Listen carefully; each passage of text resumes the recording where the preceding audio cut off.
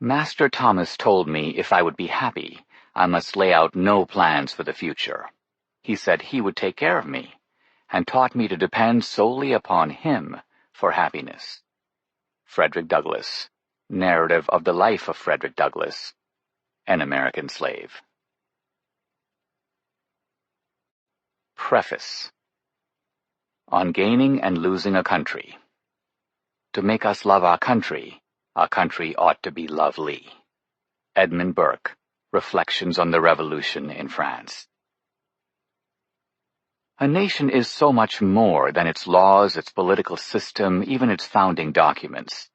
When I first came to America as an exchange student in 1978, I knew little of the Constitution or the Bill of Rights. What first struck me about America was its people. To me, they were a sort of tribe. As a tribe, they had their own mannerisms and styles of speech, their own customs and cuisine, their own way of life and of looking at the world. Anthropologists call these folkways. The contemporary word for them is culture.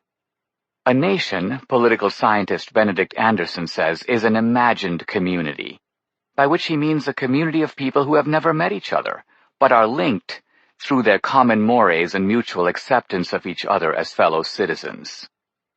Such loyalty, Anderson notes, can run very deep, in that nations, like religions, are one of the very few things that people are willing to die for.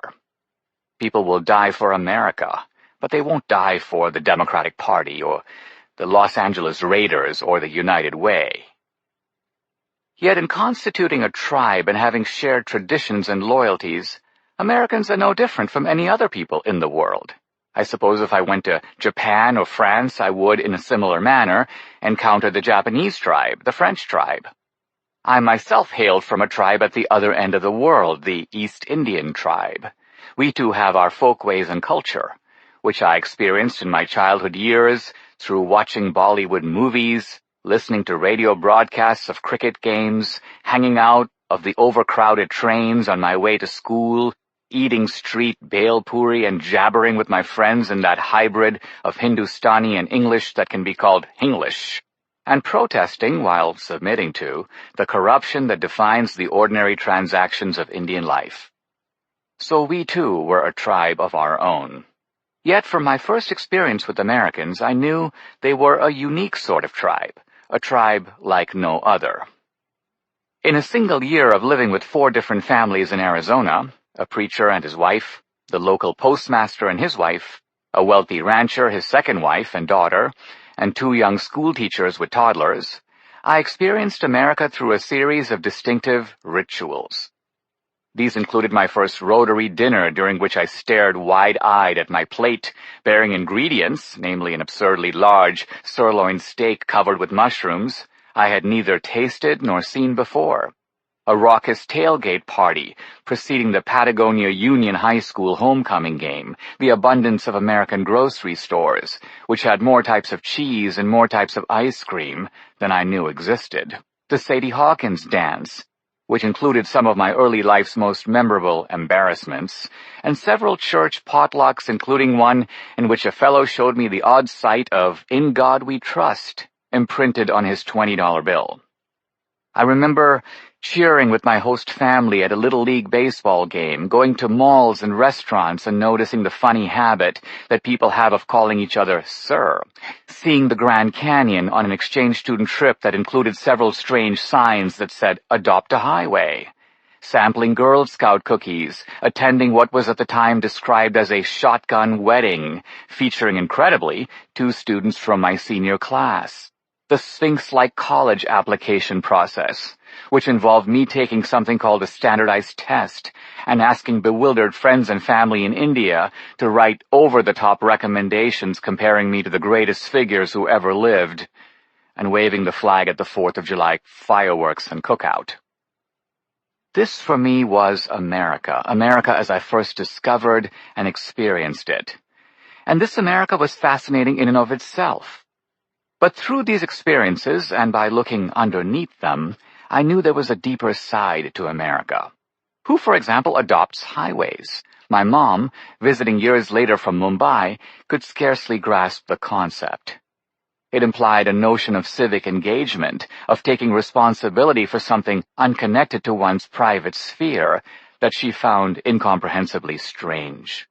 Featuring God on a nation's currency would seem to suggest not merely that trade is expected to be conducted honestly, under God's supervision, so to speak, but also that the political and economic systems of the country are somehow based on transcendental principles, on the presumption of a divine creator. The Sadie Hawkins dance with the girls asking the boys challenged conventional patriarchal sex roles, while at the same time affirming the heterosexual norm. Many Indians live in extended families and marry through the intervention and arrangement of parents and relatives. Americans live in nuclear families founded by couples who choose each other and marry after falling in love. Even the poorest, least educated, lowliest American considers himself just as good as any other American. No one can deny there's a powerful ethic of social equality in a country where people call the waiter sir as if he were a knight. Going away to college implied a mobility that expressed itself in phrases like moving up and making it. And wrapped up in all that was the powerful idea of the self-made individual and the self-directed life in which we are the architects of our own destiny. The American dream is partly about success, but what struck me most about this country was not the spectacular Horatio Alger stories, but rather the fact that here even the ordinary guy has a pretty comfortable, and by world standards an enviably lavish life. Americans are an active people. They are always doing something. In other countries, people stand around idle for hours. Americans pursue even recreation with a kind of manic intensity. Americans work hard and play hard. If you pay Americans more, they will work more. If you pay other people more, they will use the money to work less and go on vacation. In other countries, it's common to have adults who literally do nothing. They depend on family or friends to take care of them. But ask an American what he does, and literally no one will answer nothing. I observe that this is a culture of effort and self-reliance. Laziness and dependency have a stigma attached to them. In other countries, a flag is just a flag. But in America, I discovered the flag is the symbol of a founding event, emerging out of the Revolutionary War, that articulated principles that could only fully be expressed almost 90 years later in the aftermath of one of the bloodiest civil wars in history. Other nations are the product of history and chance. America, while hardly capable of eluding history, was primarily the product of design. It is that design that gave rise to an American dream. I noted in my mind that there's no such thing as a French dream, an Indian dream, a Chinese dream. Identity in other countries is based on birth and blood. But in America, it's based on embracing American ideals and the American way of life. That's why the American tribe is so multiracial and includes white people, black people, and brown people like me.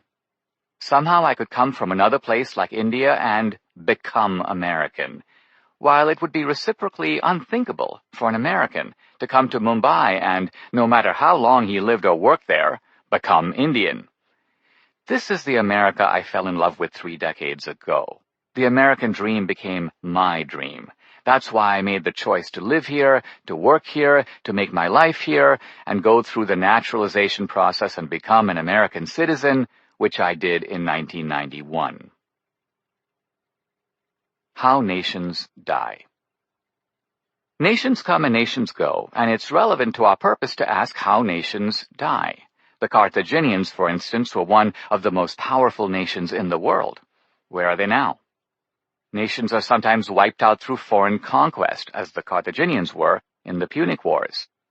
The Romans, their conquerors, decimated one nation after another, incorporating them in the Roman Empire. Genghis Khan and his marauding Mongols stormed across the plains of Central Asia, reducing kingdoms and communities to rubble. Hitler and Stalin conspired together to obliterate Poland and share the dividends of her conquest and enslavement. This is a depressingly familiar pattern in history. Sometimes nations are obliterated by domestic implosion. The Romans were not destroyed merely by barbarian invasions from the north. What made Rome vulnerable was its internal rot, caused by despotism decadence and debauchery. The Ottomans, too, became the sick man of Europe, weakened by internal economic collapse and a decayed ruling class long before the empire itself was decapitated during World War I.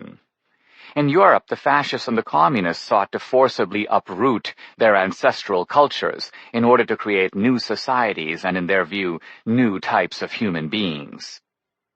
In my wife Debbie's native country of Venezuela, Hugo Chavez and then Nicolas Maduro destroyed the prosperity and political institutions of that oil-rich country and reduced it to its current state of chaos and impoverishment, a place where babies are abandoned on the street, girls become prostitutes to survive, antibiotics and medical supplies are scarce, and citizens eat their domestic animals when they run out of food.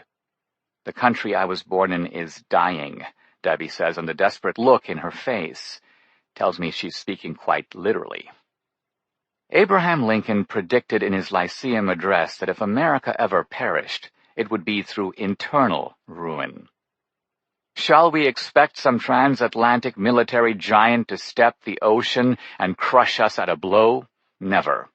If destruction be our lot, we must be its author and finisher. As a nation of free men, we must live through all time or die by suicide.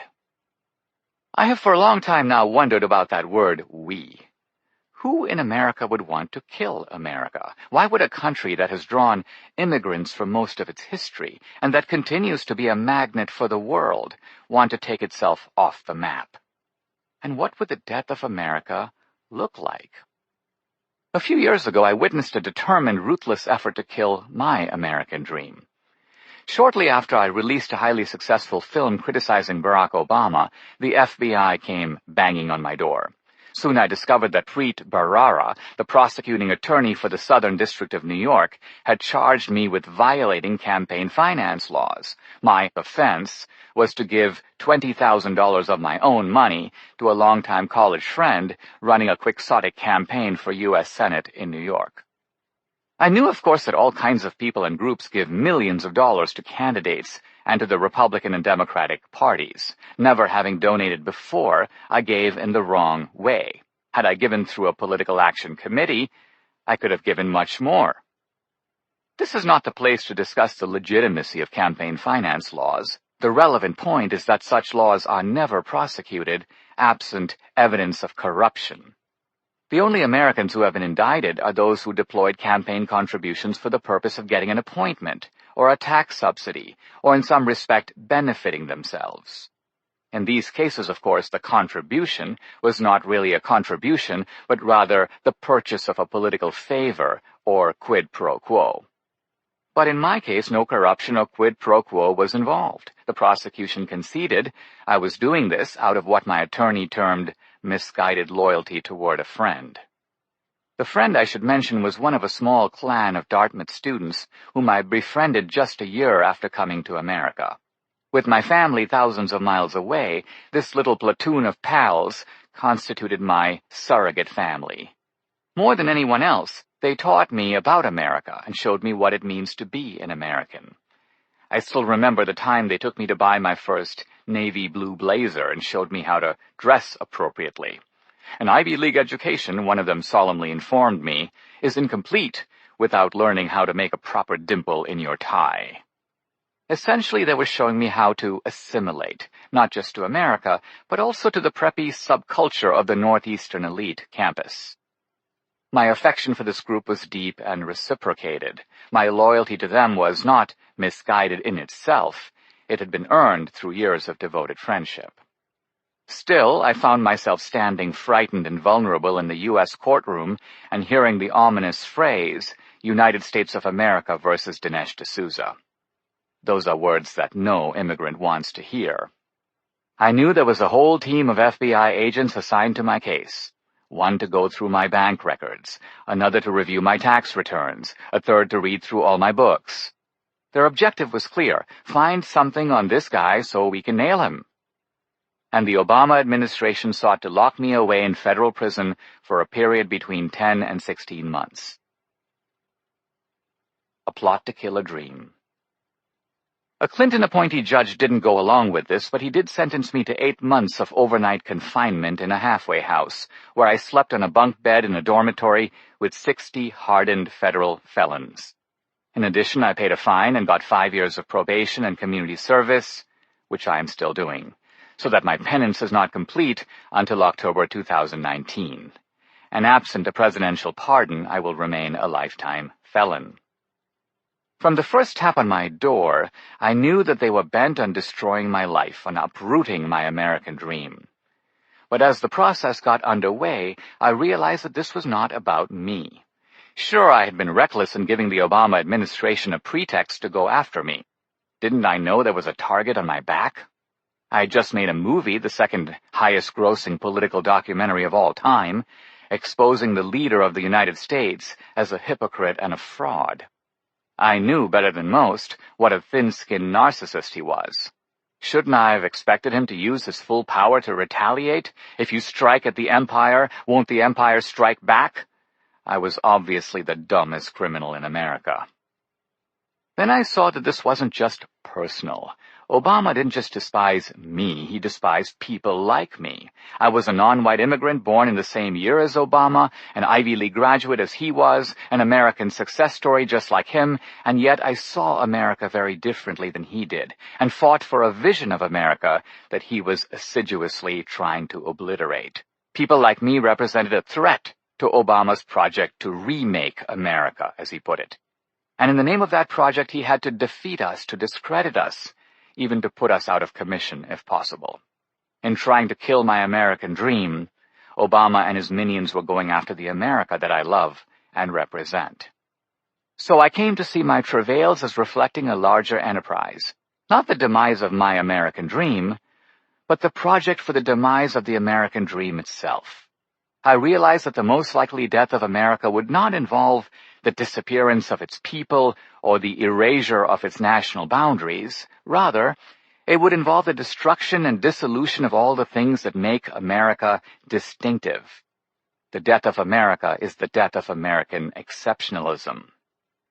Such a death would involve not only the collapse of America's founding principles, but also the extinction of its characteristic mores and values, and what Lincoln termed its mystic chords of memory. In effect, we'd still have the American people, but they would no longer bear the recognizable American stamp.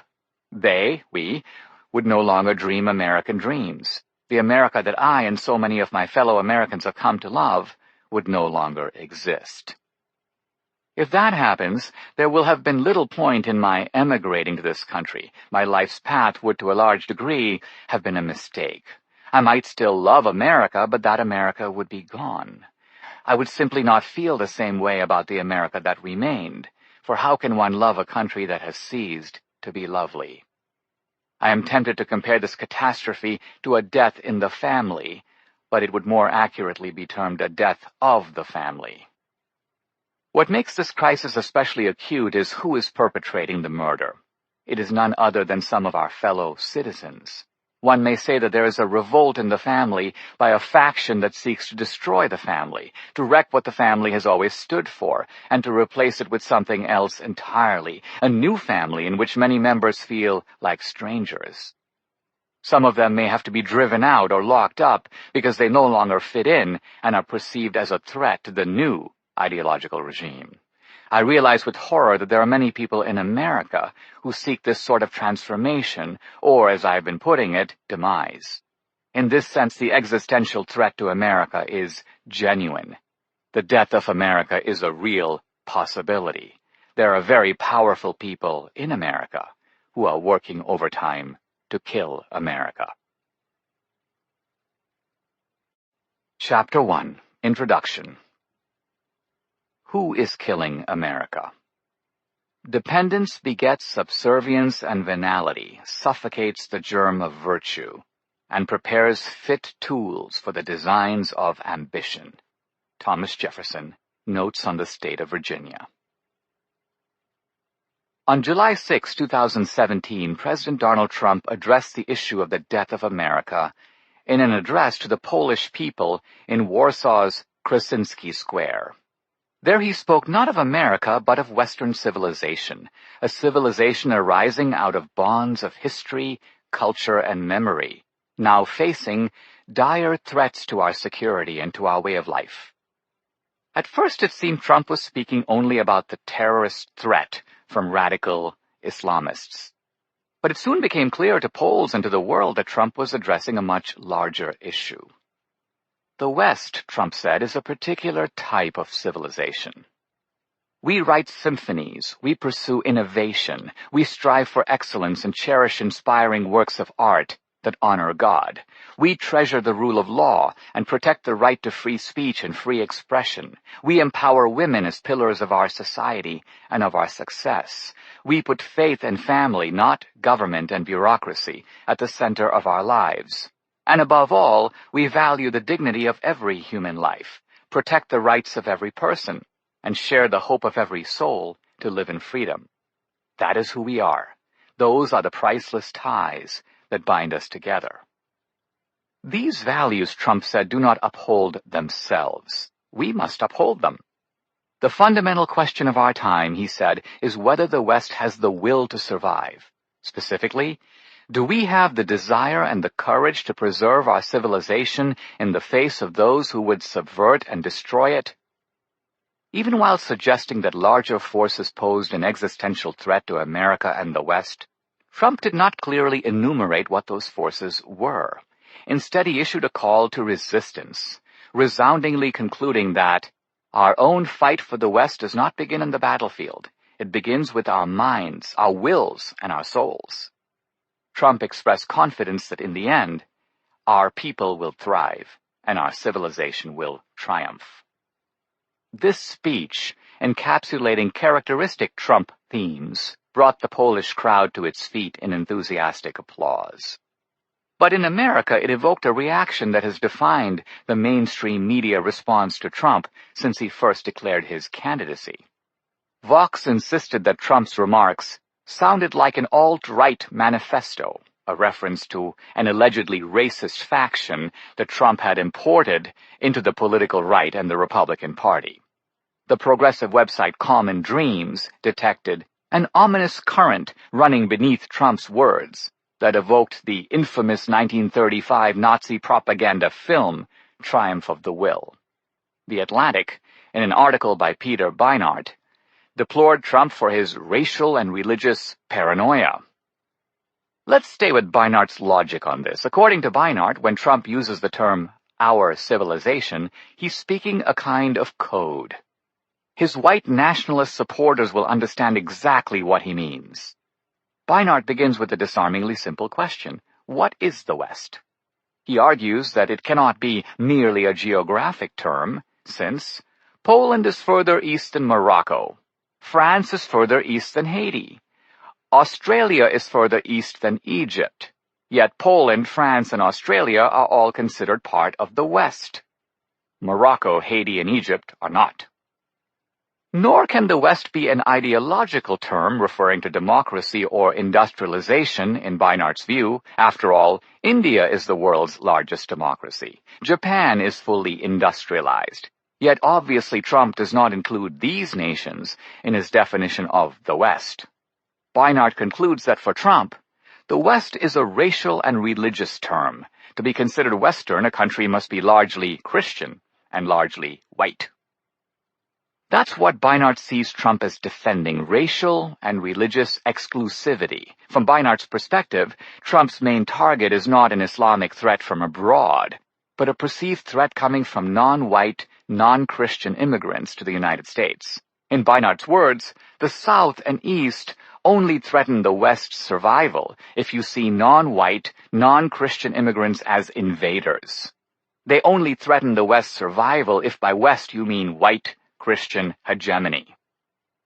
Something very interesting is going on here, and it's slightly camouflaged by Beinart's apparent hostility to every word Trump spoke. When Trump says that America faces an existential threat to its values and way of life, Beinart actually agrees. So the disagreement between Trump and Beinart is not over whether America is vitally threatened, but over the nature and source of the threat. For Beinart and many others in the progressive or leftist camp, the threat does not come from Islamic radicals or immigrants, but rather from racial and religious paranoia, and the source of the threat is Trump and his white Christian supporters, a group that we may call the Trumpsters.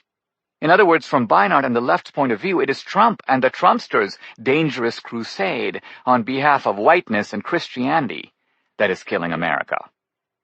I'm going to dive into these waters more deeply, but first I want to establish that Beinart is hardly alone in considering Trump to be the serial killer of America's most cherished values and institutions, if not of the country itself. Here are some representative articles from recent months. Also in The Atlantic, Jack Goldsmith asks, will Donald Trump destroy the presidency? Short answer, yes.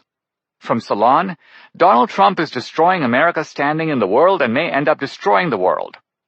Title of a recent column in the Baltimore Sun, Trump is killing American ideals. Writing in the New York Times, Yasha Monk declares on August 1, 2017, the past week proves that Trump is destroying our democracy. Not to be outdone, Ryu Spaeth in the New Republic offers, Donald Trump is killing us, notes from the end of the world as we know it. And on a personal note, Dana Milbank of the Washington Post wants us to know that President Trump is killing me. Really? Evidently, Milbank has been suffering from fatigue, headaches, lack of sleep, even chest pain, and since his health was previously good, he attributes the deterioration to you-know-who. In sum, Trump and the Trumpsters pose a clear and present danger to the presidency, to American ideals, to democracy, and to the planet. As for Dana Milbank, that poor dude is just trying to shake off his anxiety and get some sleep, and Donald Trump won't even let him do that. 2 trump cards. Ordinarily, we could dismiss this rhetoric as part of the routine hyperbole of American politics, especially in the aftermath of a hard-fought election. In this case, however, that would be a mistake. The sheer passion, hatred, and fear directed toward Trump is widespread and genuine. A year and a half after the 2016 election, it has not gone away, and in many places it has hardly abated. In fact, it goes beyond the progressive left and is shared by many independents and even some Republicans and conservatives. Deep down, they are convinced that Trump poses a fundamental danger to America's survival as a diverse, open, lawful, democratic society. The whole manic resistance to Trump, from mainstream Democrats refusing to attend his inauguration, to the violent disruption of inaugural events, to the aggressive if unsuccessful attempt to get Trump's electors to defect away from him and invalidate his electoral majority, to calls for his impeachment from virtually the day he assumed office, to the nonstop blasting of Trump across virtually all media platforms, to the continuing disruptions, blockades, and protests against Trump in cities and on campuses, to a grim continuing project to oust Trump by showing Russia collusion, or obstruction of justice, or sexual harassment, in other words, by any means necessary, would be inexplicable absent this enduring perception of the man and what he represents. Here are just a couple of examples of this anti-Trump fever. Writing just a few months after Trump's inauguration, progressive legal scholar Lawrence Tribe insisted that Trump must be impeached.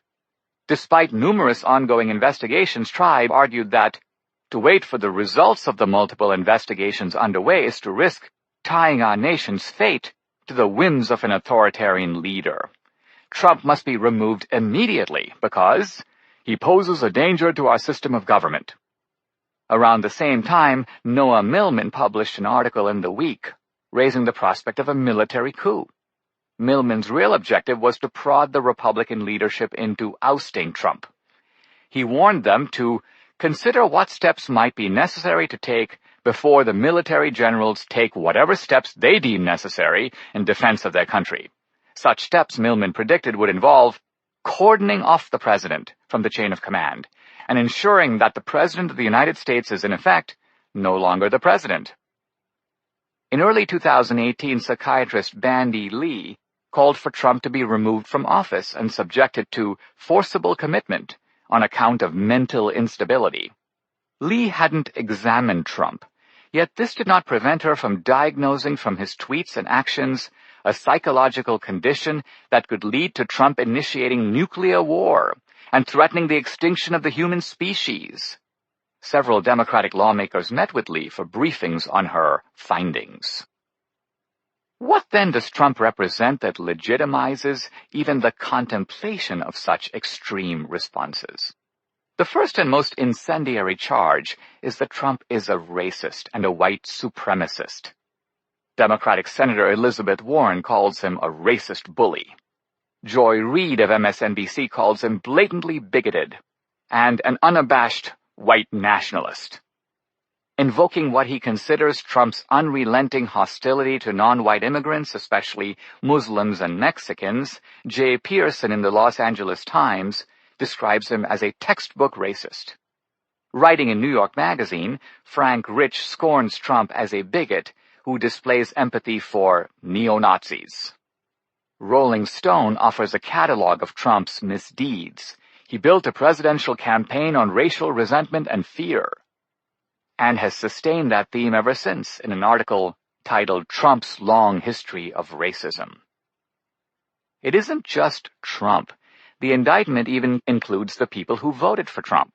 These are voters for whom whiteness is the unifying force, according to progressive novelist and Nobel laureate Toni Morrison. Trump's people seek to restore whiteness to its former status as a marker of national identity, and they are willing to train their guns on the unarmed, the innocent, the scared, even to kill small children attending Sunday school, to set fire to churches, and to shoot black children in the street. There's no such thing as a good Trump voter, Jamel Bouie wrote in Slate. People voted for a racist who promised racist outcomes. Based on a survey of Trump's demographic base of support, a headline in the left-wing Nation stated, "Economic anxiety didn't make people vote for Trump, racism did." Frank Rich accuses so-called GOP leaders of being Vichy collaborators who enable Trump.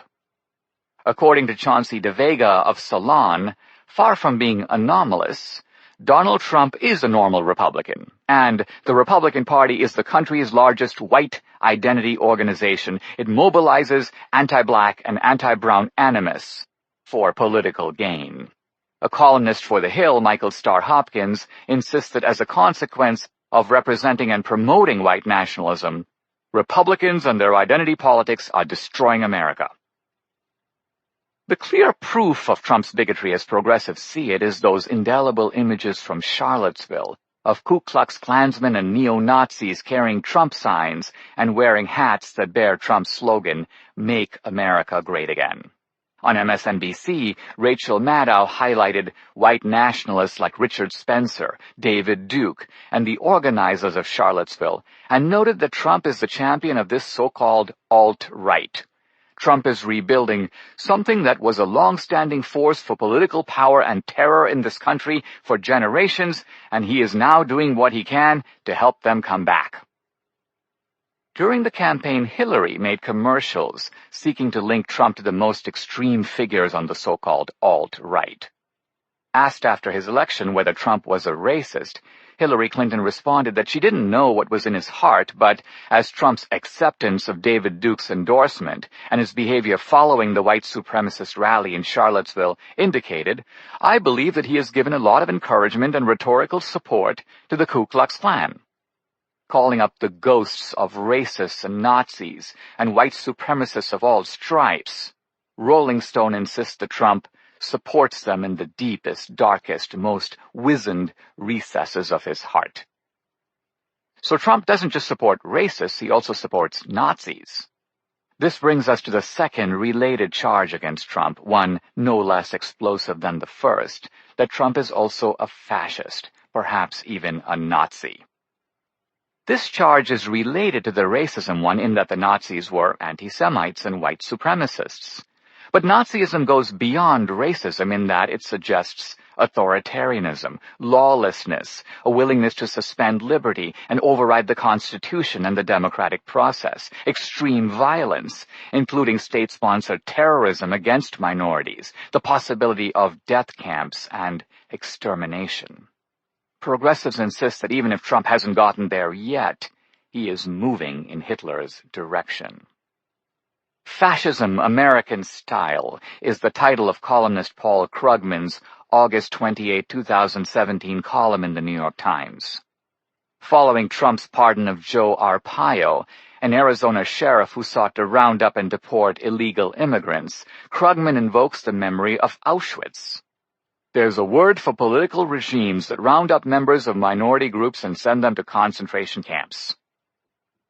In an interview with Isaac Chotiner of Slate, historian Richard Evans says that Trump's election shows echoes of the Third Reich, notably in its stigmatization of minorities. Writing in Time, historian Timothy Snyder reminds us that just like the early 20th century fascists who ran roughshod over normal political processes, there is little reason to believe that Trump and his team support the American constitutional system as it stands.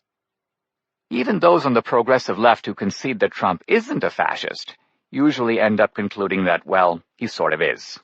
This mentality is conveyed in the title of columnist Charles Blow's October 19, 2017 column in the New York Times. Trump isn't Hitler, but the lying. Writing in Salon, Andrew O'Hare grants that Trump is not exactly Hitler, but goes on to identify him as an authoritarian political leader with undeniable fascist tendencies. Economist Joseph Stiglitz insists that Trump is a fascist kind of figure who displays fascist tendencies. Historian Ruth Ben-Ghiat, while conceding that Trump is not aiming to establish a one-party state, proceeds to compare him with Hitler and Mussolini for attacking the judiciary, the media, the institutions, hollowing them out. Before it's too late, she says, I've been trying to warn the public about the dangers that these men bring with them. As with the charge of racism, the Nazi label is applied by progressives not merely to Trump, but to conservatives and Republicans.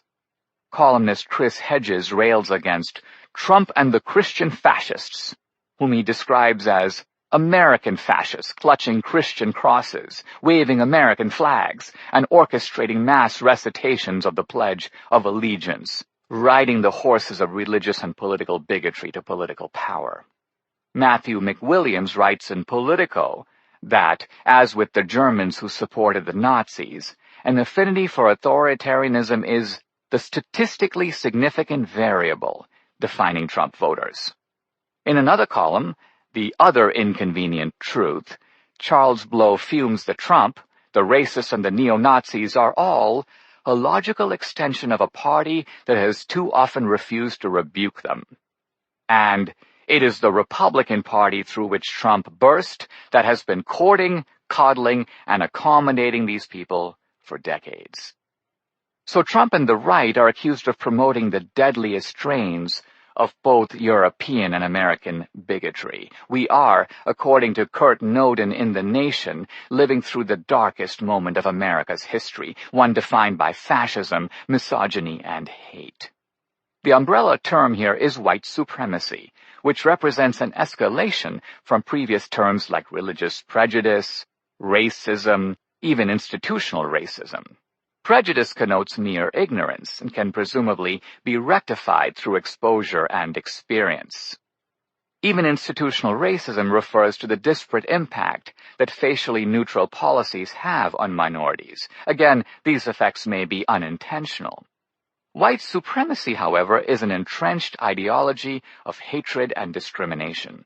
Historically, it has led to lynching, mass murder, and genocide.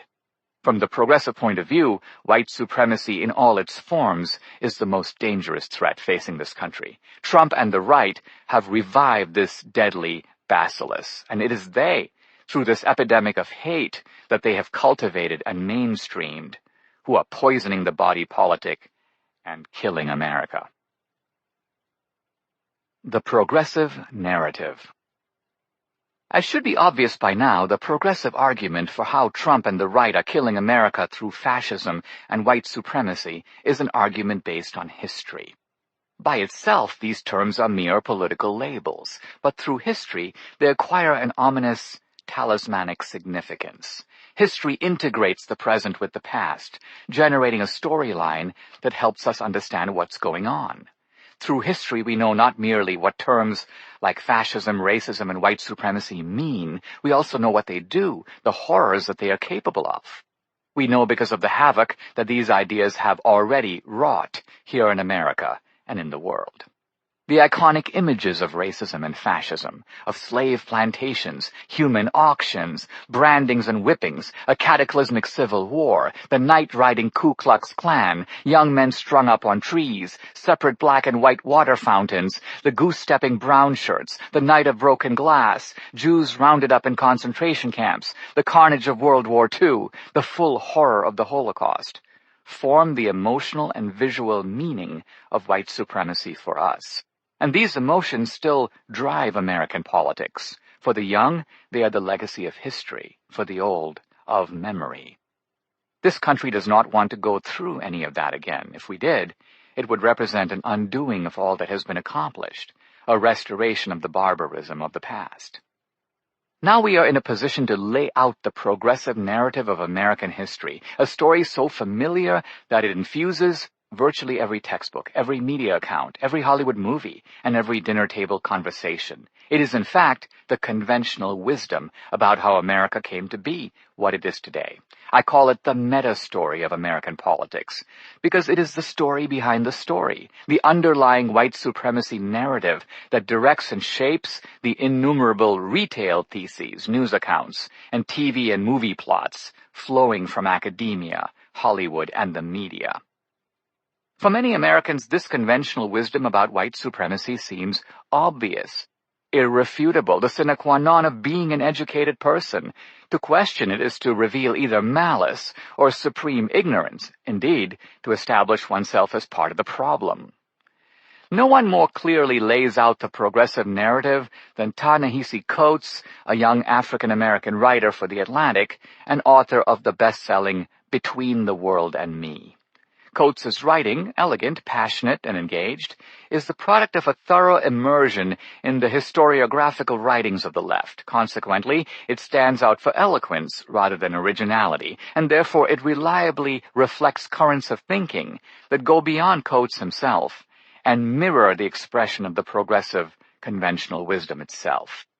Coates writes with the zeal of a prosecutor, and from his indictment we get a full progressive account of the crime, as well as the entire cast of villains, past and present.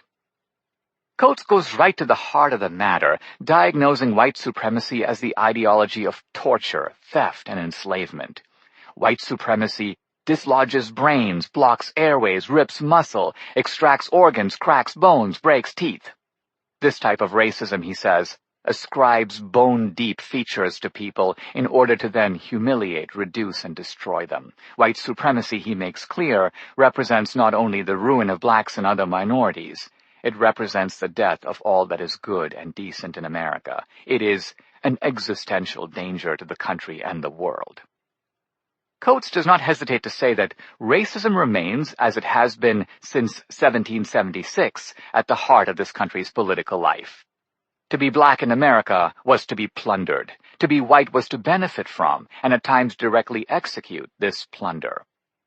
Coates' selection of the year 1776 is not accidental. White supremacy is a crime that, in his view, began with the founders. They were the ones who unleashed slavery, what Coates terms the plunder of the body, the plunder of the family, and the plunder of labor, and also the power of whiteness, which is our awful inheritance, America's bloody heirloom. Coates is unimpressed by Jefferson's 1776 declaration that all men are created equal. What significance can that have, coming from a racist slave owner who, together with other racist slave owners, approved slavery in the Constitution and the founding documents, showcasing their vile hypocrisy? The meaning of the founding for Coates and other progressives is that America begins in black plunder and white democracy, two features that are not contradictory, but complementary. If the founders invented white supremacy, Coates promptly traces the migration of that vicious ideology to the American South. In the 1850s, he writes, the South was only bested in the scale of its slavery by Russian serfdom. Thus the South was not one slave society among many, but a moral offender on a grand scale, plying its trade at a point when much of the rest of the world had moved forward. The trade, of course, was cotton, the cornerstone of the Industrial Revolution and the American economy, first cultivated on the slave plantation, and then through generations of sharecropping, extending well into the 20th century. Coates describes the depredations of the Southern slave patrols, the South's readiness to go to war to protect slavery, the subsequent Southern resistance to Reconstruction, the murderous terrorism of the Ku Klux Klan, and the crushing imposition of segregation and state-sponsored discrimination by Southern legislatures and Southern officials. Here Coates identifies white supremacy with such slavery apologists as John C. Calhoun, South Carolina's senior senator, and later with racist segregationists such as Theodore Bilbo, a Mississippi senator and proud Klansman. Coates draws his white supremacy narrative right through the second half of the 20th century. Coates points out that during the 1930s and 1940s, African Americans were routinely excluded from government benefits like Social Security. In the 1950s, they were largely excluded from college access that the GI Bill made possible for a whole generation of white veterans. From the 1930s through the 1960s, blacks were mostly excluded from the home mortgage market. Thus, a century after black emancipation, white supremacy continued even amidst the aims and achievements of New Deal liberals. For Coates, the civil rights movement represented a modest progressive accomplishment, by at least creating a facially neutral set of laws for all Americans. Yet Coates insists that despite what President Lyndon Johnson and the civil rights movement did, the basic structure of white supremacy remained intact. Racism may have migrated underground, but it continued to exercise its covert power. More significant was the Obama presidency, whose symbolic power assaulted the most deeply rooted notions of white supremacy and instilled fear in its adherents and beneficiaries. Throughout his writings, Coates takes it for granted that Obama's party, the Democratic Party, is, for all its inadequacies, the party of progress and civil rights, and the Republican Party is the party of racism and white supremacy. Hate and racism, he insists, is stoked at the party's base. But how did it get there? Coates embraces the progressive narrative, which holds that the two parties switched sides on civil rights. Like others on the left, he blames Nixon's infamous Southern strategy for courting the racist vote and winning white Southerners, Ku Klux Klansmen and neo-Nazis included, into the ranks of the GOP. For Coates, the culmination of this national tragedy is the accession of Trump, whom Coates terms America's first white president, in the sense that he was elected essentially by a white constituency, and his ideology is white supremacy in all of its truculent and sanctimonious power. For Coates and many progressives, Trump and the Trumpsters represent far more than a continuation of America's racist history. They represent an attempt to revivify its most potent, destructive elements. Coates claims that Trump moved racism from the euphemistic and plausibly deniable to the overt and freely claimed. Whiteness, Coates writes, is the very core of his power. His objectives are to undo an entire nigger presidency with nigger health care, nigger climate accords, and nigger justice reform, thus reifying the idea of being white. And when white supremacists organized a hate rally in Charlottesville to protest the removal of a monument to Robert E. Lee, Coates said that it makes complete sense that white supremacy, nakedly activated by Trump from the base of the Republican Party, would then rally around the cause of the Confederacy. Coates calls for the strongest type of resistance to a regime that is the modern-day descendant of the slave owners, the segregationists, the fascists, and the racial terrorists. Yet even as he joins the fight against Trump, I would like to see him resigning and leaving the White House, Coates in his writings and media statements conveys a mood that is dark, foreboding, apocalyptic. America for him seems to be slipping away, and so rotted is the body politic that he may not be sorry to see her go. To sum up, the progressive narrative of American history, reflected by Coates, is a grand tour of the horrors of racism that exposes three white supremacist villains: the Founders, the South, and modern-day conservatives and Republicans with Trump at their helm. Ultimately, these villains turn out to be all in the same camp, stacked on the same side of the aisle, as it were, because the historical villains can all now be mounted on the back of the Republican elephant. In other words, modern American conservatism is based on conserving the principles of the Founders, and moreover, the South is today the political base of the Republican Party. So the sins of the Founders and of the South become the legacy of modern-day conservatives and Republicans, and we have a Manichaean narrative in which the white supremacist right is arrayed against a progressive, anti-racist left in a life-and-death struggle for America's survival as a multiracial democracy. Knowing what isn't true. This progressive narrative is so entrenched, so deeply lodged in our brains, so familiar, that it seems almost heresy to ask, is it true? What if it's not? What if this widely taught and widely accepted truth is a lie? If so, we would not be talking about one lie, but a series of lies, lies upon lies, all woven together into a grand narrative of falsehood and deception. Could this be the case? Can it be that what Americans know to be true is not? And that even educated Americans have been conned about their country's history and turned into suckers? I want to say at the outset that, unlike some conservatives, I am not raising these questions to minimize the horrors of history.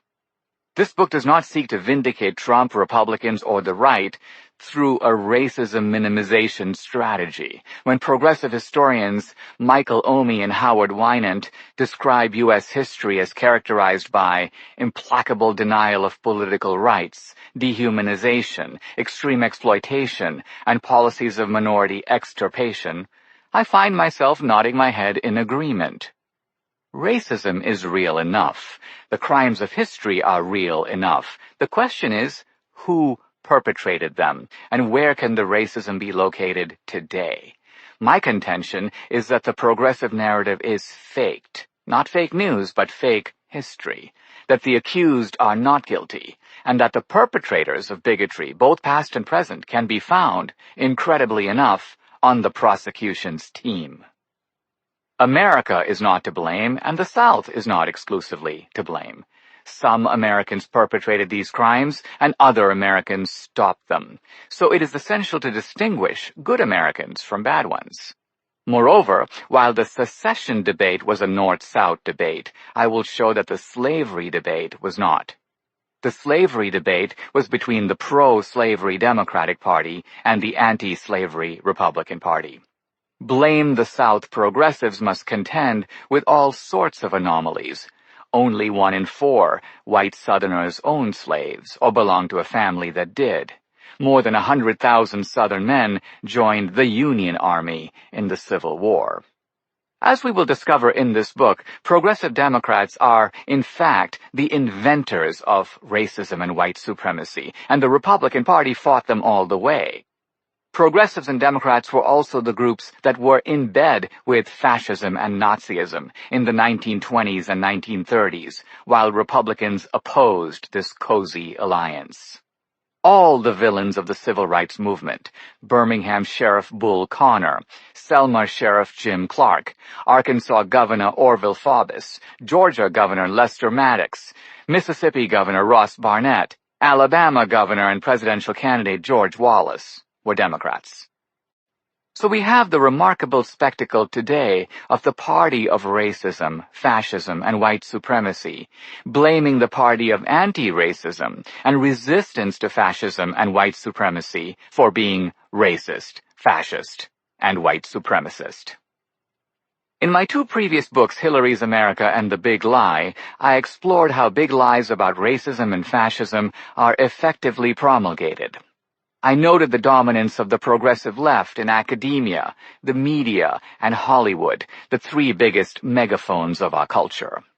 Big lies typically originate in academia and are then marketed through the media and the entertainment industry. They become conventional wisdom through refraction from one medium to another.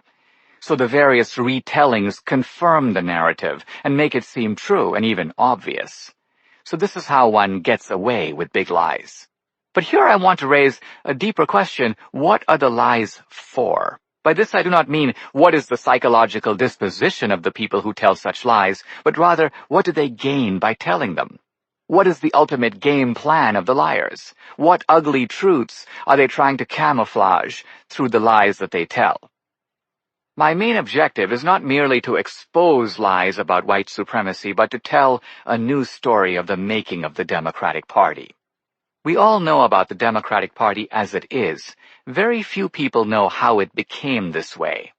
My story is a novel genealogy of American politics that exposes the progressive left, together with its political arm, the Democratic Party, as the party of the plantation, the party of enslavement. The plantation, viewed as a complete ecology involving exploited inhabitants, rented overseers, and the plantation boss or massa running things from the big house, defines the Democrats not merely in the past, but also in the present. Part of the interest of this book is to see how this system in modified fashion operates today, with new bosses, new overseers, and new types of exploited inhabitants. In the past, the Democrats sought to enslave only blacks. Now they seek to turn all of America into a plantation, with every ethnic group dependent on and controlled from a new big house, which is the centralized state. In the book, I will show not merely how the Democratic Party originated as the party of the plantation, but also how the plantation in various forms and adaptations provides the inspiration and model for the evolution of the Democrats right up to the present. If the notion of a Democratic plantation stretching across the entire country seems implausible, let's recall that the man who first predicted it was Abraham Lincoln. In his House Divided speech, Lincoln insisted that Americans would either become all free or all enslaved.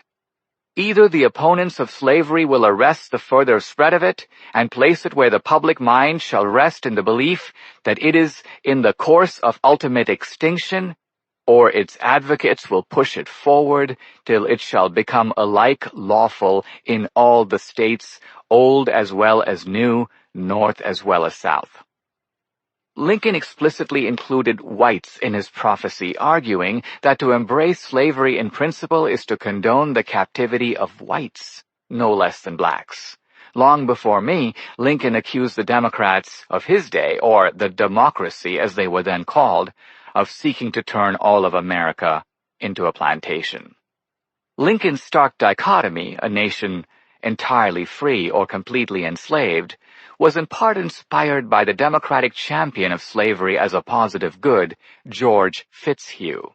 Toward the end of his pro-slavery tract, Sociology for the South, Fitzhugh predicted that one set of ideas will govern and control after a while the civilized world. Slavery will everywhere be abolished or everywhere be reinstituted. Fitzhugh, of course, hoped slavery would become universal, and Lincoln hoped it would become extinct. Even so, Lincoln studied Fitzhugh carefully and incorporated his fateful prediction into the House Divided speech. Lincoln's plantation prophecy was not delivered Nostradamus-style as a mere speculation. Rather, it was based on close reasoning drawn from the 1857 Dred Scott decision permitting slavery in the territories. Chief Justice Roger Taney, an Andrew Jackson protege and lifelong Democrat, argued that since the right of property in a slave is distinctly and expressly affirmed in the Constitution, neither Congress nor a territorial legislature could outlaw it. After making the obvious point that the right of property in a slave is not distinctly and expressly affirmed in the Constitution, Lincoln pointed out that, following Dred Scott, the Supreme Court might issue a second decision, concluding by its exact same reasoning that no state could outlaw slavery. In this way, slavery would become legal nationwide. and the way of the plantation would become the American way. It took a mighty war from 1861 to 1865 to prevent this from happening. But it is happening now. My argument holds that Lincoln's nightmare of a national plantation is now being realized, and once again the culprit is the Democratic Party. If the progressive narrative constitutes the conventional wisdom, I will make my case through a rival narrative. Mine will be the unconventional wisdom. I introduce figures that may be new for many: the pro-slavery apologist George Fitzhugh, the man known as the Little Magician, Martin Van Buren, and also familiar figures like Franklin Roosevelt, Lyndon Johnson, and Barack Obama, whom I will reveal in a new light. These are the villains of my story, a very different cast than the villains of the progressive tale, and throughout they are contrasted with the brooding figure of Lincoln, America's first Republican president, and her greatest one yet. Lincoln is the hero of my story. And, as in the Civil War period, his philosophical statesmanship defines the American experiment and provides the most penetrating critique of, as well as the best alternative to, the Democratic plantation. It's worth mentioning at this point that this is not a narrative where I have my facts and the other side has its facts. This is not a matter of my truth versus someone else's truths. Throughout this book, I rely on the indisputable evidence of history, drawn from primary sources and from the most reputable scholars of slavery, racism, and fascism. Gordon Wood, David Bryan Davis, Orlando Patterson, Eugene Genovese, James McPherson, George Frederickson, A. James Gregor, Ira Katznelson, and others. The facts I present can easily be verified thanks to the technological marvels of the Internet. This body of facts and evidence sets the fixed parameters of debate and narrows the scope for big lies, because while progressives are entitled to their own opinions, they are not entitled to their own facts. In the end, everything turns on whose interpretation of the evidence is right, whether their story or mine is true. This is something that you, the reader, must decide for yourself. You are my judge and my jury. Prison of the Mind. I will admit that at first glance, and for those unfamiliar with my previous work, this argument will seem far-fetched, even crazy. The plantation system, after all, was involuntary. It was based on forcibly confining slaves. Today, the Democrats don't have anyone penned up in this way, and they certainly aren't forcing anyone to work. This objection, however, can be answered by recalling how the antebellum Democrats regarded the old plantation. Democratic Senator James Chestnut regarded his slaves as having it so good on his South Carolina plantation that they cost more than the work they produced. Asked if he ever had runaways, he quipped, "Never.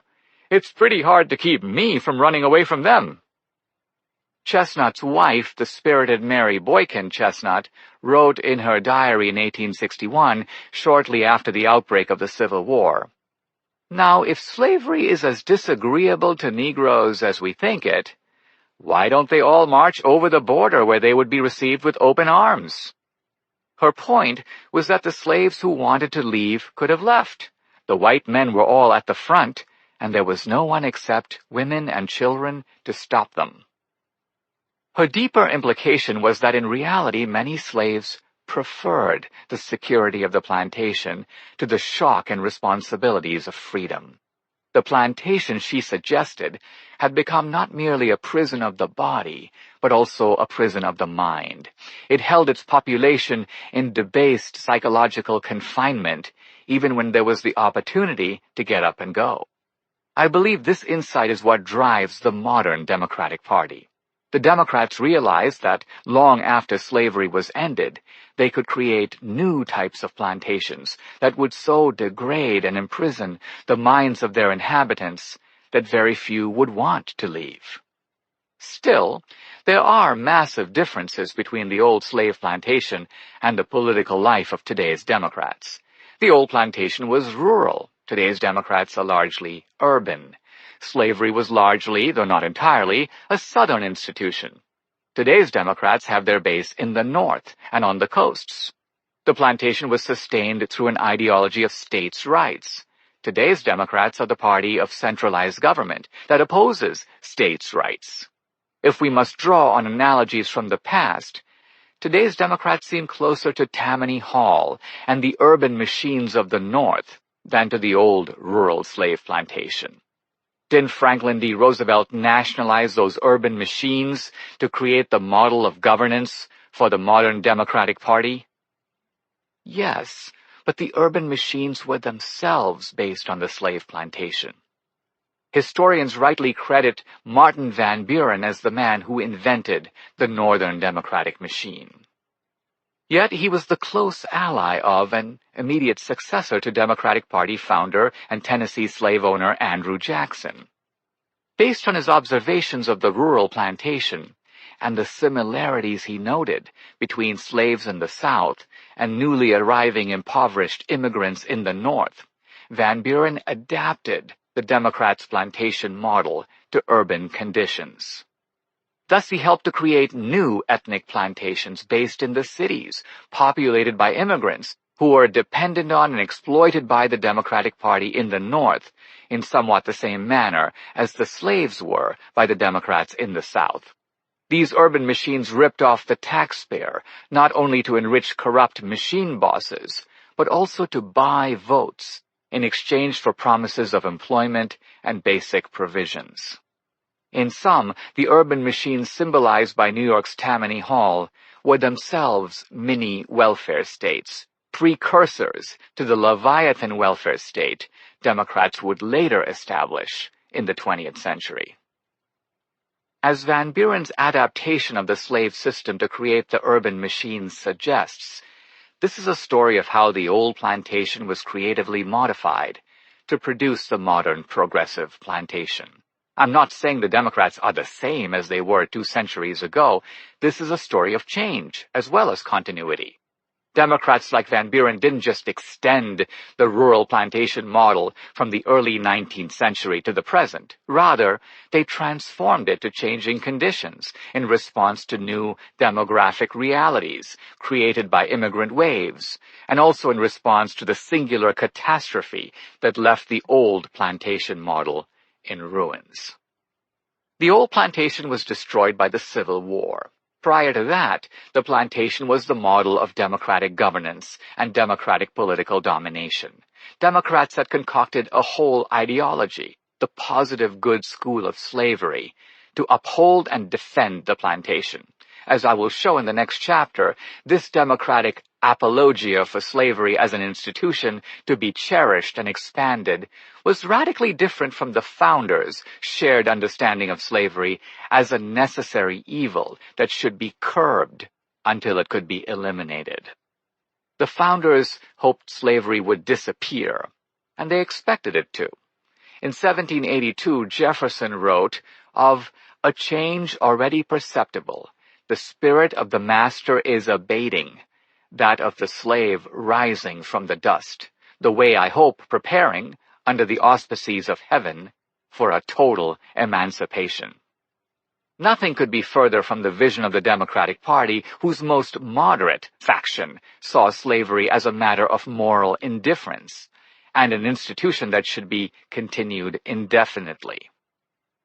Interestingly, the Democrats' prime apologist for slavery, George Fitzhugh, was a self-proclaimed socialist, who contrasted the happy inhabitants of the Democratic plantation with what he took to be the exploited laboring class of the capitalist Republican northern states.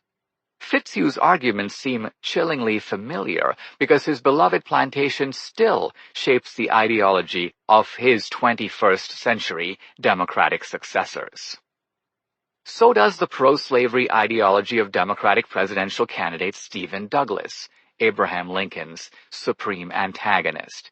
Douglas was a Northern Democrat, and contrary to today's conventional wisdom that views the plantation as a purely Southern creation, Democrats both in the North and the South protected it.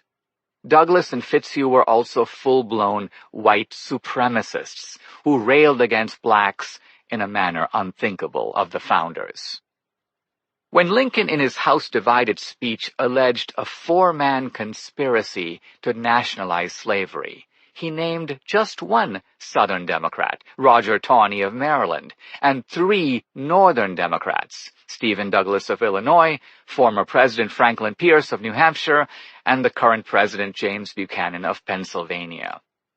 A few years earlier, Buchanan said that at the time when slavery was besieged throughout the country, slaveholders have no other allies except the democracy of the North, meaning the Northern Democratic Party.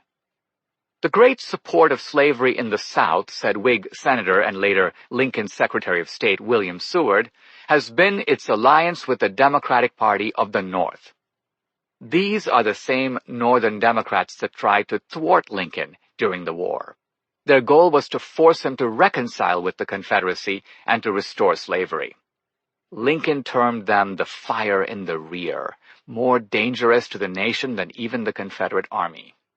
Eventually, through Lincoln's efforts, the ruin of the plantation in 1865 became also the ruin of the National Democratic Party.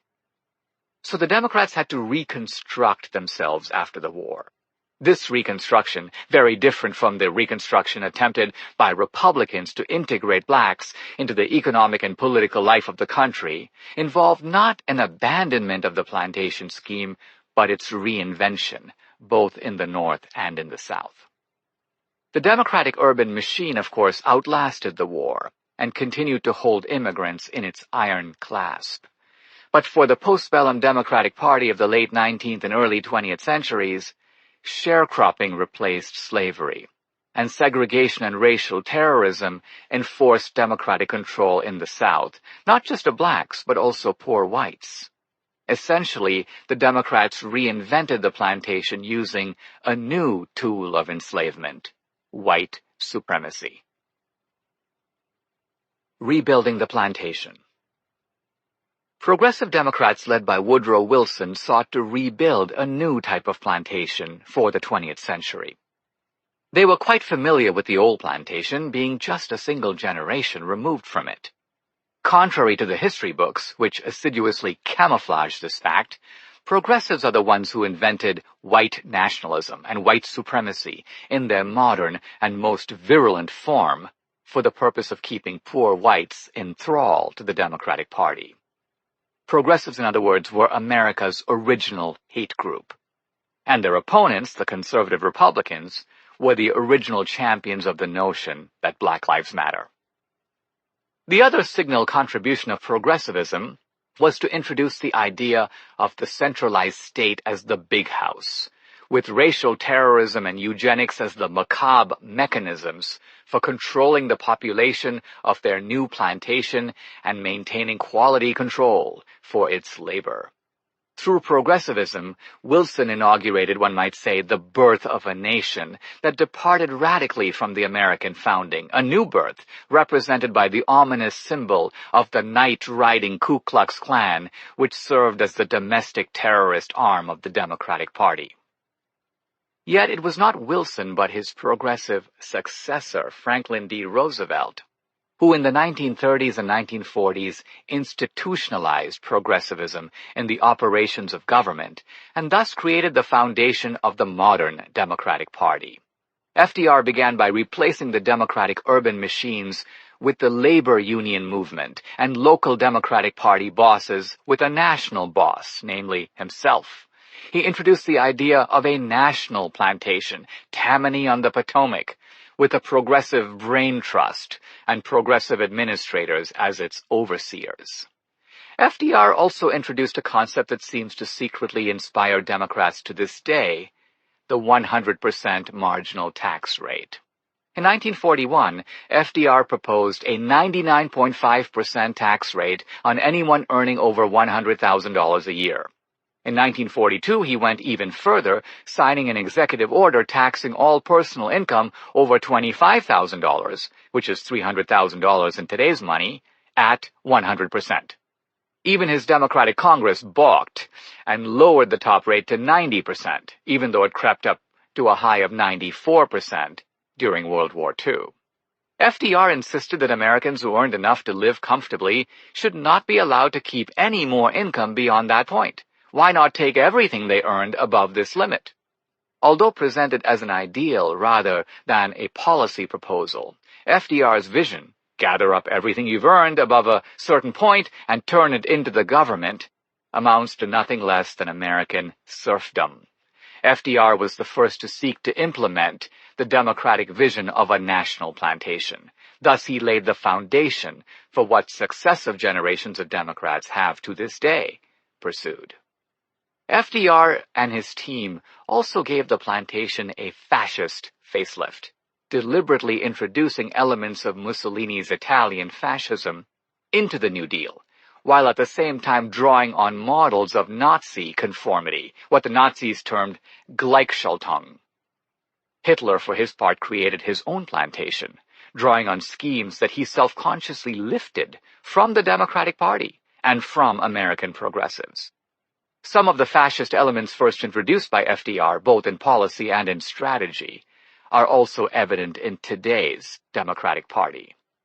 Moreover, as Democratic presidents did in the antebellum period, FDR relied on Northern Democrats to play the role they played before the Civil War, namely to ally with Southern Democrats to protect the infrastructure of racism that continued to sustain FDR's National Democratic Plantation. Thus, while FDR didn't share Hitler's form of racism, he was not above making a Faustian pact with the worst racists in America to get his New Deal agenda passed.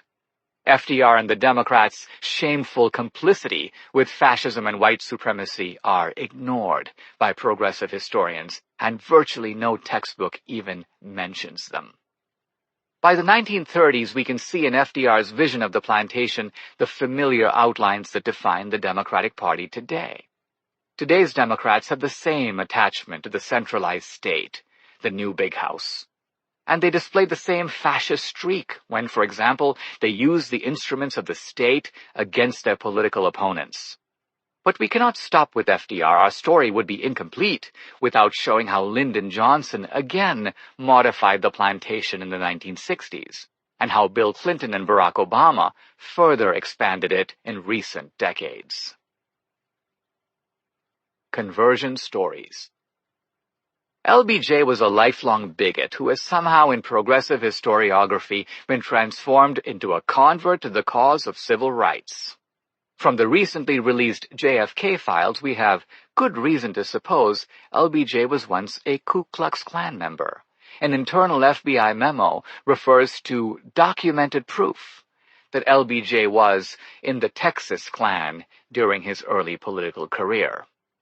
If true, this is hardly surprising, and it means LBJ now joins Woodrow Wilson, Harry Truman, and Supreme Court Justice Hugo Black as high-level Democrats who were also Klansmen.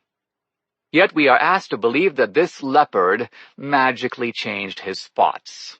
Apparently a long list of other Democratic bigots, including West Virginia Klansman and Dixiecrat Robert Byrd, who became Obama's and Hillary's mentor, the conscience of the Senate, were also converts to the cause of black equality and advancement. Yet, where are their conversion stories? One might expect that when someone undergoes a wrenching transformation from being a white supremacist to an enemy of white supremacy, they would have quite a story to tell. Whittaker Chambers certainly did when he made the traumatic transformation from communist to anti-communist. Chambers records his intellectual volte-face in his autobiographical magnum opus, Witness. Yet there are no such democratic conversion stories. This is the dog that didn't bark, the clue that tells us that people like LBJ and Robert Byrd never underwent any big transformation. There was no dark night of the soul, no road to Damascus. They merely transitioned from an earlier incarnation of the Democratic plantation to a newer one. LBJ, for instance, remained a priapic plantation boss he was when he started his career. His transformation was purely tactical. He pushed the Civil Rights Act and the Voting Rights Act not so much to combat an upsurge of white racism, but rather in response to the need for a new approach in the wake of rapidly declining white racism. White racism and white supremacy declined dramatically in the aftermath of World War II. Hitler did more to undermine it than even the civil rights movement, which benefited from the discrediting of fascist doctrines of Nordic supremacy. And this meant LBJ could no longer count on a solid South of white racist Democrats. There were quite simply fewer and fewer of them. Attracted by the message of free markets, anti-communism, patriotism, and upward mobility, non-racist whites in the South had started to move rapidly toward the Republican Party. The Democrats were losing their racist hegemony in the region, and LBJ saw that this represented perhaps the greatest catastrophe for the Democratic Party since Lincoln shut down the old Democratic plantation. Something drastic needed to be done. If the Democrats intended to retain their majority, LBJ saw they needed to get more black votes. This was quite a change for a Democratic Party whose history was largely based on exploiting black labor and suppressing the black vote. But LBJ saw the opportunity to create a new type of plantation in which blacks would be exploited in a different way. On this plantation, they had a different casting role, not as exploited workers who did not vote, but rather as exploited voters who did not work. In other words, LBJ recognized the importance of turning blacks into a constituency, which Democrats had never done before in their party's history. This was LBJ's own Southern strategy, a strategy that required LBJ to turn against his former Dixiecrat allies. It goes unmentioned in progressive historiography, in contrast with Nixon's oft-mentioned Southern strategy, which is largely a myth. Far from campaigning on a racist platform, no one has ever cited a single explicitly racist campaign appeal made by Nixon.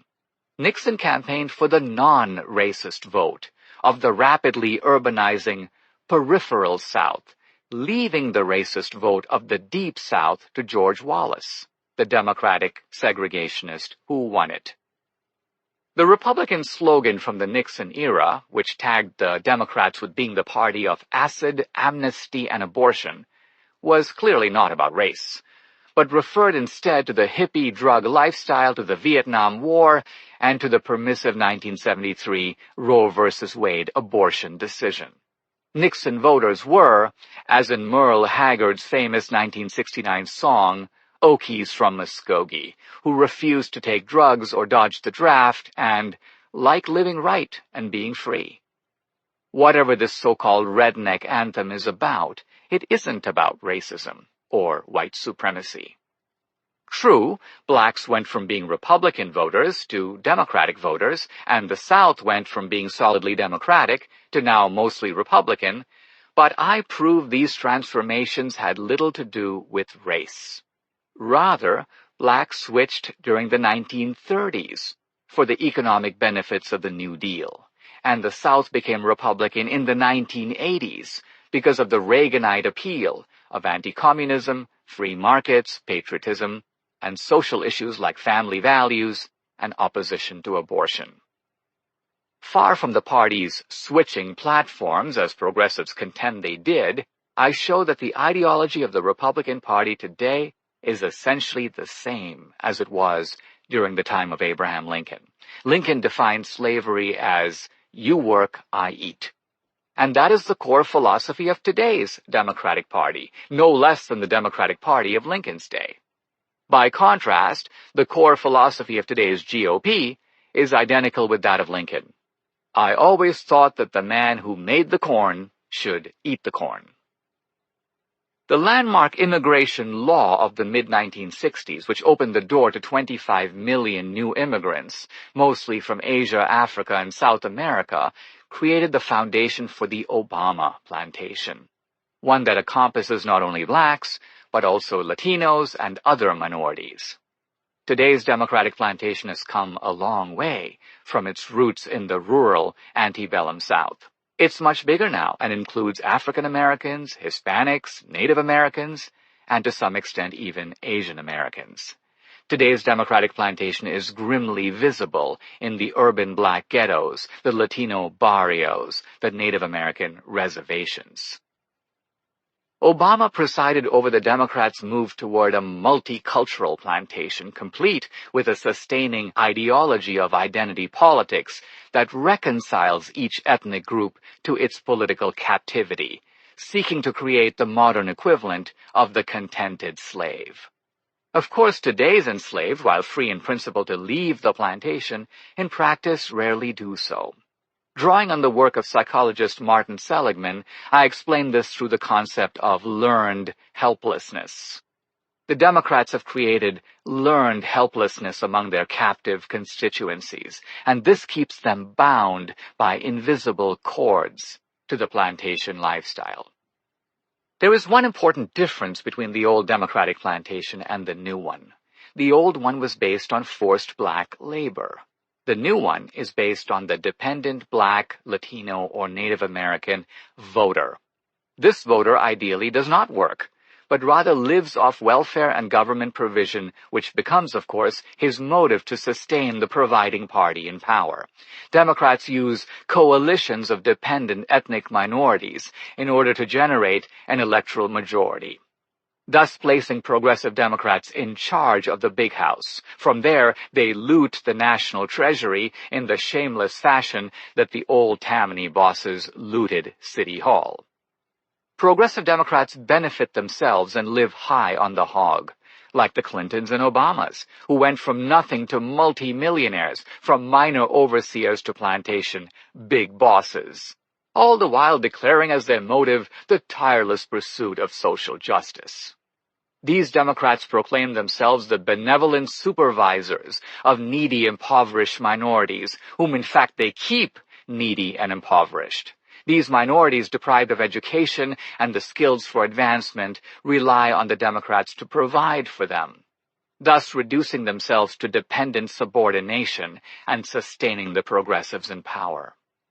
Yet despite these differences, the new plantation bears a striking resemblance to its ancient predecessor.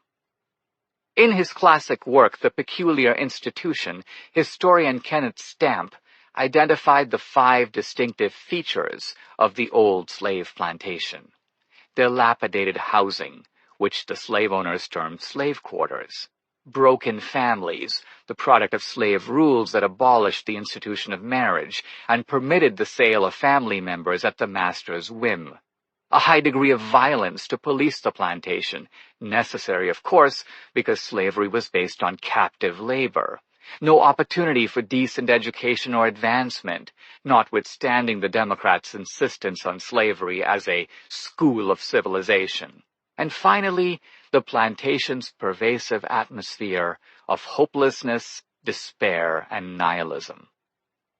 We can identify the existence of democratic plantations today by finding these exact 5 features in inner-city Baltimore, St. Louis, Oakland, or Detroit, in the Latino barrios of California and South Texas, and on Native American reservations like the Pine Ridge Reservation in South Dakota. Other features of the plantation, a class of people who devoted themselves to idleness, leisure, gambling, and duels, provoked by petty slights, can also be found in today's ghettos and barrios. In this respect, the inhabitants of these modern ethnic enclaves resemble not so much the old slaves as the old slave owners. Racism's new face. In my earlier books, I have discussed the racist past of the Democratic Party, but I did not directly answer the question, where's the racism of the Democrats today? Here I show that racism remains the core of the Democratic project, but to see this, we must recognize how racism today takes a quite different form than it has in the past. Today's Democrats don't publicly call blacks niggers, nor do they lynch or segregate them as they used to. Today's Democrats, however, are just as indifferent to the plight of blacks as their predecessors, and they create black dependency and exploit black suffering with the same casual indifference as in the past. Today, too, the progressive Democrats have generated a positive good apologia for minority enslavement. While benefiting both financially and politically from the new plantation, these progressives insist they are doing it entirely for the benefit of its inhabitants. Yet, as I show in the last section of the book, there is one group that the Democrats have not managed to enslave: working-class whites. This is a group that used to be largely in the grip of the progressives. They were part of FDR's labor coalition. But now they have broken loose, and many of them voted for Trump. I call this group holdouts. Trump is their hero, and this white working class is attracted to his populist American nationalism, both on economic and on cultural grounds. So the Democrats, desperate to conceal their own racism, now seek to discredit working-class whites as bigots and to portray Trump's American nationalism as a thinly disguised resurrection of white nationalism. This is why the Charlottesville Unite the Right rally was so important for them. It confirmed their image of Trump as the apostle of white supremacy and of neo-Nazis and Ku Klux Klansmen in Make America Great Again hats as the new face of the Republican Party. Yet, as I will show, the Charlottesville rally was organized by Jason Kessler, a man of the left who used to be an Obama supporter and Occupy Wall Street guy. My interview with America's leading white nationalist, Richard Spencer, reveals that contrary to his portrait in the progressive media, he is actually no conservative, no Republican, no man of the right. In fact, his positions on ethnic nationalism, white supremacy, immigration, and eugenics show him to be a relic of history, a progressive Democrat in the Woodrow Wilson mode. Yet today's Democratic Party has jettisoned the whole eugenic and segregationist agenda of early progressivism in favor of a new plantation model. Spencer is a political activist who has been left behind as his fellow progressive Democrats have evolved into something else. Yet according to the left-wing media accounts, Spencer is the second most dangerous man in America after Trump.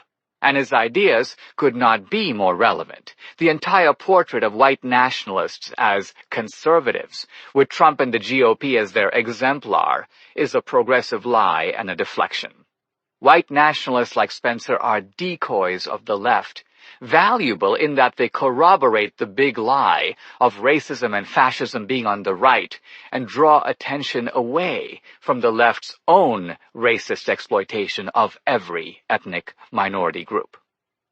Still, I do want to explain why some of these white nationalists, insignificant though they might be as a cultural and political force, nevertheless count themselves in the Trump camp. The short answer is that Trump's American nationalism at least makes room for all citizens, while the ethnic nationalism that defines the Democratic plantation today is based on affirming every ethnic group, including minorities who are illegal aliens, except whites. White nationalists who would ordinarily feel at home in a party based on ethnic nationalism find themselves demonized in today's Democratic Party. They are the one ethnic group that is unwelcome at the multicultural picnic. The only role for them in the progressive morality play is as confessors and self-flagellators, a role that some white progressives willingly perform, but one that many white nationalists consider unseemly and degrading. So these people have nowhere else to go except to a party that at least counts them as fellow Americans. Yet if they are in Trump's camp, it does not follow in any way that Trump is in theirs. While Trump is interminably accused of white supremacy for his positions on national security and immigration, the lines that he draws are clearly not racial. On immigration, Trump distinguishes the legal immigrant from the illegal alien. But most legal immigrants today are non-white. They come from Asia, Africa, South America. Trump has said he wants more skilled immigrants, but he has never said he wants more white immigrants from New Zealand and Iceland, and fewer from Barbados and Mumbai. This is confirmed in a telling conversation between Trump and his former advisor, Steve Bannon. Discussing the situation of an Asian Indian worker who took his programming skills back to his native country, Trump said, "We've got to be able to keep great people in the country. We've got to be careful of that, Steve. I think you agree with that, Steve." Steve did not necessarily agree. But Trump's position shows that he had no reluctance to go to bat, even for a brown-skinned guy who, in his view, made a contribution to America's economy and prosperity. Similarly, on national security, Trump's resistance to Muslim terrorists and Mexican criminals seeking to infiltrate this country is on behalf of all Americans, not just whites. All Americans, white, black, and brown, are jeopardized when a truck bomb goes off in Times Square or when illegal Mexican gang members go on a crime spree. "I've been greedy," Trump has confessed to his supporters. "I'm a businessman. Take, take, take. Now I'm going to be greedy for the United States." And this is an excellent summation of the man. I close by showing what Trump can do to dissipate the residual force of white nationalism in American politics, while also beginning the much bigger and more important task of dismantling the Democratic plantation. I argued that Trump's American nationalism, correctly defined, offers a remedy for ethnic nationalism of all stripes. If constructed on the Lincoln model, it provides a policy framework for replacing the dependency and hopelessness of the plantation with ladders of opportunity for every American. Far from causing the death of the nation, Trump and the conservatives can come together to show the way for America's restoration, revival, and hope. Chapter 2. Dilemma of the Plantation, the Anti-Slavery Founding. We have the wolf by the ear, and we can neither hold him nor safely let him go. Justice is in one scale, and self-preservation in the other. Thomas Jefferson on Slavery. When San Francisco 49ers quarterback Colin Kaepernick first refused to stand for the national anthem, he was asked by NFL media reporter Steve Weish to explain. "I'm not going to stand up to show pride in a flag for a country that oppresses black people and people of color," he said. Kaepernick, of course, is the inspiration for the nationwide NFL protests, in which players take a knee or lock arms or just stay in the locker room during the national anthem. Many fans are outraged, and some are boycotting NFL games, resulting in a measurable drop in viewership. Subsequently, some players who back Kaepernick have attempted a revisionist history of the movement he represents. "It baffles me that our protest is still being misconstrued as disrespectful to the country, flag, and military personnel," frets 49ers safety Eric Reed. Reed insists that the protests are all about police brutality and the criminal justice system. Yet why aren't NFL players protesting outside police stations? Why choose to spurn the national anthem unless the objection is to what the national anthem represents? What the national anthem represents is patriotism. It was written by Francis Scott Key in a burst of nationalistic fervor after watching the bombardment of the British fleet during the War of 1812. Key's song was a popular tune for Union troops during the Civil War and became the national anthem in 1916, more than a century after it was written. Its words celebrate American exceptionalism and call upon Americans to rally to the cause of the land of the free and the home of the brave. Kaepernick's progressive admirers across the country know exactly what he's protesting. Noel Ransom in Vice writes that Kaepernick took a knee for all of us in order to expose the harsh reality of white supremacy. Ransom makes it clear that the problem is not confined to the justice system, but is endemic to American history, American institutions, and American life. Leading progressives insist the problem began with the American founding. Speaking on the 200th anniversary of the Constitution, former Supreme Court Justice Thurgood Marshall refused to find the wisdom, foresight, and sense of justice exhibited by the framers particularly profound. To the contrary, the government they devised was defective from the start. Marshall urged that instead of jingoistic celebration, Americans should seek an understanding of the Constitution's defects. It's a moral project to trade moral principles for self-interest. Such views are now commonplace.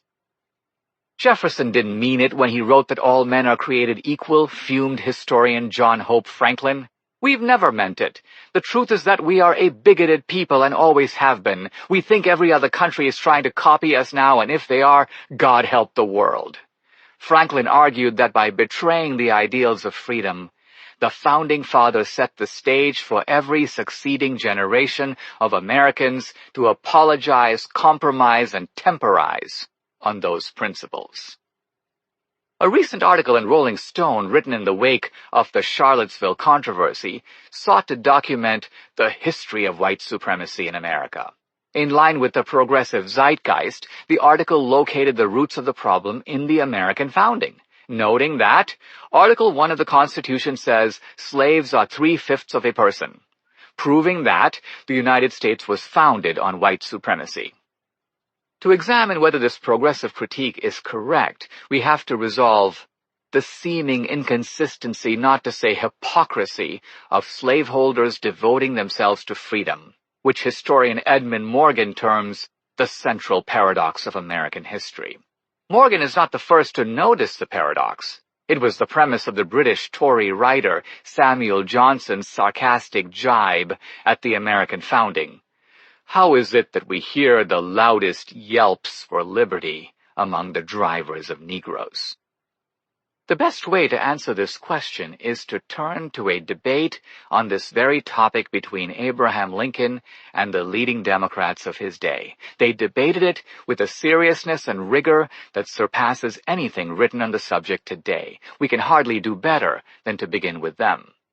Were the founders white supremacists? Did they write slavery and white supremacy into the Constitution? These were the specific issues examined by Supreme Court Justice Roger Taney while writing the notorious Dred Scott decision upholding slavery in the territories. Taney emphasized that in answering these questions, he was not giving his own personal point of view. True, Taney was a Southerner and a Democrat, a protege of Andrew Jackson, but many years previously he had freed his own slaves, and he vehemently objected to the portrayal of him in the Republican press as pro-slavery in his personal beliefs. Taney insisted he was merely interpreting the Constitution according to the intentions of its framers. His objective was to discover what they thought. Taney reasoned as follows. The founders said in the Declaration of Independence that all men are created equal, but their actions showed that they could not have believed it. After all, some 30 of the 55 framers of the Constitution who gathered in Philadelphia were slave owners. So was Thomas Jefferson, who drafted the Declaration. Moreover, far from outlawing slavery, the founders permitted it, and even added a fugitive slave clause that entitled masters to the return of their runaway slaves. If the founders actually meant to include blacks in the Declaration of Independence, Taney wrote, this would make their actions utterly and flagrantly inconsistent with the principles they asserted, and they would deserve universal rebuke and reprobation. Therefore, Taney reasoned, they cannot have meant to do so. It is too clear for dispute, he concluded, that the enslaved African race were not intended to be included, and formed no part of the people who framed and adopted this declaration. Rather, in line with a fixed and universal opinion, the framers, according to Taney, regarded blacks as beings of an inferior order. One can see right away that except for a slight difference of emphasis, Taney's reasoning in Dred Scott is identical with that of contemporary progressive critics of the founding. Like him, they argue that the framers were white supremacists who had no intention of including blacks in the Declaration of Independence. This is significant because of what came out of Taney's reasoning, namely his disturbing conclusion that the right to own slaves is expressly affirmed in the Constitution and that blacks have no rights which the white man was bound to respect. Moreover, the Negro might justly and lawfully be reduced to slavery for his benefit. Was Taney's constitutional reasoning sound? If progressives today are right about the framers and the Constitution, it follows that Taney was also right about them, because his logic is the same as theirs. And if Taney was right, then Dred Scott was right in affirming that blacks have no constitutional rights and Congress has no power to restrict slavery in the territories. Slave owners have the same right to take their slaves into the territories as they do, say, to exercise their free speech or practice their religion there. Historians are unanimous that Dred Scott also set into motion the events that led to the Civil War. In the words of political scientist Harry Jaffa, it gave an energy, a confidence, and an intransigence to the pro-slavery cause that ended, if it did end, only at Appomattox. Let's recall that the pledge to outlaw slavery in the territories was the main plank of the Republican Party platform in the 1860 election.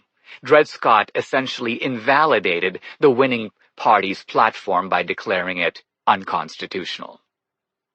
The Supreme Court's conclusion in Dred Scott, in effect affirming a constitutional right to own slaves, was widely hailed by Democrats both in the North and the South. It emboldened the Southern Democrats to press their case for secession. Absent Dred Scott, the South may not have seceded, and the Civil War might have been averted.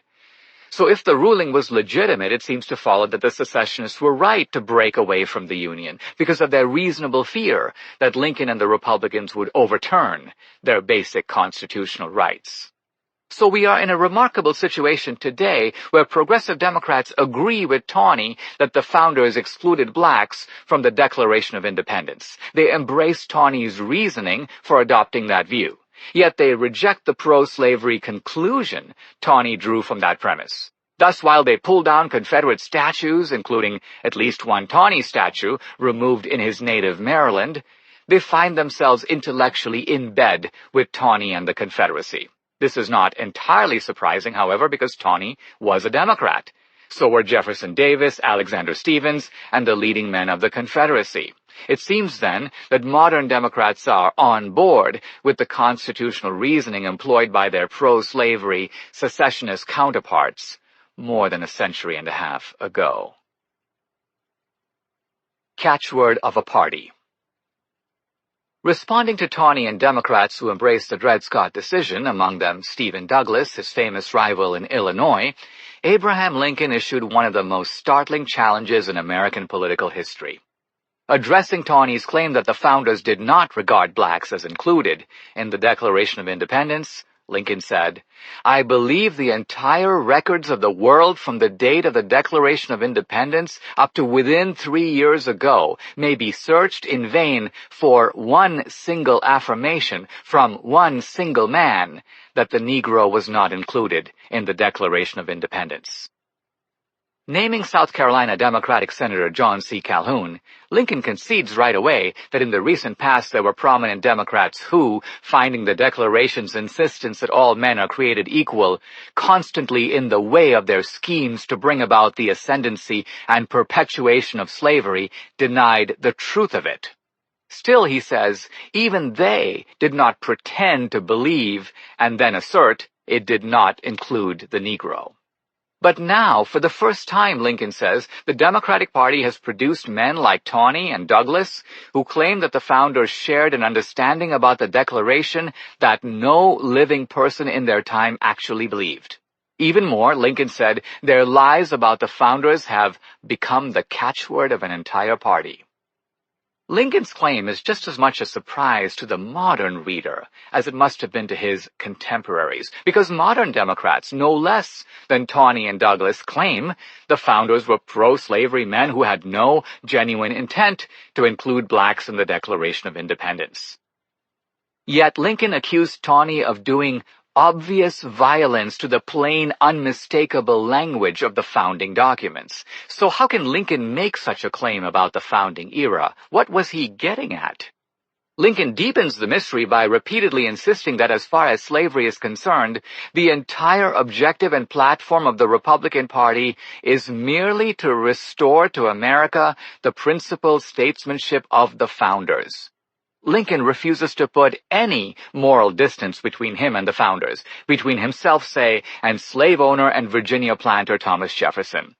This is fascinating and relevant because there are many today who insist that Abraham Lincoln was a liberal and a progressive, that he took on the radical task of correcting the founding and remaking America. Gary Wills, in Lincoln at Gettysburg, credits Lincoln with a giant swindle, an open sleight of hand in altering the meaning of the Constitution to include people the founders had no wish to include.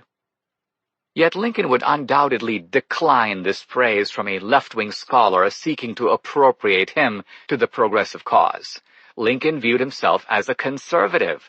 In a speech in Columbus, Ohio, Lincoln said, "The chief and real purpose of the Republican Party is eminently conservative. It proposes nothing save and except to restore this government to its original tone in regard to this element of slavery, and there to maintain it, looking to no further change than that which the original framers of the government themselves expected and looked forward to."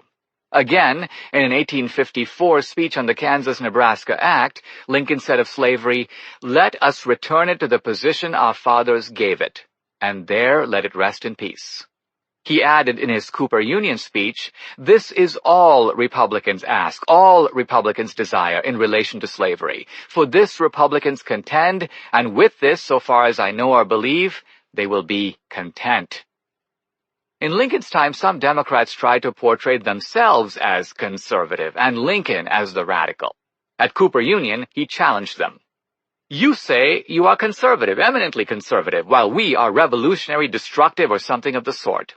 What is conservatism? Is it not adherence to the old and tried against the new and untried?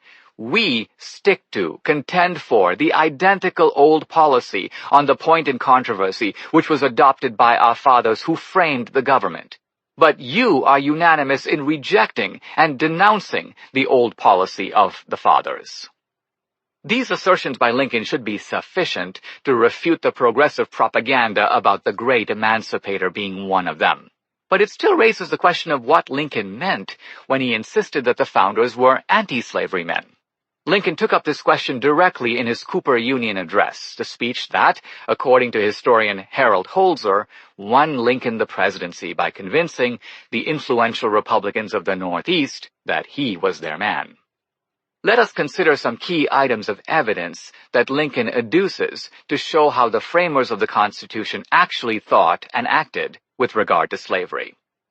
At the Congress of Confederation in 1784, Lincoln noted, 4 future signers of the Constitution were asked to vote to prohibit slavery in the immense Northwest Territory that would come to include the states of Ohio, Indiana, Illinois, Michigan, and Wisconsin. Of these, 3 of the framers voted to ban slavery. 3 years later, a similar Northwest prohibition came up for consideration, and 2 more future framers voted for a ban. Then in 1789, at the first official gathering of Congress, presided by George Washington, all 16 framers present, Lincoln methodically names each of them, voted unanimously to enforce the slavery ban of the 1787 Northwest Ordinance. Again, in 1804, Lincoln records, 2 framers were called upon to adjudicate similar restrictions in the newly acquired Louisiana Territory. Again, they voted for federal restrictions, including a ban on future importation of slaves from abroad. And in 1820, when Congress considered the Missouri Compromise, Lincoln points out that 2 surviving framers cast votes, 1 to ban slavery extension, 1 to allow it. In the manner of a lawyer, which Lincoln was, summing up his case, Lincoln unveils his statistical tally, which he reminds his audience does not include any double counting. He has 23 of the 39 framers, a clear majority, he points out, voting on the question of slavery expansion, and of these, he counts 21, a near unanimity, placing themselves on the side of banning or restricting it. Finally, in a kind of addendum, Lincoln considers the 16 framers who left no voting record on the subject, including Benjamin Franklin, Alexander Hamilton, and Gouverneur Morris. With the exception of 1, John Rutledge, Lincoln notes that all the others were confirmed anti-slavery men. So taking into account how they would likely have voted had the question been before them, Lincoln records his final tally of 36-3, a decisive endorsement by the framers of the Republican position on slavery restriction. Whatever one thinks of Lincoln's algebra, he would seem to have decisively refuted Taney's contention that the founders were unanimous in considering blacks to be so far inferior to whites that they were fit objects only for slavery. Moreover, Lincoln's challenge to the Democrats to name a single person, not just a single founder, but any single individual of the founding era who claimed blacks were not included as men in the Declaration of Independence, was never met by a Democrat of his time and has not been met to this day. Clearly there is something very wrong with the conventional wisdom, both about Lincoln and about the founding era. Jefferson Agonistes. One of the striking aspects of Lincoln's demonstration of the founders' attitude toward slavery is the role of the Southerners in this group. The South had a dominant role in the founding, and several of the early presidents, Washington, Jefferson, Madison, Monroe, were Southerners. Yet all these men, Virginia slave owners every one of them, railed against slavery. Their expressed attitude toward it, and toward blacks, was radically different, as Lincoln noted, from that of the Democrats of his own day. Even so, the nagging question remains, why did the founders nevertheless elect to permit slavery when, presumably, they could have banned it outright? If the Equality Clause of the Declaration articulates, as Lincoln insisted, abstract truth applicable to all men and all times, how can its enforcement be denied or even delayed? To answer this question, let's begin with the man Lincoln turned to, Thomas Jefferson, whom Lincoln termed the most distinguished politician of our history, and examine his views on slavery and white supremacy. In doing so, we should realize we are considering the hard case, because Jefferson was clearly the most racist of the leading founders. He owned more than 200 slaves and did not free them. He seems to have had his way with a female slave on his plantation, Sally Hemings, and produced children by her. Today's progressives take a dim view of Jefferson, with some calling for his ouster from America's canon of revered forefathers. By contrast with Jefferson, Washington made provision to free his slaves upon his death, and said of slavery, "There is not a man living who wishes more sincerely than I do to see a plan adopted for the abolition of it."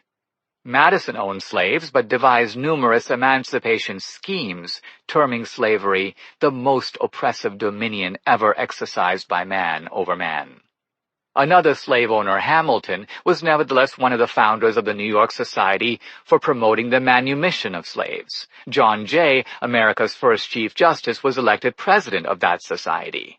Neither Adams nor Franklin owned slaves. Adams sought the eventual total extirpation of slavery, and Franklin, who termed slavery an atrocious debasement of human nature, was elected president of the Pennsylvania Abolition Society.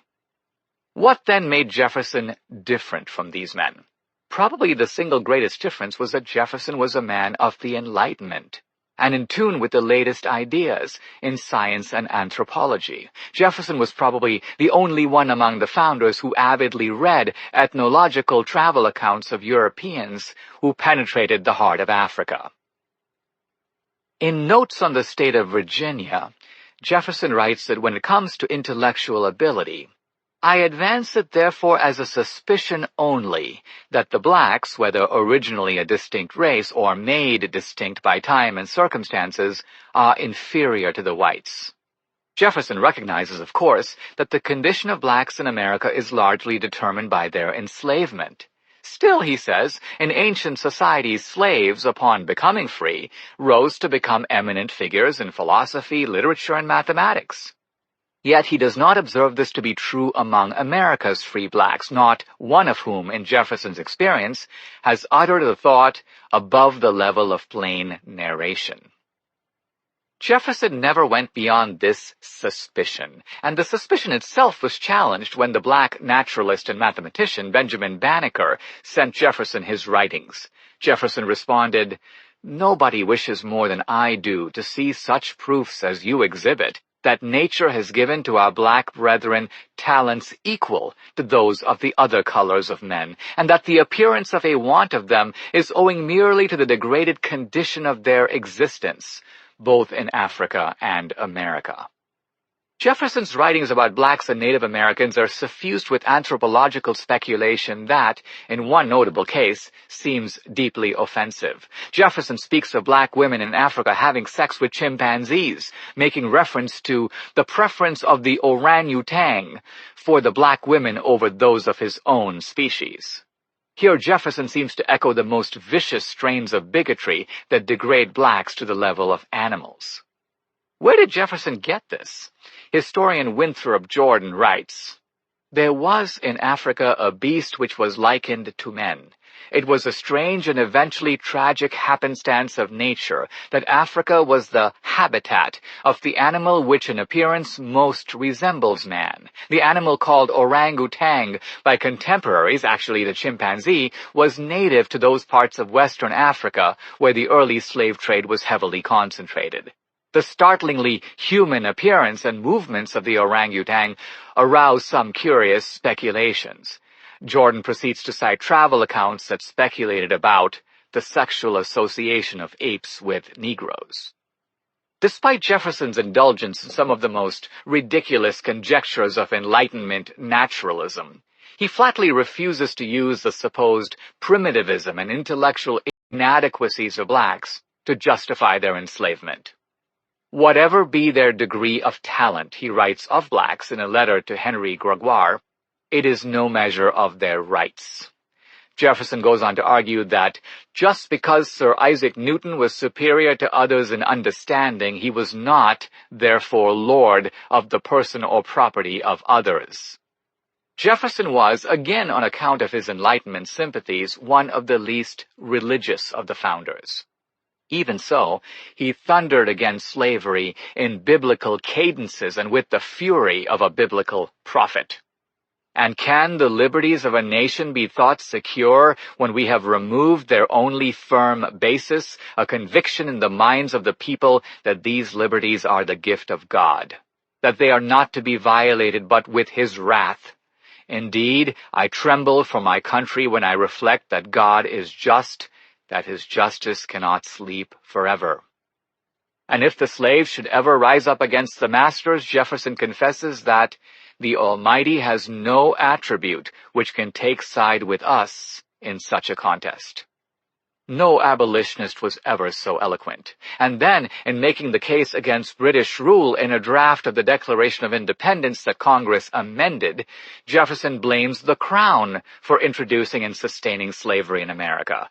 Jefferson alleges that with regard to blacks, King George has waged cruel war against human nature itself, violating its most sacred rights of life and liberty in the persons of a distant people who never offended him, captivating and carrying them into slavery in another hemisphere.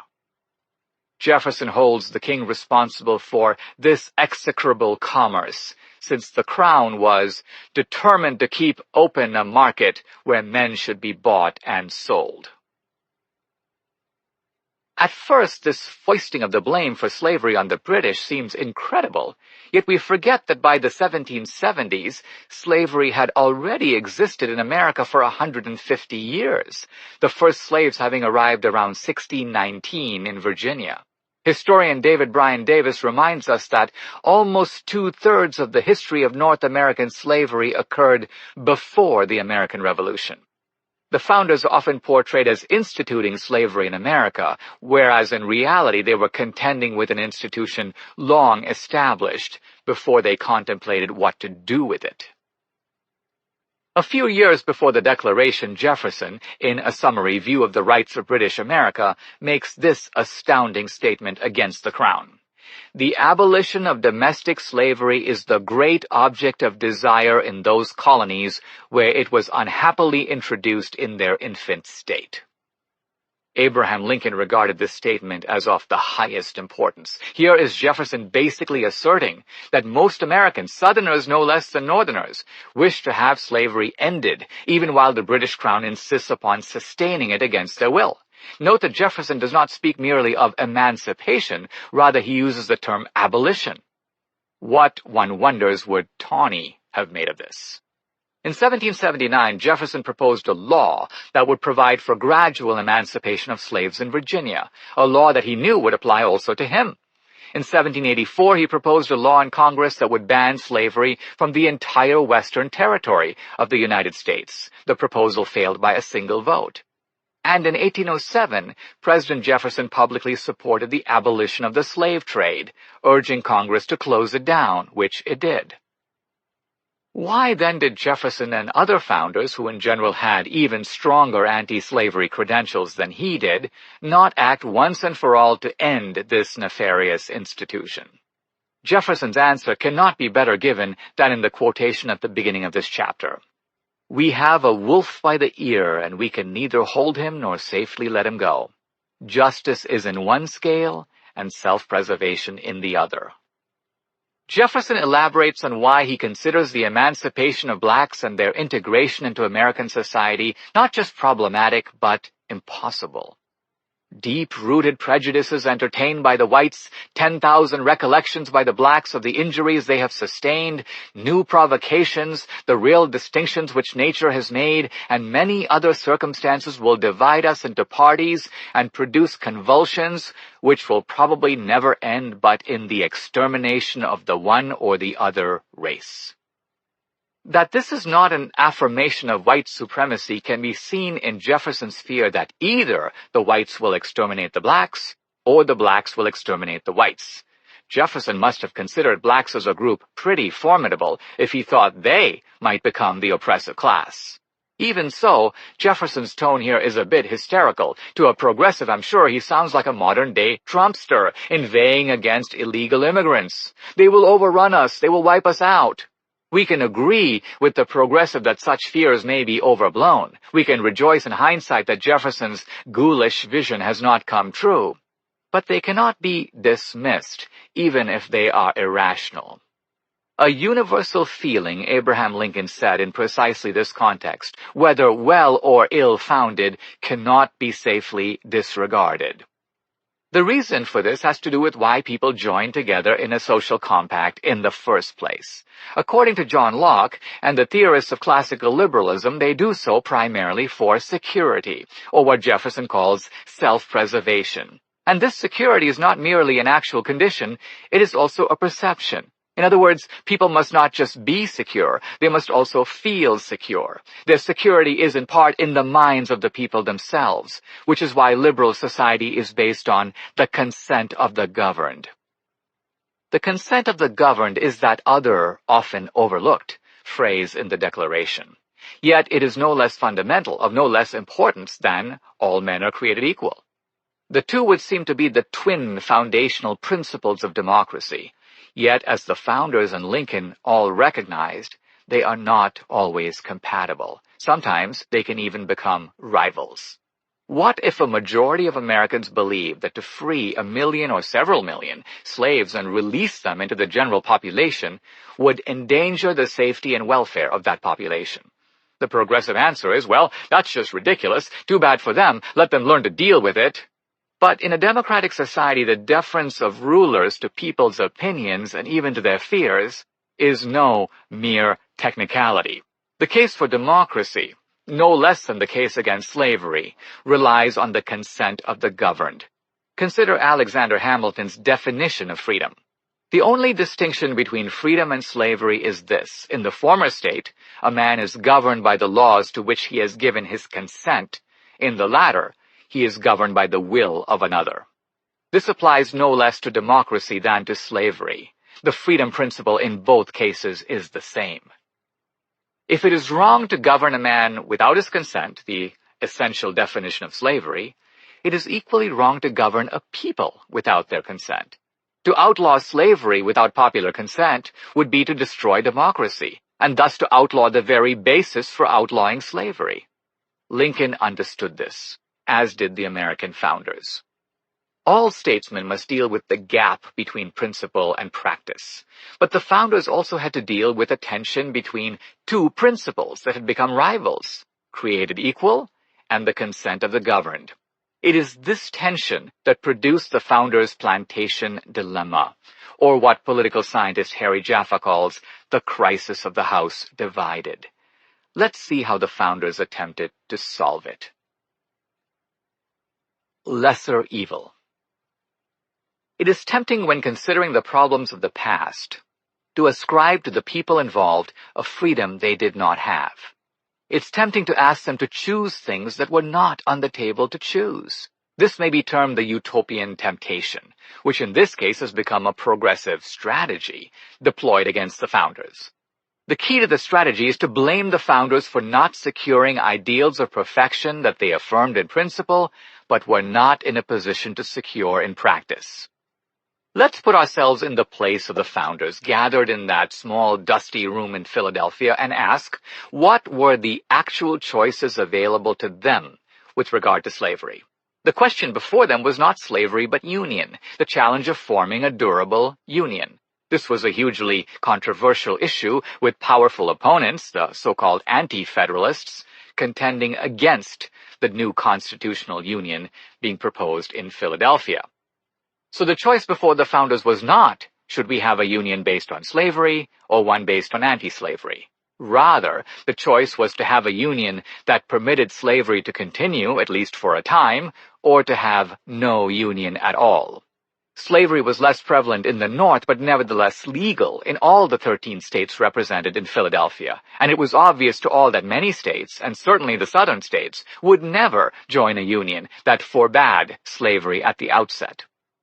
Let's suppose that the founders chose to outlaw slavery and form a union only made up of states that agreed to join on that basis. In that case, at best, America would be a northern confederacy, made up of a handful of northern states. The southern states might quite likely have formed their own confederacy, similar to the one they attempted to form in 1861, entirely free of pressure from the other side. So, not one America, but two. Let's assume that as Western territories were formed, they could join either the Northern or the Southern Confederacy and become states, and that in general the Northern ones joined the Northern Union and the Southern ones the Southern Union. Now, we still have two Americas, each one significantly larger than before. If things had happened this way, the most reasonable conjecture in this exercise of counterfactual history, there would be virtually no leverage on the part of the North over the South. The South would have created a slave empire that would most likely have lasted much beyond 1865, and the predicament of blacks today would be far worse than it is. Given the choices before them, the founders, who were mostly anti-slavery men, made what they considered to be the best anti-slavery choice.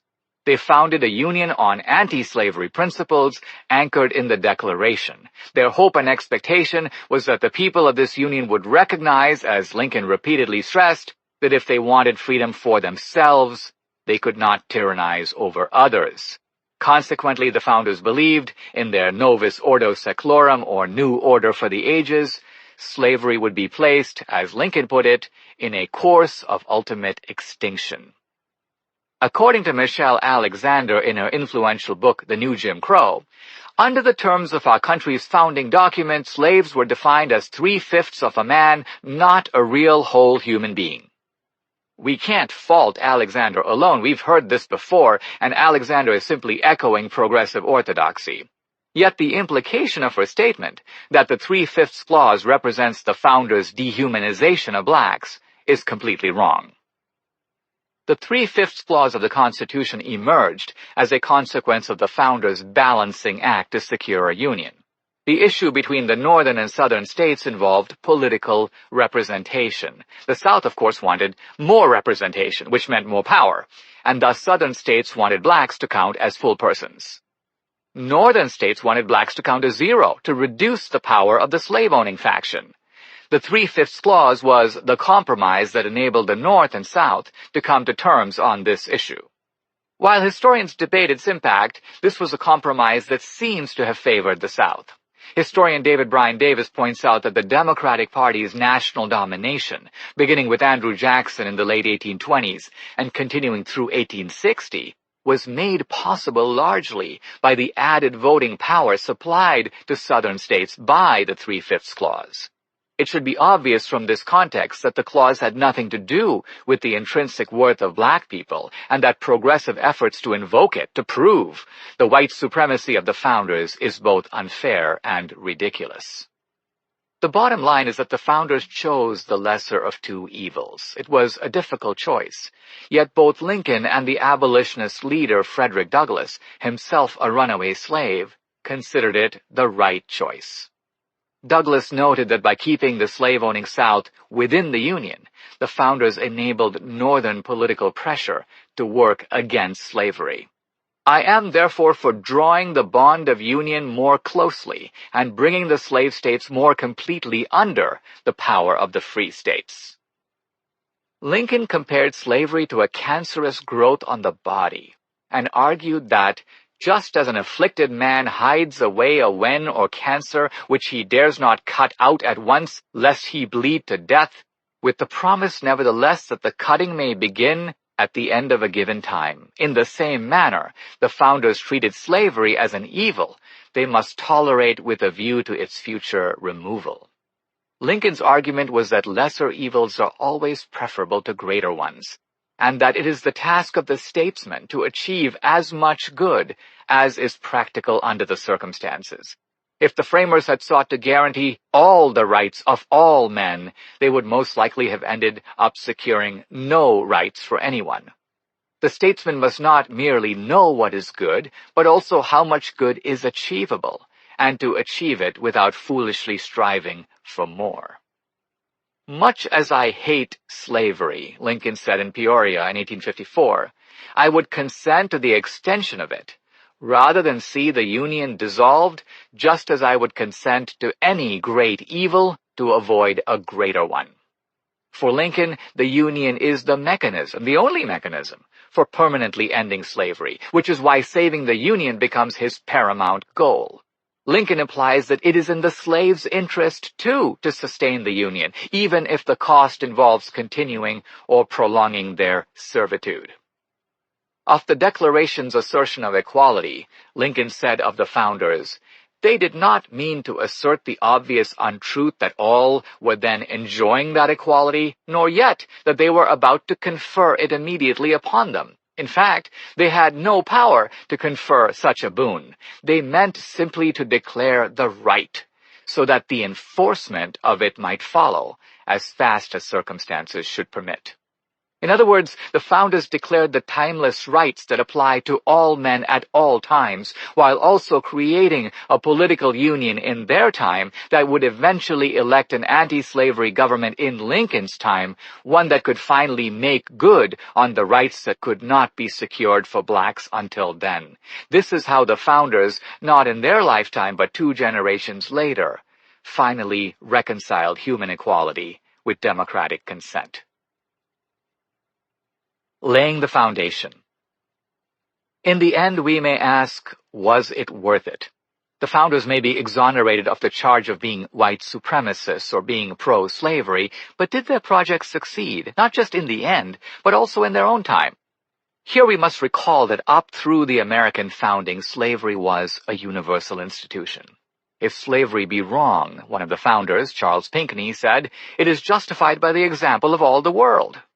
While progressives term slavery America's peculiar institution, political scientist Orlando Patterson responds, there is nothing notably peculiar about the institution of slavery. It has existed from before the dawn of human history, in the most primitive of human societies and in the most civilized. There is no region on earth that has not at some time harbored the institution. Probably there is no group of people whose ancestors were not at one time slaves or slaveholders.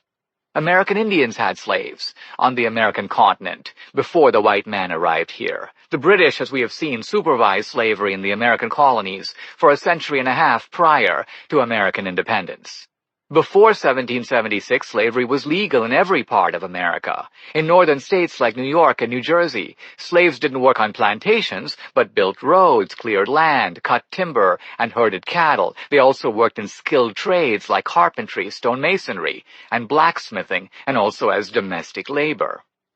Yet after the Revolution, there was a big change. By 1804, every state north of Maryland had abolished slavery, either immediately or gradually. Thus, by the end of the founding era, more than 100,000 slaves had been freed, around 1/6 of the total number in the country at the time, and slavery was gone or on its way out in 7 of the 13 original states. Southern and border states prohibited further slave importations from abroad.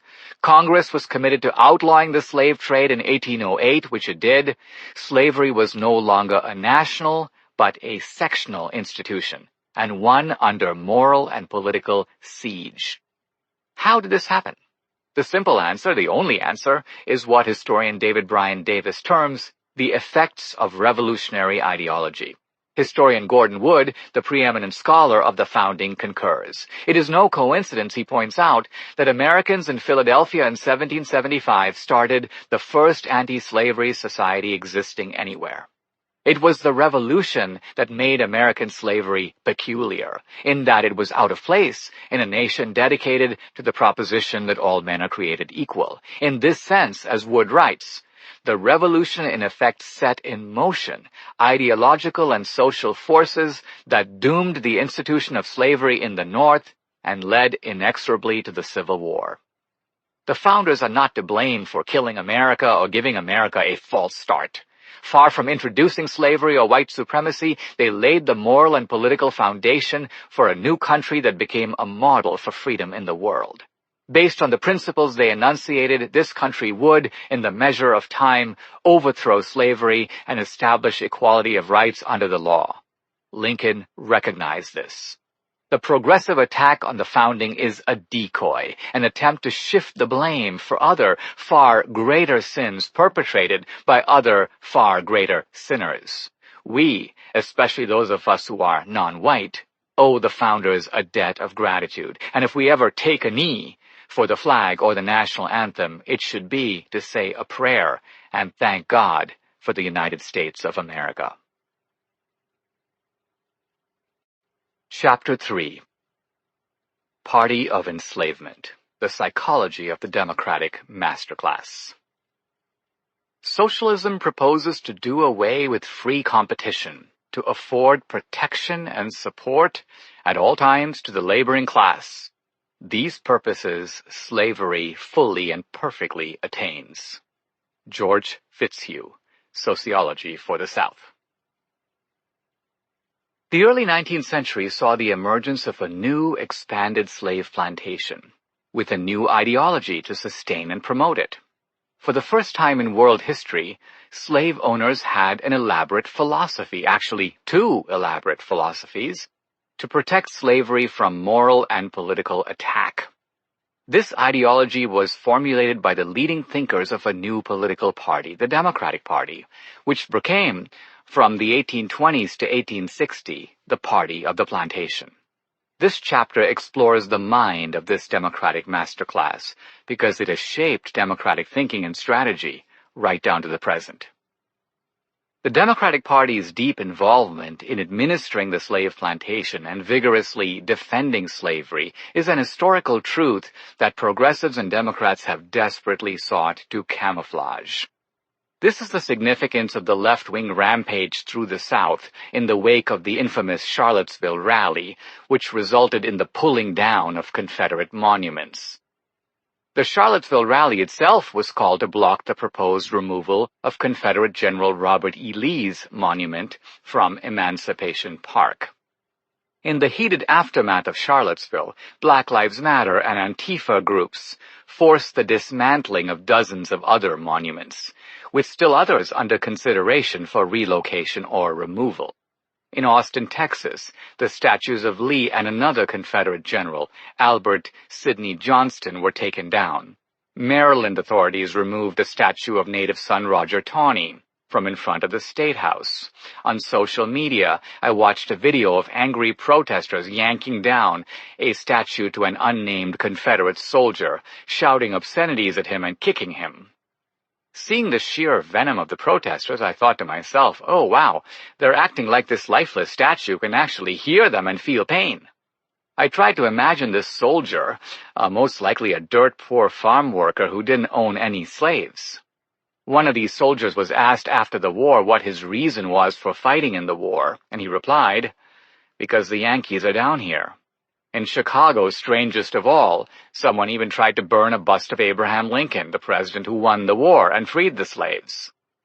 This campaign is far from over. Some Democratic activists demand that all Confederate monuments go. including, for example, the ones that stand alongside the monuments to Union generals and soldiers at Gettysburg National Monument.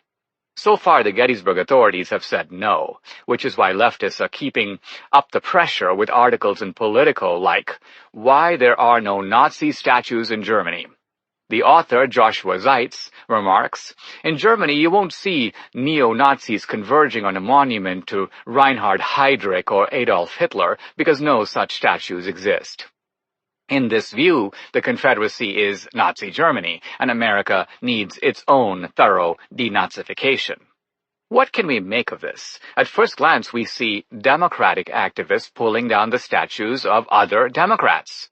With the exception of Lincoln, every other statue defaced or removed seems to be one of a Democrat. The naive may be forgiven for thinking, just for a minute, the Democrats may finally be acknowledging and taking responsibility for their history. This the Democratic Party has never done before. Is it possible? Could it be? The Democrats are now actually apologizing for their past history of oppression and demanding that their own party's pro-slavery leaders no longer be publicly honored? Wishful thinking. No, that is not what's going on at all. In all the acres of media reporting on the Confederate leaders, scarcely anyone has pointed out that they were all Democrats. In fact, the whole point of the campaign to topple Confederate statues is to disguise it. It is an effort not at historical exposition, but at historical concealment. The point of blaming the Confederacy is to blame slavery entirely on the South, and the point of blaming the South is to blame the party that is now politically dominant in the South, namely the Republican Party. Thus, the left targets Confederate statues in order to promote its big lie that racism and white supremacy are the province of the right. We can see this clearly by observing one statue that has not been pulled down, the monument in Chicago to Stephen Douglas. Douglas was far more of a white supremacist than Robert E. Lee. True, Lee inherited slaves on his wife's side, but he was also opposed to slavery, as he admitted in a letter to his wife in 1856. "There are few, I believe, in this enlightened age who will not acknowledge that slavery as an institution is a moral and political evil." In this respect, Lee sounds exactly like his political idol and fellow Virginian, Thomas Jefferson. Douglas lived in Illinois, a free state, and did not own slaves, but unlike Lee, he never expressed any opposition to slavery as an institution. On the contrary, he was, together with South Carolina Democrat John C. Calhoun, the most effective political defender of slave society. Douglas did far more to uphold slavery than Lee, who as a military man was not even involved in the antebellum debate, opposed secession when it was proposed, and joined the Confederacy, refusing Lincoln's offer of command of the Union Army only when his home state of Virginia seceded against his will. Moreover, Douglas derided blacks in the classic language of white supremacy. Nothing from Lee corresponds to this. Here's Douglas in one of his debates with Lincoln. "Now, I do not believe that the Almighty ever intended the Negro to be the equal of the white man. He belongs to an inferior race and must always occupy an inferior position." And again, "This government of ours is founded on the white basis. It was made by the white man for the benefit of the white man, to be administered by white men." In another speech cited by Lincoln, Douglas said that in any contest between a Negro and a white man, he was for the white man, although in any contest between a Negro and a crocodile, he was for the Negro. Here, as Lincoln pointed out, Douglas's reference to the crocodile was to reduce blacks from the white man's perspective to the level of beasts. As the Negro ought to treat the crocodile as a beast, so the white man ought to treat the Negro as a beast. One might expect, then, that Black Lives Matter and Antifa activists would by now have vandalized or toppled Douglas's monument. But it remains untouched. In fact, there is no controversy about it at all. The reason is obvious. Douglas was a Northern Democrat, and to target Douglas's statue would be to remove the focus from the Confederacy, which was, of course, Southern. Thus, toppling Douglas's monument would expose the involvement of Northern Democrats, in short, the National Democratic Party, as the political champions of slavery. So Douglas must be allowed to stand serene and unchallenged so as not to disrupt the progressive lie about where the political responsibility for slavery truly lies. King Cotton. On August 2, 1862, after Lincoln had informed his cabinet about the Emancipation Proclamation, the president met with a committee of 5 free blacks. He told them he looked forward to the end of slavery, but ended with this grim assessment. Even when you cease to be slaves, you are yet far removed from being placed on an equality with the white race. On this broad continent, not a single man of your race is made the equal of a single man of ours. I cannot alter it if I would. It is a fact. Lincoln was referring to something that involved slavery but went beyond slavery, what he termed the debauching of the public mind regarding blacks and white supremacy. Basically, Lincoln understood that a great change had come over America between the founding period and his own, a change not merely in the nature of the slave plantation, but also in the prevalence of the plantation philosophy being peddled by the Democratic Party both in the North and in the South. This change goes almost unnoticed today in progressive historiography, because it does not fit the progressive narrative, so let's draw it out. By 1828, the year Andrew Jackson was elected, the official date for the formation of the Democratic Party, the plantation was vastly bigger and more powerful than it had been in the days of Washington and Jefferson. In 1776, the slave population in all 13 states was around 650,000. But by 1828 it had grown to around 2 million, doubling again to 4 million by 1860. In sum, the plantation had grown 6-fold since the founding era, and from the 1820s to 1860 it was the cornerstone of the economy of the South. The founders had hoped slavery would gradually die out, but they did not anticipate Eli Whitney's invention of the cotton gin in 1793. Whitney's simple device for separating short staple cotton from its seeds revolutionized the plantation. Southern cotton production grew from 6,000 bales in 1792 to 178,000 in 1810 and up from there. From the diversified agricultural economy of Jefferson's day, the South became largely a single-crop economy. And as the nation expanded, the Cotton Kingdom grew too, the number of slave states expanding from 8 to 15.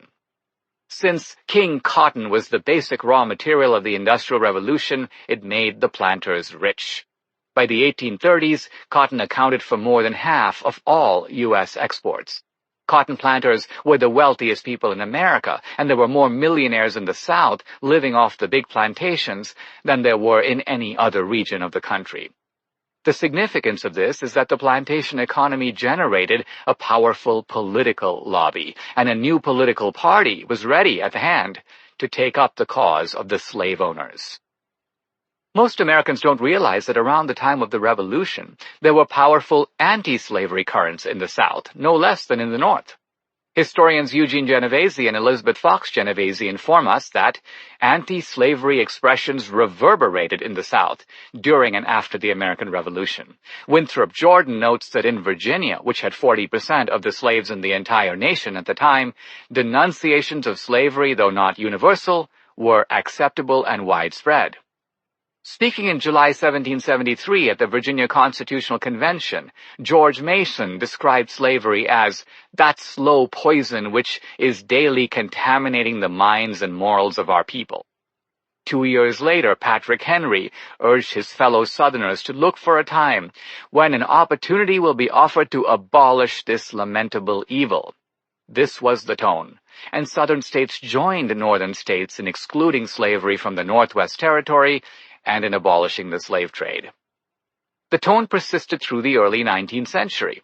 Until the 1820s, John Blassingame writes in The Slave Community, many planters, convinced of the immorality of bondage, joined with clergymen in seeking its abolition. During this period, the South had more than 100 anti-slavery organizations, and manumissions of slaves were fairly common, especially in Maryland, Delaware, and Virginia. Yet historian Stanley Elkins points out that by the 1830s, the hostility to slavery that had been common in Jefferson's times all but disappeared. How did this happen? According to Blasingame, planters launched a massive campaign to uphold slavery in the wake of the abolitionist and anti-slavery pressures generated by the Revolution. The goal was to unify the slave community in defense of the plantation. Mob attacks were organized against anti-slavery ministers. By the 1840s, Blasingame writes, the propagandists had largely succeeded in silencing the churches. Then they began browbeating the clergy into becoming advocates of slavery. Around the same time, planters organized a campaign throughout the South, largely successful, to block literature from anti-slavery societies from being delivered through the mail. In response to political pressure, every southern state except Maryland and Kentucky passed laws prohibiting teaching slaves to read and write. Many southern legislatures adopted measures banning manumissions. Some forced free blacks to leave the state, and a few even invited free blacks to enslave themselves.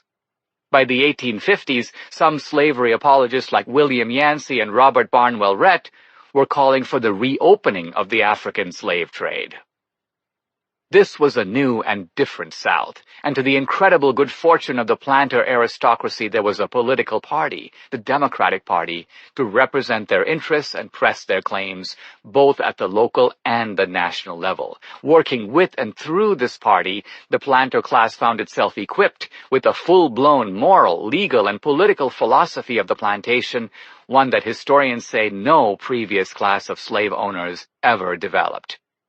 Two features of the Democratic apologia for the plantation stand out to distinguish this mode of thinking from anything that came before. First, slavery was defended not as a necessary evil, but rather as a positive good. Typical of this rhetoric is Democratic Congressman James Henry Hammond's 1836 speech in Congress. Sir, I do firmly believe that domestic slavery, regulated as ours is, produces the highest toned, the purest, best organization of society that has ever existed on the face of the earth. Hammond and others insisted that slavery was not only good for the master, but also for the slave. Slaves were happier under slavery than they would have been as free laborers. The Democratic propagandist George Fitzhugh, who remarkably enough regarded himself a socialist, declared slavery so good for the slaves that he thought it might be worth trying not just on blacks but on whites and all laborers worldwide. The sheer audacity of these claims is worth noting. No previous slave community dared say such things. Evil as the Nazis were, they didn't have the chutzpah to claim that what they did to the Jews was somehow good for the Jews. Second, leading Democrats rejected the principles of the founding, including the Declaration of Independence. According to Democratic Senator John C. Calhoun, founding documents like the Declaration provided an utterly false view of the subordinate relation of the black to the white race, and his fellow Southerners like Jefferson should be blamed for admitting so great an error into the South, which was now suffering its poisonous fruits. Needless to say, Calhoun's defense of slavery was constructed on the premise of white supremacy. Calhoun acknowledged that the mood in the South fostered by the Democratic Party in the 19th century was quite different from what it had been in the founding era. Many in the South once believed that it was a moral and political evil. That folly and delusion are gone. We see it now in its true light, and regard it as the most safe and stable basis for free institutions in the world. The Democrats were the majority party in the Jacksonian era. Yet it took more than Southern Democrats to defend the plantation. The Northern Democrats, too, did their part. Through their leader, Stephen Douglas, they concocted a second, entirely independent, pro-slavery philosophy, one equally imbued with racism, and one that identified the cause of slavery with the cause of democracy itself. This was Douglas's doctrine of popular sovereignty. Working in concert, the Northern and Southern Democrats didn't merely secure slavery and fight for its expansion into the territories. The pro-slavery ideologies of the Democratic Party made slavery seem morally and politically beyond reproach. Thus, in the wake of mounting political criticism of the plantation, these ideologies produced a political intransigence in the planter class that led to, indeed caused, the Civil War. Sectional differences, intense though they may be, do not inevitably lead to war. As historian David Potter points out, sectionalism has been chronic in American history. At times, the divisions between East and West have seemed even deeper and more serious than those between North and South. The Democrats enabled the planter class to refuse political accommodation, and thus the North-South difference took the form of lethal political strife. In this respect, it may be said that the Democratic Party unleashed the malignant forces that started the Civil War. Lifestyles of the Democratic Planters. There's a cotton nigger for you. Genuine, look at his toes, look at his fingers, there's a pair of legs for you. He's just as good for 10 bales as I am for a julep at 11 o'clock. This is from the travel journal of Frederick Law Olmsted, witnessing a slave auction in New Orleans. On another occasion, Olmsted saw a small white girl stop a slave on the road, wag her finger, and order him to return to his plantation. To Olmsted's astonishment, the grown man promptly obeyed. This was slavery. I want to probe further the pro-slavery ideologies of the Democratic Party in the 19th century, but first I wish to give some account of how slavery was actually experienced. Not so much by the slaves, I cover that throughout this book, but mainly by the Democratic master class. What were they actually doing throughout this period? Turns out, not much, because they had slaves to do it for them. Booker T. Washington, born a slave in Franklin County, Virginia, reports that during his childhood servitude, "My old master had many boys and girls, but not one, so far as I know, ever mastered a single trade or special line of productive industry. The girls were not taught to cook, sew, or take care of the house. All of this was left to the slaves." The slaves, of course, worked not because they wanted to, but because they had to. Slavery was, at its core, a system of labor extortion that took on a racist cast because the slaves were all black. The slave owners were not. Some American Indians owned slaves, and between 1830 and 1860, there were approximately 3,500 black slave owners who owned upward of 10,000 black slaves. Yet the vast majority of planters were, of course, white, and inevitably this master class drew a sharp caste line between their own white community and that of the slaves. These slave owners never forgot what slavery was in its essence. "For what purpose does the master hold the servant?" asked Democratic planter John Tompkins in the North Carolina Farmer's Journal in 1853. "Is it not that by his labor he, the master, may accumulate wealth?" While historians would later debate whether slavery retarded the economic welfare of the South, it is indisputable that it advanced the economic welfare of the planters. As one of my college professors, Riley, said, it strains credibility to think that the planter class would have taken on slavery as a non-profit venture. With the wealth of slavery, the Democratic master class developed a lifestyle based on leisure. In the words of historian Gordon Wood, they came closest in America to fitting the classical ideal of the free and independent gentleman. Self-consciously imitating the English gentry, the upper tier of Democratic planters built country homes, traced family genealogies, and held sumptuous banquets. Their day was designed for people with time on their hands. A good part of it was taken up with gambling and sports, croquet, cards, cockfighting, and hunting. One magazine suggested that the most enjoyable way to hunt deer was to camp alongside a stream for a week. At the same time, there was a dark underside to the culture of the Democratic slave-owning class, vividly exposed in Kenneth Greenberg's Honor and Slavery. As Greenberg shows, the slave owners developed a code of honor and respect based on values that they took to be the inverse of slave values. Slaves were considered persons without honor and unworthy of respect. Not only did they lie and steal, the master class expected them to lie and steal. Consequently, the Democratic master class developed a code in which the slightest implication that they were dishonest or dishonorable provoked a prickly, sometimes murderous response. Greenberg gives a telling example. In the North, he says, professional entertainers like P.T. Barnum made fortunes putting on shows in which jokesters made fools of people, pulled out chairs while unsuspecting people plumped down on the floor, and so on. North of slavery, these antics were perceived as hilarious by the jokester and the audience, everyone that is except the butt of the joke.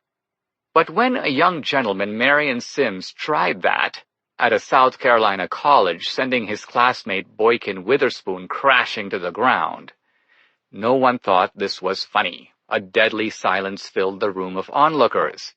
Sims, Greenberg notes, apologized in the most profuse terms, in the humblest manner. Why? Because a failure to do so could easily have resulted in serious injury or an invitation to a duel. Everyone understood that this kind of joke in South Carolina did not end in laughter and a round of drinks. It was likely to end in death. Duels, Greenberg writes, were the central ritual of antebellum plantation life. They far outlasted the practice of dueling in the North, and the culture of dueling was sustained by slights to honor or respect. But not any slights. Typically, they were slights to honesty or status. Slaves were considered ineligible for duels because they had no honor to lose. Only the master class could be dissed, and only by another member of the master class. Greenberg cites an example of a planter who was challenged to a duel because he told a fellow planter that he smelled bad. When the man of honor is told that he smells, Greenberg writes, he does not draw a bath, he draws his pistol. Today we would find it crazy that two people could fight to the death over this. Even in the 19th century, Americans far removed from the plantation were baffled by such behavior. Not only does the resolution seem disproportionate to the slight, but in addition, how could a duel possibly settle the factual question of whether the guy smelled bad or not? But for the Democratic planter class, duels had nothing to do with establishing who was right over a disputed issue.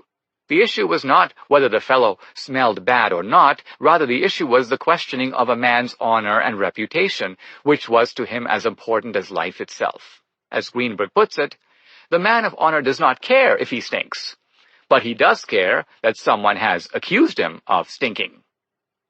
A further objective of duels, in addition to upholding reputation, was for the participants to demonstrate that they did not fear death. This display of fearlessness at the possibility of dying was, Greenberg says, even more important than prevailing in the duel. Moreover, planters loved to gamble, and the duel was the ultimate form of gambling. The duel was the type of gamble in which a man could achieve the highest honor because he assumed the highest risk. Incomprehensible though this code of behavior may be to most of us, I believe the only place that it would be comprehensible today is in our inner cities. There, too, is a prickly culture of honor and respect. There, too, slights to status and respect are not taken lightly and provoke fights and duels. Two antebellum planters might duel over who had a legitimate claim to a downed pigeon. Two gang members now might duel over a pair of sneakers. Now, too, in places like Oakland, Baltimore, and Chicago, stand men ready to risk death in order to humiliate and shame an opponent who has insulted them.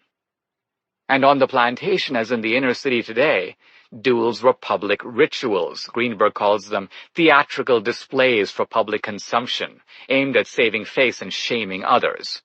One dueler stood triumphantly over his slain opponent and announced, "This is not the profile of a man, it is the profile of a dog." Duels required the presence of witnesses, and large numbers of people participated in duels as principals, seconds, adjudicators, physicians, timekeepers, or general audience. Enforced subordination. Another common practice of the slave owners that would be recognizable in our inner cities was informal polygamy. As overlords of their plantations, male planters took advantage of their position with young female slaves. "I hate slavery," fumed Mary Boykin Chestnut. "Under slavery we live surrounded by prostitutes. God forgive us, but ours is a monstrous system, a wrong, and an iniquity. Like the patriarchs of old, our men live all in one house with their wives and their concubines, and the mulattoes one sees in every family partly resemble the white children. Any lady is ready to tell you who is the father of all the mulatto children in everybody's household but her own." One such patriarch was James Henry Hammond, Democratic senator from South Carolina, who was quite candid with his son Harry about his extracurricular activities. As Hammond wrote young Harry in 1856, "In the last will I made, I left to you Sally Johnson, the mother of Louisa and all the children of both. Sally says Henderson is my child. It is possible, but I do not believe it. Yet act on hers rather than my opinion.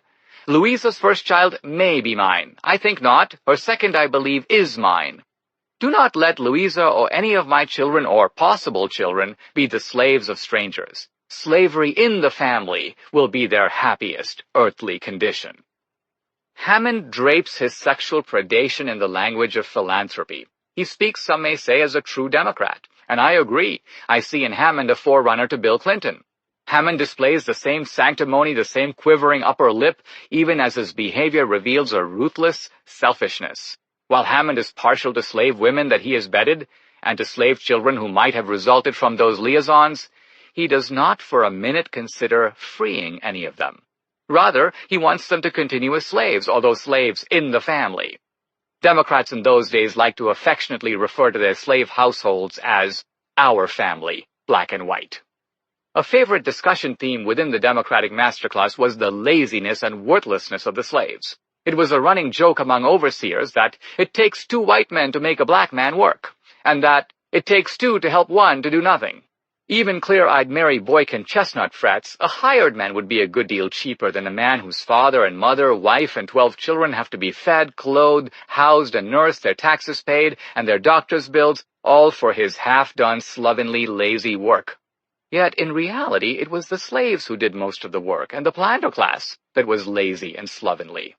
The slaves were property, and therefore, it is true, they had little incentive to work. After all, they did not receive the fruits of their labor.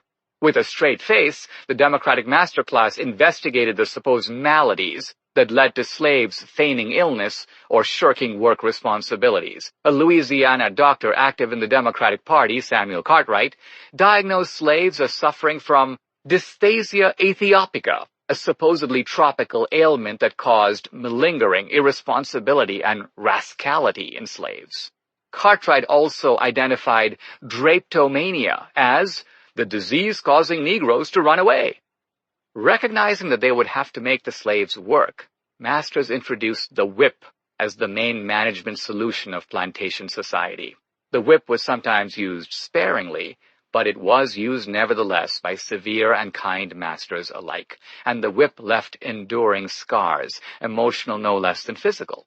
During his slave days, Frederick Douglass was whipped so badly by the slave breaker, Edward Covey, that he says his mind broke down. The dark night of slavery closed in upon me, and behold, a man was transformed into a brute. Andrew Jackson, the founder of the Democratic Party, is sometimes compared to Thomas Jefferson. Both were admittedly Southern slave owners who owned around 200 slaves. Yet Jackson was in his early career a slave trader, a profession that was universally loathed by Jefferson and the whole founding generation, and looked down upon even in Jackson's own day. Yet Jackson's era was not Jefferson's, and Jackson truly represents the Democratic Party of his time in that he shows none of the qualms about slavery that are so characteristic of Jefferson. When one of his slaves ran away, Jackson purchased an ad in a local Tennessee newspaper offering a $50 reward for his capture and $10 extra for every 100 lashes a person will give to the amount of 300. 300 lashes may be considered something close to a death sentence. It is this barbarism in Jackson, unthinkable for Jefferson, that defines his era and, weirdly enough, coexists with democratic rhapsodies about how slavery is wonderful, not only for masters but also for slaves. No system of tyranny can be sustained, however, entirely through force. The Democratic masterclass recognized that it needed carrots as well as sticks, and beyond that, it needed a whole social system that would bind the slaves physically and emotionally to the plantation. So the masterclass created a slave system based on total dependency. The slaves, as Olmsted put it, were encouraged to develop a habit of perfect dependence, so that even without the whip, they could see no way out. This enforced subordination, according to the progressive black sociologist W.E.B. Du Bois, was the true meaning of slavery. But there was a real meaning to slavery different from that which we may apply to the laborer today, Du Bois wrote. It was in part psychological, the enforced personal feeling of inferiority, the calling of another master, the standing with hat in hand. It was the helplessness. It was the defenselessness of family life. It was the submergence below the arbitrary will of any sort of individual. For most of us now, such observations are telling because they give us a window into the past. Du Bois understood the psychology of the plantation. But for many Americans, especially poor blacks, Latinos, and Native Americans, what Du Bois writes will seem all too familiar. The past has not disappeared from the present. As we will see, there is a continuity between the Democrats of the mid-19th century and the Democrats now, and a system of enforced dependency is the precise way in which Democrats today maintain their ethnic plantations. Slaves without masters. The positive good school of slavery that emerged in the Democratic South is associated with such names as John C. Calhoun, James Henry Hammond, Henry Hughes, George Frederick Holmes, Thomas R. Dew, and Edmund Ruffin. Calhoun and Hammond led the charge in the Senate. All these men, needless to say, were Democrats. But its most notorious and charismatic spokesman was George Fitzhugh, author of Sociology for the South and Cannibals All, and a regular writer for pro-slavery publications such as the Richmond Inquirer and DeBow's Review. Fitzhugh was hardly a typical member of that school or even a typical Southerner. Unlike many who celebrated rural agrarianism, Fitzhugh wanted the South to become a manufacturing powerhouse like the North. Virtually alone among pro-slavery apologists, he kept up a lively correspondence with abolitionists. He seems to have convinced the labor reformer George Henry Evans, once a committed abolitionist, to switch allegiances and back the cause of the Confederacy.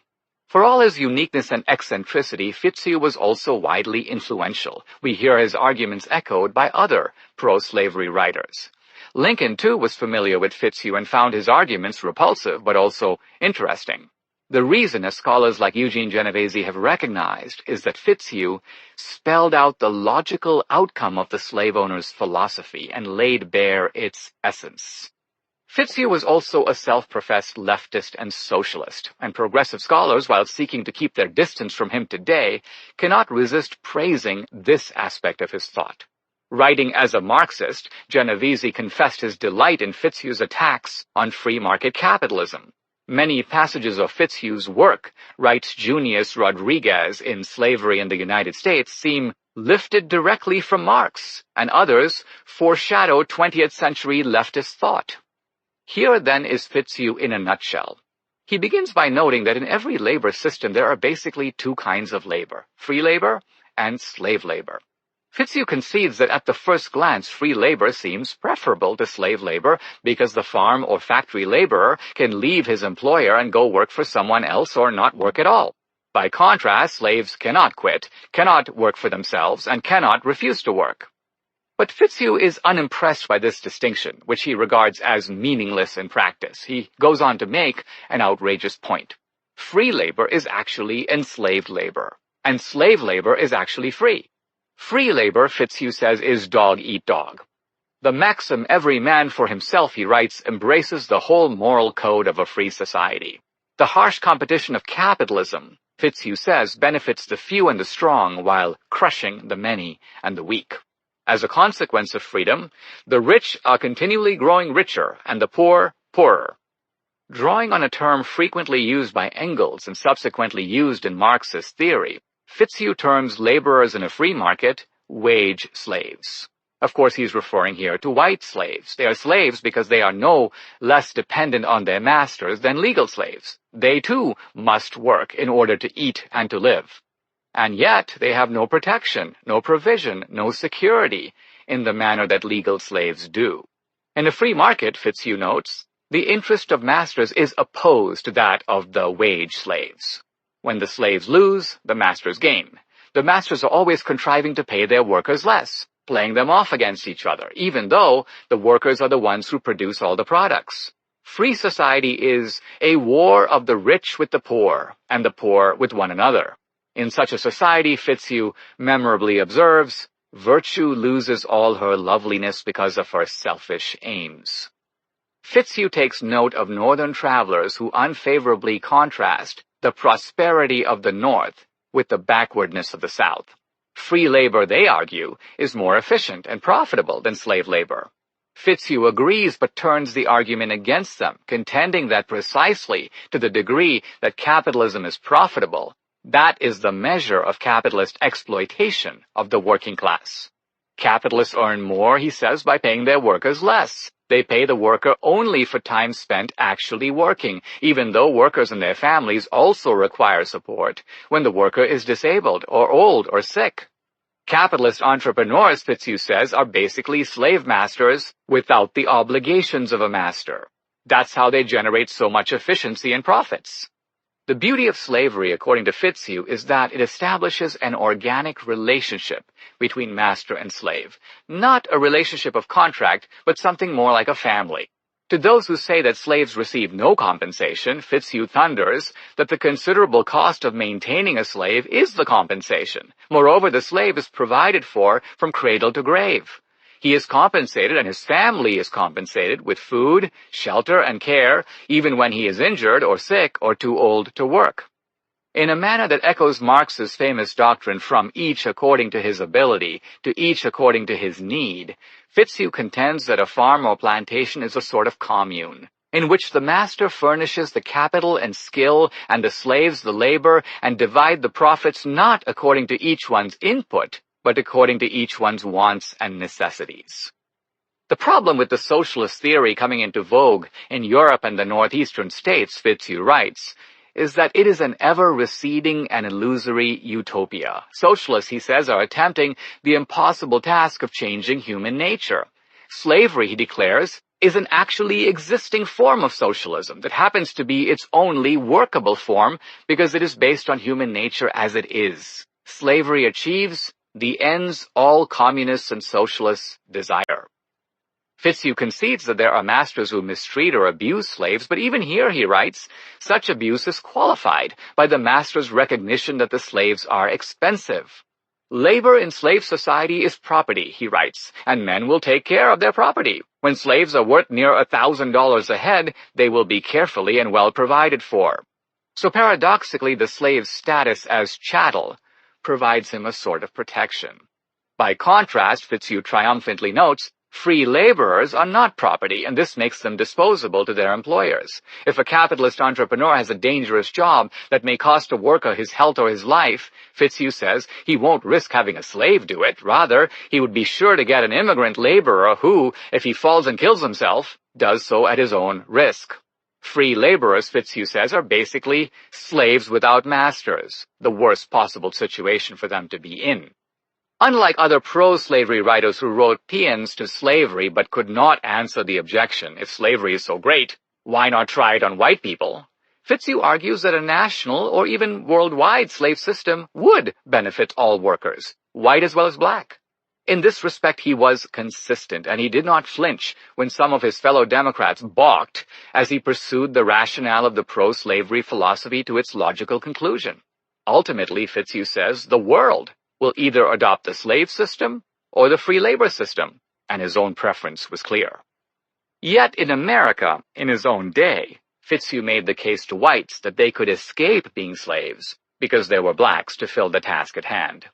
This racial hierarchy he attributes to the Democratic Party, of which he was a proud member. With blacks as the enslaved class, he says, white citizens, like those of Rome and Athens, are a privileged class. Here, from the mouth of a Democratic pro-slavery propagandist, are the roots of our contemporary term, white privilege. Fitzhugh also hints at what whites get out of white supremacy. They get the privilege of belonging to a superior caste, whether or not they own slaves. Even so, like his Democratic successors today, Fitzhugh would have hotly rejected the idea that he was anti-black. Negro slaves, he says, are the happiest and in some sense the freest people in the world. While the supposedly free white laborer of the North is constantly agonizing over how to support himself and his family, Fitzhugh says the black slave does his work, and beyond that has not a care in the world, because he and his family are fully provided for in any possible situation. Slavery, Fitzhugh argues, is especially suited for blacks because the Negro is but a grown-up child. His liberty is a curse to himself, and a greater curse to the society around him. The master occupies toward him the place of parent or guardian. So convinced is Fitzhugh about the benefits of blacks in captivity that in a pamphlet, What Shall Be Done with the Free Negroes, he recommends that they should recognize what's good for them and voluntarily enslave themselves. Let them select their masters. Fitzhugh insists that the slave community is a kind of extended family, in which the interests of the various members of the family circle, concur, and harmonize. His rhetoric on this point seems akin to and reminiscent of Democratic Governor Mario Cuomo's 1984 Democratic Convention speech, in which he likened the whole nation to a single family, working toward a common purpose, one that takes care of all its members. It seems almost eerie to hear Fitzhugh speak the modern language of compassion and social justice. For him, slavery is the ultimate expression of both. Without slavery, Fitzhugh warns, blacks would be an intolerable burden to themselves and society. As slaves, they are provided for in a manner that may seem meager, but is in fact better than they could provide for themselves. For Fitzhugh, the slave plantation is a sort of welfare state, offering at least a basic provision of food, health care, and security for all of its inhabitants. Fitzhugh's sharp break with the American founders can be seen in his ridicule of Thomas Jefferson. In this, he is not alone. Calhoun, Hammond, and Jefferson Davis all attack the equality clause of the Declaration of Independence, proclaiming it not self-evidently true, but self-evidently false. Here again, we see what Lincoln means when he says that the Democrats introduced a new spirit of receptivity to tyranny that was not present at the founding. In response to the Declaration of Independence, Fitzhugh quips that blacks have a natural and inalienable right to be slaves, seeking to refute Jefferson's famous remark that the mass of mankind has not been born with saddles on their back, nor a favored few, booted and spurred, ready to ride them legitimately by the grace of God. Fitzhugh responds that some people are meant to be ridden, and the riding does them good. They need the reins, the bit, and the spur. Fitzhugh pungently attacks not merely Adam Smith's free market philosophy, a system of unmitigated selfishness, rotten to the core, but also John Locke's theory of the social contract, which posits that humans have natural rights and societies are formed with limited power to enforce only those rights that are delegated to the state. Nonsense, says Fitzhugh. Man is born a member of society. He has no rights whatsoever, as opposed to the interests of society. Whatever rights he has are subordinate to the good of the whole. Here, as we will see, Fitzhugh proves a forerunner to the fascist glorification of the state, an ideology that would strongly influence Franklin D. Roosevelt and the Democratic Party in the 20th century. As you may have begun to suspect by this point, George Fitzhugh was a statist and a supporter of a strong and powerful government, which in his time admittedly involved state power, not federal power. In this, Fitzhugh was not alone. Most of the members of the Democrats' positive good school were statists. Henry Hughes, for example, condemned abolitionist agitation as a rebellion against the state. Once again, however, Fitzhugh spells out the position with the greatest clarity. While some people say the world is too little governed, Fitzhugh insists that the masses require protection and control. He adds, more of government is needed. Government is the life of a nation, and it is absurd to define on paper what they shall do and not do. For him, government power is unlimited, and its exercise is controlled only by the exigencies of a given situation. Fitzhugh places his hope for realizing his vision, at least in the United States, in the Democratic Party.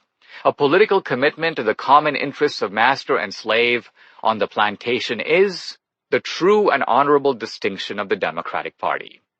Thrilled that the Democrats are dominant in the South, he predicts that soon the Democratic Party will be in the majority again at the North. The outlook and mores of the Democratic plantation, he feels, would surely become universal. Give the North a little more time and she will eagerly adopt them. Here, of course, Fitzhugh proved to be wrong.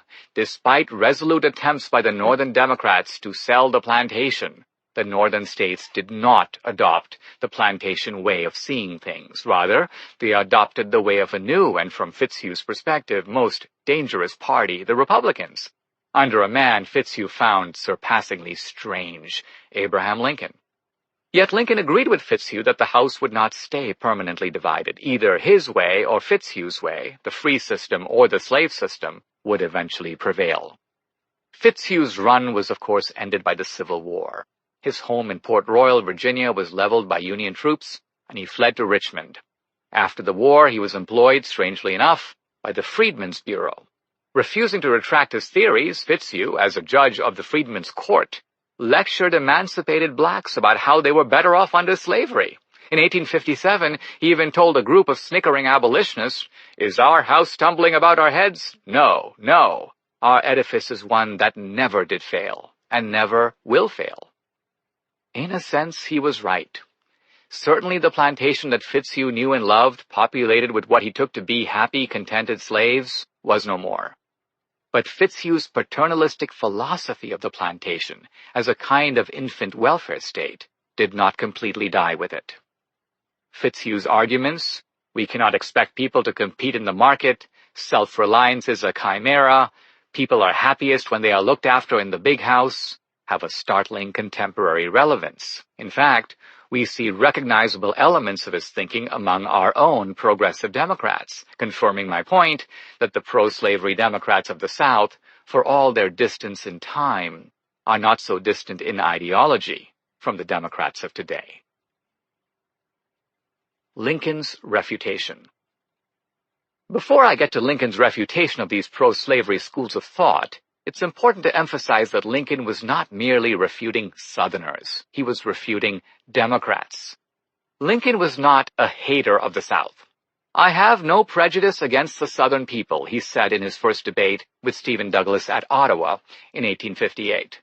"They are just what we would be in their situation. If slavery did not now exist among them, they would not introduce it. If it did now exist among us, we should not instantly give it up. If Southerners were reluctant to abolish slavery at one stroke," Lincoln said, "I surely will not blame them for not doing what I should not know how to do myself."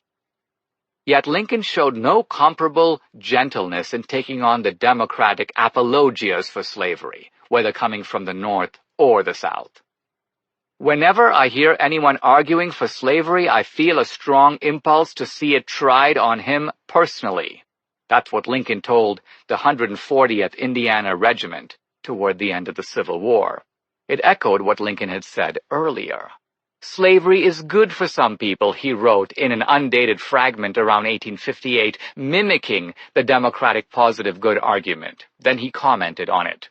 "As a good thing, slavery is strikingly peculiar in this, that it is the only good thing which no man ever seeks the good of for himself." Here Lincoln's charge of hypocrisy is evident, and he deepened the charge with what followed.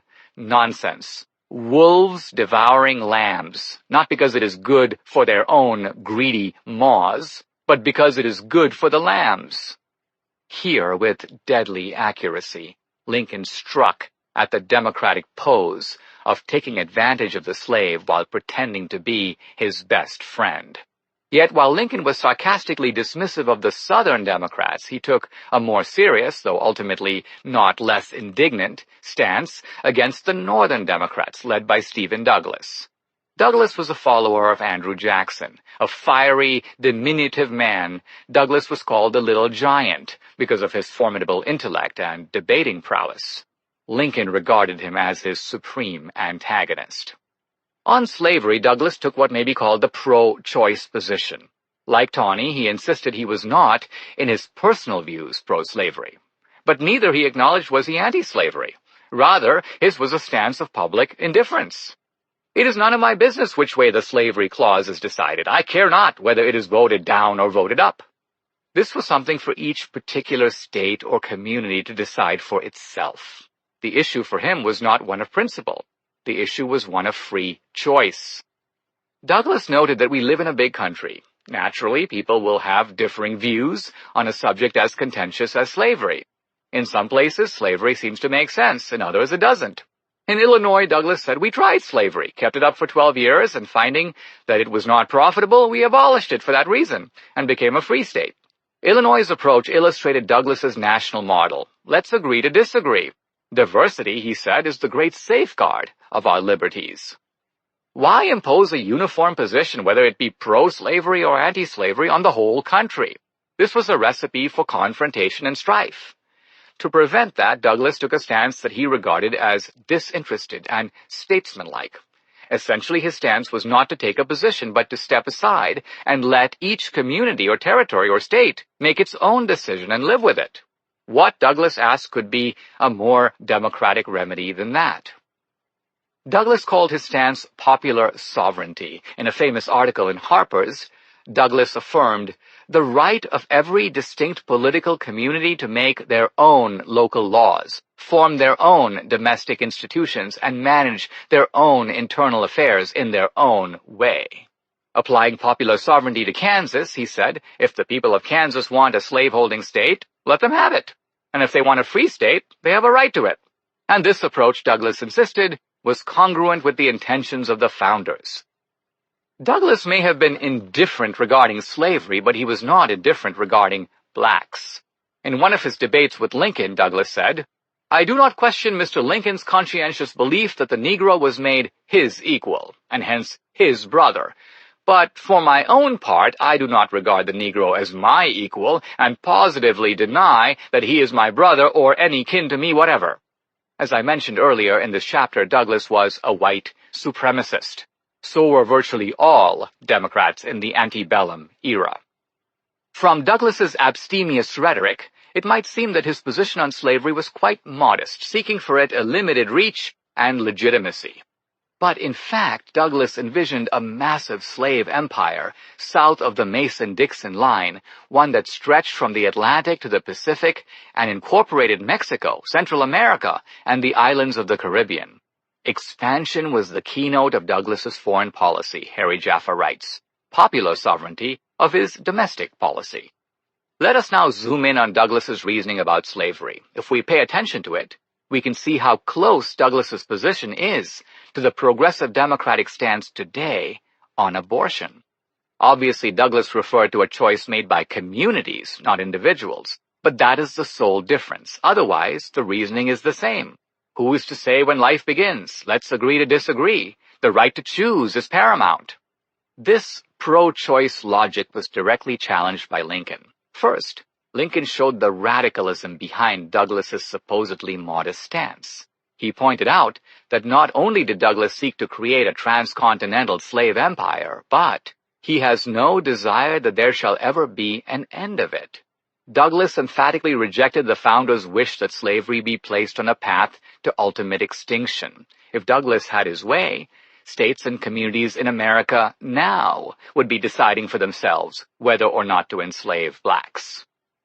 Lincoln also exposed the inner contradiction in Douglas's position, and in doing so, this also supplies us today with the most powerful refutation of so-called pro-choice logic.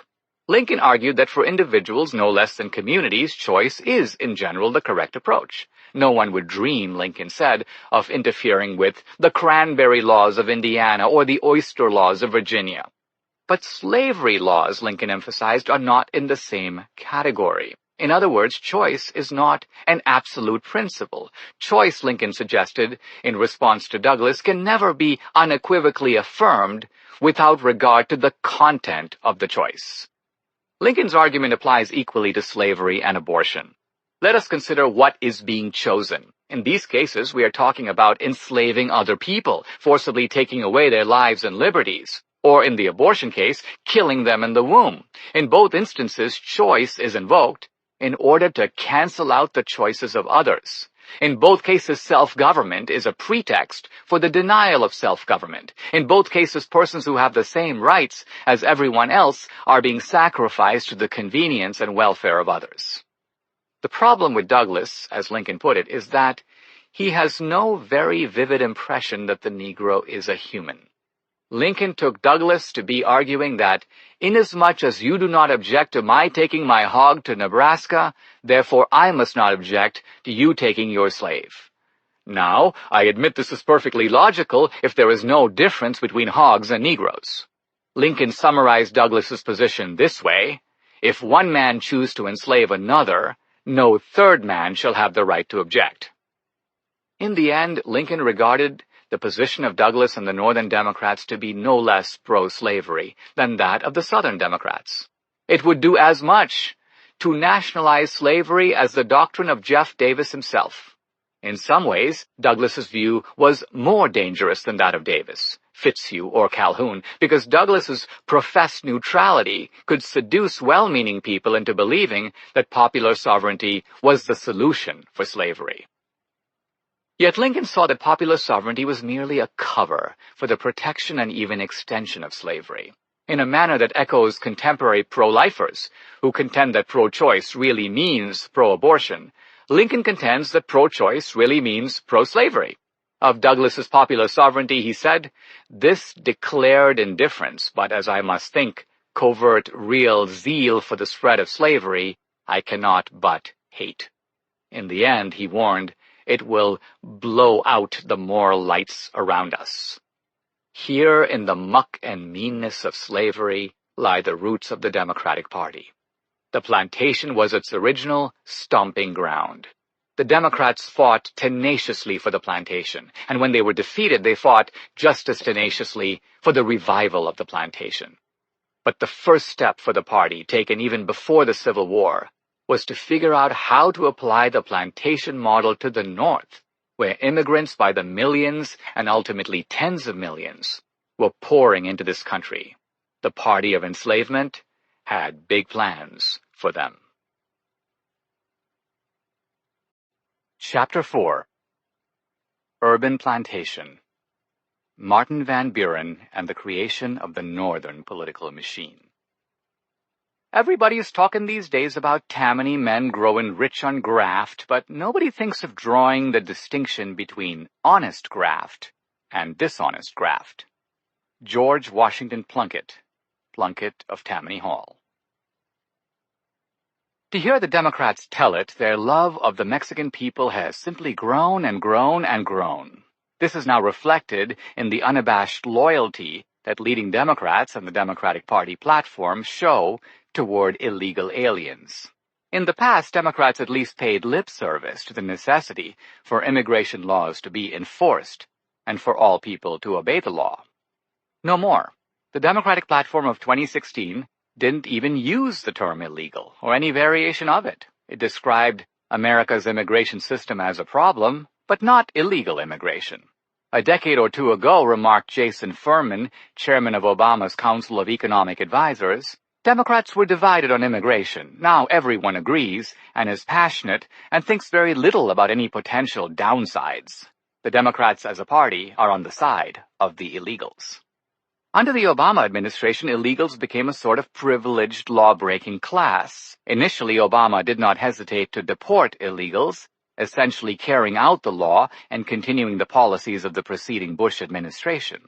Then Obama changed course and publicly announced that through an exercise of prosecutorial discretion, immigration laws would only be enforced against certain types of illegals, namely violent criminals, while ordinary run-of-the-mill illegals would be left alone.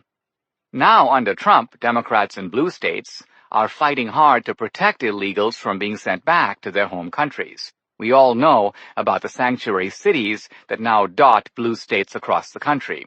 Mayors of these cities have made it clear that they have no intention of cooperating in the enforcement of immigration laws. On the contrary, they will give sanctuary to lawbreakers who seek to evade those laws. Progressives in California and New York go even further. California Democrats recently passed a law forbidding law enforcement from asking anyone's immigrant status or holding them for Immigrations and Customs Enforcement agents, unless they have been convicted of a crime. California also passed a law making it a crime for landlords to report illegals to the federal government. And recently, the mayor of Oakland, Libby Schaaf, generated controversy for tipping off illegal immigrant groups that they were going to be raided by ICE authorities. In New York, even a criminal conviction is not enough to deny illegals the protection of the state. New York's Democratic Governor Andrew Cuomo recently pardoned 18 alien criminals, no murderers, mostly thieves and drug dealers, for the express purpose of saving them from potential deportation back to Mexico. These actions, Cuomo said, take a critical step toward a more just, more fair, and more compassionate New York. What idealism, what moral fervor. Ah, yes, I can envision Cuomo, himself descended from Italian immigrants, staring wistfully at the Statue of Liberty in Ellis Island as he signed those pardons. He was probably remembering his parents and grandparents who still spoke with Italian accents, or his original ancestors not many generations removed, who came to this country speaking no English at all. Democrats, Cuomo believes, are the party of the new immigrants, just as they were the party of the old immigrants, the Irish, the Italians, the Jews. Trump, Cuomo alleges, continues to target immigrants and threatens to tear families apart. Democrats are quick to tar immigration enforcement policies with the brush of racism and white supremacy. Part of the strategy is to disguise the fact that illegals are lawbreakers. The New York Times headline reads, "In rebuke to Trump, Cuomo pardons 18 immigrants." But illegal aliens are not immigrants. An immigrant is someone who has emigrated legally to this country through a sanctioned immigration process. The point of conflating illegals and immigrants, however, is to pretend that in resisting illegal immigration, Trump and the Republicans are against immigrants themselves.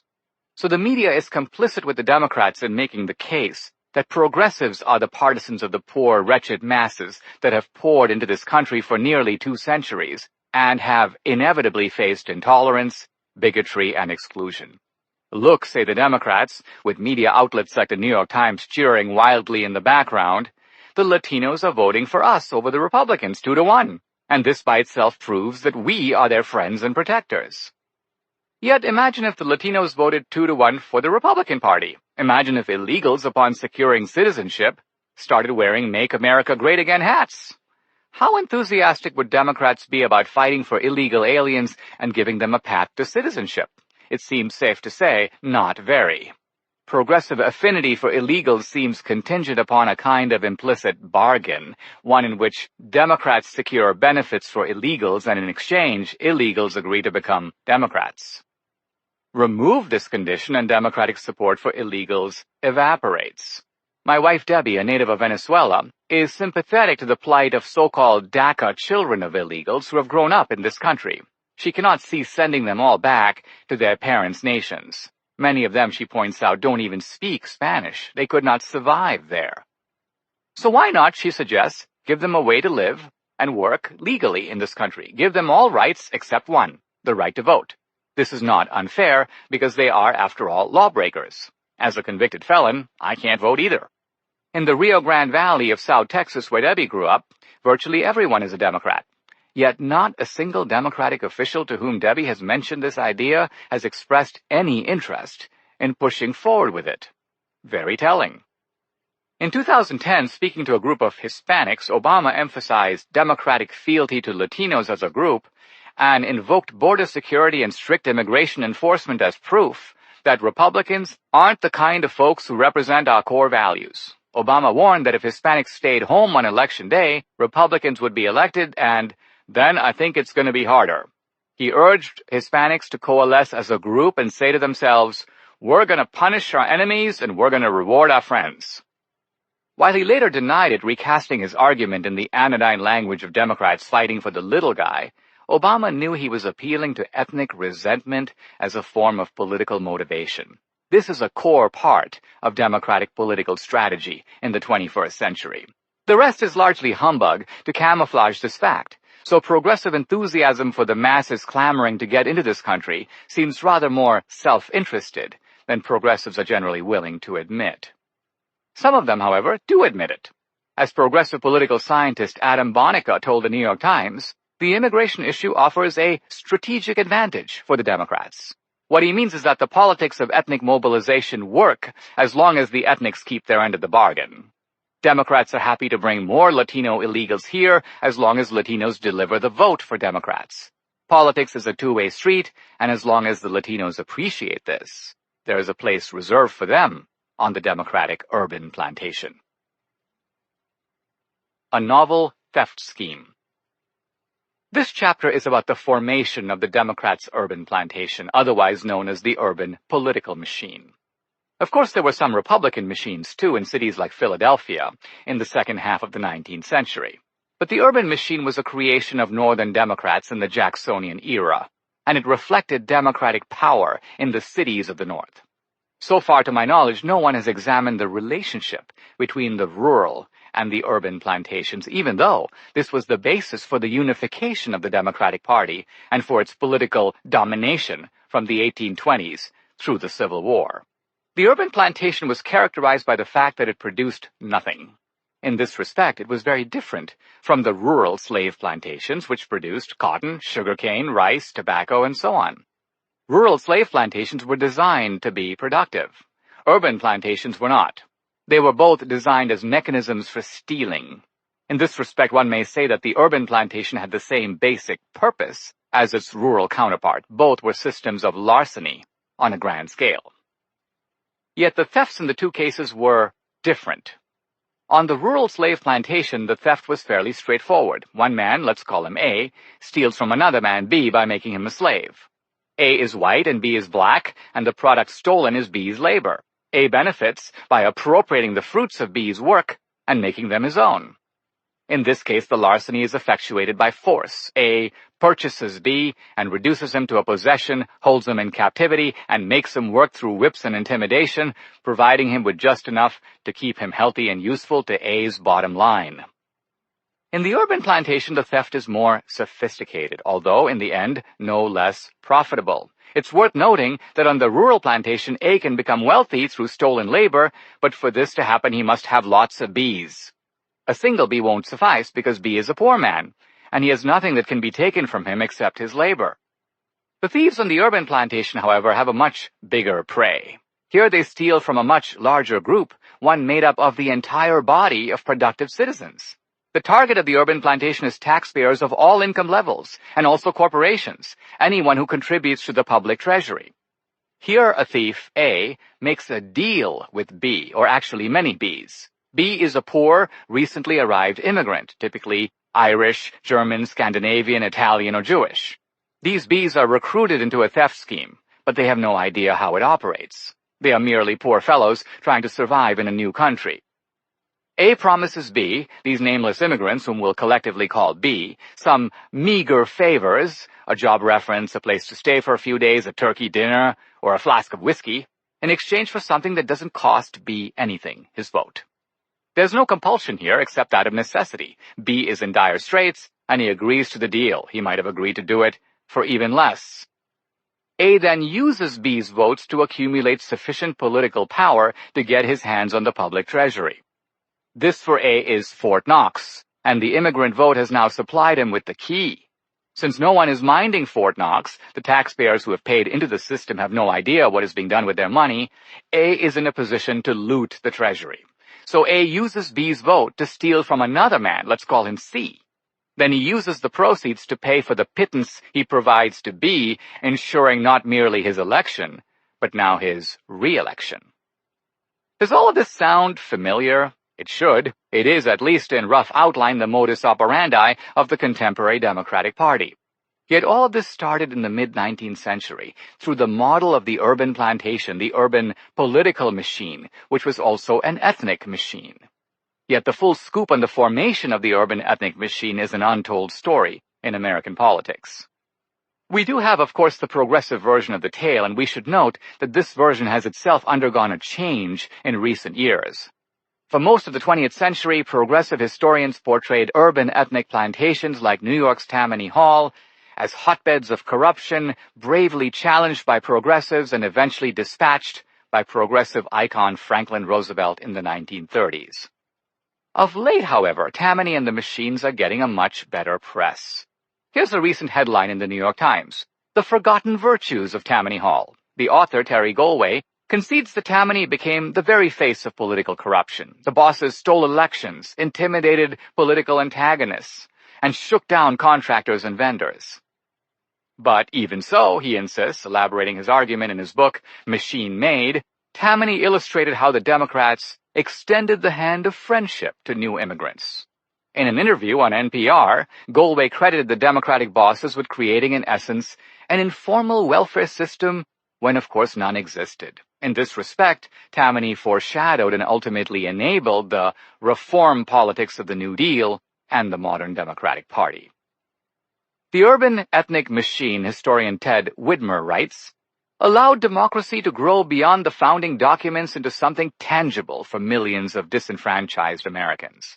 The ethnic machines were an elaborate mechanism to put the theoretical ideals of the founding into everyday working practice. In Widmer's progressive portrait, the ethnic machines gave a voice to new immigrants who didn't have anyone to speak for them until the Democratic Party came to their rescue. There is more, much more in this vein. In 2016, Kevin Baker published a remarkable essay in the New Republic arguing that ethnic political machines were corrupt to the core, but they were also incredibly effective. If Democrats want to survive in the modern age, they need to take a page from their past. In other words, bring back the old ethnic machine. That won't happen. The old ethnic machines were too obviously corrupt, and progressives gained a lot of political traction in railing against this corruption and portraying their man, FDR, as the great reformer. But what the progressives don't say is that Democrats legalized this corruption and made it part of their customary way of doing politics. Today, the Democrats are once again active in the politics of ethnic mobilization, and the reason progressives are soft on the ethnic rackets of the past is that they know that they are still running those rackets today. In this respect, Tammany is still with us in modified form. But where did Tammany come from? What was the origin of the machines themselves? Here's a clue that reveals the nexus. The ethnic machine produced what historians now term pork barrel politics. The pork barrel is the treasury, and pork barrel politics refers to the familiar practice of politicians conspiring with each other and ripping off the treasury to fund largely useless projects that buy votes. This term, however, can be traced directly to the old plantation. In Chester Collins Maxey's 1919 article in National Municipal Review, A Little History of Pork, we find this revealing tidbit. On the southern plantation in slavery days, there was a custom of periodically distributing rations of salt pork among the slaves. As the pork was usually packed in salt barrels, the method of distribution was to knock the head out of the barrel and require each slave to come to the barrel and receive his portion.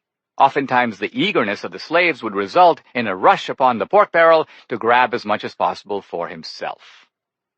So the rural and urban plantations were connected closely enough that the customs of the former could be drawn upon to describe the practices of the latter. Both operated on a principle that has defined the Democratic Party since its founding, the principle of dependency.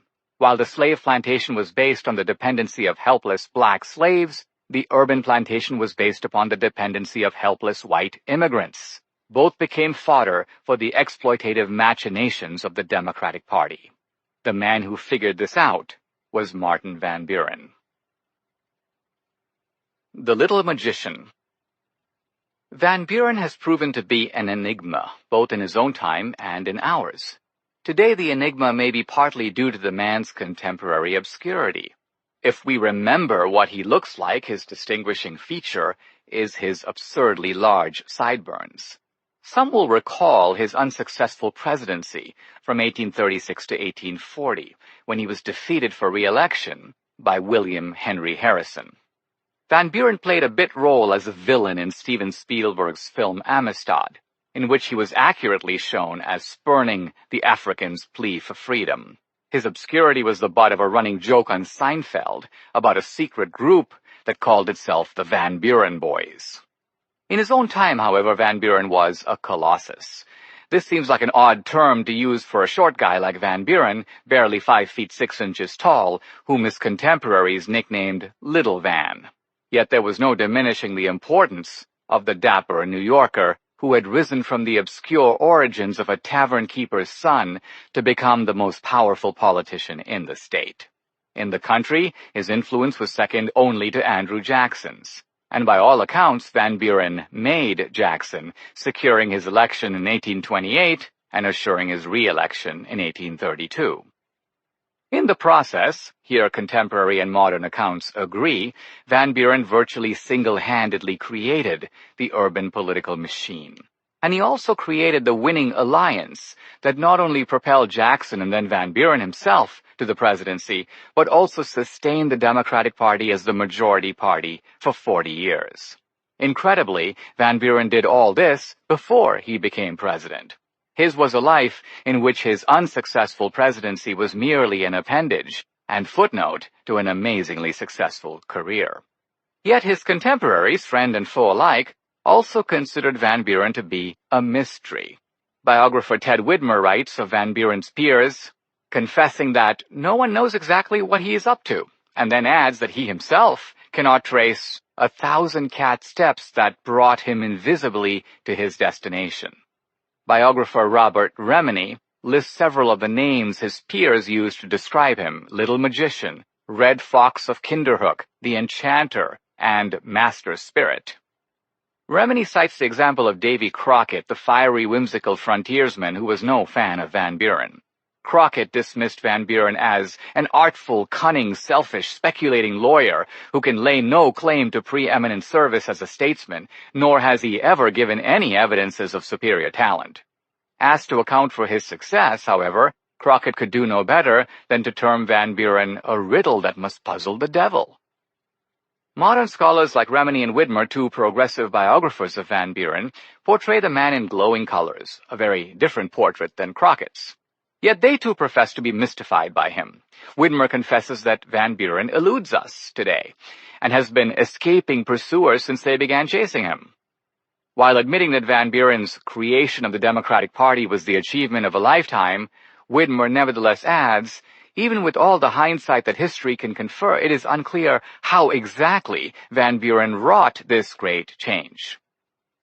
Widmer attributes the mysteriousness of Van Buren in part to the fact that he apparently destroyed those parts of his correspondence that would have revealed his innermost secrets.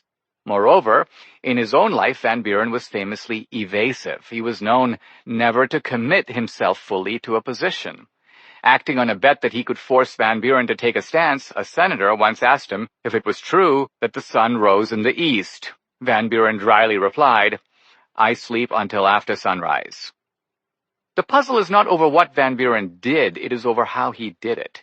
The normal way to tell the story is chronologically. First, an account of how Van Buren built up his New York machine, and then a subsequent account of how he used it to create the party organization that propelled Jackson to power as the first president from the Democratic Party. I believe, however, that we can understand Van Buren better by considering his life in reverse. First, how he created a new political party under Jackson, a legacy that lasted 40 years, and then how he laid the foundation for ethnic machine politics, a legacy that is with us to this day. Our story then breaks with narrative history and gives us Van Buren's 2 feats in ascending order of importance. We begin around 1821, with Van Buren as the newly elected senator from New York and the undisputed leader of the New York Democratic machine, known as the Albany Regency. Let's pick up the progressive narrative from biographers like Remini and Widmer. I have no dispute with the basic details of this narrative, which goes like this. Van Buren recognized that any majority coalition in America would have to politically unite the North and the South. A New York-Virginia alliance, assembled during the founding era, had elected in turn Jefferson, Madison, and Monroe. In that era, however, Virginia was top dog, and New York had second place. Van Buren's New York, however, had grown prodigiously in population and wealth by the second decade of the 19th century. So Van Buren's idea was to create a new political party based on reuniting North and South, New York and Virginia, only this time New York would play the leading role, and Virginia would be invited to go along. At first, Van Buren sought to work this plan through Secretary of State William Crawford of Georgia. Crawford was Van Buren's candidate for the presidency in 1824. But when Crawford suffered a stroke and fared poorly in the balloting, Van Buren switched his allegiance to another man of the South, Andrew Jackson. Van Buren knew Jackson. The two got to know each other when they were both in the Senate together. Jackson didn't make it to the Oval Office that year, but 4 years later, he rode the North-South alliance that Van Buren painstakingly assembled all the way to the White House.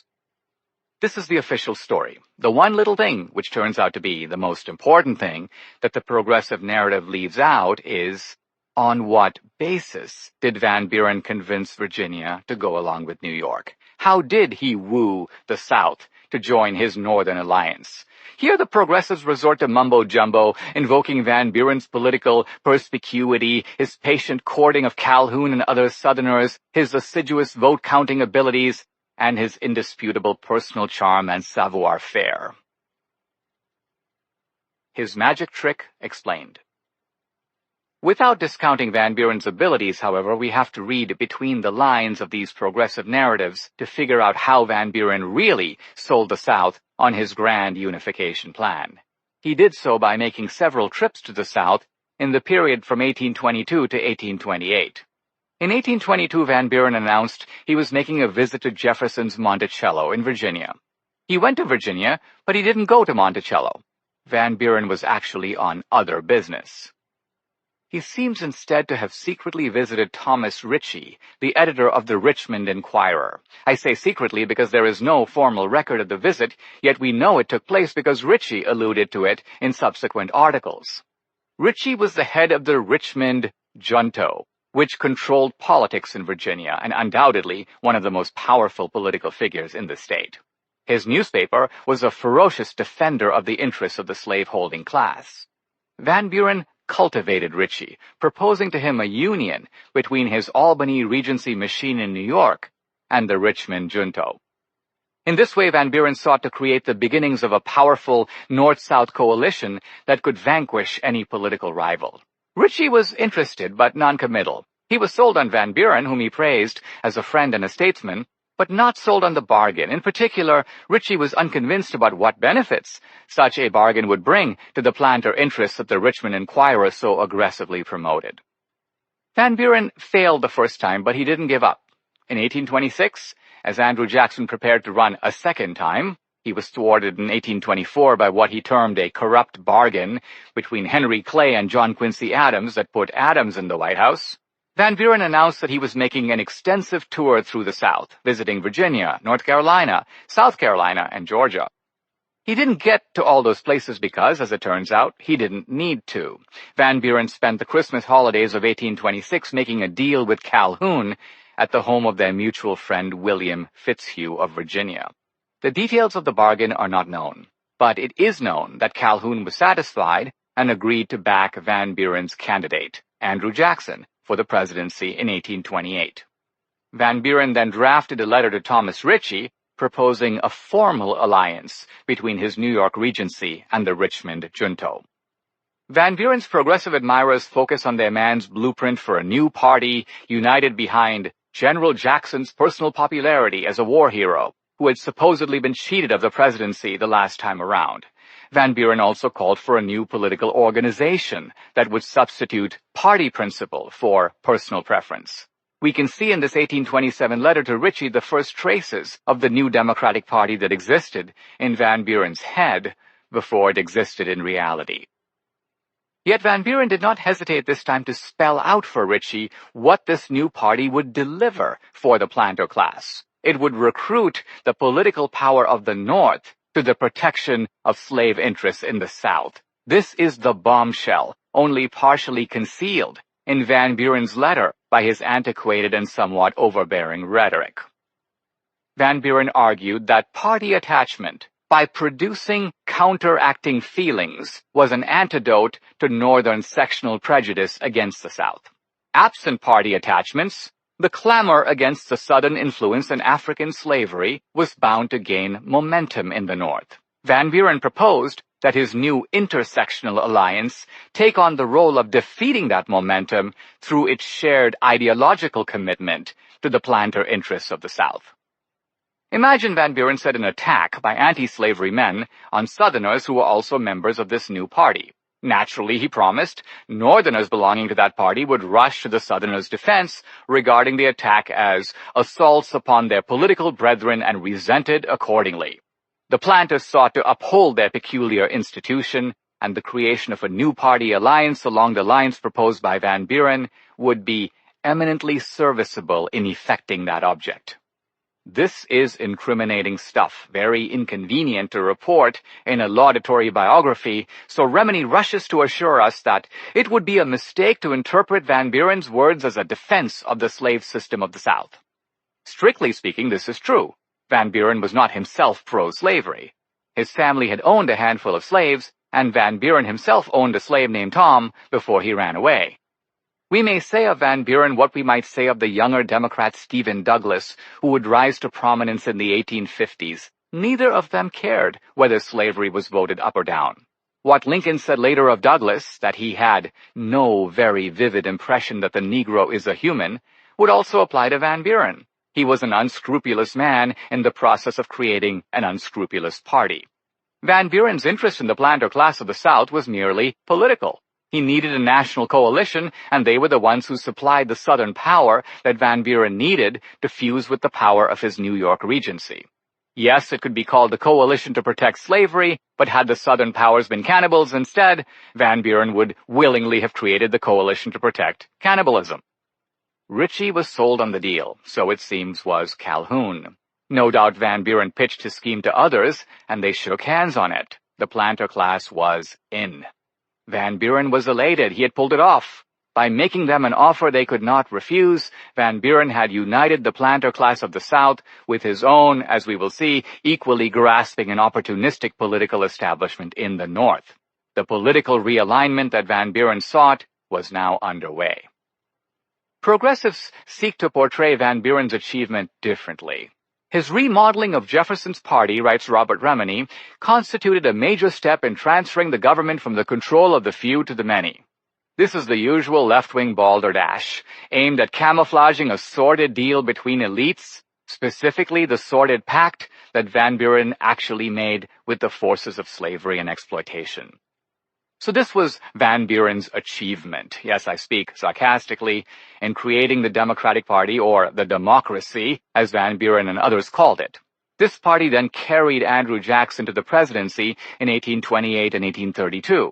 Jackson's opposition organized itself into a rival party in 1833 that began to call itself the Whigs in 1834. Now we turn to Van Buren's even greater achievement, I speak even more sarcastically, that defines the modus operandi of the Democratic Party right down to the present. The uprooted. Starting in the mid-19th century and continuing through the early 20th, America experienced one of the largest immigrations in human history.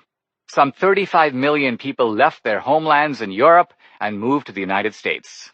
6 million came from the lands that became the German Empire in 1870. 4.5 million from Ireland, 4 million from Great Britain, almost 5 million from Italy, 2 million from the Scandinavian countries, 3 million from Greece, Macedonia, and Armenia, and 8 million or so, more, from the East, Poland, Hungary, Slovakia, and the Ukraine. In an epic account of this migration, historian Oscar Handlin terms this group the uprooted. While we think of these people as immigrants, Handlin shows that most of them were in fact refugees. They were fleeing something. In the case of the Irish, the most destitute of them all, they were fleeing a series of potato famines in the 1840s and early 1850s that had spread the stench of starvation, disease, and death throughout Ireland. So these were the people who washed up on the shores of the United States. They had permanently cut their ties with the past. They had arrived in a new country with little or nothing. Many of these exiles didn't even speak English. They crowded into American cities, which were completely unfamiliar. Many of them were rural peasants in their homelands. They had no transferable job skills. Now denizens of American ghettos, they were scared, confused, and lost. They reached their new homes, Handlin writes, worn out physically by lack of rest, by poor food, by the constant strain of close, cramped quarters, worn out emotionally by the succession of new situations that had crowded in upon them. Yet there was no time to recuperate. The immigrants faced the immediate pressing necessity of finding a livelihood and of adjusting to conditions that were still more novel, unimaginably so. In their misery, Van Buren saw a political opportunity. Van Buren knew these people well. The son of Dutch immigrants, Van Buren was a first-generation American, the first U.S. president to be so.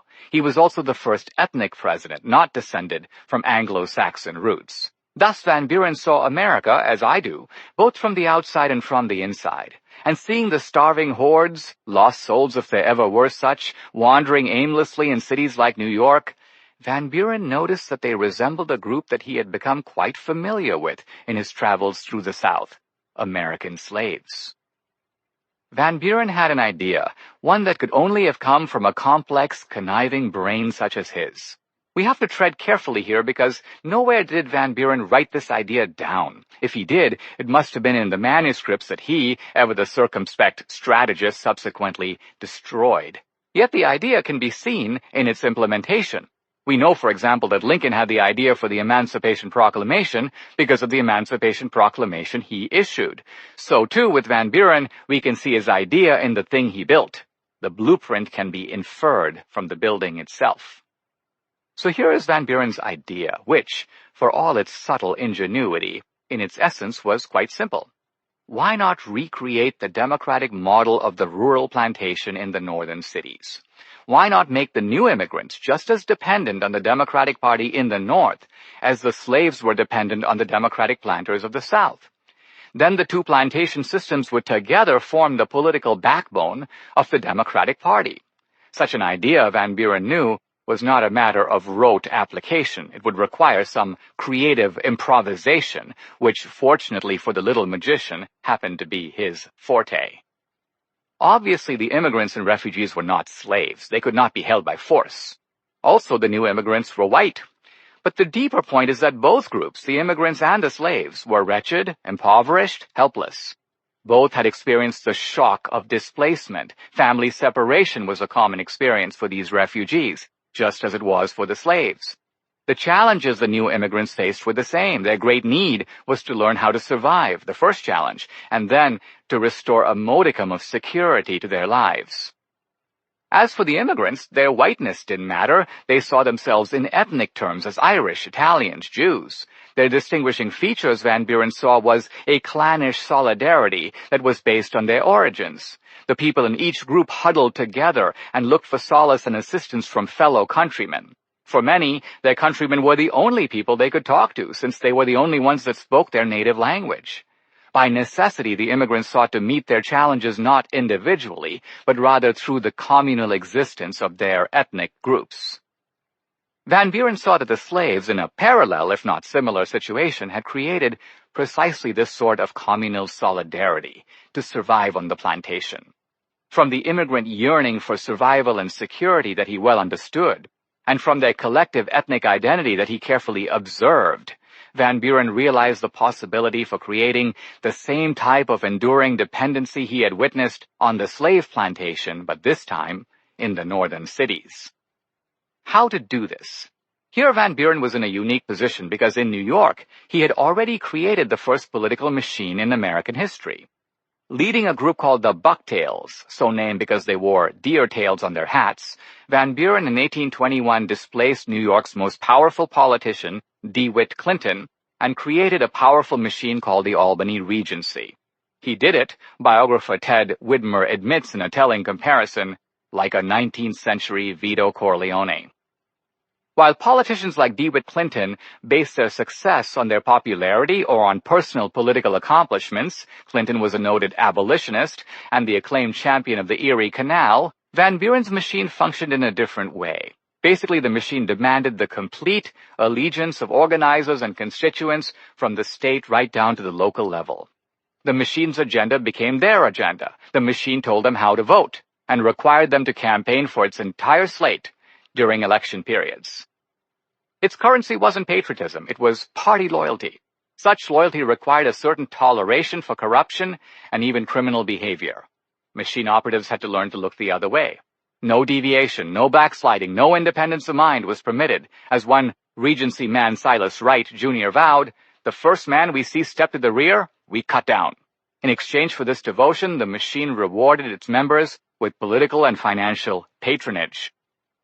For Van Buren, the Treasury was not a fund of tax money accumulated to promote the common good. Rather, it was a prize to be distributed to those who enabled politicians like Van Buren to dip their hands into the Treasury.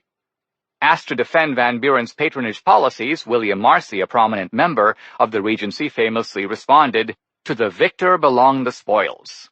For Van Buren and the Albany Regency, politics wasn't a vocation, it was a business.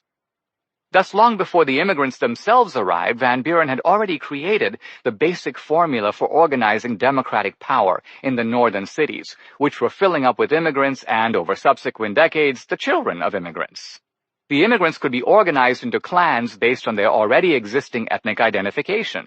These clans, Van Buren figured, could then be ruled by Democratic Party bosses who demand ethnic loyalty in exchange for political patronage. This then was the Frankenstein that Van Buren created. He was the inventor of the politics of ethnic mobilization. Other elements would be added later, such as the politics of ethnic resentment, hate masquerading as a campaign of resistance to hate. Yet the basic elements are already there.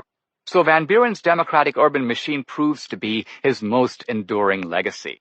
Although devised by Van Buren as a political complement to the slave plantation, for the purpose of consolidating democratic power in the North as well as the South, one can see here in embryo the Democratic Party as it functions even today. Magnanimity, Tammany style.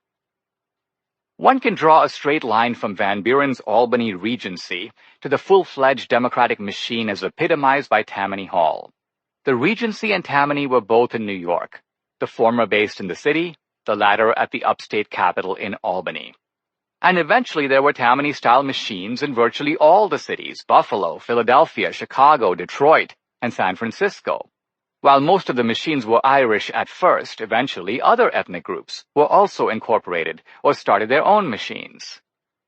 There were even a few Republican machines, such as George Cox's turn-of-the-century machine in Cincinnati and the statewide machine run out of Philadelphia that W.E.B. Du Bois wrote about in The Philadelphia Negro. But the vast majority were Democratic machines that, then as now, delivered the Democratic vote even in predominantly Republican states. Lincoln, for example, won New York State in the 1860 election, but he lost New York City, which was just as much a Democratic stronghold as it is today. In American politics, we should note the continuities, no less than the discontinuities.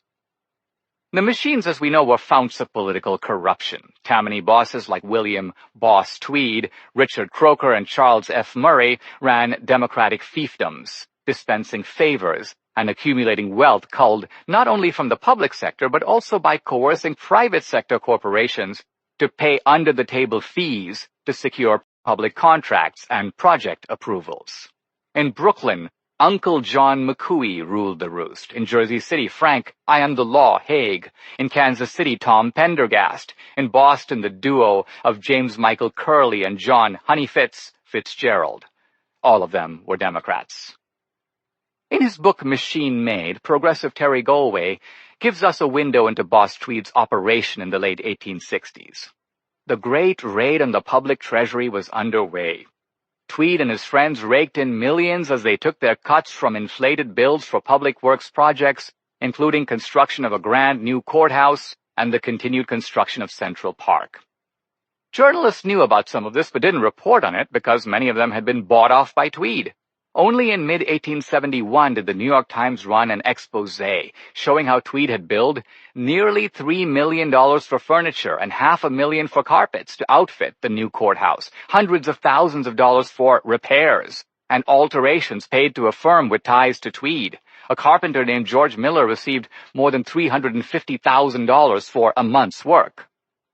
Tweed was eventually removed as Grand Boss or Sachem of Tammany and found guilty on corruption charges in 1873. Yet he escaped from Ludlow Street Jail, where he awaited trial, and fled to Cuba and then to Spain, where he was finally apprehended and extradited to the United States. He died in prison in 1878. Galway's account of Tweed malpractices is vivid, yet it reveals a streak of genuine sympathy for him. Galway knows and approves of the fact that Tweed-like practices, which he calls transactional politics, continue today, under the auspices of the modern Democratic Party. The bosses frequently did not hold office themselves, but they controlled those who did. And yes, if you were unswervingly loyal to the Democratic machine, the bosses would help you in whatever way they could, fix your immigration problem or intervene with a local judge, say to get your delinquent son a suspended sentence. Tammany sachems were known for such magnanimities as sustaining widows' lifestyles by keeping their dead husbands on the payroll. Tammany's magnanimity toward widows illustrates how the democratic urban machines were also employment bureaus. They got their people jobs, whether or not the workers actually did anything useful. The point was to keep them and their families on the payroll, so that their loyalty to the Democratic Party would be continuing and secure. How well people like FDR, LBJ, and Obama would have fit in as city bosses had they lived in the Tammany era. And it's no wonder that progressive chroniclers of Tammany are sympathetic to bosses who engaged in practices that progressives themselves advocate on behalf of the federal government today. I am no more impressed by progressive accounts of good bosses than I am by earlier Democratic invocations of the good slave master. We should remember that the Democratic bosses always got the largest share of the heist. Boss Tweed of Tammany accumulated a vast fortune for himself before finally being convicted and sent to prison. And even Tammany underboss George Washington Plunkett parlayed his influence to hold down 4 public offices at the same time and become a multimillionaire. And every machine generosity was at someone else's expense. The bosses never paid out of their own pocket. Moreover, if you crossed the bosses in any way, they would make sure you suffered for it. Election rigging. Just as tightly as the Democratic bosses controlled political appointments and the dispensing of patronage, they also controlled the voting process. In several cities, including New York, the bosses didn't rely on immigrants to vote correctly. Rather, they supplied the immigrants with filled-in ballots. The immigrants then showed up at the voting booth where they were handed empty ballots. When the supervisor was not looking, they would simply substitute the filled-in ballot for the empty ballot. Thus, outcomes were assured for Democratic bosses. As the machines grew established, they also grew bolder, now going beyond filled-in votes to also deliver dead people's votes in favor of Democratic machine candidates. Here, immigrants would be directed to show up multiple times to vote, sometimes in the names of characters culled from novels or their dead relatives or dead people listed on tombstones in local cemeteries. Tammany carried on in this way for nearly a century, from the 1840s through the 1930s. The bosses could be entertaining. Asked by an investigating committee whether he was working for his own pocket, Tammany boss Richard Croker fired back, "All the time, same as you." Despite this refreshing candor, I find it strange to read the progressive paeans to these Tammany thugs. Progressives seem to think that what they did was quite amusing, and although pushing the envelope in terms of legality, nevertheless healthy for democracy. I notice a high tolerance for pork-barrel schemes that are, even now, viewed as a normal way of conducting politics in a democracy. Progressives do not seem overly concerned that politicians are looting the treasury, and no one seems to be minding the store on behalf of the hapless taxpayer. While progressives admit that the Democratic urban machines were a for-profit enterprise, thoroughly imbued with corruption and election rigging, they insist, as Widmer says, that the bosses gave immigrants a voice. Yet this voice was nothing more than the ventriloquist preferences of the bosses themselves. The ethnic exploitation of vulnerable people and the callous use of their votes to rip off the general population are somehow presented as triumphs of democratic inclusion. I suspect that progressive sympathies for such exploitation are based on the realization that not very much has changed, and that modern-day progressives are into the same sorts of rackets. Even today, as we saw in the 2016 Hillary-Bernie contest, the Democrats are not above rigging elections, even while accusing Trump of electoral collusion. And Democratic resistance to voter identification laws seems to be less based on the honest conviction that poor people cannot produce valid IDs than on the Democrats' shared belief that, now as in the Tammany era, a vote is a vote, regardless of whether it comes from an illegal, a dead guy, or a fictional character. In reality, this type of Democratic Party corruption and election rigging was, and is, a thorough perversion of the democratic process. Even more, the whole basis of Tammany and the democratic urban machine is a usurpation of the political system that the founders created. I don't mean this in the sense that the founders failed to create a party system and Van Buren did. The party system was not anticipated by the founders, but by itself is not incongruent with the founders' novus ordo seclorum. Nor do I mean it in the sense that the founders created a nation with a homogeneous population and Van Buren's machine was based on organizing ethnically diverse people. Yes, Book 2 of the Federalist declares that Providence has been pleased to give this one connected country to one united people, a people descended from the same ancestors, speaking the same language, professing the same religion, very similar in their manners and customs. It was not to be.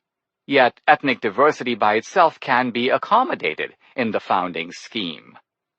As Lincoln recognized, the founders wisely framed their arguments in universalistic terms. Not all Englishmen or all Anglo-Saxons are created equal, but rather all men. In 1858, Lincoln said, "Perhaps half our people have come from Europe, German, Irish, French, and Scandinavian. These people did not, Lincoln admits, have anything to do with writing the Declaration of Independence, ratifying a constitution. In this sense, they might feel excluded from the founding bargain of their new country."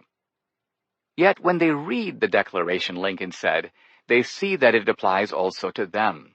Then they recognize that they have a right to claim it as though they were blood of the blood and flesh of the men who wrote the Declaration. And so they are. The Declaration's teaching that all are created equal, Lincoln said, is the electric cord in that Declaration that links the hearts of patriotic and liberty-loving men together. So ethnic diversity can be integrated within an inclusive American nationalism. The real perversion lies elsewhere. We can see it by consulting Book 10 of the Federalist, where Madison considers what he calls the problem of faction. Madison, like the other founders, worried about subgroups or factions motivated by particular interests conspiring against the public treasury and the public interest. Madison considered factions of this sort incompatible with the Republican form of government. How, he asked, can America protect itself against them? Madison's solution was the constitutional republic itself. Minority factions, he said, would be voted down by a majority. Moreover, in a large extended republic like America, Madison predicted that while there may be a multiplicity of factions, organized perhaps around regional claims or occupational interests, none would be strong enough to steal the public purse or achieve its particular good over and against the public good. Madison was confident that any faction that attempted such sinister designs would surely be thwarted by other factions that would see through its nefarious scheme. Working at the state level rather than the federal, Van Buren showed how Madison's Republican remedy could be defeated. Van Buren demonstrated how factions could indeed prevail, how particular goods could in fact vanquish the public good. The solution involved rigging the democratic process through ethnic stooges, suckers really, who would deliver the vote on behalf of helpless, dependent populations. These populations would be courted through favors and then, when they did what was expected of them, rewarded through nepotism and patronage. The key was to keep these ethnic populations so dependent that they would continually retain the corrupt democratic machine in power. The democratic machine would then work assiduously, not for any public good, but rather for the particular good of the ethnic constituencies under its sway. Van Buren went on to an undistinguished presidency, marked by economic depression and what even progressive historians now concede is the disgrace of supervising the notorious displacement of the Cherokee, an event otherwise known as the Trail of Tears. Perhaps repenting of his previous Faustian pacts with slavery, Van Buren joined the Free Soil movement and made an abortive third run for president in 1848. He was soundly defeated. In his later years, while no longer a partisan for the Plantation, he refused to follow the Free Soil Democrats who left the Democratic Party and joined the Republicans. Van Buren stayed a lifelong Democrat. The Tammany system was challenged by reformers in the late 19th century and finally routed by progressives in the early 20th century. Working through a Republican ally, Fiorello LaGuardia, FDR finally crushed Tammany and in general brought down the urban machines. As Jay Cost shows in his recent book, A Republic No More, FDR's motives were hardly pure. Rather, his intention was not to get rid of the machine, but to substitute a national machine for the various local ethnic machines. Not to eliminate corruption, but to legalize it and make it a permanent feature of our government. FDR replaced several local scams with one big national scam. Much has changed. The Democrats gave up their system of ethnic mobilization under Franklin Roosevelt in the 1930s, then took it up again under Lyndon Johnson in the 1960s. Today, Democrats don't bother to mobilize white ethnics anymore. They have moved on to other groups: blacks, Latinos, feminists, homosexuals. Yet, as Plunkett says, the Democratic Party can't die while it's got Tammany for its backbone. In a sense, Tammany remains the backbone of the Democrats. The old Tammany regime is gone, but what Tammany represents, the dehumanizing system of democratic ethnic exploitation that Van Buren created, is still very much with us today. Chapter 5. The Plantation in Crisis. How Democrats North and South fought to extend slavery. What did we go to war for, but to protect our property? Alexander Stephens, Democrat and Vice President of the Confederacy. One of the most powerful weapons of historical revisionism is silence. From ancient times, the wise have recognized the uses of silence. In Plato's Republic, Socrates convinces Glaucon that Greeks should not enslave other Greeks. Glaucon reluctantly goes along, but then blurts out that surely it's fine for Greeks to enslave barbarians. This assertion, Plato informs us, Socrates greeted only with silence. In this case, Socrates' silence is prudential. He has gone as far as he can go to convince Glaucon. To attempt to go further is to risk losing what has painstakingly been accomplished. Then there is Lincoln's silence during the Great Secession winter of 1860-61. There was a 4-month interregnum between Lincoln's election and his inauguration. And during this period, several states seceded, and in a panic, Democrats as well as some Republicans considered various proposed measures to appease the South and prevent a civil war. The most famous of these was the Crittenden proposal, which would have extended the Missouri Compromise line across to the Pacific, allowing slavery permanently south of the line and prohibiting it north of it. While there was strong pressure on Lincoln to react publicly to these proposed measures, he said nothing, while working behind the scenes to defeat them. Thus Lincoln's silence, like that of Socrates, was in service of prudence. He had to wait until he was inaugurated to have the power to actually implement the mandate he had just won. While I have just given 2 instances of the noble use of silence, this chapter focuses on a very ignoble use of silence to distort historical truth. Here I focus on progressive revisionism about the Civil War and Reconstruction. The purpose of this revisionism is to blame the conflict mostly on the South, and to blame the South again for the postbellum resistance to Northern Reconstruction. What is left out of this narrative is the role of the Democratic Party. This is how silence can be used not passively to withhold information, but actively to deceive. For example, in both of Ta-Nehisi Coates' books, and in his numerous articles for The Atlantic, there is no mention of the Democratic Party affiliation of the Confederates. They are typically named as Southerners, not as Democrats. This is particularly interesting because Coates is himself a Democrat, and he apparently has no intention of holding his party responsible for its historical crimes, even though those are precisely the crimes for which Coates seeks reparations and restitution. Coates does not wish to explain why he continues to belong to a party that perpetuated the very offenses about which he is apparently inconsolable. So Coates disingenuously uses silence to serve his ideological purpose, which is to shift the blame to Trump and the Republican right. But the pattern goes even deeper. Coates and the historians he relies on, figures such as Barbara Fields, Annette Gordon-Reed, and Eric Foner, go beyond minimizing the Democratic affiliation of Southern apologists for slavery. They also leave out, or at the very least downplay, the role of the Northern Democrats in upholding slavery before and during the Civil War, and then reestablishing a form of neo-slavery in the South after the war. This use of silence here is critical, because to implicate the Northern Democrats is to undermine the progressive narrative that assigns virtually exclusive culpability to the South. Ultimately, progressives seek to cast blame not merely on the South, but also on America. In this way, they can smear the Republicans, whose base is in the South, and who see themselves as reviving an American nationalism. So in addition to blaming the South, the current base of the GOP, progressives also cast some of the blame on Abraham Lincoln. Yes, Abraham Lincoln. Leading figures of modern-day historiography, including George Frederickson and Fred Kaplan, not to mention progressive outlets like the Huffington Post, fault Lincoln with being a bit of a racist, not quite as enlightened as progressives themselves.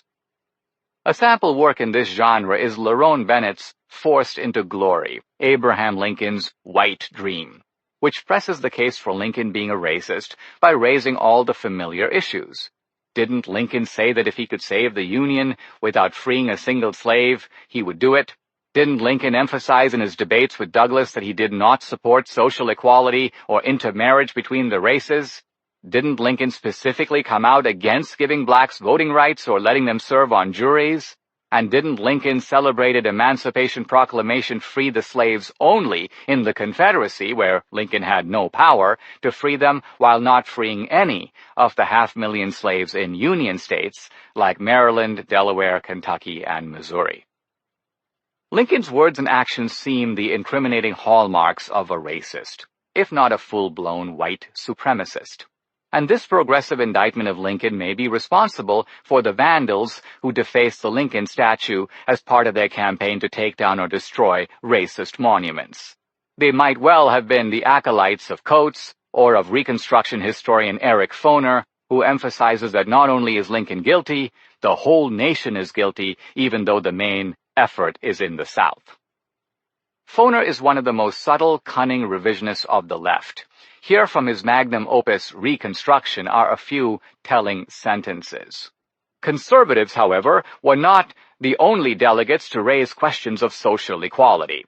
In Foner's bizarre nomenclature, Southern Democrats who oppose equality are conservatives. By contrast, on the party's left stood the radical Republicans. Incredibly, the most zealous Republicans are now positioned on the left. And then, long into the 20th century, the South remained a one-party region under the control of a reactionary ruling elite. Somehow the democratic racist ruling class of the South is classified as a group of right-wing reactionaries, the natural predecessors, in Foner's view, to Trump, the GOP, and modern-day conservatives. One inaccuracy on top of another. Clearly I have my work cut out for me, and my task is made even more complex by the fact that modern progressive revisionism about the Civil War and Reconstruction was preceded by a separate democratic and progressive revisionism that developed in the late 19th and early 20th centuries. Immediately following the war and Reconstruction, Democrats got to work fashioning a narrative of concealment aimed at fooling future generations about what had just happened. The old lies and the new historical accounts parallel each other, the lying democratic narratives of the past sitting alongside the sanitized progressive narratives of the present, but they are not the same. The old democratic liars pretended that the Civil War was not about slavery. Here the classic examples are Alexander Stephens and Jefferson Davis, who were respectively the vice president and president of the Confederacy. 2 decades after the war, Davis insisted that African servitude was in no wise the cause of the conflict, but only an incident. Stephens portrayed the war as a strife between the principles of federation on the one side and centralism or consolidation on the other. Slavery, so-called, was but the question on which these antagonistic principles were finally brought into actual and active collision with one another on the field of battle. Davis and Stephens appear to us as creatures of the distant past. Can we reasonably link them with the progressive Democrats who came of age a few decades later in the early 20th century? Yes, we can. We see a very similar understanding of the Civil War promoted in the early 20th century by the progressive historians Charles and Mary Beard. The Beards, who agreed with Davis and Stevens that slavery had little or nothing to do with the war, famously coined the term Second American Revolution to characterize the shift of power caused by the war from the planter aristocracy of the South to northern capitalists and free farmers.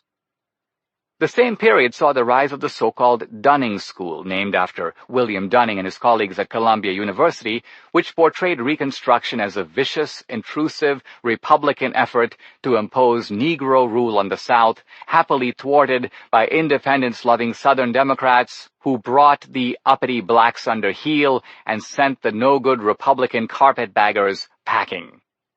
It comes with some surprise for us to discover that Dunning and his colleagues saw themselves as progressives and regarded themselves as writing progressive history. Blowing these democratic big lies out of the water and exposing the truth, that is my task here. First, I show that the Civil War arose not out of a North-South debate, but rather out of a bitter struggle between a Republican Party that sought to block the spread of slavery and a Democratic Party, North and South, that sought to continue it. Then I show the role of the Northern Democrats even during the war to undermine the Union war effort, to force a peace treaty with the South, and to give slavery a permanent place in America's future. When this failed, I show how the Northern Democrats attempted to block the 13th, 14th, and 15th Amendments and worked closely with the Southern Democrats to defeat Reconstruction, which was a Republican project to create multicultural democracy in America. Instead, the Democrats deployed a new weapon, racial terrorism, to disperse white Republicans, subjugate blacks, and reestablish their political hegemony in the South. The difference between the two parties. On December 22, 1860, in a final effort to avert the looming prospect of civil war, Abraham Lincoln wrote a brief note to his former colleague, Alexander Stephens of Georgia, soon to become Vice President of the Confederacy.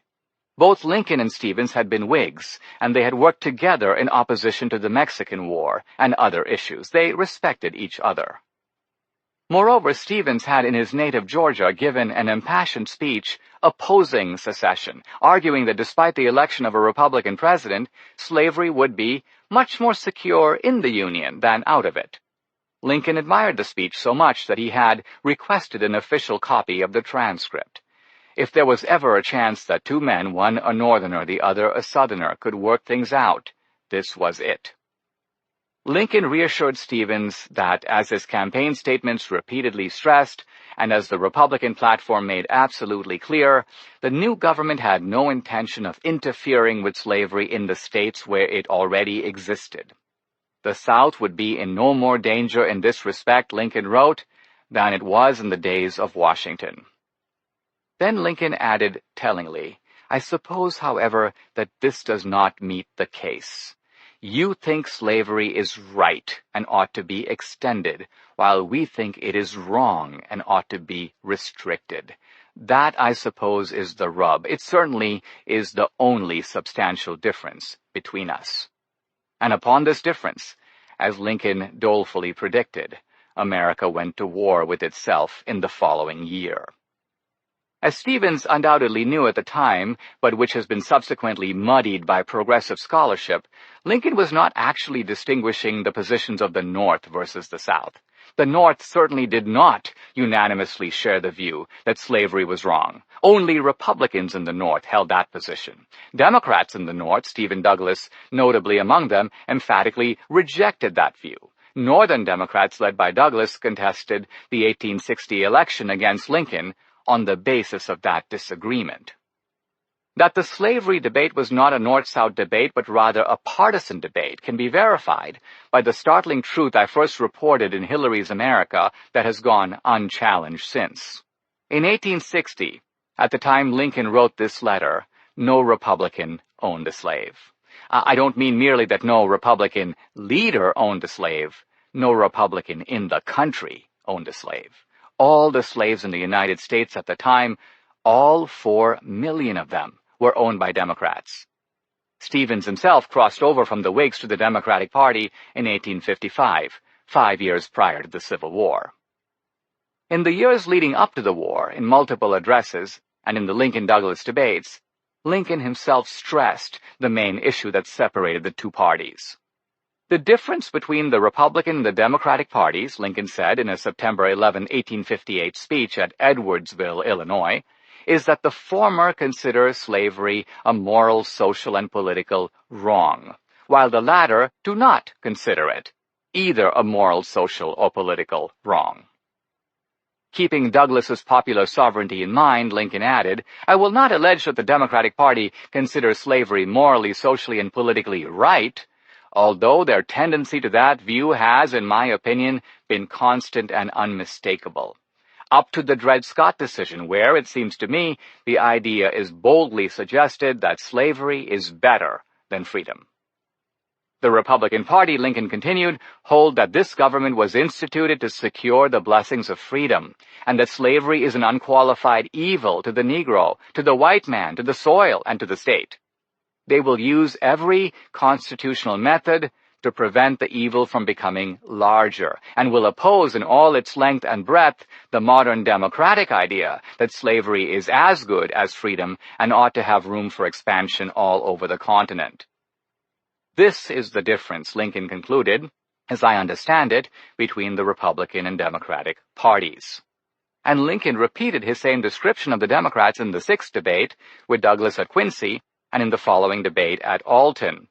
Nor did Douglas contest his opponent's understanding of the core division between the parties. Unlike his successor Democrats of today, Douglas had no interest in concealing his own position or in blaming the defense of slavery solely on the South. The strategy of the Democrats, both in the 1858 Senate contest and in the 1860 presidential campaign, was to launch racist attacks against Lincoln and the Republican Party. Democrats routinely called Republicans black Republicans, nigger lovers, and woolly heads. We can find online Democratic posters contrasting the prototypical dignified Democratic white man with a menacing stereotypical Republican Negro. In 1858, the Democratic Chicago Times warned that if Lincoln were elected senator, Illinois would become the nigger state of the Northwest. In 1860, Democrats spread the false rumor that Hannibal Hamlin, himself a former Democrat who had quit the party in disgust over its pro-slavery position and was now vice presidential candidate of the Republican Party, was half black. A Democratic campaign banner in New York claimed that "Free love and free niggers will certainly elect Old Abe." Both in 1858 and 1860, Douglas appealed to racist sentiments among the electorate in accusing Lincoln of supporting intermarriage and social equality between the races, not to mention of favoring blacks having the right to vote and to serve on juries. Lincoln's response to these attacks shows the manner in which he embodied the philosophical statesmanship of the founders. Indeed, Lincoln's plight was eerily similar to that of the founders. Just as they inherited slavery and had to figure out what to do with it, Lincoln was running at a time when racist prejudice against blacks ran strong nationwide, and he had to figure out how to handle it. There was virtually no constituency that believed blacks should be allowed to intermarry or to have social equality with whites. Even Americans who agreed blacks should not be deprived of their natural rights, that they should not be enslaved, strongly opposed the idea that blacks should be immediately granted civil rights, which they saw as an entirely different matter. Natural rights are the prerogative of every human being, conferred, if you will, by nature or by God, while civil rights are granted by the consent of a community that has every right to withhold them if it chooses. If Lincoln were perceived as promoting intermarriage, social equality, or civil rights for blacks, his electoral defeat, both in the 1858 Senate contest and in the 1860 presidential election, was certain. Lincoln had the choice, as the founders did, of going down in flames or taking the strongest anti-slavery stance that was viable to secure the consent of the governed. This stance would involve accommodating racist sentiment while not encouraging it, just as the founders accommodated slavery while not encouraging it, and thus achieving a result that would help create the conditions for the ultimate defeat of both racism and slavery. Consider the artfully conditional way in which Lincoln responded to Douglas. Now, I protest against that counterfeit logic which concludes that because I do not want a black woman for a slave, I must necessarily want her for a wife. I need not have her for either. I can just leave her alone. In some respects, she is certainly not my equal, but in her natural right to eat the bread she earns with her own hands, without asking leave of anyone else, she is my equal, and the equal of all others. Notice how little Lincoln concedes here to racist prejudice. He doesn't say he rejects racial intermarriage. He merely rejects the equation that holds that a man who opposes slavery necessarily endorses racial intermarriage. Lincoln rightly points out that this is a fallacy. One can be for one without being for the other. What Lincoln does here is refuse to be drawn into a side debate about miscegenation. He keeps the focus on the actual policy issue dividing the parties, which is slavery, or more precisely, the extension of slavery. Admittedly, Lincoln, in his Charleston debate on September 18, 1858, said, "I have no purpose to introduce political and social equality between the white and black races." Lincoln also said he did not support the right of blacks to vote or serve on juries. Later, toward the end of the Civil War, Lincoln actually did support, albeit through the democratic process, which is to say, through popular consent, the extension of those rights to blacks. Yet in 1858, Lincoln took a position that modern progressives have interpreted to suggest that he, too, was a white supremacist. Why then would Lincoln bow to racial prejudice in this way? Let us recall Lincoln's admonition to a group of blacks on the eve of the Emancipation Proclamation that freedom would still leave blacks free in a country whose citizens rejected them as equals. If that was true in 1862, it was certainly true earlier. So in denying his intention to give blacks the right to vote and serve on juries, Lincoln was refusing to do what he could not in any case do. For Lincoln, as for the founders, the American people were not yet ready to confer civil rights or social equality on blacks, and thus the granting of such rights must await the readiness of popular consent. Lincoln bowed to popular prejudice because even prejudice must be considered part of the consent of the governed, and because he wanted to be in a leadership position to tame that prejudice in the future. The progressive attack on Lincoln as a white supremacist fails. Nowhere did Lincoln ever say he considered whites to be inherently superior to blacks. The left today condemns Lincoln for taking the course he did without being able to recommend a better one. Blacks secured the right to vote and to serve on juries in large part because of what Lincoln did in assembling a Republican coalition to win the Civil War, and Lincoln's ability to do that was made possible only by his patient determination to get to first base before charging on to second. We can draw from the reasoning above the astonishing conclusion that it was even in the interest of blacks for Lincoln to deny their right to social equality in the 1858 and 1860 campaigns, because the alternative course, the one seemingly advocated by modern-day progressives, would have assured his defeat and consigned him to political oblivion, and that would have surely resulted in a much longer delay for blacks to secure their freedom, let alone any additional rights and privileges that would be granted through amendments to the original Constitution. The Confederacy's Northern Allies. The Civil War was a deliberate attempt by the Democratic Party, both in the North and the South, to kill America by carving her into two. Had secession worked, Lincoln would have been viewed as a failed president. The North and South would have come to terms over the bifurcation long before 1865. Slavery would have continued, and on a firmer foundation than before. White supremacy would have continued to be its bedrock and would have reigned unchallenged throughout the United States. Lincoln's dark warning about all of America becoming a plantation might have proven prophetic in his own lifetime.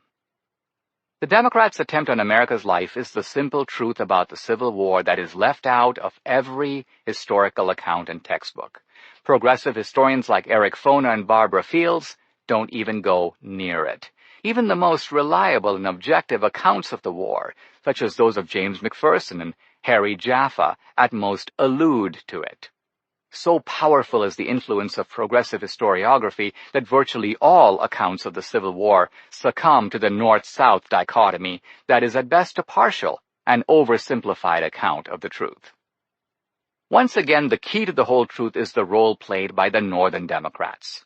We must begin by noting their indispensable role in any possibility of the South winning the war. In 1861, the North had 20 million people, and the South 9 million, 4 million of whom were slaves. Besides this 4-to-1 population advantage, the North dominated the manufacturing and munitions industries and had complete naval supremacy. These facts were known by every intelligent Southerner at the outset of the war. How then did the South hope to succeed? The answer is that the Democrats of the South hoped to fight hard and long enough to debilitate public opinion on the Union side and thus strengthen the political hand of their fellow Democrats in the North. They were counting on the Northern Democrats to thwart Lincoln and the Republicans and ultimately to defeat them so that Democrats North and South could then make a peace that permanently protected slavery. In 1862, fresh from his success at Second Bull Run, Robert E. Lee prepared his Army of Northern Virginia to invade Maryland. "The present," Lee wrote on September 8, 1862 to Confederate President Jefferson Davis, "seems to be the most propitious time since the commencement of the war for the Confederate Army to enter Maryland." Lee had successfully repelled Union attempts to penetrate the heart of Virginia. Now he wanted to capture and hold Union territory. One might think that his motives were military, but in fact they were largely political. "It is plain to my understanding," Lee wrote to Davis, "that everything that will tend to repress the war feeling in the Federal States will inure to our benefit." Ever the cautious tactician, Lee added, "I do not know that we can do anything to promote the Pacific feeling, but our course ought to be shaped as not to discourage it. Voters would go to the polls in November 1862 to determine whether they will support those who favor a prolongation of the war or those who wish to bring it to a termination." Progressive accounts of the Civil War dwell needlessly on the South's efforts to draw England and France into the war on the Confederate side. In reality, both were far-fetched prospects, and the Southerners knew it. Lee's letter does not even mention foreign intervention. Rather, Lee focuses on Northern public opinion and the forces that he knew were working diligently to steer it in the upcoming election against Lincoln and the Union armies, namely the Northern Democrats. Lee chose Maryland carefully. He knew that there was strong pro-Confederate sentiment in that state, and citizens of Baltimore had rioted against Lincoln in April 1861. Many secessionist members of the legislature, as well as the mayor of Baltimore, every one of them a Democrat, had been locked up for weeks that fall. Lee hoped that his incursion would embolden the pro-Confederate Democrats in Maryland to withdraw the state from the Union, dealing a crippling blow to Lincoln and the Republicans. Thus, Lee's military actions in the second year of the war were closely attentive to the effect they would have on Northern Democrats. And Lee's assessment proved to be at least partially sound. Maryland did not secede, but the Northern Democrats did very well in the 1862 midterm election, winning several states that had gone for Lincoln just 2 years earlier. Undoubtedly, both Lee and Jefferson Davis monitored those results. From their point of view, the Northern Democrats were going to be the ones who would help them save the plantation. Fire in the rear. Lincoln, for his part, understood the grave threat posed by the Northern Democrats. In January 1863, he told Republican Senator Charles Sumner that he feared the fire in the rear, which is to say, a faction of Northern Democrats even more than he feared the Confederate Army. Here Lincoln was not thinking of his old political nemesis Stephen Douglas. Douglas, in what was surely his finest moment, vigorously opposed secession. He undertook a dangerous journey south to Tennessee, Alabama, and Georgia to attempt to convince his fellow Democrats not to break from the Union. But Douglas died unexpectedly in June 1861, shortly after the war commenced. Nor was Lincoln concerned about the Democratic Party as a whole, at least not initially. The Democratic Party in the North had split into two factions, the so-called War Democrats and the Peace Democrats. Many Northern Democrats, including hundreds of thousands of German and Irish immigrants, fought gallantly for the Union, and the battlefield heroism of the Irish Brigade, including its Regiment 69 charge at Fredericksburg into incoming cannon fire, became legendary among Tammany Irish families back home in New York and elsewhere. Lincoln was worried about the Peace Democrats, a group that included former Ohio Congressman Clement Vallandigham and Alexander Long, former New York Governor Horatio Seymour, New York City Mayor Fernando Wood, and Indiana Senator Daniel Voorhees.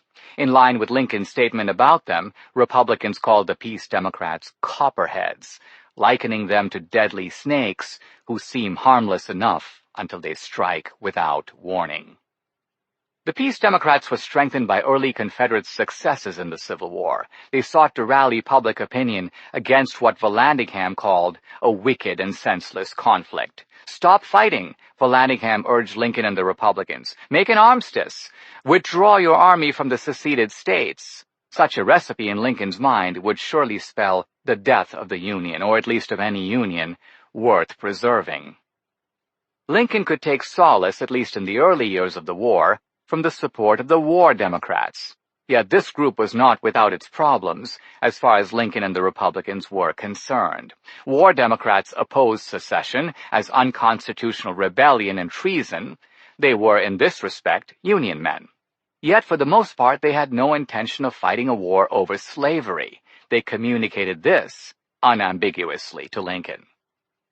Lincoln needed the allegiance of the War Democrats. As historian David Herbert Donald tells us, Lincoln was fully cognizant that he had been elected in 1860 with a minority of the vote, and that only the schism in the Democratic Party that produced two separate candidates, Douglas in the North and Breckinridge in the South, had divided the Democratic vote and enabled his victory.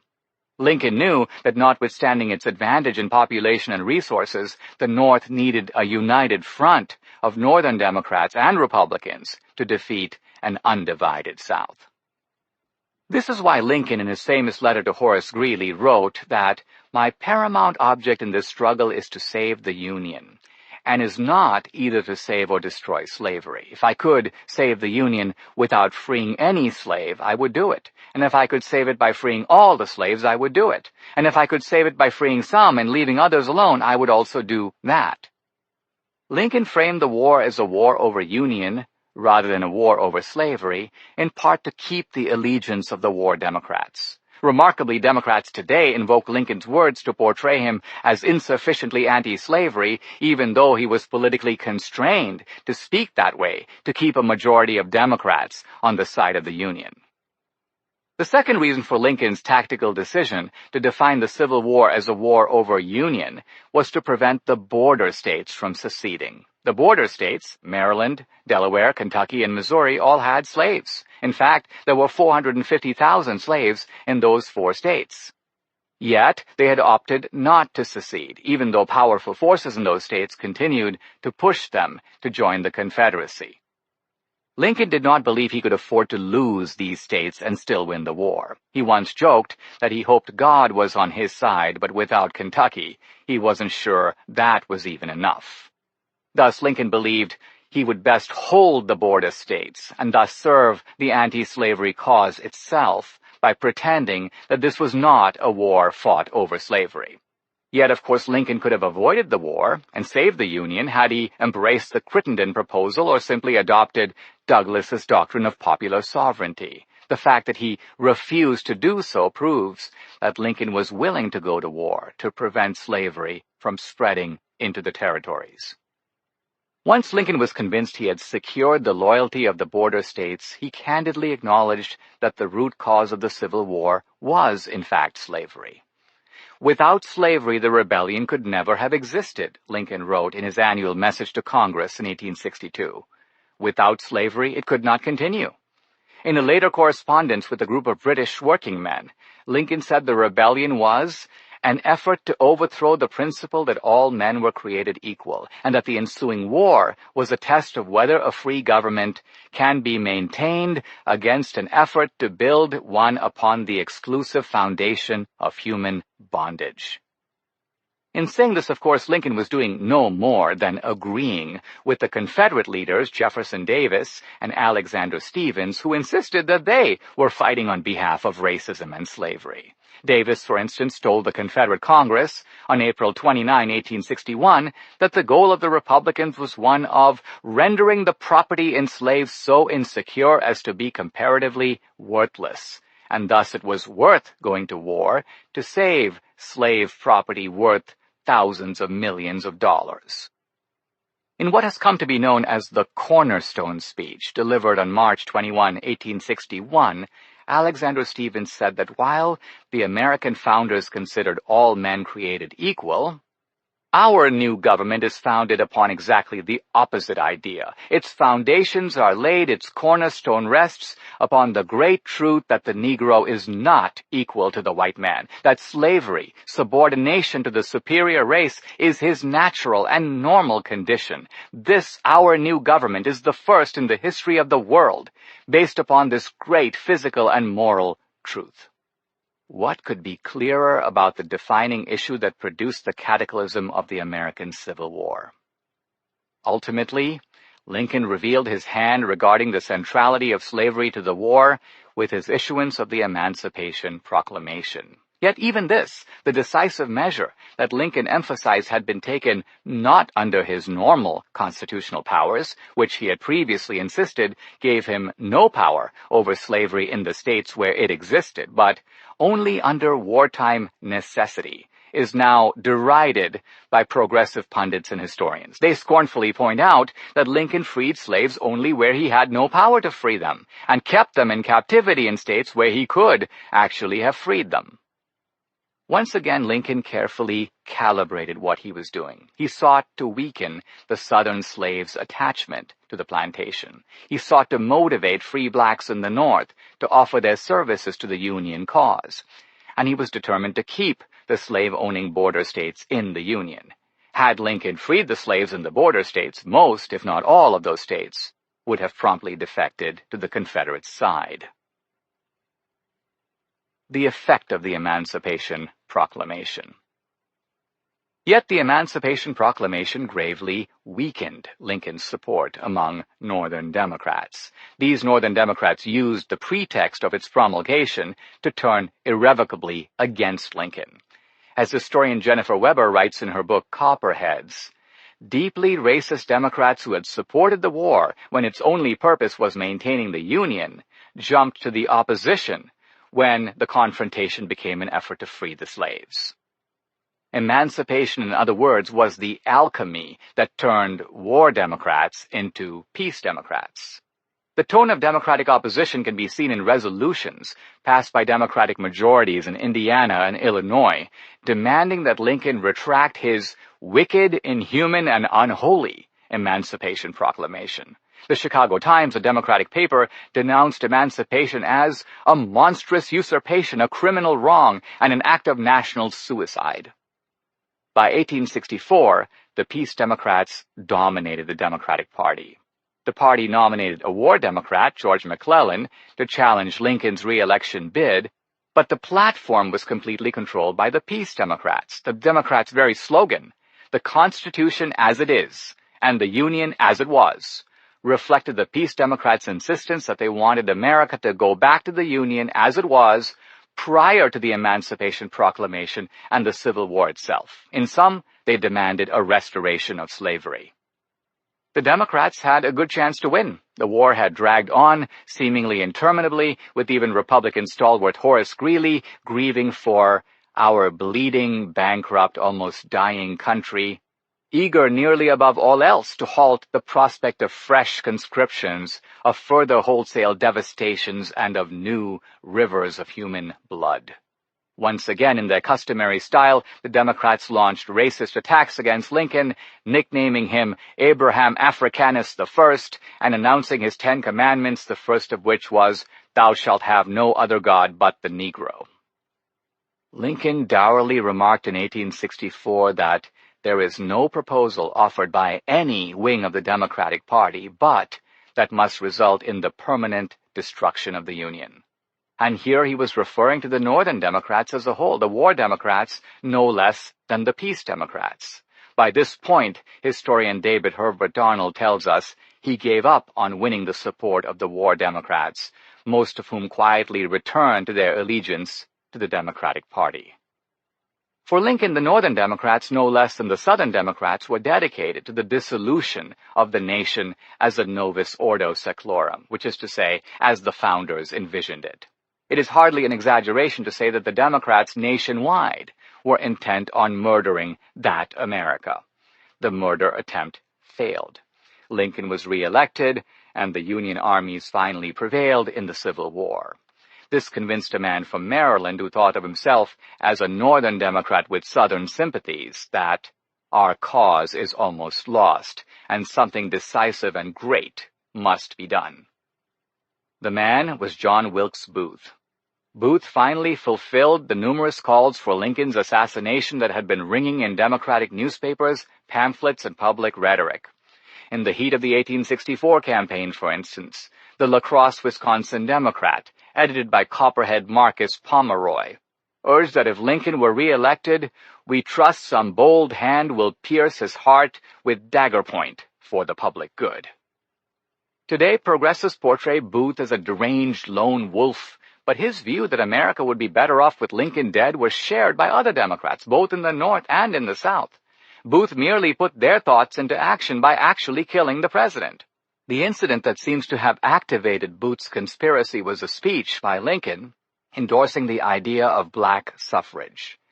That means nigger citizenship, Booth said. Taking the orthodox Democratic position on the subject, that's the last speech he will ever make. As he jumped onto the stage in the theater where the assassination took place, Booth shouted out, "Sic semper tyrannis," thus be the fate of tyrants. But of course it was a lie in the classic Democratic fashion. The supreme irony is that Booth's was the cause of tyranny and human bondage. So deluded was Booth that he regarded the right to enslave other human beings as a form of liberty worth killing and in the end dying for. Thus we see a Democrat who represented the cause of the plantation, the cause of tyranny, using the mask of anti-tyranny to justify murdering a man who is perhaps more nobly embodied the striving for human freedom than any figure in history. And today the Democrats, the party that protected slavery and killed the man who ended it, have the chutzpah to blame the institution's legacy on the very party that stopped them. A squid-like cloud.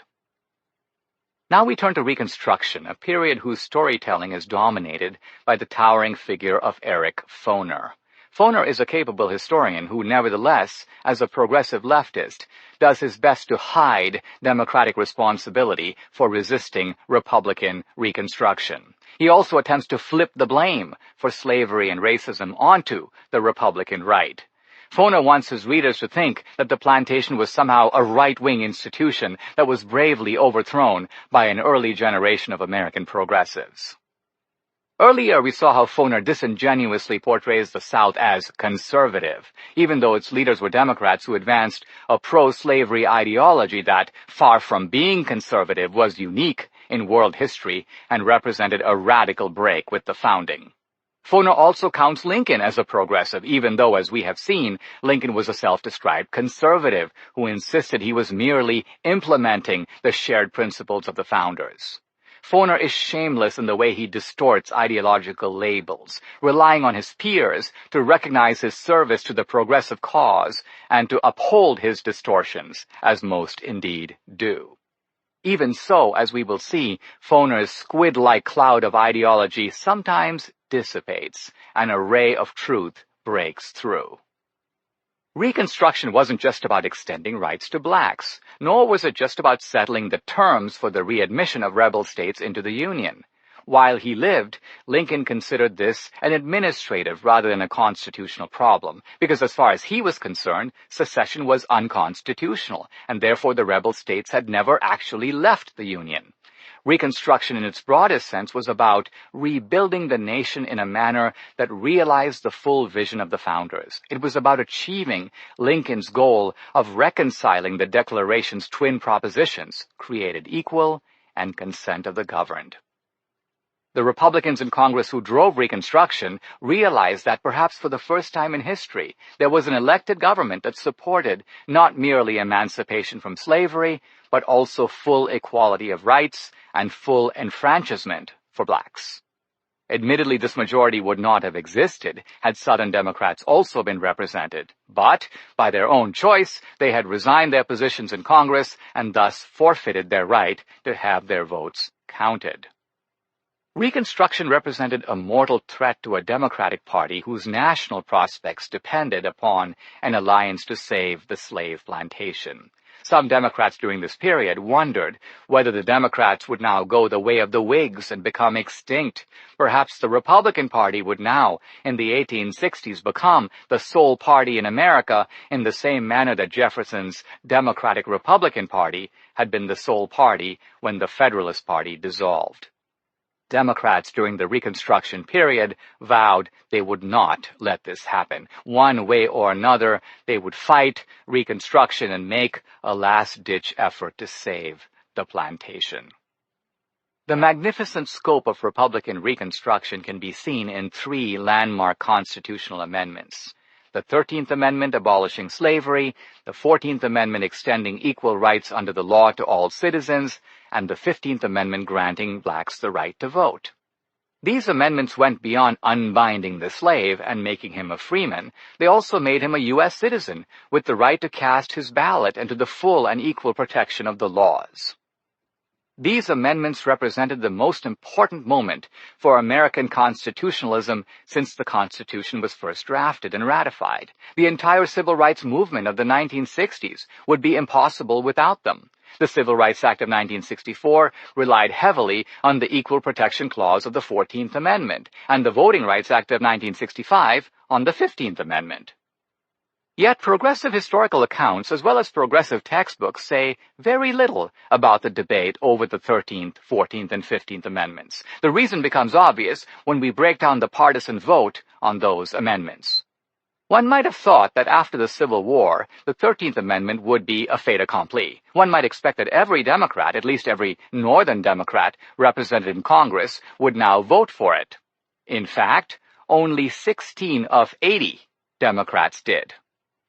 Let's pause to digest that for a minute. Even in the aftermath of the Civil War, so strong was their attachment to the plantation that an overwhelming majority of Northern Democrats refused to vote to permanently end slavery. Again, we are speaking of Northern Democrats. Southern Democrats, who might have been expected to vote against the amendment, were not permitted to vote at all. And when the 13th Amendment went to the states for ratification, only Republican states carried by Lincoln voted for it. Democratic states that went for McClellan all voted no. On the 14th and 15th Amendments, the Democratic Party's performance was even more disgraceful. Not a single Democrat, either in the House or the Senate, voted for either amendment. To repeat, these were not Southern Democrats who were excluded from voting. These were Northern Democrats so averse to extending equal rights under the law or voting rights to blacks that not a single one of them could bring himself to vote for either measure. So the 14th and 15th Amendments can be considered exclusively Republican achievements since no Democrats contributed to making them part of the Constitution.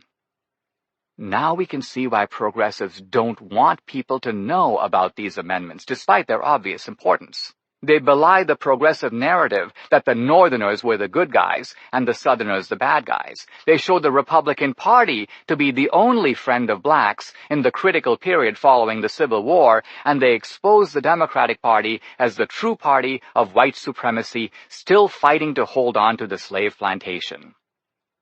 Thus, Eric Foner conveniently omits the partisan roll call vote on each one of these amendments. He gives us all kinds of minutia about Reconstruction, but somehow leaves out how the Republicans and Democrats each voted on the crucial issues of whether blacks could no longer be slaves, vote, and enjoy equal rights under the law. Is this omission a mere oversight? Whatever his intention, Foner's narrative leaves the false impression that Reconstruction was driven by a series of political conflicts between enlightened Northern progressives and wicked Southern conservatives. Republicans included two other significant measures as part of their Reconstruction. The first was the Civil Rights Act of 1866, significant not merely in that it was America's first civil rights law, but also in that it invalidated racially discriminatory laws in the North, no less than in the South. Thus, it represented a powerful Republican blow against white supremacy. Second, Republicans sought to give freed slaves a start in life by giving them access to education and also ownership of land confiscated from the Confederacy.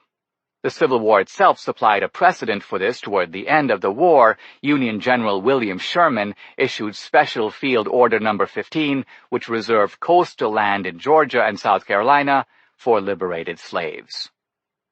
Using this model framework, Republicans through the Freedmen's Bureau attempted America's first reparations law, colloquially described as 40 acres and a mule. In its most expansive reading, reparations meant, in the words of Republican Senator Charles Sumner, seizing the land of the slave planters and dividing it among patriot soldiers, poor whites, and freedmen. The politics of terror. These measures were opposed by Lincoln's successor, President Andrew Johnson. By this time, it will come as no surprise for anyone to learn that Johnson was a Democrat. Lincoln put him on the ticket because he had opposed secession and was a Union man. Lincoln hoped that Johnson might attract Southern Unionists to the cause and also help generate bipartisan support for the war. Yet Johnson remained a Democratic loyalist and, once he became president, connived to defeat Republican Reconstruction and restore, as much as possible, the Southern status quo ante. Democrats at the time loved Johnson and cheered his efforts. Today's progressive Democrats take the opposite view, publicly distancing themselves from Johnson. They downplay his Democratic affiliation and claim that, as a Southerner, he had always had secret plantation sympathies. This is actually false. As Foner himself tells us, Johnson grew up dirt poor in Tennessee and hated the planter aristocracy. Johnson's real reason for opposing Reconstruction was that he always had not-so-secret party sympathies. After the war, he spoke openly about attempting to restore the coalition of Northern and Southern Democrats that had ruled the country since the Jackson-Van Buren era in the late 1820s and early 1830s. Johnson vetoed the Civil Rights Act of 1866, but fortunately Republicans had a strong enough majority to override his veto. Johnson was more successful in thwarting the Freedmen's Bureau, the Republican mechanism for giving newly freed blacks a fresh start. Through a systematically enforced policy of lax pardons, Johnson restored plantations to their former owners, thus depriving the Bureau of land that was available to issue to blacks. Thus ended 40 acres and a mule, a policy worth trying that was abolished by a Democratic president intent on restoring what he could of the plantation and of the ideology of white supremacy. In December 1867, Johnson, in his annual message to Congress, asserted that African Americans possess less capacity for government than any other race of people. He added that no independent government of any form has ever been successful in their hands. On the contrary, wherever they have been left to their own devices, they have shown a constant tendency to relapse into barbarism. Foner admits that Johnson's diatribe is probably the most blatantly racist pronouncement ever to appear in an official state paper of an American president. Democrats also struck at the Republicans' attempts to include blacks in the Southern economy. Republicans sought to do this by protecting the rights of blacks to make contracts and by assuring that they could also exercise their newly won right to vote. The black ballot, in particular, was a serious threat to the Democratic Party. Starting in 1866, blacks organized themselves into Union leagues throughout the South. They allied with Northern whites who had moved south, the group that Democrats called carpetbaggers, as well as with sympathetic Southern whites, the group that Democrats called scalawags. In 1867 to 1869, during the constitutional conventions, blacks and whites jointly participated in political deliberations for the first time in the nation's history. During this golden decade, approximately 2,000 blacks were elected to important political office in the South. There were 2 black senators, 16 black congressmen, and more than 600 blacks in the state legislatures. In addition, nearly 1,000 blacks held various local offices. Many of them were former slaves. Every single one of them was a Republican. In fact, blacks dominated the Republican Party in the South during the Reconstruction era. Democrats in the South resolved not merely to crush the black Republicans, but also to kill in its cradle America's embryonic experiment in multiracial democracy. This time, the Democratic weapon was a deadly and murderous one, the invisible empire of the Ku Klux Klan, an organization led by Nathan Bedford Forrest, a former slave trader, Confederate general, and delegate to the 1868 Democratic National Convention. Democrats also founded dozens of other domestic terrorist organizations. For nearly a decade in the 1860s and early 1870s, the Klan and similar groups conducted a reign of terror throughout the South, targeting not only blacks, but also white Republicans who had gone south to help educate blacks and integrate them into the political process. Klansmen murdered black officials, black voters, and also carpetbaggers and scalawags. They hated blacks for being blacks, and Republicans for attempting to treat blacks as human and extend to them the same rights enjoyed by whites. As David Chalmers writes in his book Hooded Americanism, the Klan's preferred techniques of political action were shooting, burning, and lynching. And these gruesome acts were often conducted with large Democratic crowds in attendance, eating and drinking, as they took in torture as a form of entertainment. Traveling through the South, the Republican official Carl Schurz was horrified to see in one county after another decomposing corpses suspended from trees or lying in ditches and on roadways.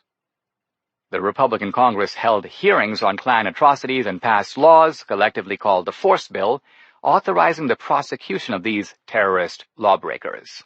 As a consequence of Republican pressure, the Klan went defunct and shut its doors, although it would see a revival early in the 20th century.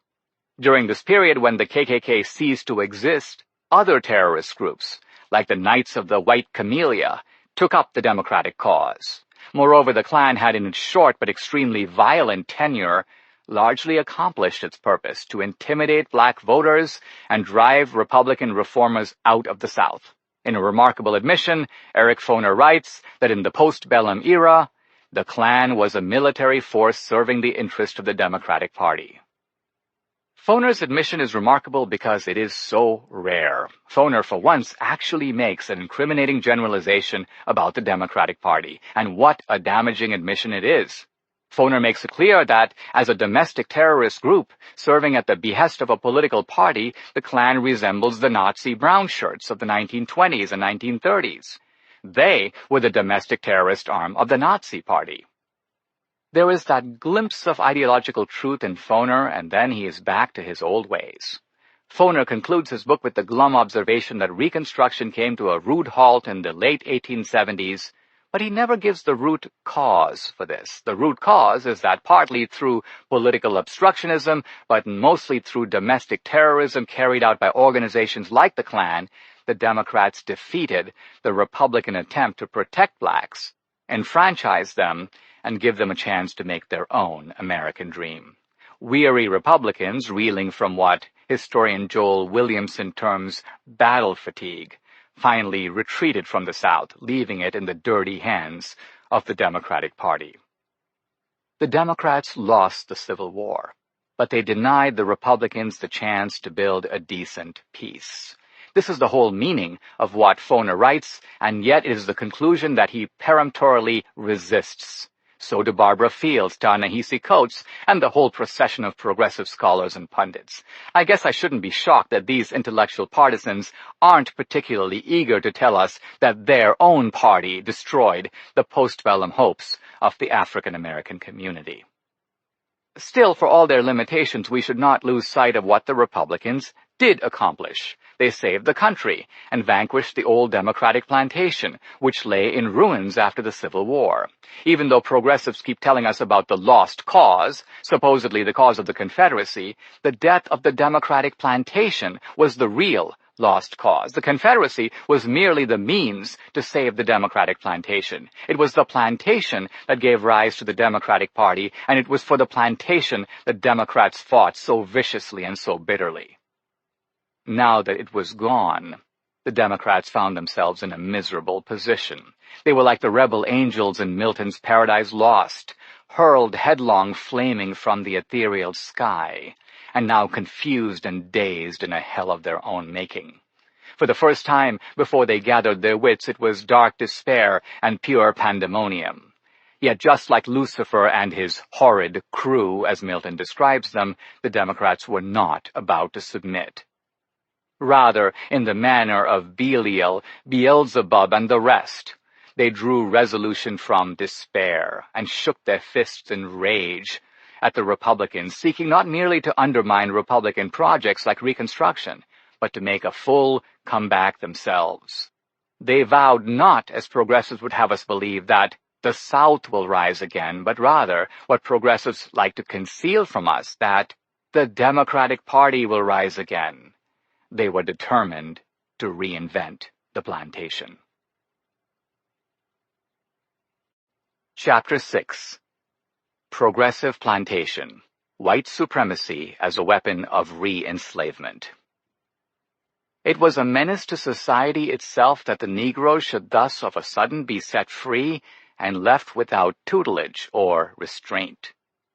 Woodrow Wilson, History of the American People. In the critical election year of 1912, the progressive African-American scholar W.E.B. Du Bois faced a choice. Should he endorse the former Republican, Theodore Roosevelt, now running on the progressive Bull Moose ticket, or the Democrat Woodrow Wilson, also running on a progressive platform? In general ideological terms, both men were similar, and Du Bois, sharing the same outlook, could hardly distinguish them on that basis. Even so, on racial grounds alone, the choice for Du Bois should have been an easy one. Du Bois knew that the Democrats, both in the North and the South, had been the party of the old plantation. They had fought to protect the plantation through the Civil War and had largely successfully blocked Republican Reconstruction. Far from repenting of their long legacy of bigotry and enslavement, the Democrats, especially in the South, were scheming for ways to restore and reinvent the plantation in the 20th century. Wilson was part of this scheme, a Virginia Democrat who as a young boy had watched in horror as Union armies occupied the South. This trauma had inevitably shaped his basic worldview. True, Wilson as a young man migrated north to New Jersey, where he became the president of Princeton and governor of the state.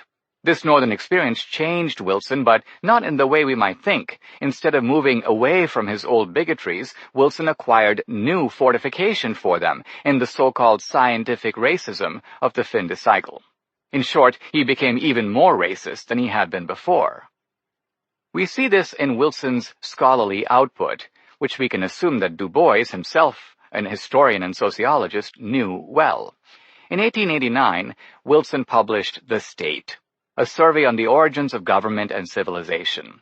Drawing on a new scientific taxonomy devised in Europe, but gaining ground in American universities, much of it deriving from an attempt to apply Darwin's theories to human populations, Wilson argued that the history of civilization is best understood in terms of the accomplishments and failures of various races.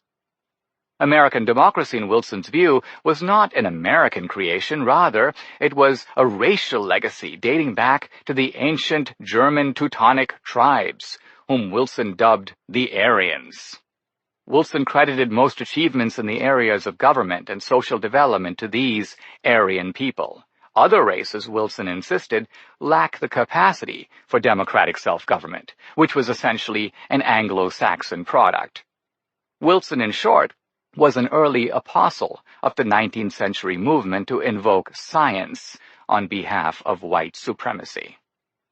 In 1901, Wilson published an article in the Atlantic Monthly in which he made the case for the segregation laws that the Democratic Party was at the time enacting throughout the South.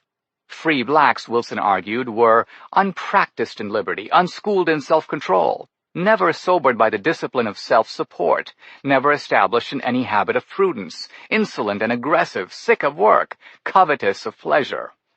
Obviously, they needed segregation, Wilson concluded, because otherwise they would be a danger to themselves as well as to those whom they had once served. Wilson's magnum opus was his 5-volume History of the American People, the tone of which can be captured in a telling section. Returning to his theme of the unschooled Negro, Wilson wrote that as a result of his indolence and viciousness, the tasks of ordinary labor stood untouched, the idler grew insolent, dangerous. Nights went anxiously by for fear of riot and incendiary fire. Until at last there had sprung into existence a great Ku Klux Klan, an invisible empire of the South, bound together in loose organization to protect the Southern country from some of the ugliest hazards of a time of revolution. Running against Wilson was the Rough Rider nicknamed T.R., who would seem from his record to be a far better candidate for Du Bois to support. Roosevelt was not uncontaminated by the Darwinian racialism that was all the rage in progressive intellectual precincts. He, too, spoke of the survival of the stronger races and the ultimate extinction of the lesser ones. Yet T.R. was a New Yorker, a Union man, and a Republican. He embraced Lincoln and Reconstruction. He condemned lynching and the Klan. Unlike Wilson, and at considerable political risk to himself, he sought to build bridges to the black community and integrate blacks into the postbellum South. In 1901, Roosevelt, as the newly elected president, invited the most prominent black leader in America, Booker T. Washington, to dinner at the White House. T.R.'s natural decency can be seen in his description of the offhand way the invitation came about. It seemed to me natural to ask him to dinner to talk over his work, and the very fact that I felt a moment's qualm on inviting him because of his color made me ashamed of myself and made me hasten to send out the invitation. Born a slave, Washington had risen to prominence as a black educator and statesman, founder of the Tuskegee Institute in Alabama. Washington, like T.R., was a Republican who subscribed to the Republican ideology of free people, free labor, and free markets. T.R. knew Washington's deep ties to African-American farmers, teachers, small businessmen, and clergy, and he sought to create a working relationship with them. A few years later, in 1905, Roosevelt visited Washington's Tuskegee Institute in Alabama.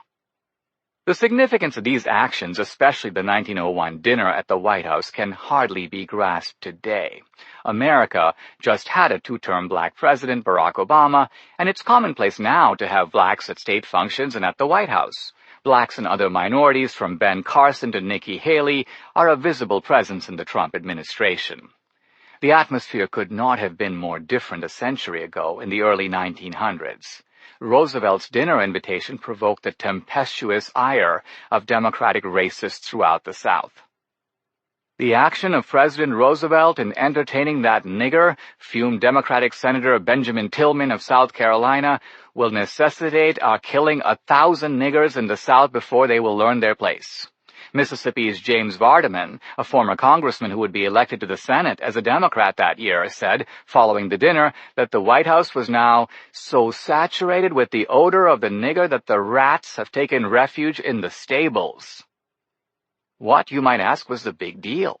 The big deal was that once blacks were freed from slavery, the issue became whether they should enjoy equality of rights with whites. The most potent symbol of this was social equality, which included the right to socialize on equal terms with whites, to sit down to dinner with them, even to marry their sons and daughters. This was the explosive significance of the Roosevelt-Washington rendezvous at the White House. It was the original, real-life, guess who's coming to dinner. Will the real Uncle Tom please stand up?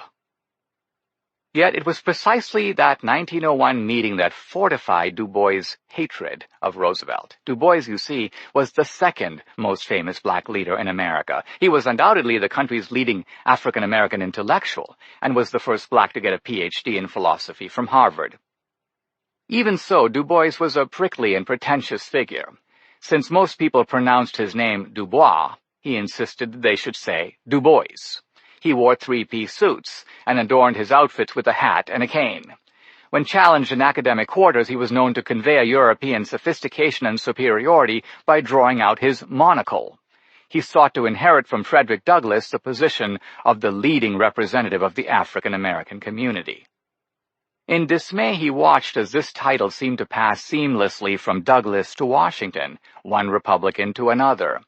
To Du Bois's horror, Timothy Thomas Fortune, editor of the New York Age and the most influential black journalist of the era, explicitly likened Washington to Douglas, and even published an article raising the question of whether Washington was the Negro Moses. Du Bois found it hard to believe that American elites in the North, no less than the South, kowtowed to the homespun former slave, whom Du Bois considered barely an educator, let alone his equal. In his best-known book, The Souls of Black Folk, Du Bois launched an intemperate attack on Washington, accusing him of being a sellout and an Uncle Tom. To my knowledge, this is the first time that the Uncle Tom accusation appears in American politics. Du Bois alleged that while he and others were fighting for blacks to have civil rights and full access to American opportunities, including higher education, Washington sought to accommodate Southern segregation and to teach blacks nothing better than vocational skills in preparation for manual occupations. This critique of Washington, launched by a leading progressive, has now become standard fare in progressive academia and media. Typical is the left-wing historian Lewis Harlan's unremittingly hostile two-volume biography of Washington. Harlan portrays the subject as a racial and ideological sellout, while he views Du Bois as a heroic resistor on behalf of full legal and social equality. Today, Republican intellectuals like Thomas Sowell and Republican cabinet officials like Ben Carson are scornfully dismissed as Uncle Toms in the Booker T. Washington mode. Progressive intellectuals like Ta-Nehisi Coates and Cornel West like to think of themselves in the Du Bois role of glorious resistors. Yet a closer look reveals that Washington was the resistor and Du Bois was the sellout.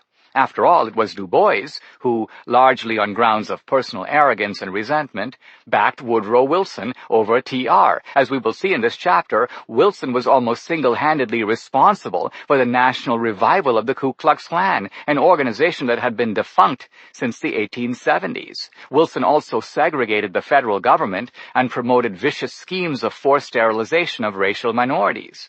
These schemes were eventually taken up by the Nazis in a macabre session of policies that moved from mass sterilization to mass murder to the Holocaust.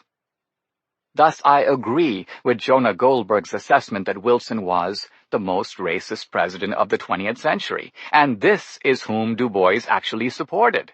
Washington, by contrast, did nothing so egregious to harm and set back his fellow African Americans. Why then is Du Bois portrayed as a hero and Washington spurned as an Uncle Tom by progressives? To fully appreciate the absurdity, we need to probe more deeply the meaning of the term Uncle Tom.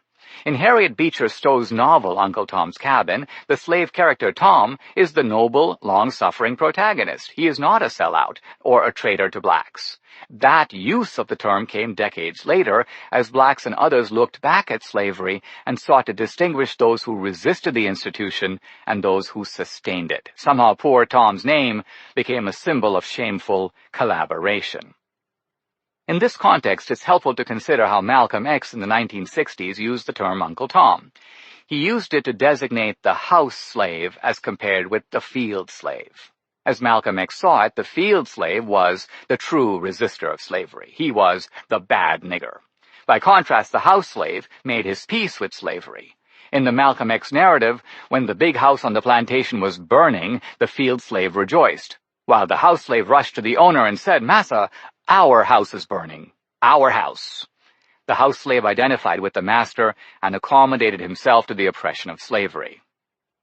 Now, Malcolm X did not suggest that the house slave liked slavery, merely that he accommodated himself to it. On this basis, Malcolm X dubbed him an Uncle Tom. But concealed in Malcolm X's distinction was the fact that the field slave also accommodated himself to slavery. He might have tried to run away or organize a slave revolt. In reality, there were hardly any slave revolts and no successful ones. But the field slave, no less than the house slave, was powerless to actually stop slavery. So both in the end accommodated an institution that they were in no position to do anything about, and the house slave was therefore no more of an Uncle Tom than the field slave. In the same manner, Booker T. Washington accommodated segregation in the South because he had no power to end it. He emphasized black self-help because this was the only practical way for blacks to advance in the entirely inhospitable democratic environment of the Deep South. Even so, it may be asked whether he adopted available measures to fight for legal equality. The answer, generally suppressed in progressive accounts of him, is that yes, he did. In a recent biography, historian Robert Norrell highlights facts that have been downplayed or omitted in progressive accounts. He shows that Washington spoke out regularly against lynching and lobbied Congress for legislation to outlaw it, condemned railway segregation in speeches and articles, and lobbied the rail companies to stop it, funded lawsuits to block Democratic campaigns to deprive blacks of their voting rights, condemned the unfairness of the sharecropping system that robbed black farmers of their earnings, and supported a black defendant, Alonzo Bailey, in a landmark 1911 Supreme Court case, Bailey v. Alabama, striking down the discriminatory and oppressive practice of peonage.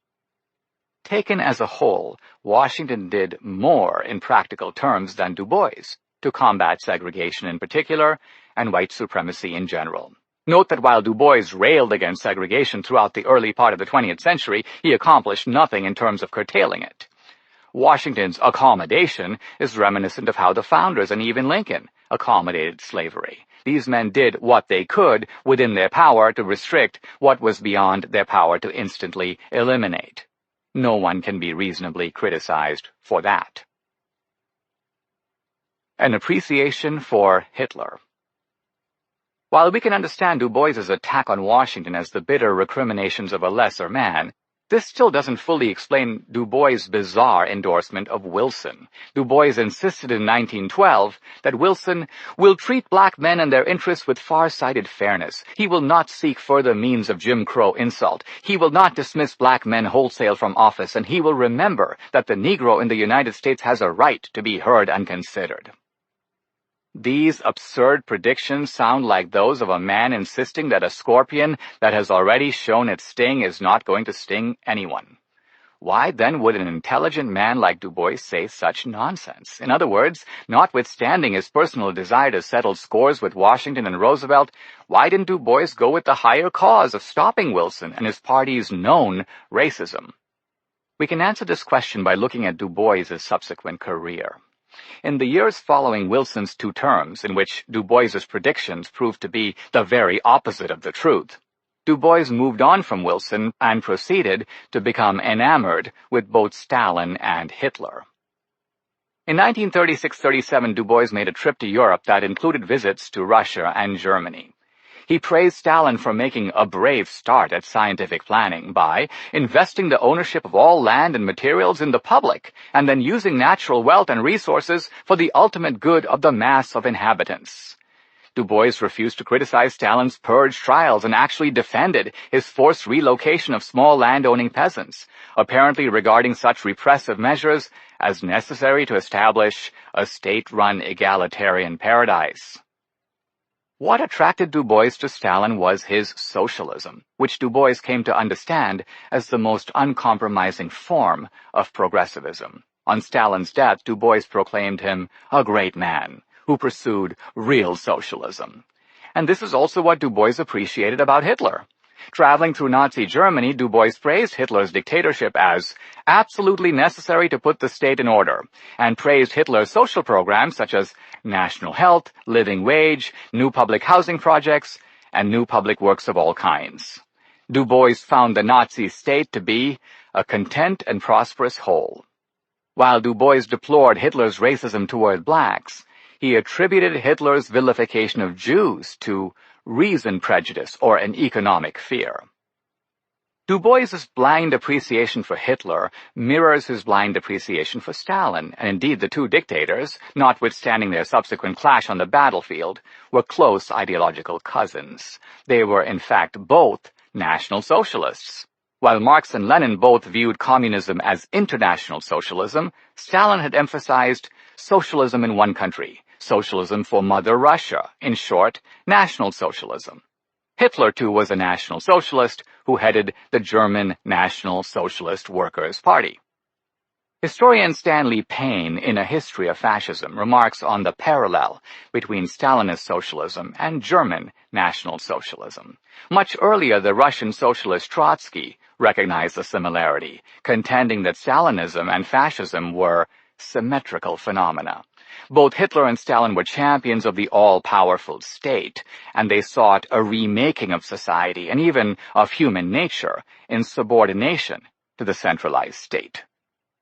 Du Bois's naked admiration for tyrants like Stalin and Hitler proved an embarrassment to his allies at the National Organization for the Advancement of Colored People, the NAACP, whose magazine The Crisis Du Bois edited for many years. The NAACP fired Du Bois, who eventually left America in disgust and became a citizen of Ghana, where he eventually died a bitter and broken man. This progressive icon came to hate America because, in his view, America did not take the strong measures that Stalin and Hitler did to bring strongman socialism and centralized state power to their countries.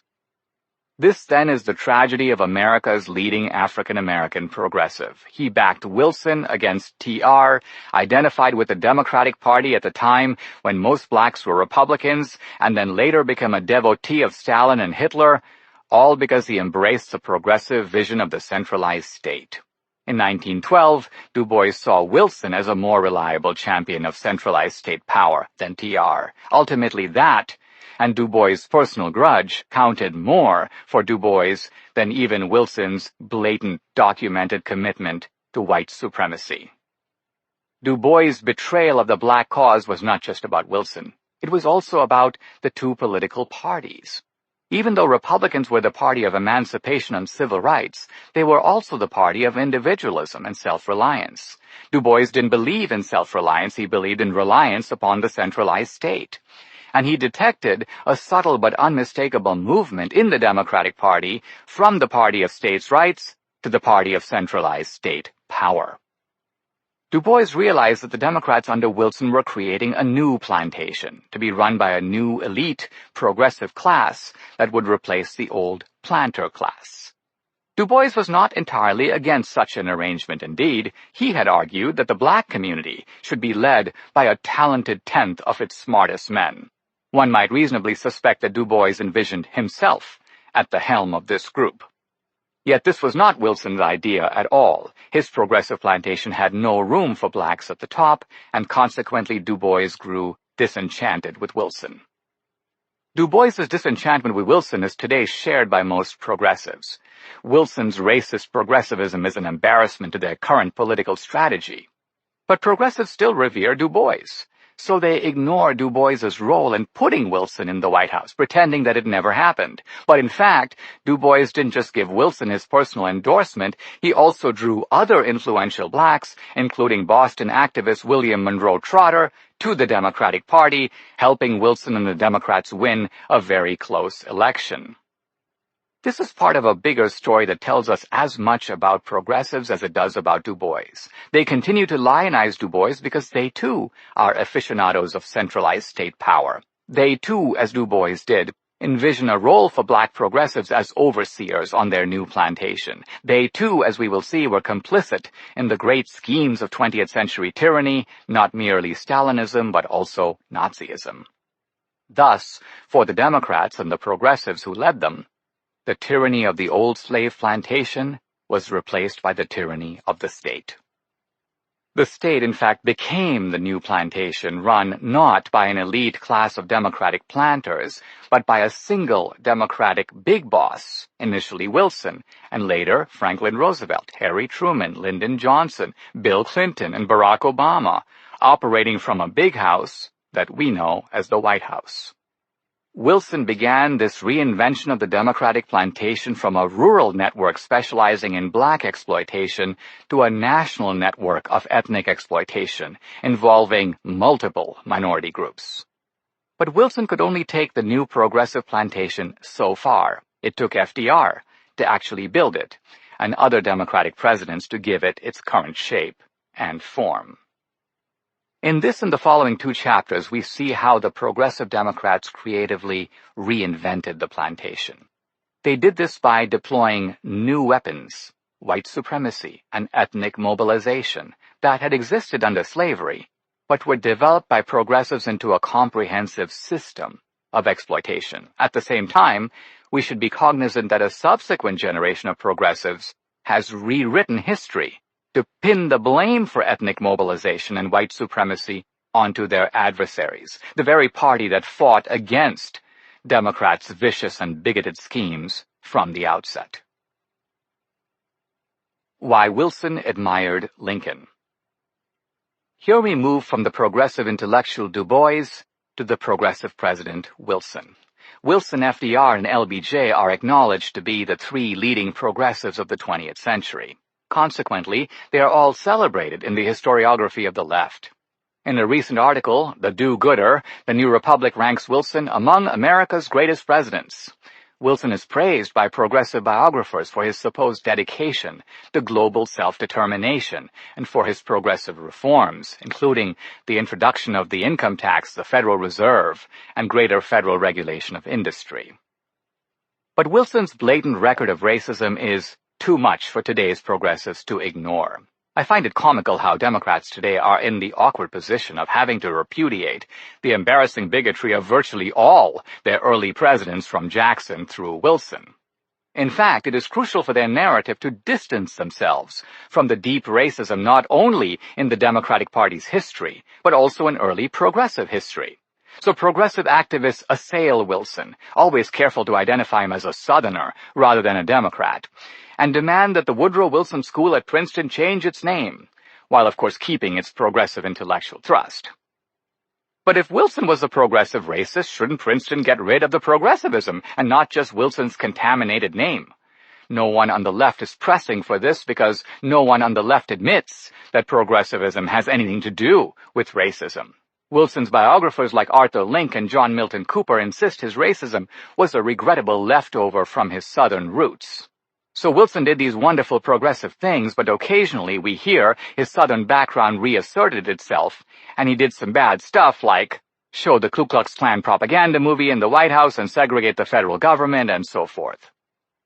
Yes, even the progressive critique of Wilson is part of the big lie to blame the South for the bigotry of progressivism and of the Democratic Party. Wilson regarded himself as having transcended Southern provincialism.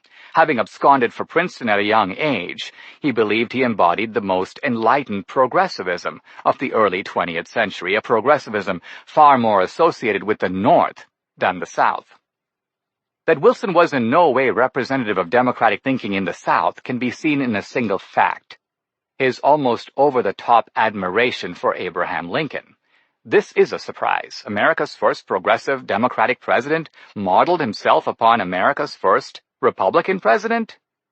Our initial bafflement and incomprehension, however, gives way to understanding when we see what it was that Wilson admired about Lincoln. Wilson did not admire Lincoln for his Republican dedication to the principles of the American founding. On the contrary, Wilson was the first American president to denounce the founders. Wilson ridiculed the founding system of separation of powers and checks and balances. Wilson did not share the founders' belief that an all-powerful centralized state poses a grave threat to the rights and freedom both of individuals and of states. Wilson rejected the founding scheme of distributing power between the federal government and the states, and also among the various branches of the federal government to minimize abuses of power. What Wilson admired most about Lincoln was his willingness to greatly increase the power of the federal government at the expense of the states. Lincoln had simply refused to let states secede, a marvelous display of federal control over renegade subdivisions that wanted to go their own way. Wilson also admired Lincoln's willingness to undercut the constitutional system of checks and balances when the situation warranted. Lincoln, for example, suspended habeas corpus, even though the Constitution clearly gives that power to Congress. Lincoln also earned Wilson's praise for his readiness to revoke civil liberties, as when he had Ohio Copperhead Clement Vallandigham arrested for incendiary speeches opposing the war. Yes, Vallandigham was a Democrat, and Wilson sympathized with him in that regard, but in the broader sense, Wilson admired how Lincoln handled the Vallandigham case, because he saw in Lincoln a man who represented unlimited state power concentrated in the executive branch. a Republican model for Wilson's own Democratic administration. How would Lincoln, had he lived to see them, have responded to Wilson's commendations? I believe he would have been deeply offended by them. Let's begin with Lincoln's use of federal power to prevent states from withdrawing from the Union. Lincoln's point was that the sole reason for seceding was the Southern Democrats' refusal to accept the result of a free election. What was the point of having elections if the losers could then invalidate them by escaping the governance of an electoral majority? Lincoln viewed the concentration of federal power that occurred during his administration as a military strategy necessary to put down an armed rebellion and win a civil war. He perceived the measures he took on habeas corpus, on suspending civil liberty, even the Emancipation Proclamation, as acts taken under duress. He considered none of these measures the normal conduct of government, and with the exception of the Emancipation Proclamation, he intended none to outlast the war. Consider Lincoln's argument for suspending habeas corpus. Yes, this power was given to Congress by the Constitution, but the very existence of an armed assault on the government prevented Congress from being able to meet and act promptly. Therefore, Lincoln insisted his executive branch had the temporary authority to act on behalf of Congress, and this action was legitimate, provided Congress, upon considering it, approved the measure, which it did. Lincoln did not himself call for the arrest of Vallandigham, although he approved the move when one of his generals, Ambrose Burnside, ordered it. Lincoln's reasoning was that Vallandigham had gone beyond criticizing war policy to actively encouraging anti-draft riots and exhorting soldiers to leave the front, and this posed a danger to war recruitment and military rules. "Must I shoot a simple soldier boy who deserts?" Lincoln asked, "while I must not touch a hair of the wily agitator who induces him to desert?" Yet Lincoln was fully aware of how Democrats used the Vallandigham case to portray him as a tyrant. He did not wish to give fodder to such accusations, so shortly after Vallandigham's arrest, Lincoln ordered him released and turned over to the Confederacy.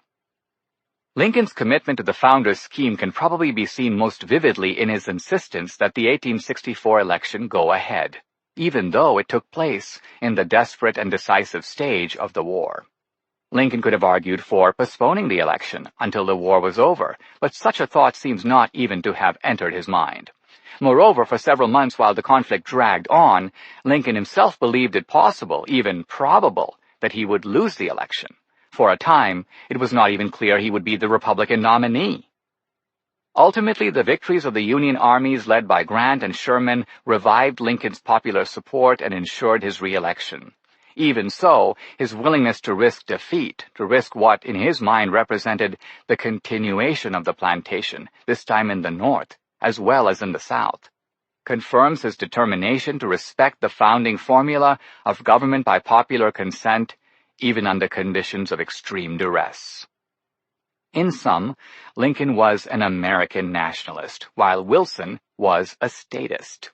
What Lincoln considered to be extraordinary powers used by government only in the event of a national emergency, Wilson saw as powers to be used in the ordinary course of government. Essentially, Wilson turned what was provisional and most problematic about Lincoln, and recognized as such by Lincoln himself, into a new progressive creed alien to the spirit of Lincoln and also to the spirit of the American founding. Why, we may ask, was Wilson himself and the whole progressive democratic movement that grew around him so enamored of the power of centralized government? The usual progressive answer is that progressives came to realize that they were the smartest people and that society runs most efficiently with the smartest people at the helm. This is the theme of progressive manifestos like Herbert Crowley's Progressive Democracy and E.A. Ross's Social Control, in which Crowley and Ross argue that societies don't run themselves. Someone has to control them, and it may as well be highly educated and highly specialized social scientists like themselves. The state is an organization that puts the wise minority in the saddle, Ross writes. The state aims more steadily at a rational safeguarding of the collective welfare than any organ society has yet employed. While in theory, the state is supposed to be democratically chosen by the society, Ross argues that, as a matter of fact, the state, when it becomes paternal and develops on the administrative side, is able in a measure to guide the society it professes to obey. It becomes, in a sense, an independent center of social power. Here we see how progressive intellectuals sought, with a certain measure of rat-like cunning, to subvert the democratic process. Their goal was the administrative state that, while being installed by the people, would govern for rather than by the people. The true rulers would be the progressives themselves, guided by the mind of the progressive intellectual. And this progressive longing is with us today. It explains why so many in academia and the professional sectors count themselves as progressives. They aspire to join the ruling class that administers the centralized state. Many Republicans and conservatives don't seem to get this. The conservative response, influenced by writers like Friedrich Hayek and Milton Friedman, is to make the case for why centralized societies don't work. Conservatives argue in the Hayekian mode that societies are organisms that are far too complex for even the most intelligent and dedicated administrators to run from central command. This response, however, misses the thrust of what is so appealing to progressives about the centralized state, and why progressives don't really care whether the centralized state makes the best or most efficient decisions compared to alternative ways of organizing society. Look at the problem this way. Imagine going to a plantation owner and giving him the macroeconomic argument that he shouldn't use a forced labor system because slavery is a very inefficient way of organizing society. After all, slaves being unpaid have little motivation to work and blah, blah, blah. Some Republicans and abolitionists did at the time make this sort of case to planters. Not surprisingly, they made very few converts. What would a plantation man say to someone who talked like this? Most likely he would respond with a scornful laugh. If pressed, he would say he doesn't give a damn about the profit to society. What motivates his enterprise is its profit to him. Sure, the slaves are reluctant to work, but that problem has had a workable solution ever since the invention of the whip. From the planter's point of view, unpaid labor is obviously the best form of labor because it costs close to nothing, and the planter keeps the vast share of the profit. Back to Woodrow Wilson and the early generation of progressive Democrats. What motivated their enthusiasm for the national government, for the centralized state, was their realization that it was the centralized state that had defeated the old plantation. Consequently, they reasoned that the only way to reestablish the plantation and make it invulnerable was to create a new type of plantation run by the centralized state itself. This way, they could become the new plantation bosses, with power incomparably greater than that exercised by any slave owner. One national plantation, with one big boss and lots of overseers, organized on an ethnic basis like the old plantation, just as effective, a system of exploitation but adapted to new circumstances and therefore structured somewhat differently. This became Wilson's model, and indeed the model of the Democratic Party in the 20th century, right up to the present. Wilson represented a great shift in the Democratic Party, from being the party of states' rights to the party of the strong centralized state. The reason for the shift is obvious. States' rights was the most effective way to protect the old slave plantation. But in the early 20th century, Wilson and the progressives had no slave plantation to protect. They needed a way to revive the plantation, to create a new type of plantation that they could run from a central location. Thus, the Democratic Party switched its allegiance to a strong centralized state because that was the best way to reinvent the plantation. Notice that for the Democratic Party, this represented a change of tactics, but not a change of purpose. Wilson and his progressive cohorts created the embryo for this new type of plantation. Here we focus on its genesis, constructed on the cornerstone of white supremacy. Although white supremacy is the very charge Democrats today make against Republicans, I will show that in its most virulent form, it is an invention of progressivism and the Democratic Party. I will also identify the three distinguishing features of the new Democratic engine of exploitation: racial terrorism, segregation, and forced eugenic sterilization. Some of the surrounding apparatus is now gone, but the progressive plantation itself is in full operation today. Inventing white supremacy. How do you reconstruct a plantation? How do you go about rebuilding not a single plantation, but an entire plantation system that has been wiped out by the Civil War? This was the challenge confronting Wilson and his generation of progressive Democrats. At first, they had to accept what they had lost. They had lost the slaves, who were now free. This represented a financial loss of $4 billion, a number I arrive at by multiplying the number of slaves, 4 million, by the average cost of a slave, $1,000. We can convert $4 billion into today's money and get a much larger number, but let's think about what the loss of the slaves actually represented to the planter class. Historian David Bryan Davis points out that in 1860, the total value of the slaves was around 80% of the nation's gross national product. That means that in today's terms, the total loss to the slave owners was not $4 billion, but something closer to $13 trillion. No wonder the Democratic planters went to war, as Jefferson Davis himself said, to protect their very valuable property. The loss of slavery wasn't merely a financial disaster. It changed the rules of an entire culture that had previously been based on status, leisure, and idleness. A Maryland Unionist described the new situation facing former Democratic slave owner Tench Tilghman and his family. The younger ladies on Wednesday and Thursday milked the cows, while their father, the general, held the umbrella over them to keep off the rain. The general has to harness his own carriage horses and probably black his own boots. Fanny Andrews, the daughter of a Georgia Democratic planter, complained that it seems humiliating to be compelled to bargain and haggle with our own servants about wages. One gets the idea that the true source of her outrage wasn't the bargaining, but rather that the slave owner class, which previously got this labor for free, now had to pay for it. Such was the angst of the postbellum Democratic leisure class. And yet there was nothing they could do to get their old way of life back. Sure, the Democrats in the South had some consolations. They had replaced slavery with sharecropping. Under the sharecropping system, blacks still worked in the rice, tobacco, cane, and cotton fields. Now they were wage laborers and in theory entitled to a share of the crop, typically 1/3 if the planter provided the implements, and seed 1/2 if the sharecroppers provided their own. Moreover, since sharecroppers lived on the plantation, owners found ways to impose charges on them for tools and living expenses that typically left them with little to call their own. Owners also controlled the freedom and to some extent the lives of their workers, who were also their tenants. So dependent were sharecroppers on the employers that some scholars have not hesitated to term sharecropping a form of neo-slavery. Still, sharecroppers were contract laborers. They were not actually slaves. However subjugated they were, they could round up their family and leave the plantation. So if sharecropping was to be part of the new democratic plantation system, Democrats in the South would have to find ways to force sharecroppers to stay, no matter how onerous the conditions they faced. The great instrument for keeping the slaves on the old plantation, namely the whip, was no longer available to the post-bellum planter class. Increasingly, Wilson and his fellow Democrats noticed the competitive threat posed by free blacks in the South. Partly this threat was economic. Slaves who had developed practical skills were now in a position to compete with white laborers for employment.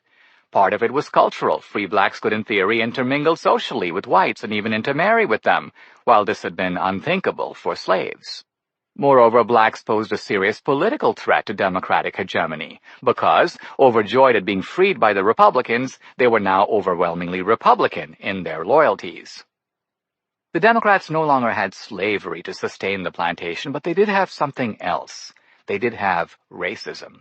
Racism, after all, predated the slave plantation. It continued through the slave period, and it outlasted slavery, becoming in many respects stronger after emancipation than it had been before. Moreover, slavery had been confined to the South, at least in the 19th century, while racism seemed to be a potent force in the North, no less than in the South. These statements require clarification. Racism, specifically the belief in inherent black inferiority, dates back to the first European encounters with Africans in the early modern period. I have written about this in my book, The End of Racism. Basically, Europeans could not account for the primitivism of black Africa entirely in environmental terms, and therefore blamed a good portion of it on inherent and ultimately biological inferiority. This perception of blacks as uncivilized and perhaps incapable of civilization, this original racism, was imported to America when Europeans settled this continent. Slavery fortified racism and fostered an early version of white supremacy. It did so for the reason given by historian C.R. Boxer. One race cannot systematically enslave members of another for centuries without acquiring a conscious or unconscious feeling of racial superiority. The point is that unlike slavery in many other parts of the world, where slaves and slave owners belonged to the same race, American slavery was racial slavery. Not all slave owners were white. There were also a few thousand black slave owners in the South between the 1820s and 1860, but all the slaves on the Democratic plantations of the South were black. Boxer's point is that when slave owners are white and the slaves are black, the whites will inevitably presume themselves suited to rule, and the blacks suited to be ruled. The presumed logic goes like this: we are on top and they are on the bottom, therefore we must deserve to be on top and they must deserve to be on the bottom, we are naturally superior to them. Here then is the original basis of entrenched white supremacy. But it took time for this self-consciousness to develop. That's why we see very few virulent denunciations of blacks, even in the South, during the founding period. Those emerged in the early 19th century as the plantation expanded and a political party arose in the 1820s that reflected the will and interest of the planter class. That's why I say that white supremacy is a creation of the Democratic master class. This psychological rationalization for slavery then became corroborated by the wretched condition of the slaves. Even though this wretchedness was imposed by the democratic slave owner who prevented his slaves from being educated and civilized, the planter would point to the wretchedness of black slaves as proof of their racial inferiority. Yet racism was also tempered by slavery, not only because the plantation system necessitated close and constant interactions between the slaves and the master class, but also because slavery as an institution prevented open economic competition between whites and blacks. Both blacks and whites worked for the benefit of the white master class, and this pleased the masters just fine. As long as the slaves went along with the arrangement, there was no reason for the masters to direct racial hostility to the slaves. After slavery, however, the free blacks became a problem, not merely in the economic sense, but also in the political and cultural sense. Wilson and the Progressive Democrats observed what modern scholars have subsequently corroborated. There was more potent racism in America in the late 19th and early 20th centuries than at any time before or since. Anti-black racism, historian George Fredrickson writes, peaked in the period between the end of Reconstruction and the First World War. And in this sea of racism, Democrats thrived. They didn't have slavery, but they did have this. Moreover, slavery was an institution that could be abolished. The slaves could become free. But race, thankfully for the Democrats, was unalterable. Blacks could not stop being black, or as Democratic pro-slavery apologist Thomas Roderick Dew once put it, the Ethiopian cannot change his skin, nor the leopard his spots. The Democrats realized that they could unify the white South by fomenting a shared hatred of blacks. Racism could not offer, as slavery did, the chance to extract free labor from blacks, but it did offer every white person, no matter how poor or ignorant, the chance to belong to an aristocracy of color, placing them above every black person, no matter how successful or educated. Thus, the Democratic formula became one of white supremacy and black suppression. The Democrats would fight to expand the franchise for whites while curtailing it for blacks. They would indulge white hatred by directing it against blacks, especially educated blacks, whose very presence embarrassed racist theories of white supremacy. By cultivating racism, by nourishing it, and by using it, the Democrats realized they could build an enduring foundation for a new type of plantation to replace the one that had been lost. Consider the instrument that sustained the old plantation, the whip. The whip was the tool of force employed by the old Democratic planter class to get the slaves to the plantation, to keep them there, and to make them work. Wilson and his Progressive Democrats realized that they needed something similar, a new whip, if you will, a new instrument of force that would take these disorderly, emancipated slaves and beat them back down, then keep them down, and ideally reduce the threat they posed by reducing their actual number in society. At this point in early 1915, who should walk through Wilson's door in the Oval Office but his old college friend Thomas Dixon, author of The Klansman, an historical romance of the Ku Klux Klan. Thomas Dixon's progressive racism. Wilson and Dixon were buddies. They had attended Johns Hopkins University together. Today, progressives call Dixon a right-winger on the basis of his Southern roots and racism. But by now we can recognize this as part of the big lie. The South was a Democratic stronghold, and racism was virtually the official doctrine of the Democratic Party. Dixon had served in the North Carolina General Assembly as a Democrat. Moreover, Dixon was a self-described progressive associated with the social gospel movement. His slogan was, "Politics is religion in action." In his early career, he had been an avowed socialist. A champion of the homeless, he was also an animal rights activist, known for his opposition to hunting. He railed against capital punishment. Dixon's book, The Root of Evil, contained such a passionate denunciation against capitalism that his progressive biographer, Anthony Slide, remarks, "It almost compensates for the worst excesses of racism to be found elsewhere in Dixon's writings." That's how Wilson knew him, and their friendship was ideological, no less than personal. Legislator, lawyer, preacher, actor, and author, Dixon also claimed to be an expert on Reconstruction, who had mastered, in his own words, 4,000 volumes of American historical records. In 1902, he published the bestseller The Leopard Spots, a romance of the white man's burden, and followed it up with The Klansman, a lurid account of a Northern Republican who colludes with vicious, lustful blacks to persecute the South and violate its lovely maidens. The villain of The Klansman is a character named Austin Stoneman, explicitly modeled on the Pennsylvania Republican abolitionist Wendell Phillips. The victims are ordinary put-upon Southern Democrats who are just trying to get on with their lives when they are set upon by this predatory alliance of Republicans and Negroes.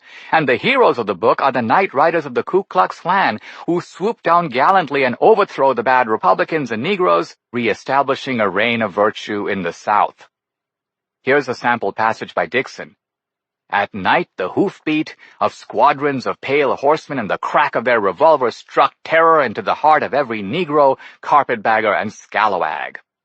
No wonder Dixon dedicated his book to the memory of a Scotch-Irish leader of the South, my uncle, Colonel Leroy McAtee, Grand Titan of the Ku Klux Klan.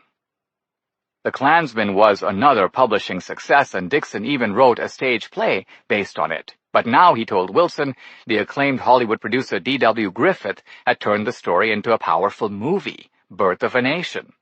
Dixon was right about this. The film is even today acknowledged to be a technical masterpiece, using the latest cinematic techniques to convert Dixon's literary melodrama into arresting scenes that build inexorably toward an explosive climax. Dixon wanted Wilson to screen the movie in the White House and invite his cabinet and other influential figures. Progressive historical accounts of this meeting typically depict Wilson as the gullible fellow who went along with Dixon and Griffith's nefarious scheme. But Wilson was obviously too intelligent not to recognize the publicity that a screening would provide the new movie. It would be the first ever film shown at the White House. I believe Wilson knew exactly what he was doing.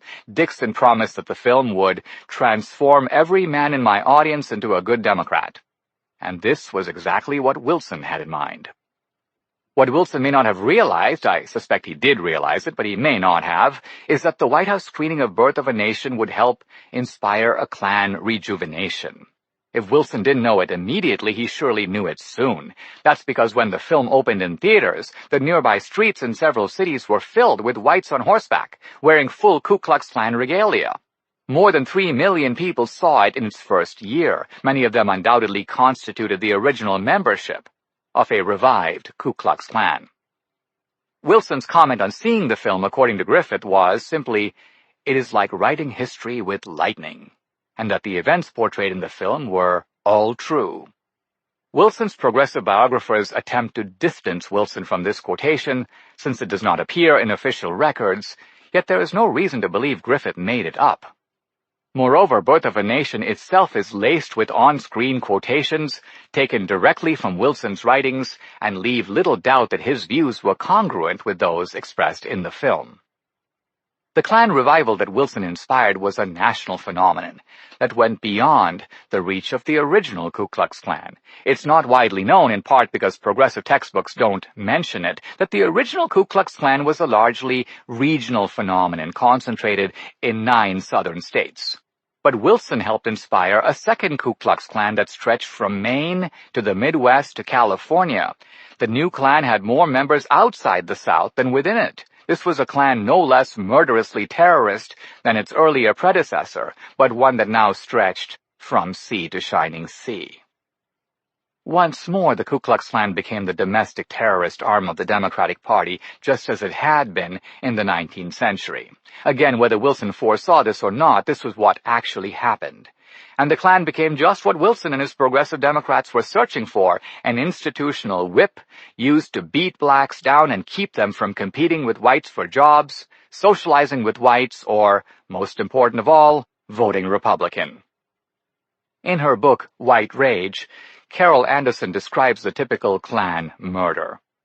One of the most macabre formats was a spectacle lynching, which advertised the killing of a black person and provided special promotional trains to bring the audience, including women and children, to the slaughter. These gruesome events were standard family entertainment, severed body parts became souvenirs, and decorations hung proudly in homes. As Anderson recognizes, the new Klan was different from its predecessor in some respects. The old Klansmen wore stilts under their robes to appear 9 feet tall. The new Klan was distinguished by the white sheets and pointed hats. The old Klan didn't burn crosses. The new Klan got that idea from a climactic scene in Griffith's movie. The old Klan targeted blacks and white Republicans. The new Klan targeted blacks and also Catholics and Jews. But murder for entertainment and political gain was a common feature of the old Klan and the new. And the one little detail Anderson leaves out is that these were murders typically organized in league with the local Democratic Party, with Democratic crowds in attendance, and conducted in large part to send a message to black Republican voters. The Klan reached its zenith in the mid-1920s, when membership in the organization stood between 3 and 5 million. During this period, the Klan controlled Democratic primaries in many states.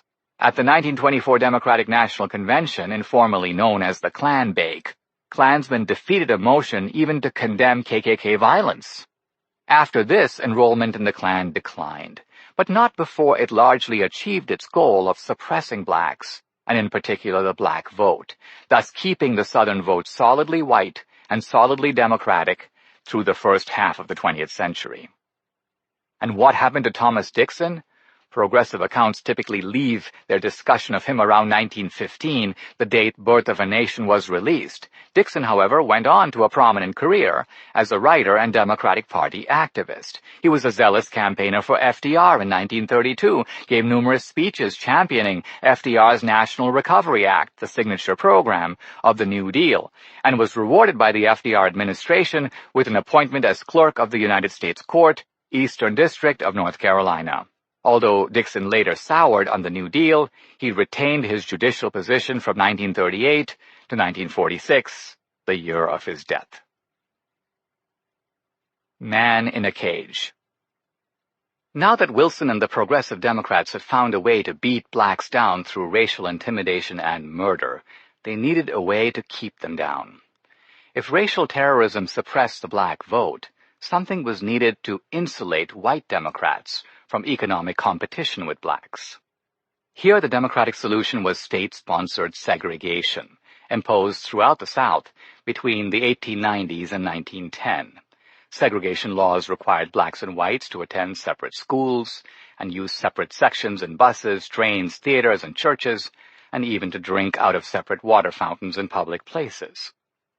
While state-sponsored segregation was a Southern phenomenon, giving some support to the progressive campaign to blame racial evils on the South, it should be noted that every Southern segregation law was passed by a Democratic legislature, signed by a Democratic governor, and enforced by Democratic officials. There are no exceptions to this rule. So segregation was the work of the Democratic Party in that region. Wilson's contribution was to take segregation to the federal government. It's not widely recognized that prior to Wilson, the federal government was not officially segregated. African Americans have successive Republican administrations going back to the Civil War to thank for that. Progressive scholars don't want Republicans to get the credit, so they downplay or leave this fact out of their textbooks. It remains a fact nonetheless. Wilson, however, expanded racial segregation from its local southern precincts to the nation's capital. From the Treasury Department to the post office, whites and blacks were required to eat separately and use separate bathrooms. Somewhat comically, Du Bois in 1913 wrote an open letter to Wilson in which he complained about segregation. Du Bois wrote of one colored clerk who could not actually be segregated on account of the nature of his work has consequently had a cage built around him to separate him from his white companions of many years. Wilson did not respond, but Du Bois must have realized what his endorsement of Wilson and the Democrats had produced. Blacks were now being put into cages. Around the same time, a group of activists associated with Du Bois, most of them backers of Wilson in 1912, met with the president. Monroe Trotter, editor of the Boston Guardian, bitterly challenged Wilson on segregation. Wilson informed him that segregation is not a humiliation but a benefit, and ought to be so regarded by you gentlemen. One may call this the positive good argument for democratic segregation. And with this ended Trotter and Du Bois's hopes of having a central role in administering Wilson's emerging democratic plantation. If racial terrorism and segregation are the first two elements of Wilson's progressive plantation, the third and final one involves what may be termed race conservation. Race conservation has two elements: racially restrictive immigration laws and eugenic sterilization of the supposedly unfit, mostly poor whites and racial minorities. Wilson supported both and saw them as closely connected. Immigration restrictions would keep the racial inferiors from getting into the country, and forced eugenic sterilization could prevent those who were already here from reproducing. The Immigration Act of 1924 was actually signed after Wilson left office, but he and other progressives, most of them Democrats, but also some Republicans, had pushed for such measures for more than 2 decades.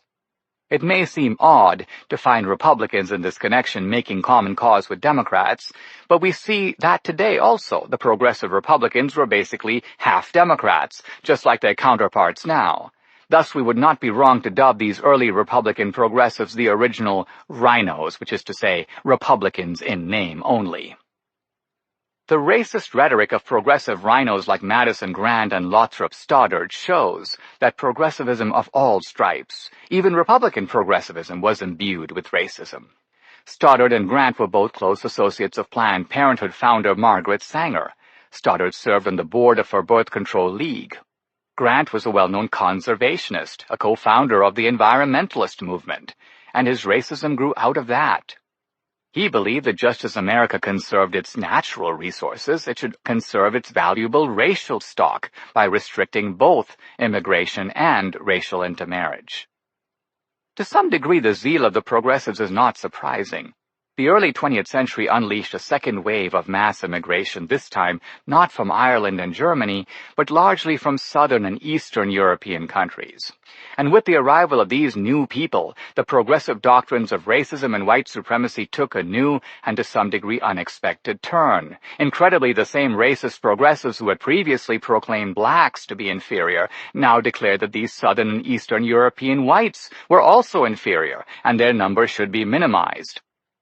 White supremacy now became Nordic supremacy, and progressives distinguished between the superior Nordics and inferior Alpine and Mediterranean types. In order to demonstrate how America was being infested by immigrants, a Carnegie Institution report offered, as its main illustration, the parallel case of the house rat, which traced rodent infestation from Europe to the ability of rats to make their way to America in sailing ships. No doubt fearing economic competition from new workers willing to do the same job for less, unions were at the forefront of the movement to exclude immigrants. The socialist leader, Eugene Debs, accused the Dago of underbidding union workers by living more like a savage or a wild beast than the hated Chinese immigrant. For progressives in those days, blacks were niggers, Mexicans were wetbacks, Asians were chinks, Italians were wops and dagos, and all these people deserved to be kept out of America or prevented from reproducing. Wilson was fully on board. In his last volume of The History of the American People, published in 1902, Wilson warns that America is faced with the threat of being flooded by men from the lowest class from the south of Italy and men of the meaner sort out of Hungary and Poland. These undesirables, Wilson argues, are part of a great wave of undesirables from southern and eastern European countries that are disburdening themselves of the more sordid and hapless elements of their population. Wilson left little doubt he thought the wave should be stopped, and in 1924 it was. The Immigration Act of that year was explicitly cast in racial terms. It essentially banned immigration to America from South Asia, the Middle East, and the Far East. It severely restricted the immigration of Catholics and Jews from Southern and Eastern Europe by imposing national origins quotas equivalent to 2% of each nationality's population in the United States in 1890. For 50 years, from 1924 through 1965, progressives essentially shut the door on immigration on the basis of white supremacy. Wilson was also a pioneer in the area of progressive eugenic sterilization. In 1911, as governor of New Jersey, he signed into law one of America's first forced sterilization laws. The law created a board of examiners of feeble-minded, epileptics, and other defectives, charged with determining whether prisoners and those residing in poorhouses and other charitable institutions should be coercively sterilized. Through progressive prodding, eventually some 27 states enacted similar forced sterilization laws, and some 65,000 Americans were prevented, against their will, from reproducing. The progressive roots of Nazism. I cannot conclude this chapter without pointing out that 3 of the schemes of the progressive plantation, race-based immigration restriction, racial segregation, and forced sterilization, provided models for the Nazi Party in the early 1930s. Hitler himself praised progressive immigration restrictions in America, noting that, by simply excluding certain races from naturalization, they displayed, in slow beginnings, Hitler's own move toward the Nazi idea of a racially supremacist state. Hitler also praised anti-miscegenation laws championed by American progressives. The Germanic inhabitant of the American continent, he wrote in Mein Kampf, who has remained racially pure and unmixed, rose to be master of the continent. He will remain the master as long as he does not fall victim to the defilement of the blood. James Whitman shows in Hitler's American model that the Nazis explicitly modeled their Nuremberg laws that segregated Jews into ghettos, prevented them from intermarrying with other Germans, and excluded them from citizenship, on the Jim Crow laws of the Democratic South. Whitman's documentation is thorough. He even has the records of the Nuremberg meetings showing how the Nazis basically took the democratic laws, crossed out the word black, wrote in the word Jew, and had their work largely done for them. In the crushing words of Roland Freisler, State Secretary of the Nazi Ministry of Justice, surveying the democratic segregation and state-sponsored discrimination laws, this jurisprudence would suit us perfectly. Here was the actual scene. A senior group of Nazis is gathered around a table with a stenographer present to record what one of them termed an historic occasion. They were in the process of founding the world's first racist state. Then one of the Nazis, Heinrich Krieger, who studied in the United States, sheepishly raised his hand and informed his colleagues that they could not do this because the Democratic Party in the United States had beaten them to it. The Nazis were incredulous, but Krieger was right. The Nazis wanted to segregate Jews into ghettos, and the Southern Democrats had already done this.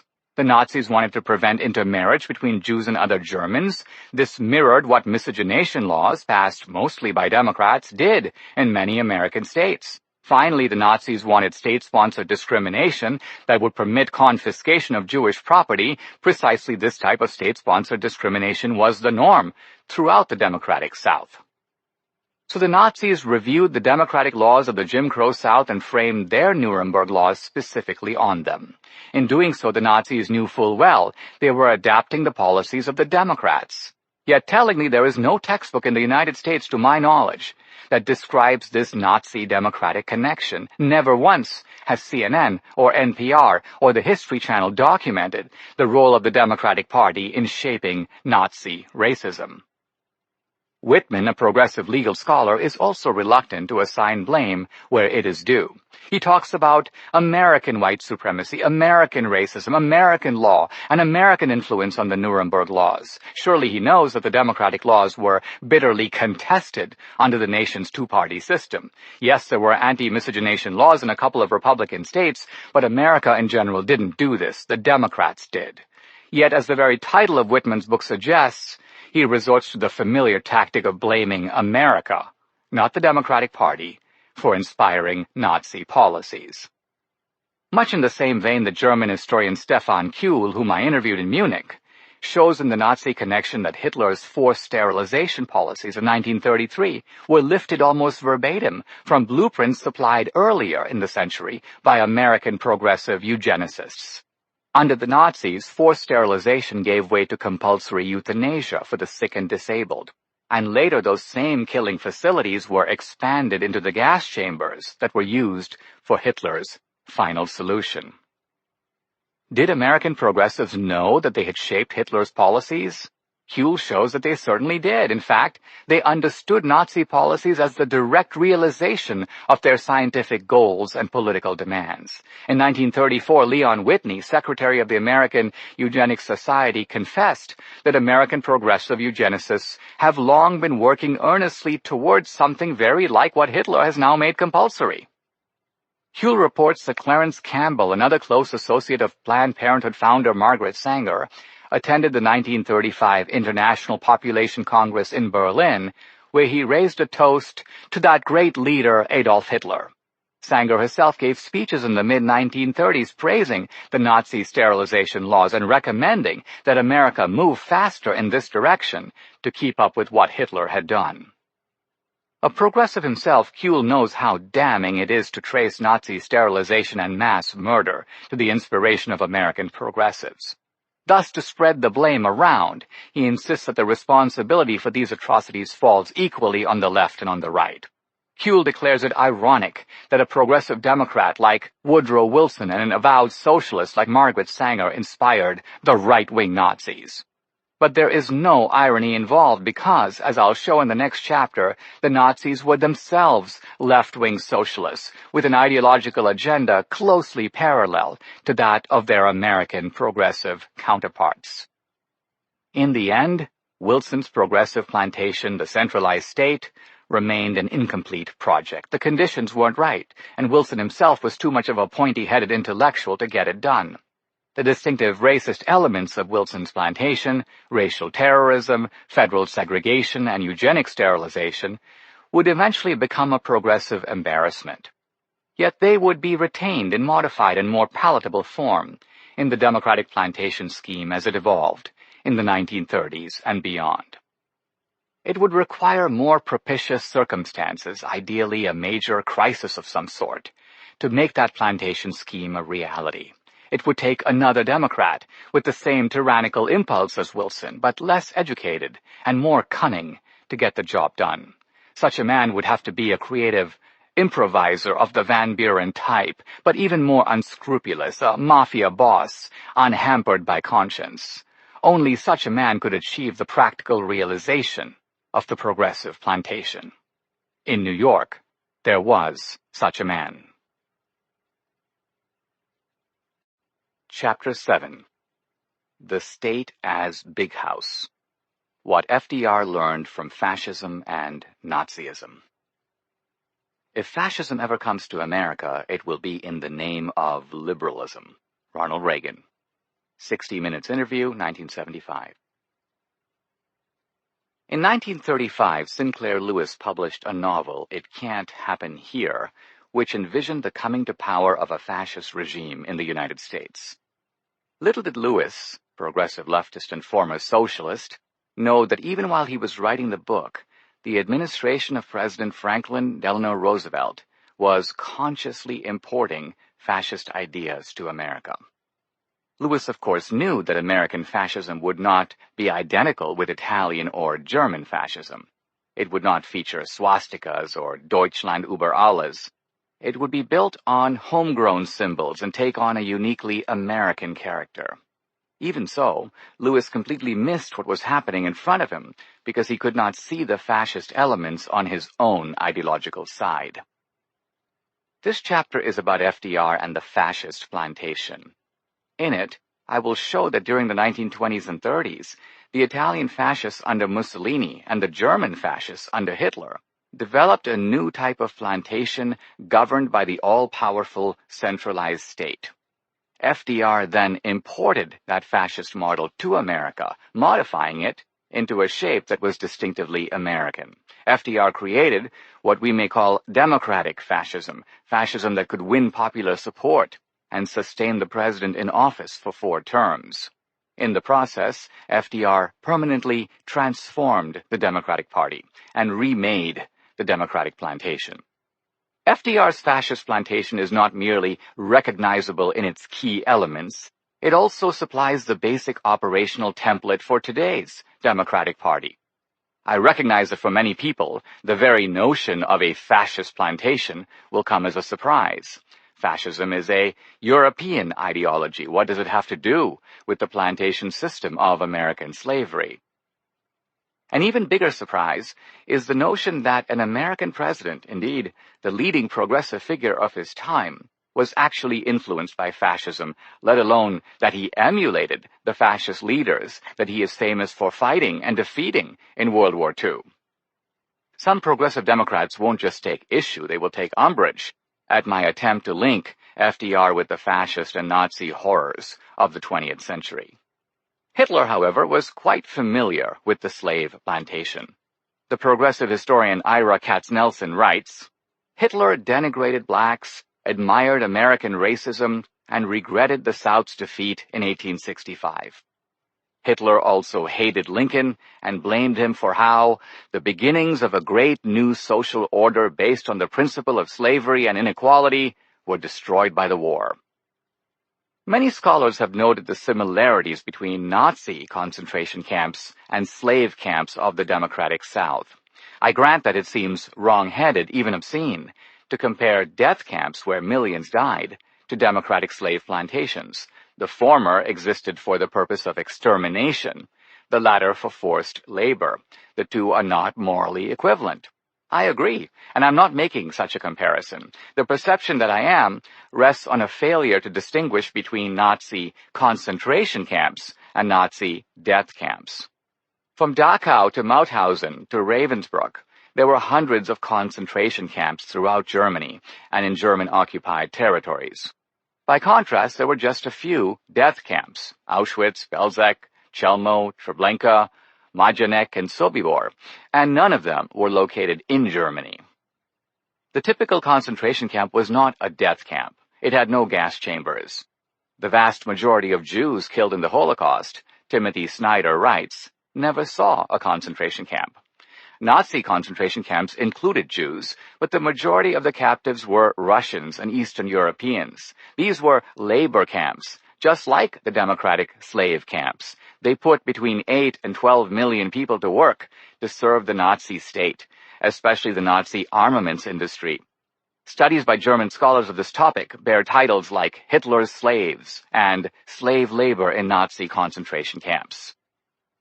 In his study of concentration camps, Wolfgang Sofsky notes that slave camps and Nazi concentration camps were both forced labor systems, in which the captives received no compensation for their labor, and masters had virtually unlimited power over them, not merely their work conditions, but their lives.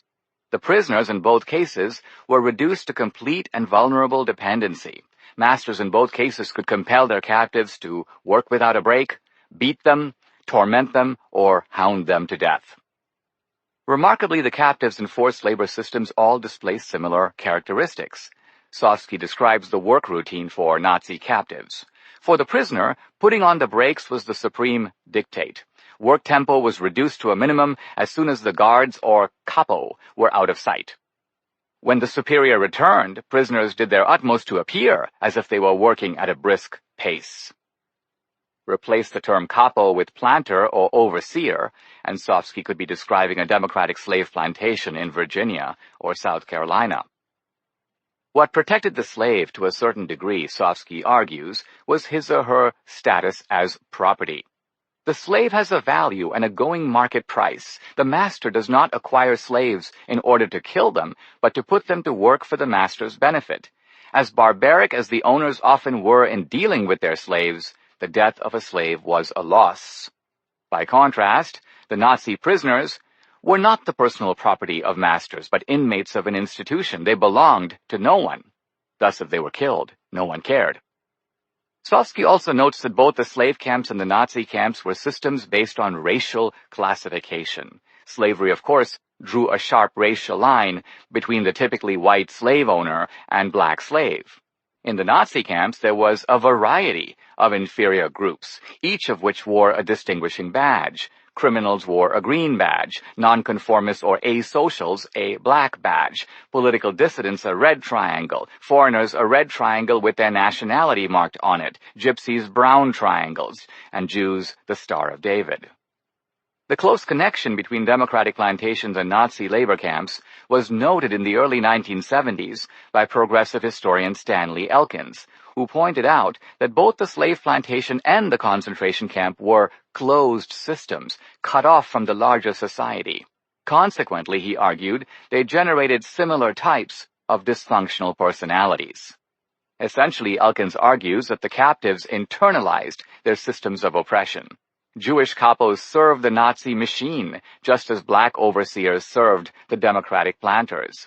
Even those who did not become part of the regime of oppression found their moral personality disfigured.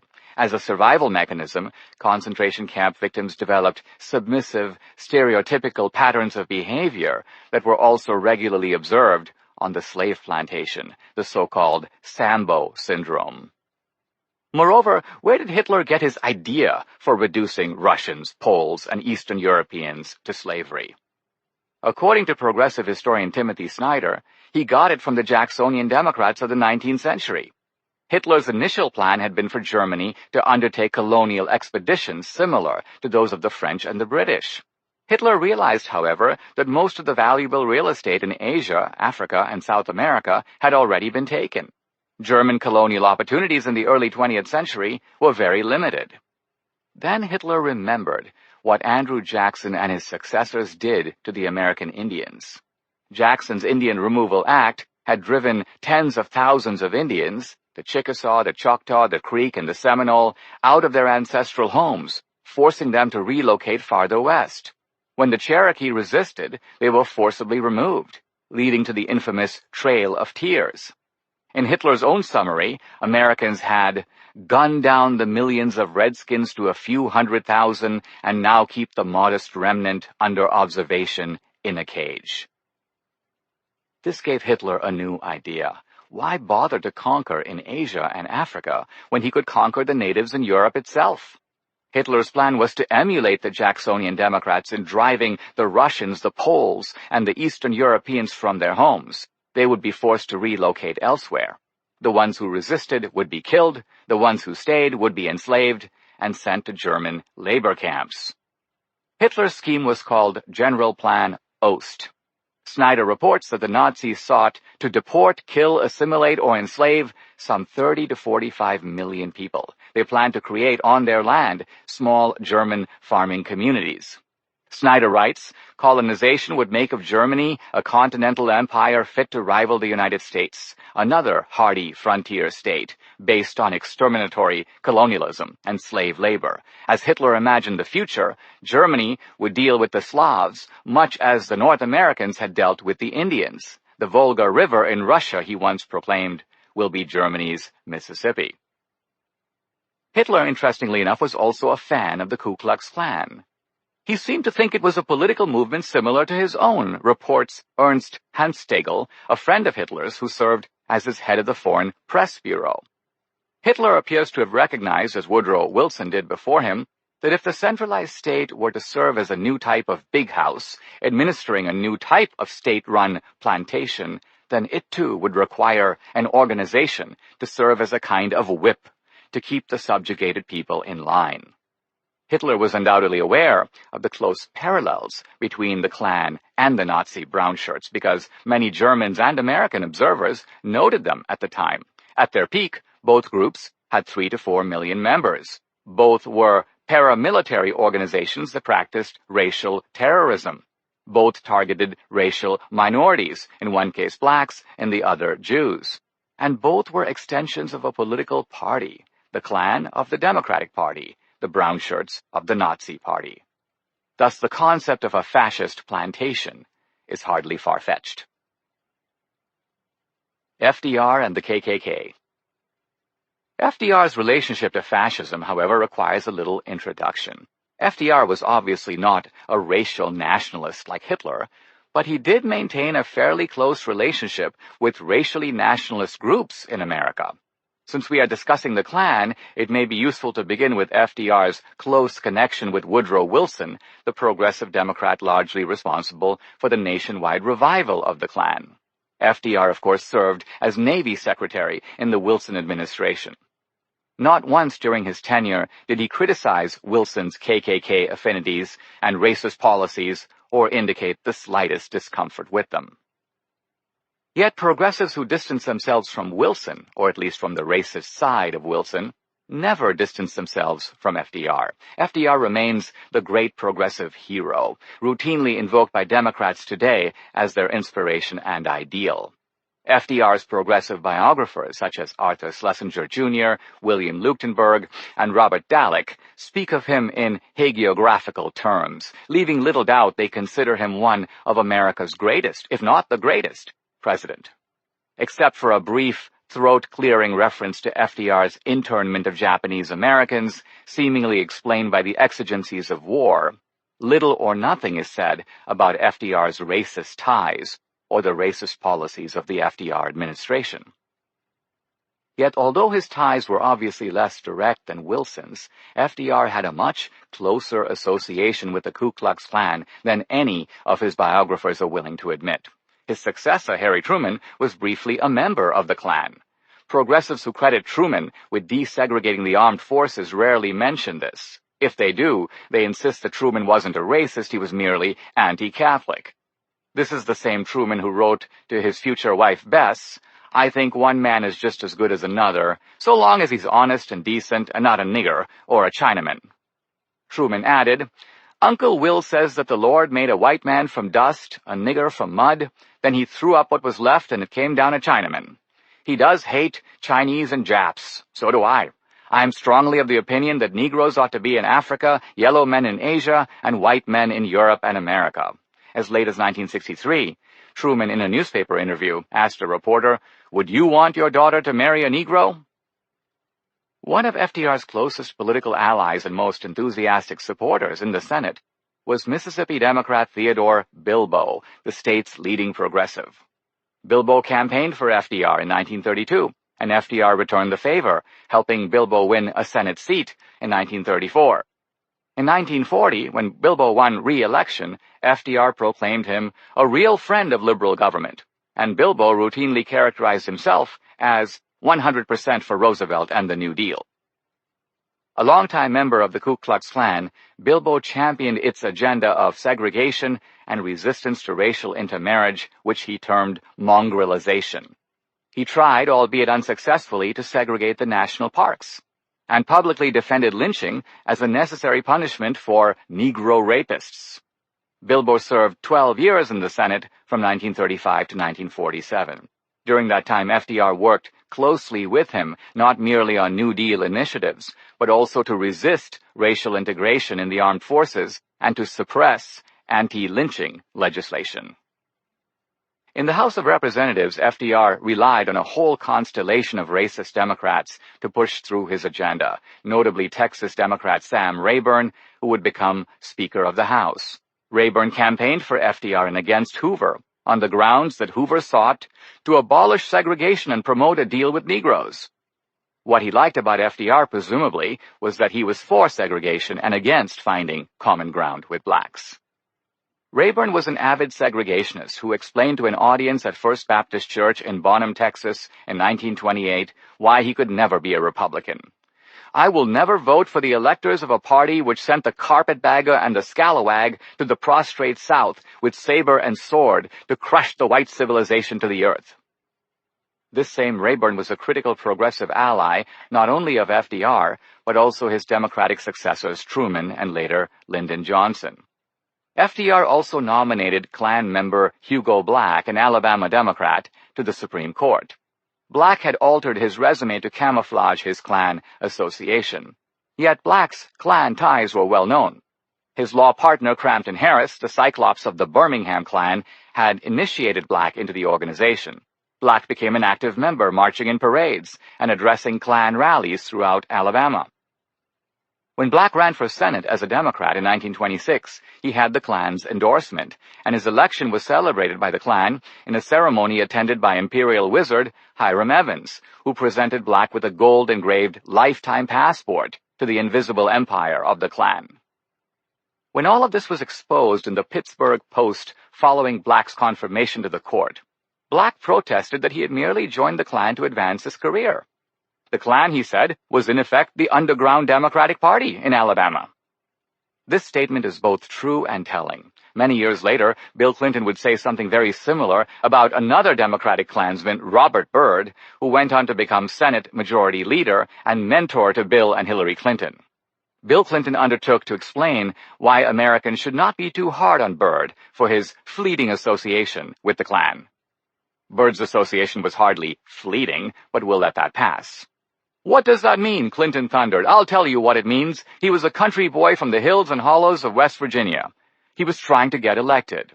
In other words, you simply had to be in the Klan in those days to advance in the Democratic Party. Ever the consummate political dissembler, FDR pretended he had no idea that Black had been in the Klan. But even FDR's progressive biographer, Robert Dallek, a sycophantic admirer if there ever was one, admits that in choosing Black there seemed little question that Roosevelt was aware of his Klan membership and that his election to the Senate had partly required Klan support. Many years later, Black himself put the matter to rest in a 1968 memo.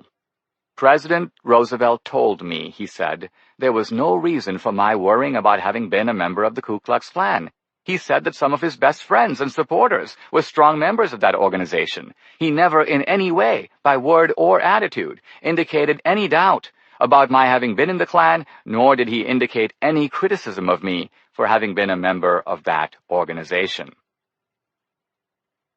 A fascist superhero. Notice that the Klan connections of these leading Democrats are much more recent than those of, say, Confederate General Nathan Bedford Forrest, a founder of the 19th century Klan. Yet Forrest statues are torn down by progressives, while FDR's are left standing. In fact, there's no indication on the part of left-wing monument destroyers that they are even ambivalent about FDR's racist legacy. The same applies to Harry Truman, Hugo Black, Sam Rayburn, and Robert Byrd. No one to date has called for the renaming of the Rayburn House office building in Washington, D.C. A good deal of West Virginia is named after Robert Byrd. Highways, schools, medical centers, and so on. They are all given a pass by progressive activists. Apparently it's just fine to have served or worked with the Ku Klux Klan as long as you are a progressive Democrat. In fairness, many of the Black Lives Matter and Antifa thugs who pull down monuments probably have no idea about FDR's connection to Black or Black's deep ties to the Klan. Here we are back to the big lies of omission, the systematic progressive erasure of important events and associations to hide the complicity of big-name progressives in the worst crimes of American history. As we will see in this chapter, few people have benefited more from this left-wing cover-up than FDR. FDR's reputation remains that of the indefatigable hero of the Depression and World War II, famously associated with the phrase, "The only thing we have to fear is fear itself." I have never understood the appeal of this idiotic phrase. Imagine going to a hospital to be treated for a serious life-threatening illness and being informed by the person in charge that the only thing you have to fear is fear itself.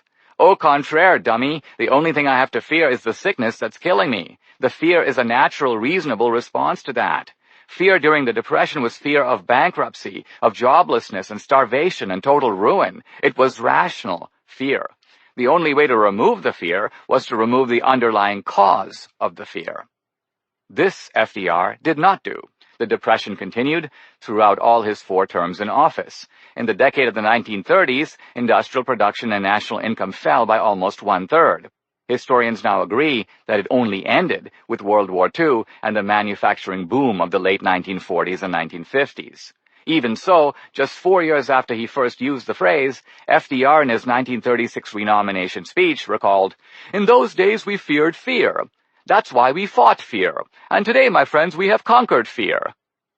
This is capital stuff, reminiscent of Peter Sellers in the movie Being There. Sellers plays Chance, a gardener who utters pedestrian banalities and absurdities, mostly drawing on an analogy to gardening. Yet these enigmatic pronouncements are hailed by the elite as profundities. So too with FDR, who is routinely celebrated by progressives for profundities that are not profound and for doing things that he manifestly did not do. As I mentioned earlier, FDR deserves no credit for ending the Great Depression. I will acknowledge his role in leading the American fight against the fascists and Nazis during World War II. The soldiers and those aiding the war effort turned the tide against the enemy. The Red Army, too, played a critical role in defeating the Axis powers. Even so, FDR's wartime leadership undoubtedly accelerated Germany's final defeat.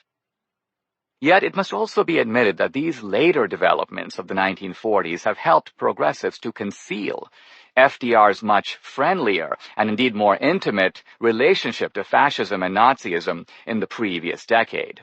In truth, FDR admired Mussolini and embraced fascist principles that had been implemented both in Italy by Mussolini and in Germany by Hitler. For their part, in the early 1930s, the Italian and German fascists praised FDR and the New Deal. FDR and the fascists were part of a mutual admiration society. Showing these connections is telling enough. But in order to go further, we need to make a searching examination of the true meaning of fascism. We need to understand how FDR's New Deal drew on the formulas of Italian fascism, how FDR, like Hitler, appealed to envy and hatred of successful entrepreneurs in order to mobilize political action against them, how fascist concepts like Gleichschaltung, which basically means political correctness, were embraced by progressives, and how fascist economic policy is at the core of the progressive democratic plantation even today. True, Wilson envisioned the progressive plantation long before FDR. But FDR deserves credit, or more precisely, blame, for the fascist plantation. Wilson cannot be held responsible for it because he preceded Mussolini and Hitler. Consequently, there is no way he could have had these fascist dictators as models. FDR did learn from both of them, and moreover, like Mussolini and Hitler, he had the economic catastrophe of the Great Depression to justify moving his country in a direction that the people would never ordinarily want to go. One way to see how FDR embraced Nazi policies is to consider the distinctive fascist approach to economic policy, followed by Mussolini as well as Hitler. The fascists were socialists, but not in the Marxist way. Their National Socialism did not involve nationalization of industry or worker control of various industries.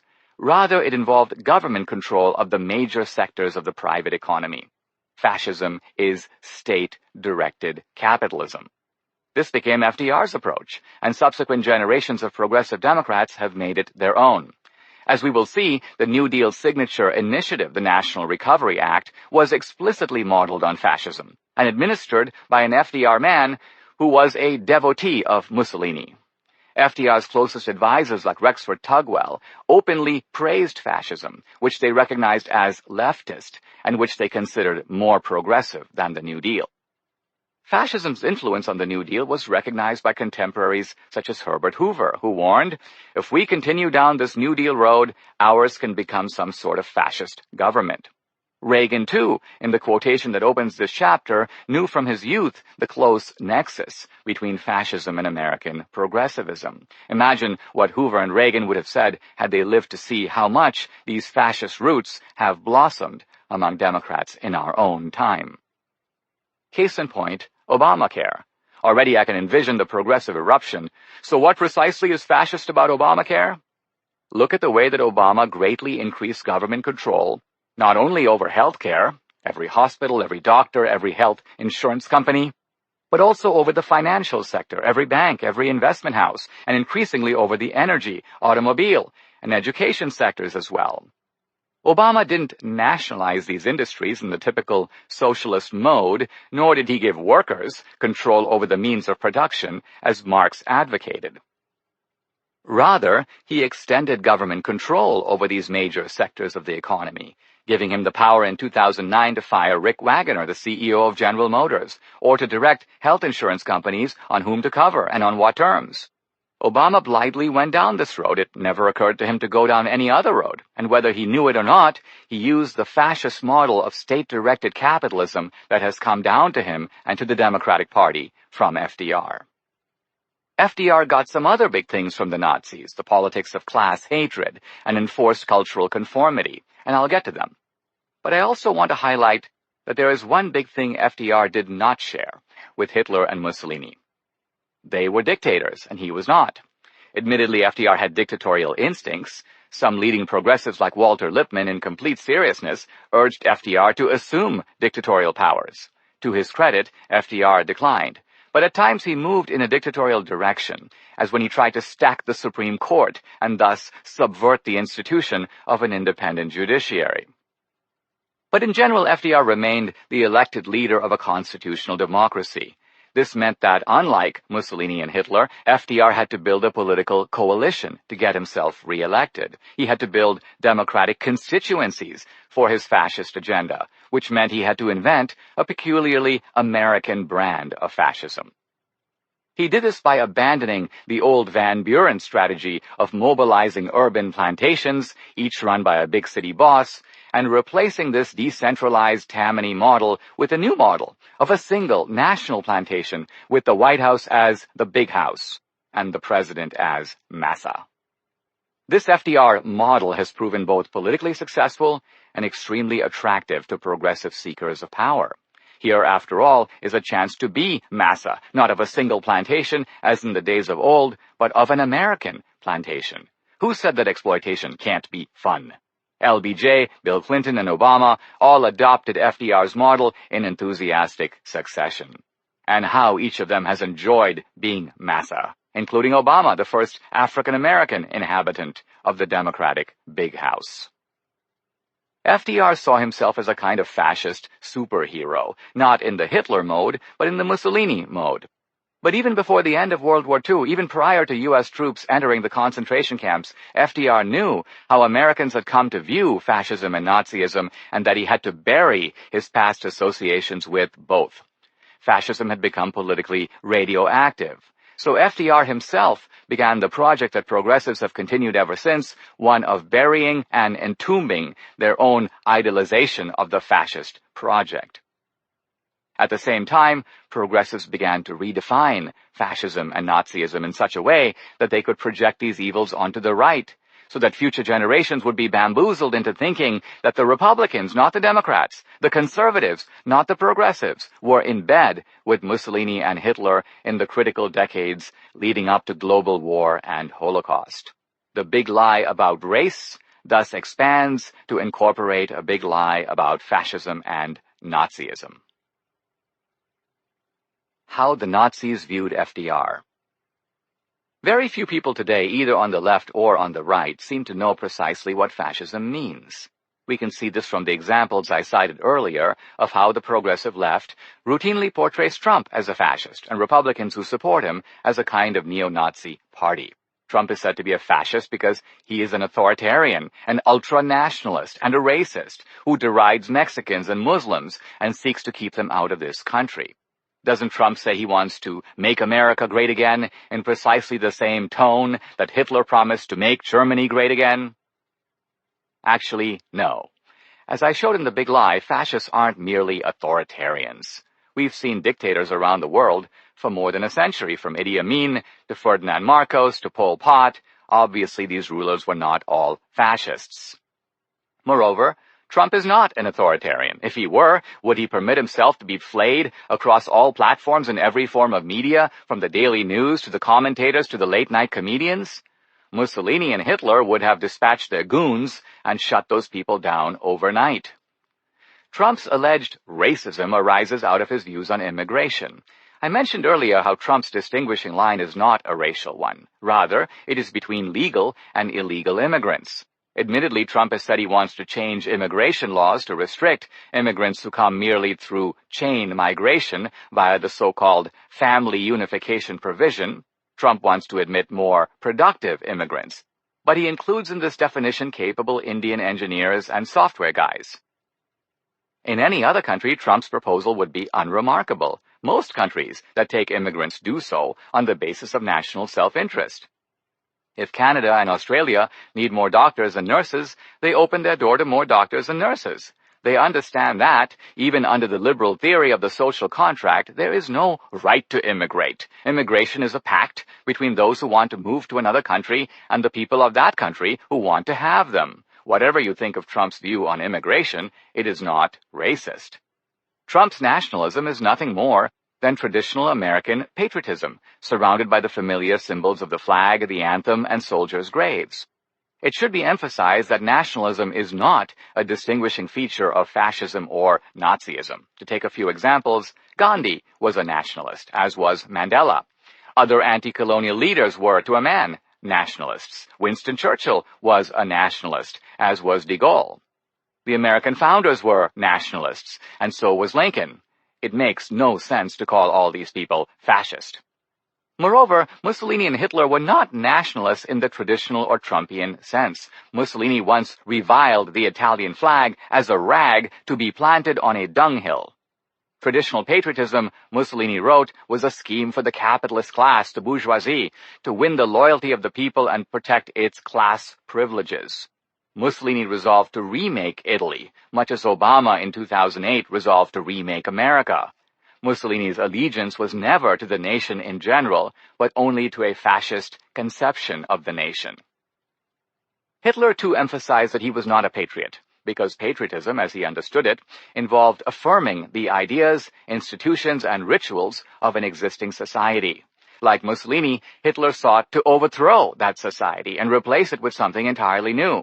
His loyalty was neither to traditional Wilhelmine Germany nor to Weimar Germany, both of which he viewed as decadent. Hitler's dedication was only to his own futuristic ideal of what he termed the Völkisch, or fascist state.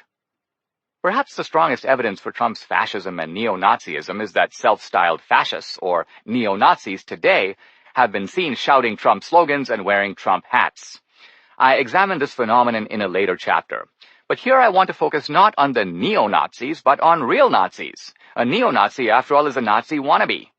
Hitler admirers circa 2018 are not the same as the people who actually served Hitler and administered the fascist state with all its attendant horrors. Whom did those people, including the fascist leaders Hitler and Mussolini themselves, support on this side of the Atlantic? Mussolini, it turns out, was an admirer of Franklin Roosevelt. Historian Stanley Payne writes in A Short History of Fascism that initially Mussolini thought better of FDR than of Hitler. Mussolini condescended toward Hitler at their first meetings and only changed his view after Hitler's successful conquests. But he was positively disposed to FDR from the outset, and the Duce and Roosevelt established personal contact even before FDR was inaugurated.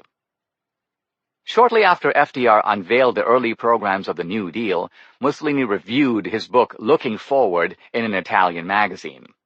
Mussolini concluded that FDR's policies and outlook were reminiscent of the ways and means by which fascism awakened the Italian people. Adopting a ponderous tone, Mussolini wrote, "The question is often asked in America and in Europe just how much fascism the American president's program contains." Mussolini's answer, a lot. Fascism, Mussolini said, is the principle that the state no longer leaves the economy to its own devices.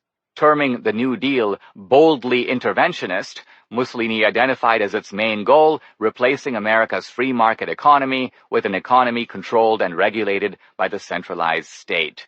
FDR, Mussolini concluded, was moving his country in the direction of National Socialism, and, without question, the mood accompanying the sea change resembles that of fascism. Around the same time, the official Nazi newspaper Völkischer Beobachter provided its views of America's new president. We too, as German National Socialists, are looking toward America. FDR, the Nazi publication said, was replacing the uninhibited frenzy of market speculation of the 1920s with the adoption of national socialist strains of thought in his economic and social policies. Of his policies, the paper concluded, "We fear only the possibility that they might fail." On another occasion, the Völkischer Beobachter examined FDR's leadership style, which it found comparable to Hitler's own dictatorial style or Führerprinzip.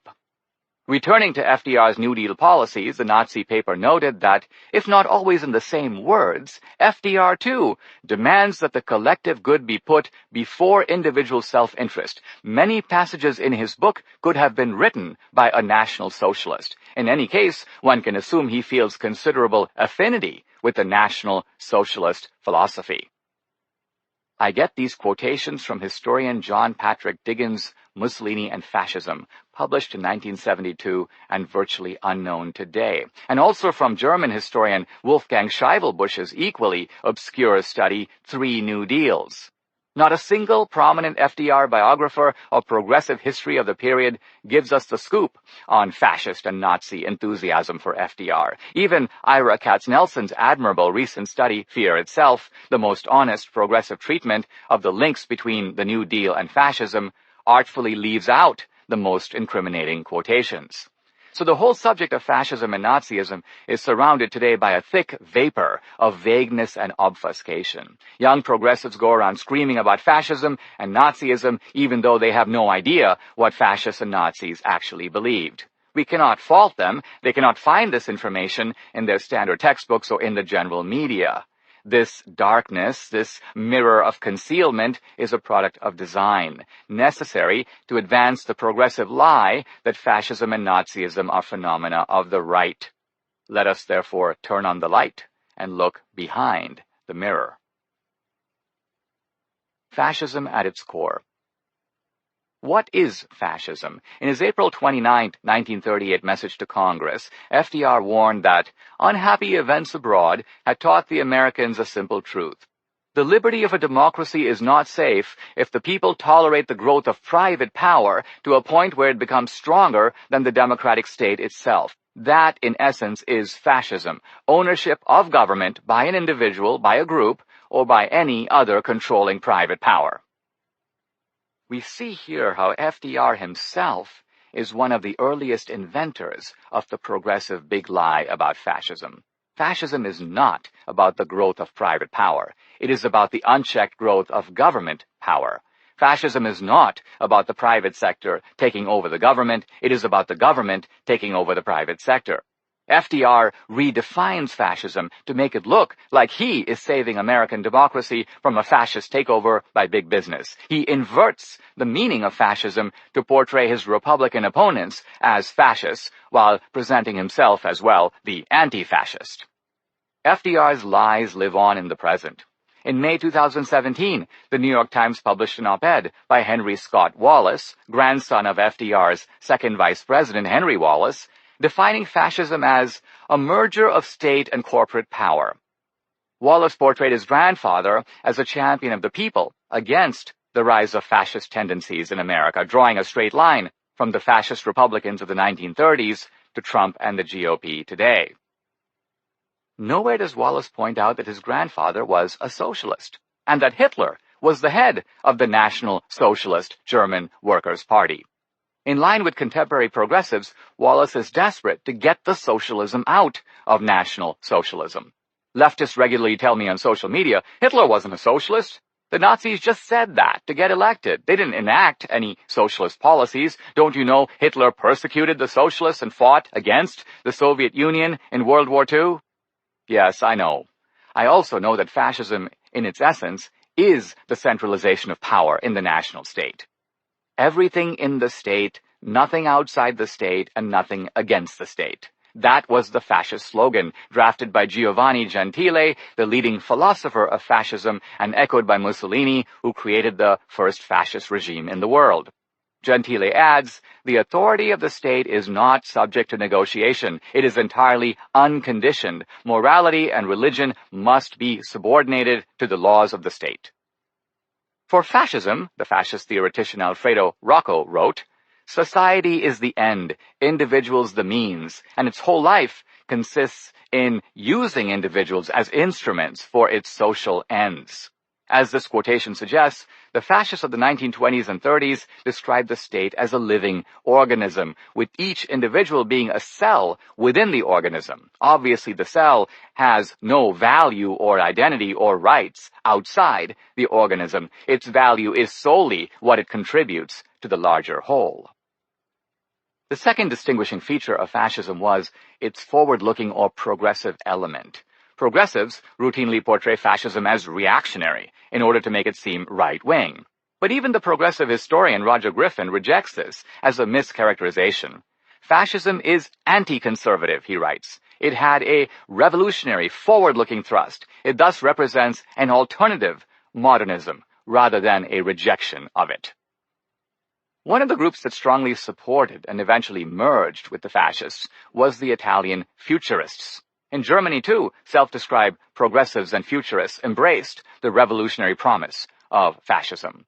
Historians like A. James Gregor point out that fascists and communists recruited from the same sorts of people, malcontents who hated their society and sought to create another one from the ground up. Fascists, like communists, sought to create a new man and a new society, freed from the shackles of traditional mores, religion, and morality. Now ask yourself, does this sound right-wing or left-wing? You don't have to guess. In 2012, at the Democratic National Convention, Obama unveiled the slogan, "The government is the one thing we all belong to." This fascist apotheosis to the centralized state is a sentiment that Gentile and Mussolini would surely have applauded. It couldn't be more different from the American founders' view, which is that we don't belong to the government belongs to us. Mussolini was a Marxist, together with Antonio Gramsci, the most famous Marxist in Italy. Mussolini was the strong man of the revolutionary left who, in the words of historian Zeev Sternhell, never said a single word against socialism as a system of thought. Together with a group of revolutionary socialists known as the Syndicalists, he created the first fascist party in the early 1900s and the first fascist state in 1922. Around the same time, fascist movements were started in England, in France, in Germany, and elsewhere in Europe. All the founders and leaders of early fascism, there are no exceptions, were men of the left. The leading French fascists were Jean Alleman, the grand old man of French socialism, Marcel Diet, founder of the Parti Socialiste de France, and Jacques Doriot, a French communist. The Belgian fascists were rallied by the socialist theoretician Henri Daman. In England, Oswald Mosley broke with the Labour Party, which he considered insufficiently leftist, and founded the British Union of Fascists. In Italy, Mussolini's fascists were all revolutionary socialists, and one of his regime's closest advisors was Nicola Bombacci, a founder of the Italian Communist Party. Hitler, too, was a man of the left. The leading Nazis were all committed socialists, as we can see from the Nazi 25-point platform released in the 1920s. The Nazis called for nationalization of large corporations and trusts, government control of banking and credit, the seizure of land without compensation for public use, the splitting of large land holdings into small units, confiscation of war profits, prosecution of bankers and other lenders for usury, abolition of incomes unearned by work, profit sharing for workers in large corporations, a broader pension system paying higher benefits, and universal free health care and education. Doesn't sound exactly like Trump's agenda, does it? It's not. And yet much of it is creepily familiar. Sure, some of the language is dated. Try crossing out the word usury and replacing it with its modern equivalent, interest. Also cross out the word Jew and substitute Wall Street greed. Now the Nazi platform of 1920 reads like a progressive platform jointly drafted by Elizabeth Warren and Bernie Sanders. If read aloud at a left-wing gathering on campus, I am sure it would provoke thunderous applause. Mussolini and Hitler were National Socialists not just in theory but also in practice. They established state control over all the major industries in their countries. Germany also created massive new state entities such as the Hermann Göring Reichswerk, a state-run conglomerate charged with increasing industrial output in preparation for war. Hitler went much further than Mussolini, largely because he had more power. Mussolini's regime included non-fascist elements, and he had to compromise with them. Unhampered by such constraints, Hitler enforced what the Nazis termed Gleichschaltung, the subordination of all the institutions of the culture to the ideological priorities of Nazism. Mussolini's regime had its own version of this, as Gentile put it, "For fascism, the state and the individual are one." But it was enforced in the Italian, which is to say, lackadaisical way. The Nazis, with German punctiliousness, implemented Gleichschaltung by forcing the media, the universities, and the film industry into full conformity. They called it working toward the Führer. Even private citizens were supposed to work toward the Führer at all times. This was the true meaning of draping the swastika on your balcony or giving the Heil Hitler salute. It signaled your willingness to be a servant or even a slave of the Nazi state. Thus, Gleichschaltung in its own way corresponded to the democratic master's dream on every slave plantation to have his slaves in full conformity with his dictates, one may say at all times, working toward the master. Does all of this sound alarmingly familiar? It should. Today on the American left, Gleichschaltung has a different name, political correctness. Political correctness reflects the left's desire to impose voluntary ideological compulsion throughout the culture. No one is exempt, not even the poor Christian baker who simply wants to live by his conscience. He, too, must be browbeaten into submission and forced to serve the gay wedding couple whose lifestyle he finds objectionable and immoral. He, too, must in his own way give the Heil Hitler salute to contemporary leftist orthodoxy. While Hitler's National Socialism paralleled Mussolini's fascism in many respects, it differed in one big one. Hitler despised the Jews, and Mussolini did not. In fact, some prominent founders of Italian fascism, such as Angiolo Olivetti, were Jewish. Hitler was much more of a rabid racist than Mussolini. Yet even this racism, the German historian Götz Elay shows in two important recent books, served the cause of the left, and thus bears comparison with democratic racism on this side of the Atlantic. Elay's work stands out in the vast corpus of German scholarship on the Nazi regime because he asks questions that others don't. Elay's first question is, why did Hitler hate the Jews? It's not sufficient to answer that Hitler was a racist. Elay wants to know why he selected the Jews as his political targets.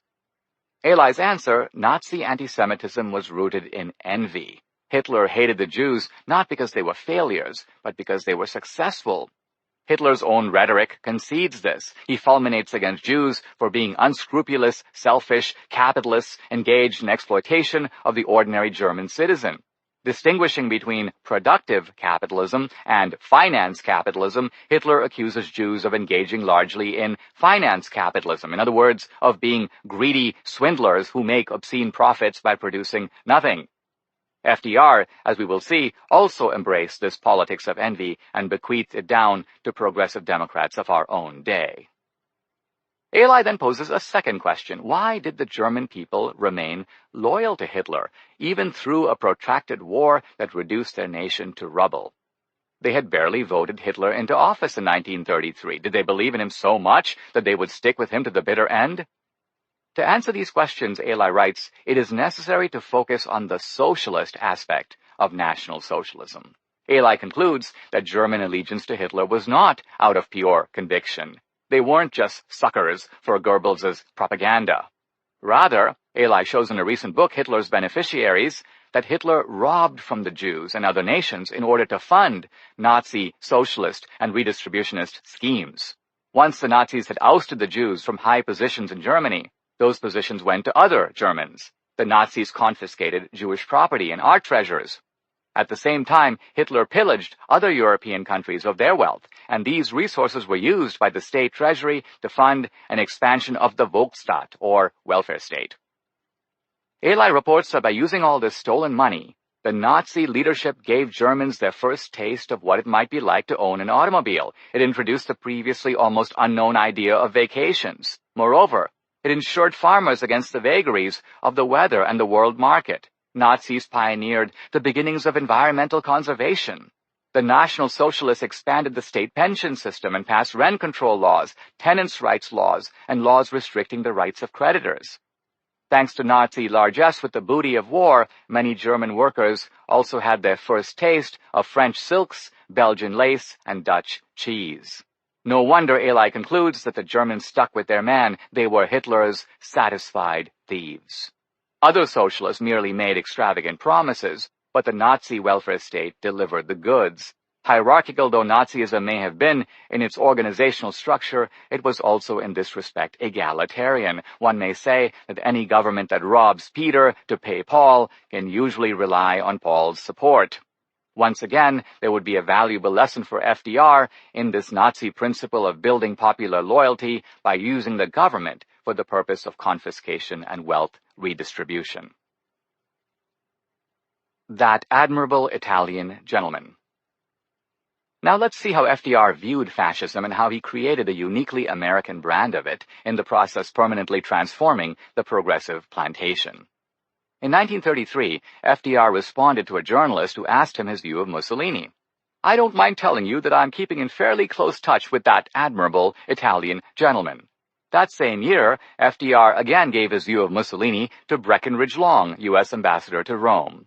"There seems to be no question that he is really interested in what we are doing, and I am much interested and deeply impressed by what he has accomplished and by his evidenced honest purpose of restoring Italy." FDR's enthusiasm for Mussolini and Italian fascism was echoed by other progressives of his time. The left-wing historian Charles Beard wrote of Mussolini's regime, "An amazing experiment is being made here. It would be a mistake to allow feelings aroused by contemplating the harsh deeds and extravagant assertions that have accompanied the fascist process to obscure the potentialities and lessons of the adventure." Herbert Croly, editor of the New Republic, insisted that fascism offered the potential for the spiritual reconstruction of society. Progressives in popular culture picked up the fascist tune. "You're the top, you're Mussolini," crooned Cole Porter in an early 30s hit song whose Mussolini reference was tactfully removed a few years later when the Italian fascists invaded Ethiopia. Mussolini dispatched members of his so-called brain trust to Rome to study fascist policies. He sent a second administrative team to examine the fascist organizational structure for the government. FDR advisor Rexford Tugwell, upon returning from Rome, wrote of fascism, "It is the cleanest, neatest, most efficiently operating piece of social machinery I've ever seen. It makes me envious." FDR regarded his National Recovery Act, NRA, as the most important of his New Deal programs. It was directly modeled on Italian fascism. The NRA empowered the federal government to establish coalitions of labor and management in every industry to set production targets, wages, prices, and even maximum and minimum working hours. These agreements would be reviewed by a government-run industrial advisory board answerable to FDR himself. According to Tugwell, the NRA was designed to eliminate the anarchy of the competitive system.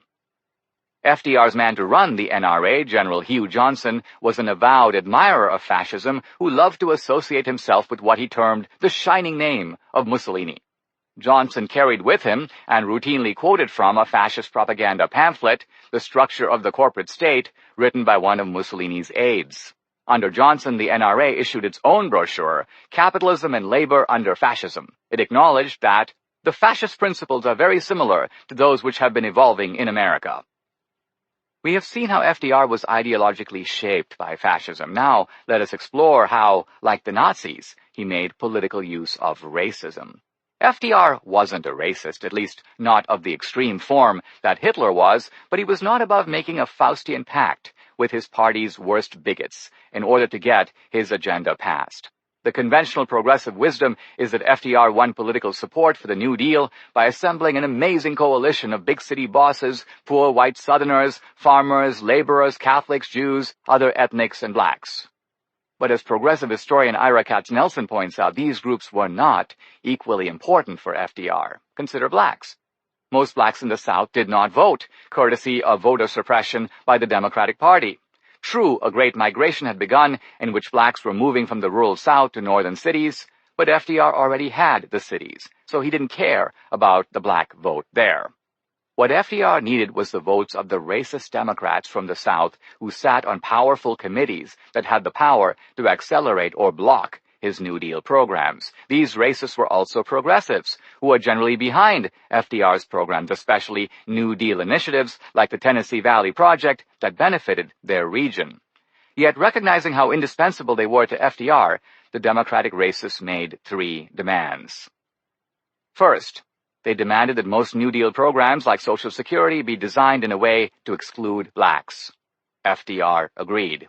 Consequently, most New Deal programs excluded farm labor and domestic workers, recognizing that these were the 2 areas in which most blacks were employed. In Katznelson's words, blacks were excluded from the legislation that created modern unions, from laws that set minimum wages and regulated the hours of work, and from Social Security. These exclusions continued through the Truman administration and were only ended by Republicans in the 1950s. Second, the Democratic racists demanded that FDR protect segregation. FDR was on board. He refused to desegregate the armed forces, even though he had the power to do so. As Katznelson put it, in World War II, the United States in effect had 2 armies, one white, one black. Not entirely separate, they were utterly unequal. Desegregation would have to wait until the Truman era.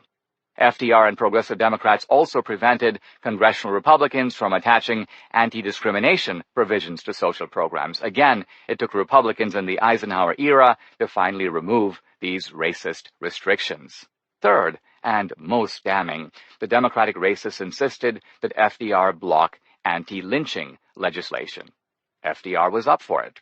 Despite a surge in lynching that provoked congressional Republicans and even some Democrats to get behind anti-lynching legislation, that legislation had no chance to pass without FDR's support. He withheld it, and the laws failed. Later, Truman followed in FDR's footsteps by refusing to make lynching a federal offense. We might expect this from a former Klansman like Truman, but why FDR? FDR seems to have agreed with his fellow Democrat James Burns of South Carolina, who warned that laws against lynching would arouse ill feeling between the sections and destroy the Democratic Party. FDR, in other words, was less concerned about black lives than he was about getting programs through and maintaining the Democratic Party's balance of support between the northern cities and the Solid South. We should not unilaterally fault FDR here. The northern Democrats were, as we have seen throughout this book, complicit in the underlying racism. When an anti-lynching bill came to the Senate floor in 1937, it was a progressive northern Democrat, William Borah of Idaho, who denounced it as ill-timed, ill-advised, and unconstitutional. Seeing their cause was hopeless, proponents of the bill retreated, and FDR made no objection. Katznelson gives us a second example of what happened when Southern Democrats launched a procedural amendment to kill an anti-lynching bill. Northern Democrats, who might be expected to align with Republicans, did not. What is striking about this, Katznelson writes, is not the overwhelming support of Southern Democrats or the comparable degree of opposition by Republicans. It is rather the critical support for adjournment provided by non-Southern Democrats, almost half of whom voted to support the South's procedural move. Equally striking for me is that a progressive like Katznelson has blown the cover of FDR and the Northern Democrats. Katznelson doesn't just expose how the Democratic Party, North and South, accommodated racism. He even links Democratic racism to Nazi racism. And notice how he admits in passing that Republicans could be expected to oppose Democratic racism. Republicans, in other words, were the party of civil rights, not just in the 1860s, but right through the 1930s and 1940s. Katznelson's work is remarkable because he is virtually the only honest historian who has lifted the lid on FDR, revealing aspects of the man that have been concealed by 2 generations of biographers. Yet, in the end, even Katznelson disappoints. Basically, Katznelson argues that even though FDR made a Faustian pact with the worst racists in his party, which is to say, in the country, it was all worth it. Despite FDR's dirty hands, a term that Katznelson defines as taking wrong action in a right cause, he got the New Deal passed. In the end, Katznelson concedes, echoing progressive conventional wisdom on the subject, the same New Deal coalition evolved in a manner that made civil rights legislation possible. So, 2 cheers for FDR. Had the New Deal ended the Depression, one could make an argument that it constituted harsh medicine that required all sorts of shortcuts and ugly compromises. But it didn't, and as we will see, its long-term effects have been mostly negative.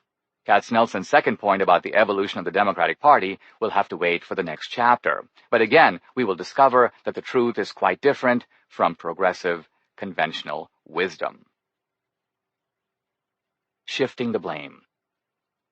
Finally, let's see how FDR reconstructed the Democratic coalition by taking a page, actually 2 pages, from the early record of the Nazis. First, FDR identified and demonized an internal enemy, rich Republicans, starting with his inaugural address in 1933 and continuing with his 1936 Democratic Party nomination address. FDR castigated wealthy Republicans and conservatives in the same type of language that Hitler used against the Jews. Calling Republican businessmen money changers and economic royalists, FDR accused them of creating a new despotism and economic tyranny.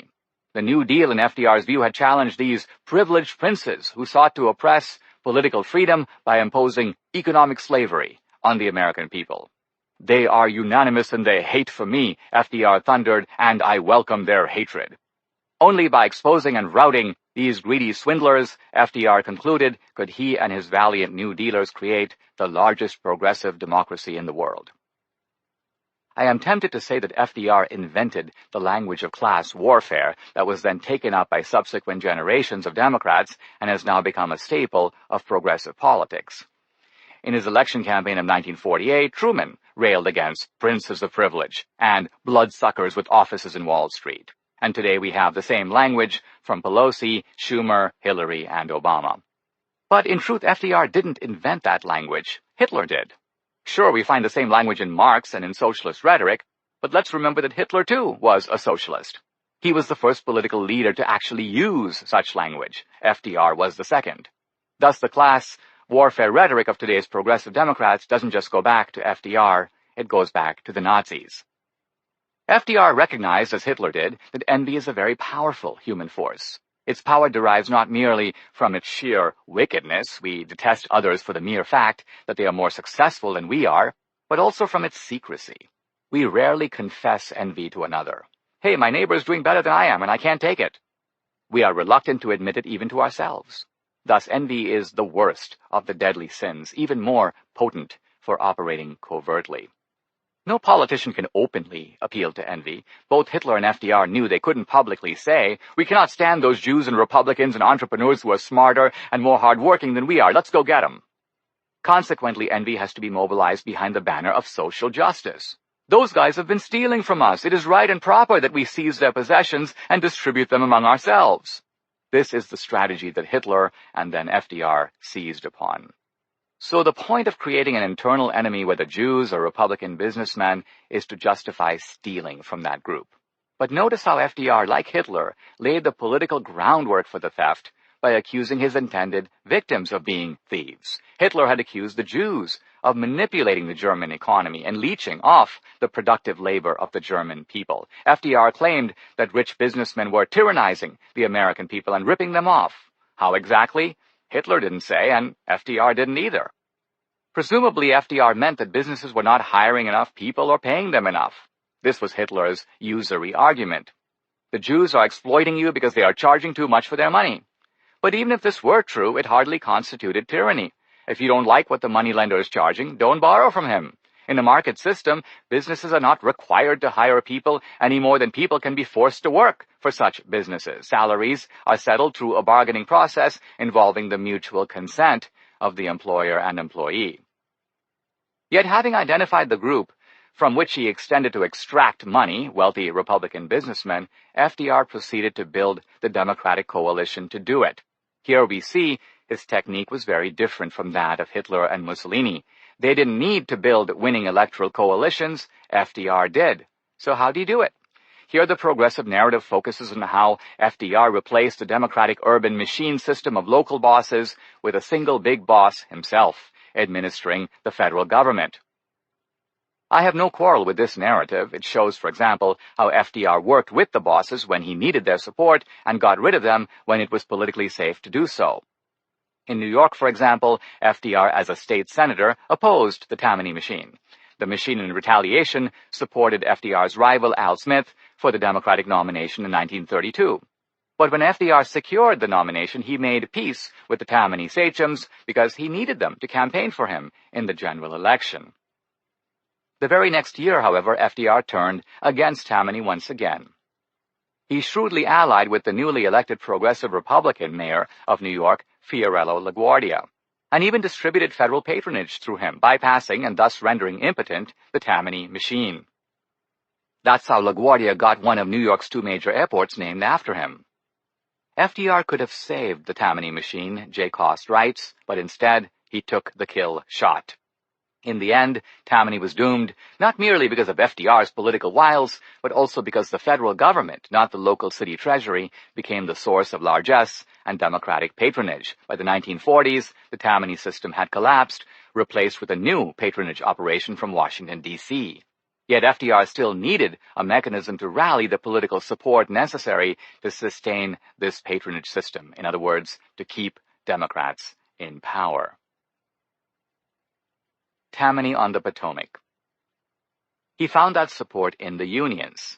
Here the progressive account gets romantic and dewy-eyed. Even Katznelson indulges in rhapsodic descriptions of how FDR empowered unions, giving them the power to negotiate with management to get a better deal for workers. Since union membership was voluntary, workers had to vote to start a union, how could anyone deny that this was an arrangement that combined freedom of choice with a more just outcome for workers? I deny it. My basis for doing so is that this was not the arrangement that really matters. Once again, we have to look behind the mask of progressive concealment. The truly significant deal was not the one between unions representing workers and management. Rather, it was the one between unions on the one hand and the Democratic Party on the other. Let's try to see the arrangement from FDR's point of view.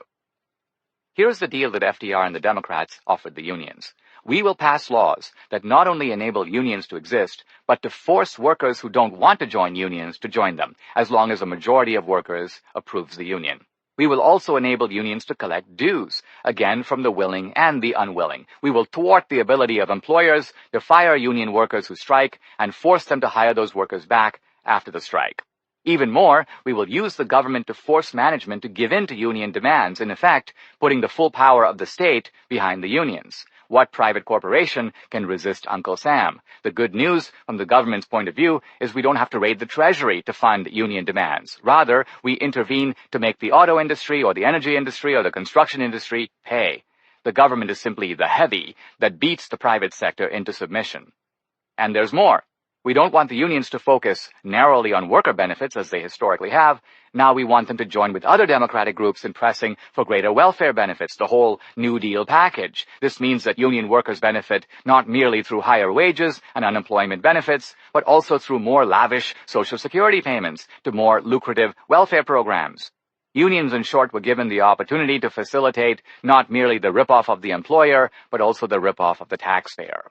It was a good deal for unions. Since nothing in the world is free, however, the Democrats wanted something in exchange for all this federal protection, or to be blunt, for running this extortion racket. They wanted the unions to pressure their members to vote for Democratic candidates, saving politicians the trouble of having to persuade them individually, and to use a significant portion of union dues to fund the campaign war chest of the Democratic Party. This would ensure Democrats could stay in power so the racket could continue indefinitely. Ironically, it was a Tammany man, New York Senator Robert Wagner, and not FDR, who first spotted the potential for a union racket. Wagner sponsored the National Labor Relations Act of 1935, which created a pro-union federal board for the purpose of actively intervening in labor disputes. FDR was not actively involved, but Wagner and the unions themselves saw the basis for an alliance that would deliver benefits for the unions and voters and funds for the Democratic Party. The following year, 1936, FDR showed workers what the federal government could do for the unions. The United Auto Workers announced a major strike against General Motors, and in response, GM shut down its huge plant in Flint, Michigan. UAW men then occupied GM facilities, refusing to leave or permit any work to be done there. They also shot at strikebreakers and policemen who sought to remove them from GM property. GM turned to the government for support. But neither Democratic Governor Frank Murphy nor FDR backed the eviction of strikers. Instead, FDR's Labor Secretary, Francis Perkins, urged GM President Alfred Sloan to come to Washington, D.C. and negotiate with UAW head John Lewis under federal auspices. Sloan declined, saying he could not in good conscience enter into negotiations while GM property was being unlawfully occupied. While the public in general supported Sloan, FDR attacked GM management for its recalcitrance, and finally Sloan, having no federal or state support to recover his property, succumbed to the UAW and agreed to its demands. Soon the entire auto industry got the message that unless they gave in, they were subject to the combined force of the unions in cahoots with the federal government. Not every union embraced FDR at first. The oldest and most powerful union, the American Federation of Labor, remained aloof. But a breakaway group, the newly formed Congress of Industrial Organizations, climbed aboard FDR's bandwagon and endorsed his re-election in 1936. So did the United Mine Workers and Amalgamated Clothing Workers. And once FDR himself got behind the union movement and showed how he could deliver for them, the AFL was soon also on the Democratic team. In sum, the unions went for FDR's deal, and through this union racket, FDR remade the Democratic Plantation. And although unions, having provided the political backbone of the Democratic Party for 2 generations, are now much weaker than they used to be, the racket still continues. In the aftermath of the 2008 crash, for instance, Obama used the power of the government to bludgeon General Motors into making its shareholders and bondholders take a hit, but not its union workers who were shielded by federal protection. The Nazi state didn't need to negotiate with unions. Essentially, it displaced the unions and incorporated worker protections into its own state-run socialist schemes. FDR, however, had to ensure his re-election in 1936, 1940, and 1944. He also wanted to create an enduring national democratic plantation system that would outlast him, and so he did. While the fascist plantations in Europe all collapsed by 1945, FDR's incorporation of fascist ideology and fascist strong-arm tactics into a new democratic plantation system is still with us today. Chapter 8. Civil Rights and Wrongs, LBJ, Nixon, and the Myth of the Southern Strategy. Let's face it, our ass is in a crack. We're gonna have to let this nigger bill pass. Lyndon Johnson to Senator John Stennis, 1957. An interesting phenomenon in politics is the flip-flop. What would cause a politician who takes a stand on an issue to reverse himself or herself and take precisely the opposite stand on the same issue? Even more interesting is the about-face or volte-face. The volte-face goes beyond the flip-flop because it represents a total and usually lasting shift, of course, as when Reagan abandoned the Democratic Party and became a Republican. More interesting even than the volte-face is when a whole group or party makes this shift. Perhaps the most dramatic example in our lifetime is when the Soviet Communist Party in 1991 abolished itself. It's one thing for an individual to undergo a wrenching transformation, but what would cause a whole party to reverse itself in that way? Could it be a transformation of collective conscience, or a new perception of group interests, or what? Our exploration of the subject is deepened by a new possibility introduced by Winston Churchill, who in one of his essays takes up the subject of consistency in politics. Accused on more than one occasion of reversing himself and taking inconsistent positions on issues, Churchill defends himself by invoking the apparent volte-face, the change of tactics that is not a change of goals or values. Churchill writes, "A statesman in contact with the moving current of events, and anxious to keep the ship on an even keel and steer a steady course, may lean all his weight now on one side and now on the other. His arguments in each case, when contrasted, can be shown to be not only very different in character, but contradictory in spirit and opposite in direction, yet his object will throughout have remained the same. We cannot call this inconsistency. In fact, it can be claimed to be the truest consistency. The only way a man can remain consistent amid changing circumstances is to change with them while preserving the same dominating purpose." Keeping this in mind, let's examine a series of critical transformations or switches in American politics over the past few decades. Why did blacks who were once uniformly Republican become, as they are now, almost uniformly Democratic? Why did the South, once the solid South of the Democratic Party, become the base of the Republican Party? How did the GOP lose what used to be its base in the Northeast and become the party of the South, the Midwest, and the West, not counting the West Coast? How did Democrats go from their long-standing approach of demonizing blacks to championing black interests and, at least in terms of political rhetoric, demonizing whites? Why did a racist and segregationist like Lyndon Johnson spearhead the enactment of the Civil Rights Act of 1964, the landmark legislation of the Civil Rights Movement? No understanding of current politics is possible without answering these questions, and progressives have put forward their answer, which is now conventional wisdom, commonly invoked as if it were too obvious to require any proof. Even some Republicans believe it, as evidenced by RNC Chairman Ken Mehlman going before the NAACP in 2005 and apologizing for the racist history of the Republican Party. In 2010, the first black chairman of the RNC, Michael Steele, conceded the GOP's supposed Southern strategy had alienated many minority voters by focusing on the white male vote in the South. You know you've got a powerful ideological indictment when even its targets are willing to make a confession. And what is this indictment?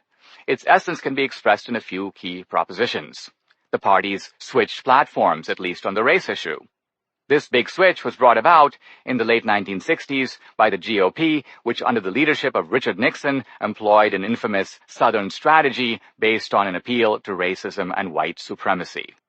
The racist wing of the Democratic Party, the so-called Dixiecrats, responded by switching allegiances and becoming Republicans. Meanwhile, the Democrats under LBJ pushed through the signature civil rights laws, the Civil Rights Act of 1964, the Voting Rights Act of 1965, and the Fair Housing Bill of 1968. So the Democrats, once the party of racism, became the party of civil rights, and the GOP, once the party of Lincoln and emancipation, became the new home of bigotry and white supremacy. There is no limit to the number of articles chanting this progressive tune. The Southern strategy was the original sin that made Donald Trump possible, Jeet Heer writes in the New Republic. Heer contends that while the GOP has relied for decades on coded appeals to racism, or what Heer terms winking racism, Trump, with his overt racism, is the party's true heir, the beneficiary of the policies the party has pursued for more than half a century. Reagan, Trump, and the Devil Down South is the title of a recent article in the left-wing The Guardian that faults the GOP with making a deal with the devil. Yes, it's the Southern strategy all over again. Goldwater discovered it, Nixon refined it, and Reagan perfected it into the darkest of the modern political dark arts. While these Republicans preferred dog whistle appeals to racism, Trump blows it out, and that's why the base loves him. He feels their rage. And from The Atlantic, we get the headline, How Trump Remixed the Republican Southern Strategy. Here the author, Robert Jones, blames the Southern strategy on the speeches of Richard Nixon, who polished George Wallace's overtly racist appeals for mainstream use in the Republican campaign playbook. Jones, too, says that Trump has upped the ante. In a demonstration of just how successful the old strategy was, he's discarded the dog whistle in favor of a bullhorn. And again, just to highlight the omnipresence of this stuff, we have Solon informing us that the idea that today's Democratic Party is the party of militant white supremacy is profoundly wrong. Why? You see, there was a Southern strategy and a big switch. White Southern Democrats were explicit about their racism, and it's no mystery that they left the party. These people then joined the Republican Party, waiting with open arms. There is a considerable body of progressive scholarly literature behind this rhetoric. This includes Earl and Merle Black's The Rise of Southern Republicans and Dan Carter's From George Wallace to Newt Gingrich, Race and the Conservative Counter-Revolution.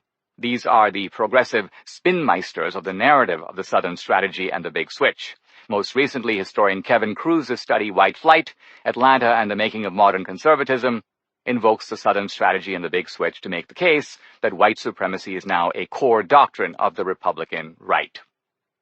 What dividends this explanation provides for progressive Democrats? Basically, it erases most of their history and gives them a get-out-of-jail-free card. Democrats have never publicly admitted their role over nearly 2 centuries of being the party of slavery, segregation, Jim Crow, racial terrorism, the Ku Klux Klan, and also fascism and Nazism. Yet, when pushed up against the wall with the mountain of evidence provided in this book, how can they deny it? They cannot deny it. Therefore, their ultimate fallback, their only fallback, is to insist that they changed. The bad guys became the good guys. The biggest payoff for them is the corollary to this. Supposedly, the Republicans also changed in the opposite direction. The good guys became the bad guys. So now the Democratic left not only gets to accuse Trump, conservatives, and Republicans of being the party of racism, they also get to take their own history of white supremacy with all its horrid images of slavery, lynching, and concentration camps and foist it on the Republican right. But is it true? Or, as you are entitled to suspect by now, is the whole doctrine of the LBJ moral transformation and the Southern strategy and the big switch yet another case of progressive deception? More than that, is it an elaborate cover-up for yet another Democratic scheme of exploitation, which is to say, yet another modification of the progressive plantation? We've covered the role of 2 of the most prominent progressives, the pedantic bigot Woodrow Wilson and the quasi-fascist dissembler FDR. Here I give you the untold story of the third one, LBJ, who happens to be the most cynical conniver of them all. And the real question about LBJ is not how and when he made his conversion, he didn't, but rather why an old-time segregationist bigot would become convinced that it was in his and his party's interest to promote a landmark Civil Rights Act. The plot thickens. How does a racist change his thoughts? We begin with LBJ because he was the man in the White House who drove the Civil Rights Act and the Voting Rights Act. He was a man of the South who lived through the transformation of the 2 parties. Moreover, he himself embodied the big switch. He was a progressive racist who appears to have become a progressive anti-racist. He was a Democratic bad guy who became a Democratic good guy. My wife, Debbie, graduated from the university LBJ went to, Texas State University in San Marcos, and LBJ is regarded there as a sort of demigod. On the campus, I walked across LBJ Street to the LBJ Student Center and across the way past a statue of LBJ in the Quad. Antifa and Black Lives Matter activists wouldn't dream of yanking down LBJ statues. That's because the progressive narrative on LBJ is even more positive than it is on FDR, at least as far as race is concerned. LBJ was the flawed giant in the title of a biography by historian Robert Dallek. Marshall Frady, in the New York Review of Books, affectionately calls him the big guy, and revels in his brawling, uncontainable aliveness, his galumphing conviviality. The story that Dallek and other progressives tell about LBJ goes like this. He used to be a sort of racist given his dirt-poor Texas Hill Country background.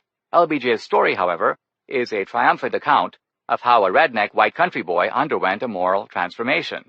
To paraphrase Obama, the arc of his life bent toward justice. When he got the power, he used it for good. According to the left-wing journalist Bill Moyers, LBJ once told him that as a consequence of supporting civil rights laws, we just delivered the South to the Republican Party for a long time to come.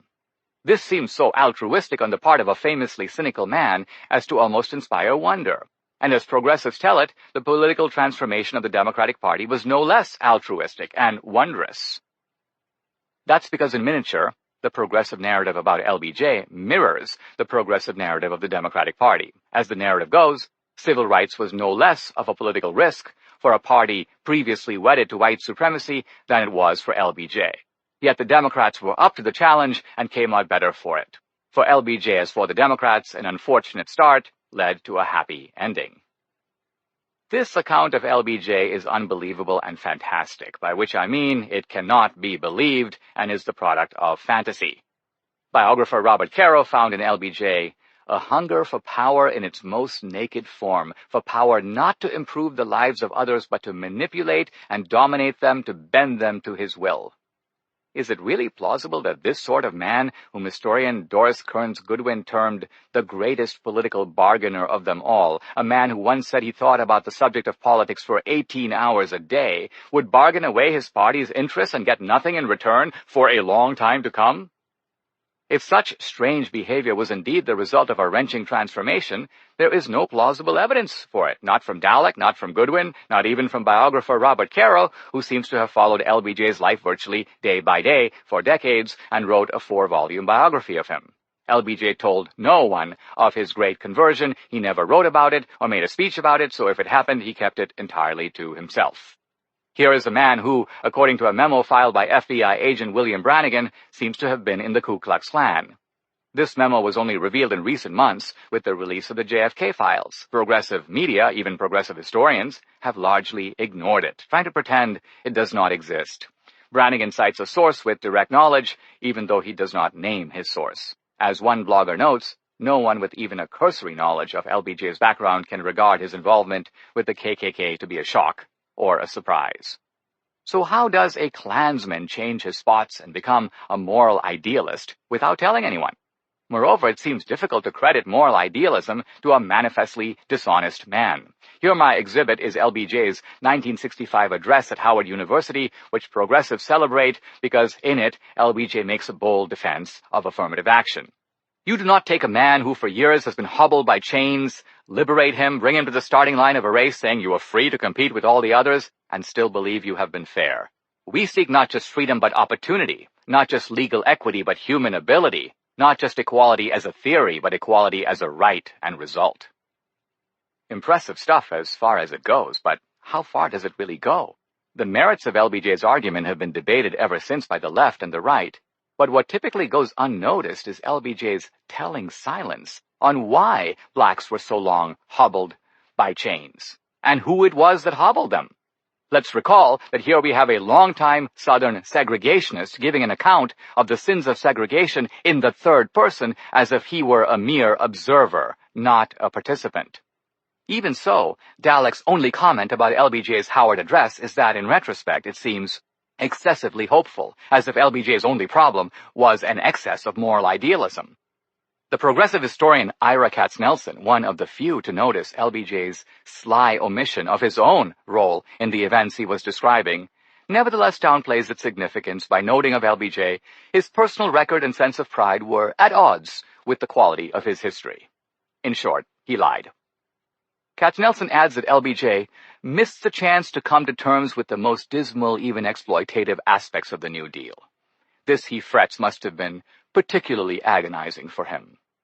I don't know whether to regard this as naive or sneaky on Katznelson's part. Surely Katznelson is smart enough to know LBJ had not the slightest intention of fessing up that he was a member of the racist group that hobbled blacks. If he had, his audience would have immediately recognized that the very dude who poisoned the waters was now hypocritically pretending to show up as the water commissioner.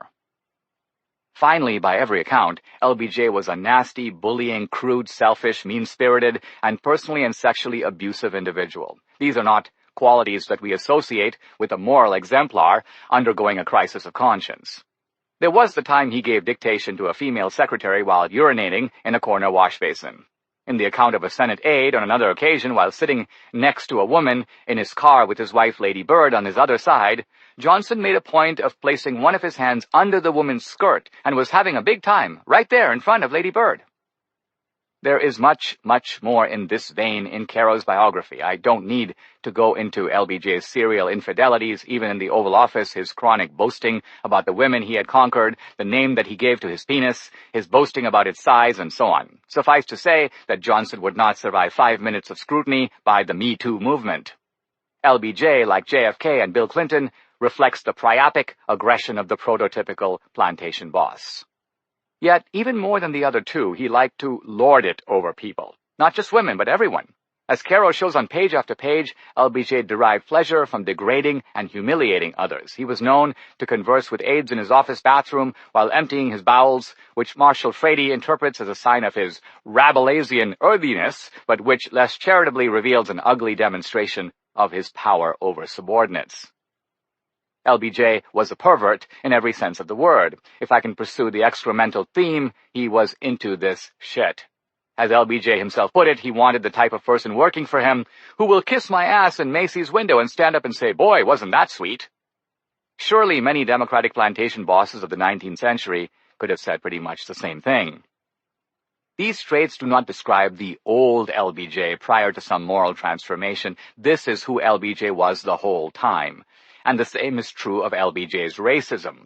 We can see this in LBJ's use of the term nigger or uppity nigger. LBJ didn't just use these terms in the early days when, under the tutelage of his segregationist mentor Richard Russell, he upheld segregation and the poll tax and fought to undermine anti-lynching laws. No, LBJ showed a special fondness for them when he was Senate leader, vice president, and president. In other words, the very time he was supposedly undergoing his moral transformation.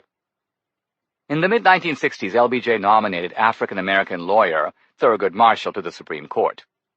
When an aide suggested to LBJ that there were other qualified black jurists he could have chosen, suggesting as an alternative Judge A. Leon Higginbotham, LBJ responded, "The only two people who ever heard of Judge Higginbotham are you and his mama. When I appoint a nigger to the court, I want everyone to know he's a nigger." This was in 1965, 1 year after LBJ helped secure the passage of the Civil Rights Act. The man he called a nigger was the nation's most prominent African-American attorney who had argued the landmark 1954 Brown v. Board of Education case. Yet progressive historian Robert Dallek, who recounts this episode, interprets it in a way to minimize LBJ's culpability. Johnson's pejorative language was partly his way of intimidating a new staff member or of showing how tough and demanding he was. Yet for LBJ, this kind of talk was a consistent pattern. The same year, LBJ told his aide Joseph Califano that the black riots in the Watts area of Los Angeles showed how blacks could not control themselves. Pretty soon, Johnson warned, Negroes will end up pissing in the aisles of the Senate or making fools of themselves the way they had after the Civil War and during Reconstruction. The very fact that LBJ continued to embrace this view of Reconstruction, once promoted by the progressive racists of the Dunning School and popularized by Thomas Dixon in The Klansman, Birth of a Nation, suggests that contrary to progressive rumor, LBJ's racism was never rehabilitated. Biographer Robert Caro describes an incident involving Robert Parker, LBJ's chauffeur. Parker recalled an occasion when Senator Johnson asked him whether he would prefer to be called boy, nigger, or chief. Parker asked to be called by his name. Johnson erupted. "Let me tell you one thing, nigger. As long as you're black, and you're going to be black till the day you die, no one's going to call you by your goddamn name. So no matter what you are called nigger, you just let it roll off your back like water, and you'll make it. Just pretend you're a goddamn piece of furniture." Historian Doris Kearns Goodwin, in the otherwise positive biography Lyndon Johnson and the American Dream, cites LBJ telling Senator Richard Russell during a debate over the Civil Rights Act of 1957, "These Negroes are getting pretty uppity these days, and that's a problem for us since they've got something they never had before, the political pull to back up their uppityness. Now, we've got to do something about this. We've got to give them a little something, just enough to quiet them down, not enough to make a difference." This admission is telling not merely because of its use of the insulting reference to the uppityness of blacks, but also because it shows that LBJ's support for civil rights legislation wasn't the result of some moral awakening on LBJ's part. Rather, it was part of a strategy. This notion is confirmed by what LBJ allegedly told two governors regarding the Civil Rights Act of 1964. "I'll have them niggers voting Democratic for 200 years. Some progressives, notably the fact-checking site Snopes, have questioned this quotation, which appears in Ronald Kessler's Inside the White House, but not in any other source. Kessler attributes it to Air Force One steward Robert McMillan, who claims to have heard LBJ say this. And as we can see, the quotation is consistent with several others whose veracity is undoubted. My conclusion is that LBJ remained the vile, bigoted Democrat he always was, and the notion that he underwent some sort of enlightened conversion is pure humbug. LBJ's shrewd calculation. It's time to reinterpret LBJ's conversion, and to do this we must try to imagine the political landscape that LBJ saw before him, a landscape very different from the one that FDR encountered a generation earlier. Two big things were changing and fast. First, white racism was declining precipitously all over the country, but especially in the South. Second, blacks were getting up and moving out of the rural South, and many of them were voting for the first time. Both these things were a big problem for the Democratic Party. Let's take them in sequence. As innumerable surveys confirm, white racism, at least racism of the old sort, which is to say old-fashioned hatred of blacks, holding them to be inferior beings, and sanctioning violence and degrading treatment of them, plummeted throughout the late 1940s, 1950s, and 1960s. So sweeping is the change that many survey questions routinely asked prior to World War II. Are blacks entitled to the same legal rights as whites? Would you consider voting for a black candidate for political office? Are no longer even asked because white support for these things is now nearly universal. Harry Truman saw the change happening even in the late 1940s, and this, not some moral evolution to a higher state of being, was the sea change in American public opinion that pressured him to desegregate the military. LBJ also knew this because he could see it, even in the Texas backcountry. Now, it's tempting to believe that racism declined in America because of the moral suasion of the civil rights movement, but to believe this is to put the cart before the horse, as most progressive accounts predictably do. The reason they do this is so that they can credit LBJ and progressive activism with the civil rights laws, and then credit those laws not only with creating legal equality, but also with combating racism. In reality, however, the steep decline in racism preceded the civil rights movement. The civil rights movement didn't cause it caused the civil rights movement. Think about why Martin Luther King Jr. encountered so little intellectual resistance to his challenges to segregation. 50 years earlier, he would have. This is not to deny that local officials like Birmingham Sheriff Bull Connor unleashed dogs and hoses on civil rights protesters. King himself served time as a political prisoner in the Birmingham jail, an experience that strikes a chord with me. But by this time, the intellectual fight had been won. The local segregationist establishment, not King, was on the defensive. That's because popular opinion in America had shifted dramatically between the time FDR died in 1945 and the 1960s. So what caused the shift? The obvious answer is Adolf Hitler. In the end, the horrific crimes of Hitler overthrew the doctrine of white supremacy. Once American troops entered the concentration camps, once people saw those ghostly, emaciated figures emerge out of the camps, they could no longer subscribe to theories of Nordic superiority they might once have held. Those doctrines were now permanently discredited.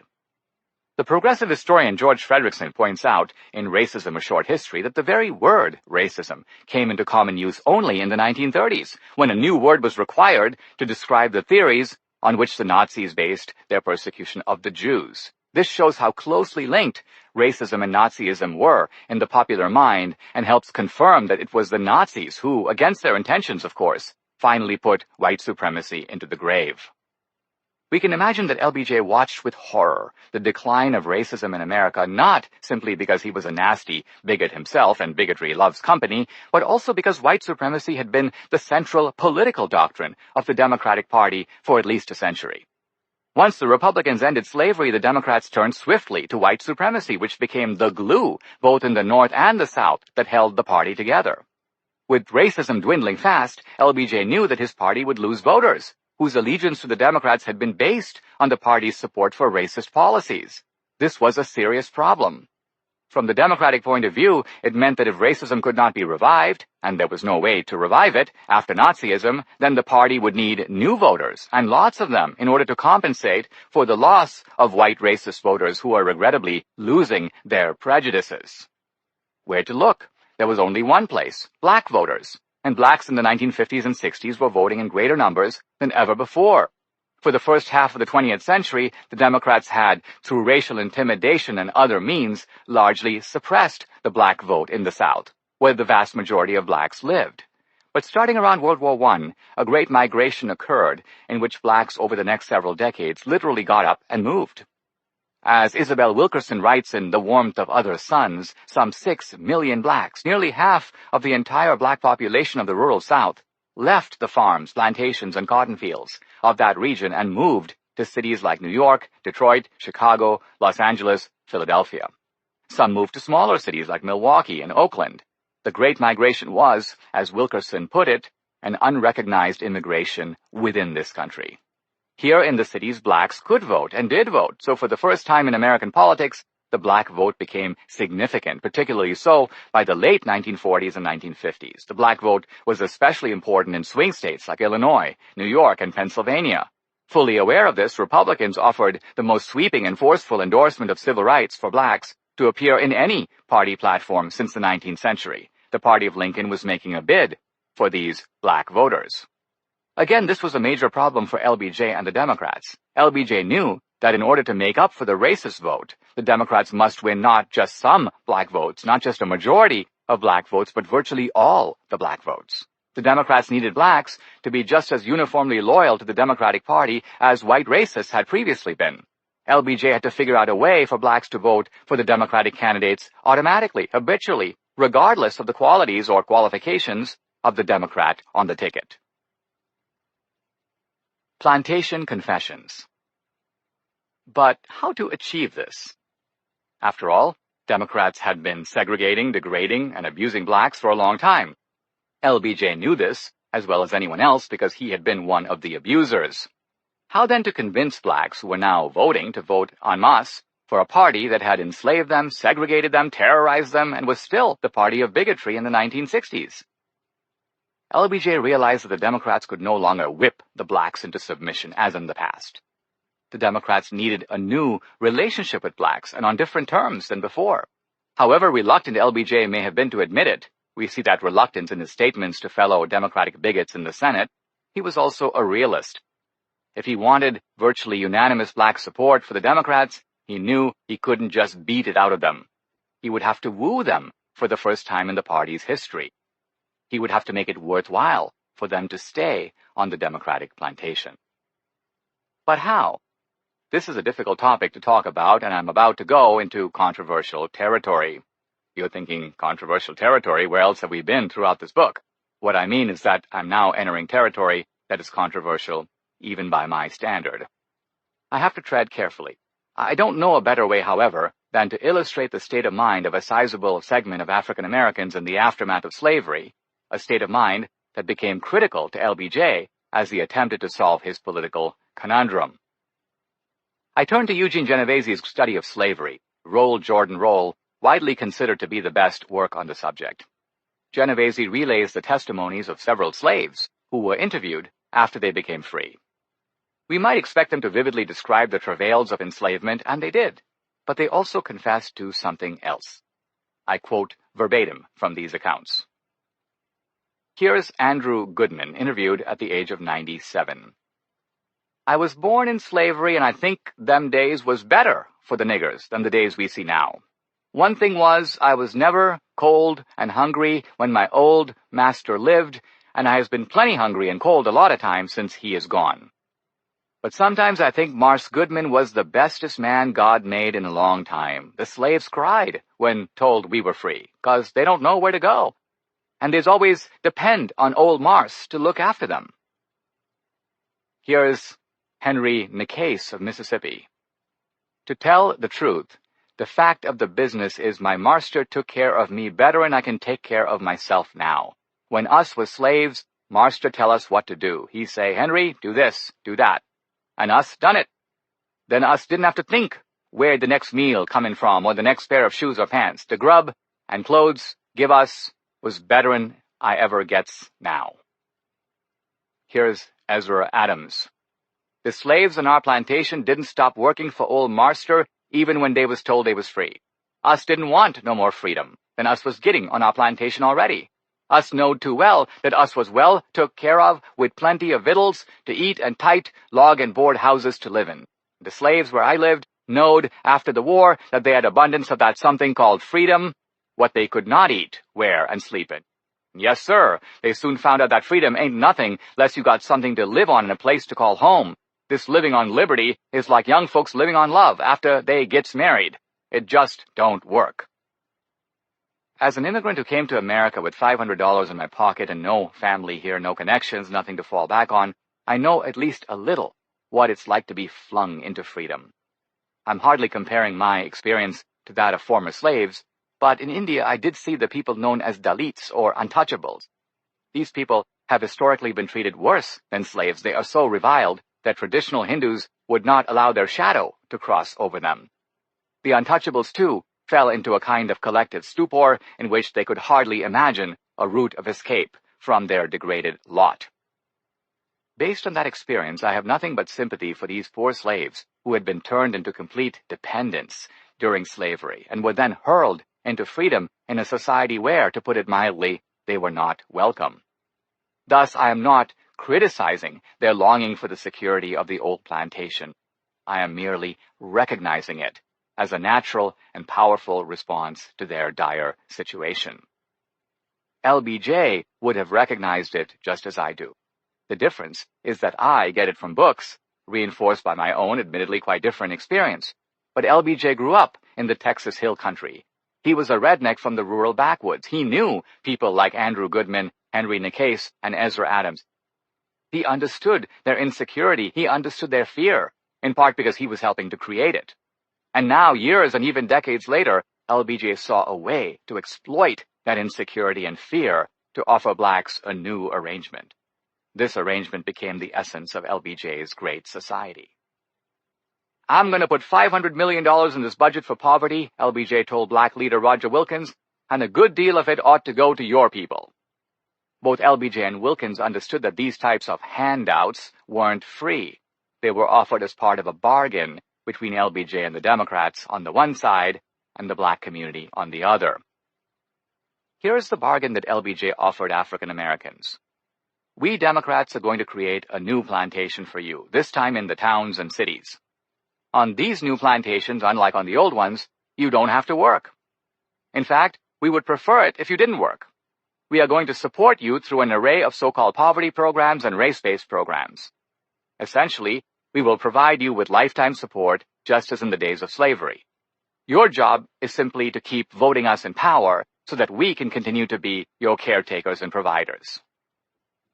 Here's the part LBJ did not say.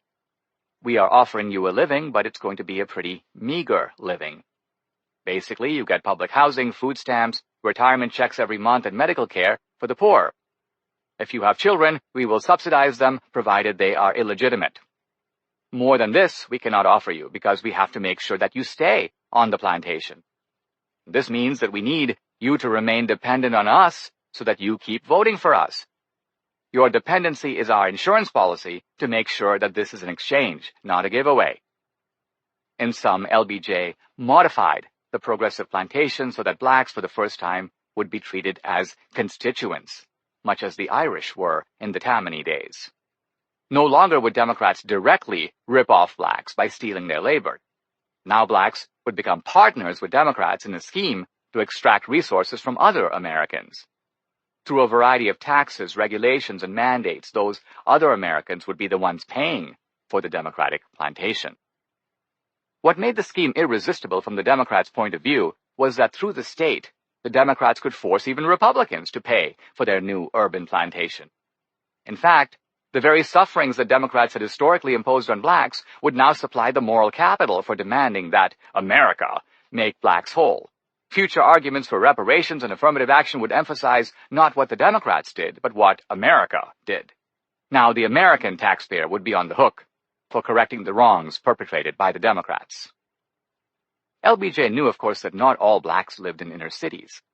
Less than half of African Americans today do, and that was also the case in the mid-60s. It was never LBJ's intention for all blacks to actually inhabit the urban plantation. Rather, he wanted about half to live there, dependent on the government, and the other half to work for the government, serving the urban plantation. These blacks could now be considered overseers of the Democratic plantation. LBJ knew that if the government employed blacks on a large scale, it would draw blacks out of fields like teaching, preaching, and small business. Teachers, pastors, and entrepreneurs would become administrators, service providers, and social workers. In sum, they would lose their skills for succeeding in the private sector and learn only how to administer the agencies of government. They, too, would become captives of a sort, fatally dependent on the Democratic plantation. They, too, would have no way to leave. From the perspective of LBJ's deal, African Americans could now look to the federal government as a new type of big house. LBJ himself would be massa, although he could be considered a good master as long as blacks lived up to their end of the deal. And LBJ probably genuinely believed it was a good deal for blacks. After all, who else gets a living from cradle to grave without having to work? Even so, shrewd artificer that he was, LBJ must have known that he was making blacks complicit in their own captivity. A captivity no less real for being voluntary. Few would actually have a chance to escape from the Democrats' urban plantation. Some would even learn to love the plantation. Blacks took the deal for the following reasons. First, having come out of the haunting experience of slavery and sharecropping, many of them were terrified of what African-American writer Shelby Steele terms the shock of freedom. To them, a meager security seemed preferable to the risk of not being able to survive. Second, some blacks had come to believe, as some do now, that because of past oppression, America owed them a living. Republicans, of course, know there is some truth to this, which is why, during Reconstruction, Republicans attempted to give blacks a fair start, but were thwarted in these efforts by racist Democrats. Today's Democrats, however, are all too eager to affirm that blacks require the lifetime support of the U.S. government because this then provides the pathway to political dependency on the Democratic Party. One consequence of LBJ's deal was that race, which black leaders from Frederick Douglass to Booker T. Washington to Martin Luther King had been trying to eradicate from public life, took on a new significance. Blacks wanted to be known as black, and black even became beautiful. No one was surprised when progressive pundit Cornel West published a book called Race Matters. As Shelby Steele Riley noted, race never mattered to such people when there was no profit in it for them. Also, as a consequence of LBJ's deal, Democrats became the new champions of blacks voting. From LBJ on, Democrats wouldn't merely advocate that blacks vote, they would in many cases supply the buses to take them to the polls. In her book on the Great Migration, Isabel Wilkerson writes, without irony, "Suddenly the very party and the very apparatus that was ready to kill them if they tried to vote in the South was searching them out and all but carrying them to the polls." If LBJ were around to read this, I'm sure he would have found it hilarious. That's why LBJ converted from a racist Democrat who sought to keep blacks down on the old sharecropping plantation to a racist Democrat who sought to create a new type of plantation where blacks would willingly vote for their Democratic providers. That's why LBJ pushed the Civil Rights Act and the Voting Rights Act and the Great Society. That's why progressives lionize LBJ, even though they know what a vile scumbag he was. He's their guy. He was the creator of their urban plantation in its most modern and most recognizable form. And that's why blacks have become, as a group, the lifetime servile dependents of the Democratic Party. Party of Civil Rights. Despite the ingenuity of LBJ's plantation deal, the Democrats still had a major problem, and LBJ himself had no idea how to solve it. That problem was that blacks have long memories. Even blacks living in the 1960s had parents who endured the slights and humiliations of segregation, grandparents who were sharecroppers, great-grandparents who were slaves on the Democratic plantation. Progressive Democrats realized there was no way to con blacks into forgetting about all this stuff.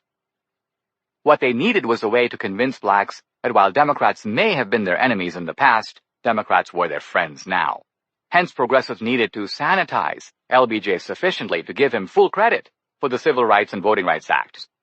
And this project of persuasion would work even better if somehow they could persuade blacks that Republicans, who were blacks' liberators in the past, were their enemies now.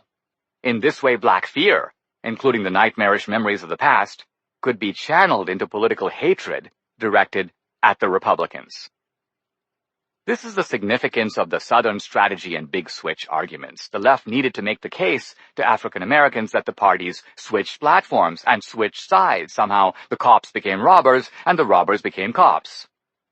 Consequently, we must never lose sight of how these arguments are weapons to cover up the tracks of the bad guys and to project the blame onto the good guys, making it seem like they are the bad guys. It's naive to consider these arguments apart from their political utility. Still, in the two sections that follow, I'm going to do exactly this. I'm going to examine propositions apart from their manipulative use and merely ask of each one, is it true? Let's start by asking, which party actually passed the landmark civil rights laws of the 1960s, the Civil Rights Act, the Voting Rights Act, and the Fair Housing Bill? Progressives give full credit to LBJ as if he single-handedly got the legislation through Congress. Yet LBJ knew that the main opposition to these laws didn't come from the Republican Party. It came from the Democratic Party, from the group of racist segregationists loosely called the Dixiecrats. These Dixiecrats, led by former Klansman Robert Byrd and LBJ's own mentor Richard Russell, mounted filibusters to block the legislation. The filibuster against the Civil Rights Act continued for 83 days. Byrd himself spoke for over 14 hours. LBJ's only way to get the laws passed was to turn to Senate Republican leader Everett Dirksen. Dirksen knew that the Civil Rights Act of 1964 was merely a restatement of the 14th Amendment that Republicans had passed and Democrats had turned into a practical nullity a century earlier. Even the whole colorblind doctrine articulated by Martin Luther King was hardly original. Frederick Douglass said the same, and said it better, many decades earlier. In the mid-19th century, Douglass insisted that there was no self-esteem to be found in skin color. Let the sun be proud of its achievement. He added, it is evident that white and black must fall or flourish together. In light of this great truth, laws ought to be enacted and institutions established. All distinctions founded on complexion ought to be repealed, and every right, privilege, and immunity now enjoyed by the white man ought to be as freely granted to the man of color. Dirksen got behind the legislation, and proportionately, more Republicans than Democrats voted for the Civil Rights Act, the Voting Rights Act, and the Fair Housing Bill. In the House, the Democratic vote for the Civil Rights Act was close, 152 for and 96 against. The Republican vote was 138 for and 34 against. In the Senate, the Democrats voted 46 for and 21 against. The GOP voted 27 for and 6 against. So 80% of Republicans in the House and 82% in the Senate voted yes. Only 61% of House Democrats and 69% of Senate Democrats did. Had Congress been made up entirely of Democrats, none of these laws would have secured the votes to defeat the filibuster, and thus none of them would have passed. If one expects progressive pundits to give Republicans credit where credit is due, one would be sorely mistaken. In various ways, progressives have been misleading the public on this topic for decades. While running for president in 2000, Al Gore said his father, Al Gore Sr., lost his Senate seat because he championed equal opportunity, even though Gore Sr. voted against the Civil Rights Act of 1964, losing his seat in 1970 because of his positions on the Vietnam War and school prayer. More recently, in 2013, MSNBC host Chris Hayes identified segregationist George Wallace, who in 1963 coined the phrase segregation now, segregation tomorrow, segregation forever, as a Republican. MSNBC was forced to issue a correction. A subtler attempt at progressive revisionism comes from Harry Enton, writing in The Guardian. Conceding greater Republican than Democratic support for civil rights, Enton writes that nevertheless, geography was far more predictive of voting coalitions on the Civil Rights Act than party affiliation. Enton proceeds to control for regional affiliation, and based on this revised mathematics, he concludes that Democrats are no less the party of civil rights than Republicans. Here we see the familiar progressive tactic of saving the Democrats by blaming the South. The question that Enton avoids, however, is, which is the party that cultivated and nourished racism in the South in order to establish a one-party monopoly in that region? As we have seen, the answer is the Democrats. Moreover, Northern Democrats allied with Southern Democrats in making the party the official vehicle of white supremacy from the 1860s through the 1960s. Enton insists it just so happened Southerners made up a larger percentage of the Democratic than Republican caucus. But this is a flat-out lie. It didn't just so happen. It was the result of calculated, long-standing Democratic strategy beginning when Republicans shut down the old slave plantation. Did the parties switch platforms? Now let's turn to a second question. Did the two parties switch platforms? We can test this claim by examining the core philosophy of Abraham Lincoln, the first Republican president, and then seeing whether it is still the core philosophy of the Republican Party today. On multiple occasions, Lincoln defined slavery in this way: you work, I'll eat. In his Chicago speech of July 10, 1858, Lincoln put it slightly differently: you toil and I will enjoy the fruits of it. In its essence, Lincoln said slavery gave men the right to wring their bread from the sweat of other men's faces. As historian Alan Gelzo pointed out in a recent interview I did with him, for Lincoln the most appalling feature of slavery was that it was a form of theft of another man's labor. Lincoln went on to argue that for centuries monarchs and aristocrats had stolen the labor of working people through a variety of mechanisms, from confiscatory taxation to outright confiscation.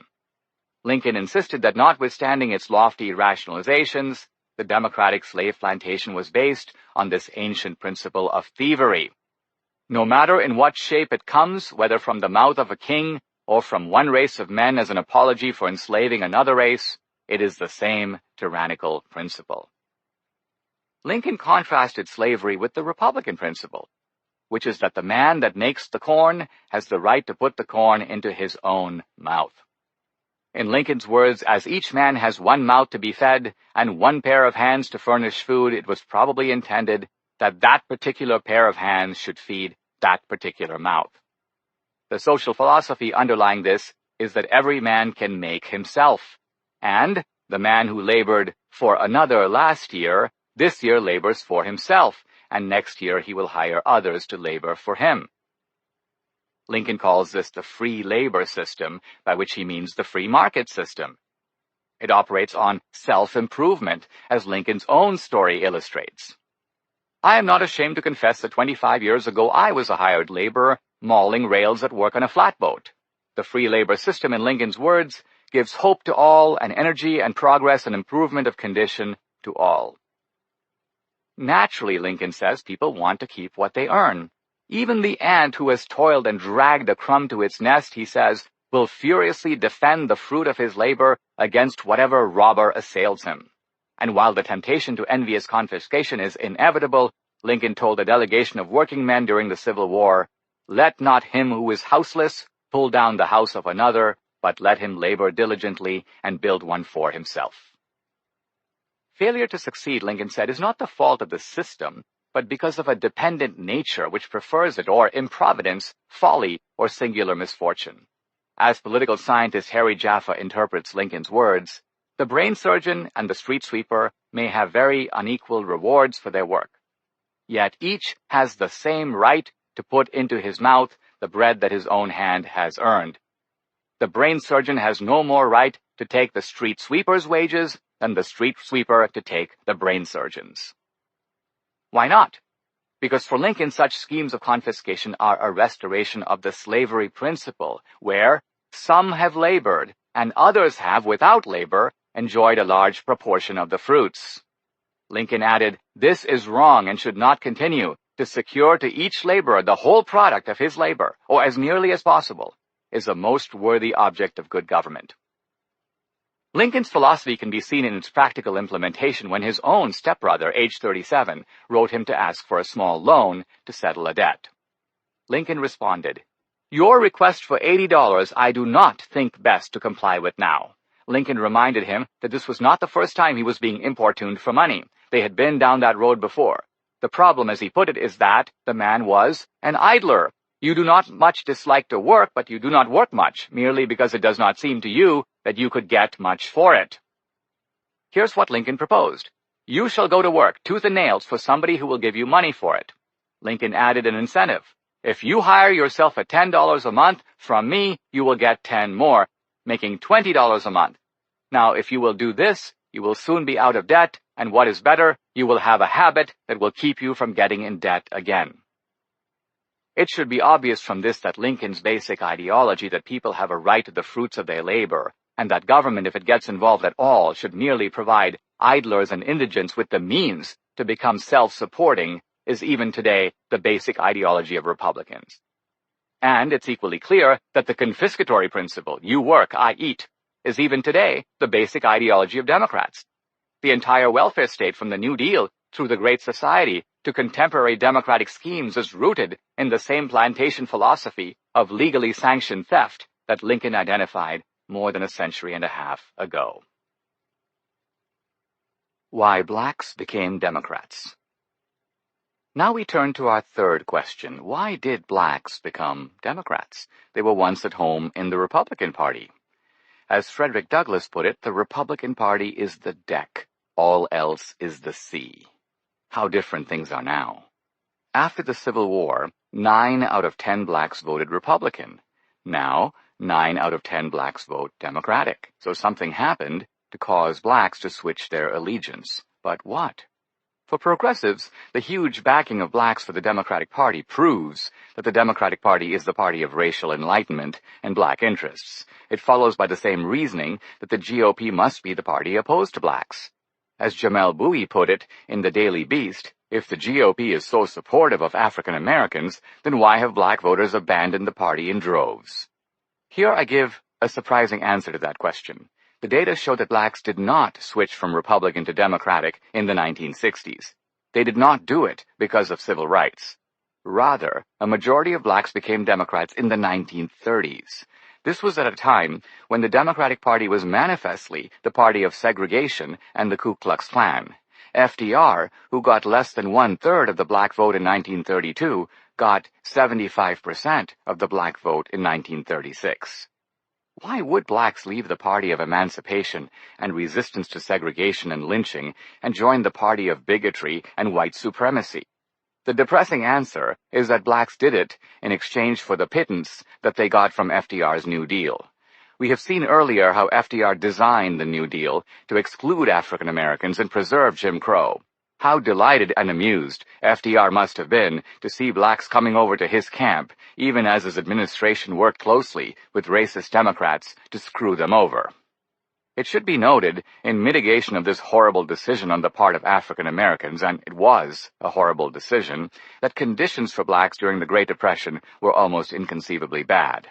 Historian Ira Katz-Nelson points out that median black family income was around $500 a year, which means that most blacks lived at subsistence level without electricity, hot water, refrigeration, adequate plumbing, or gas for cooking.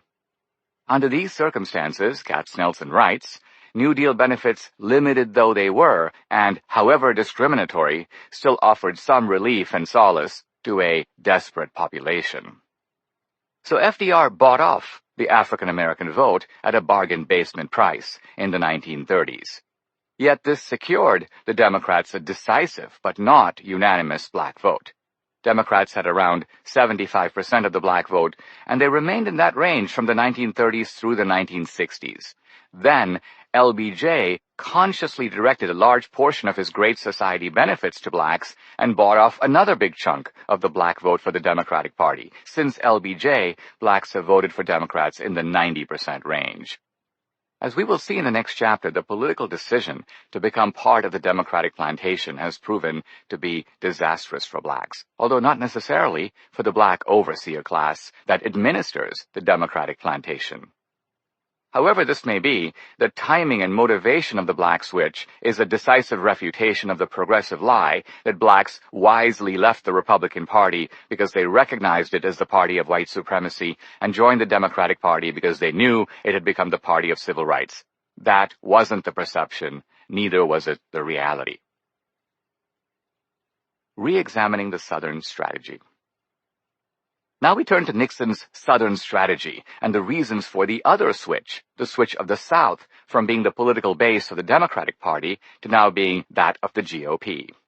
Here the progressive narrative is that Nixon was convinced by his malevolent advisers, notably Kevin Phillips, author of the Bible of the Southern Strategy, to make a racist appeal to the Deep South, winning over Dixiecrats and segregationists to the GOP and firmly establishing the Republican Party as the party of white supremacy, a mantle that has now been inherited by Trump. The first problem with this Southern strategy tale is that progressives have never been able to provide a single example of an explicitly racist pitch by Richard Nixon at any time in his long career. One might expect that a racist appeal to Deep South racists would actually have to be made and to be understood as such, yet quite evidently none was.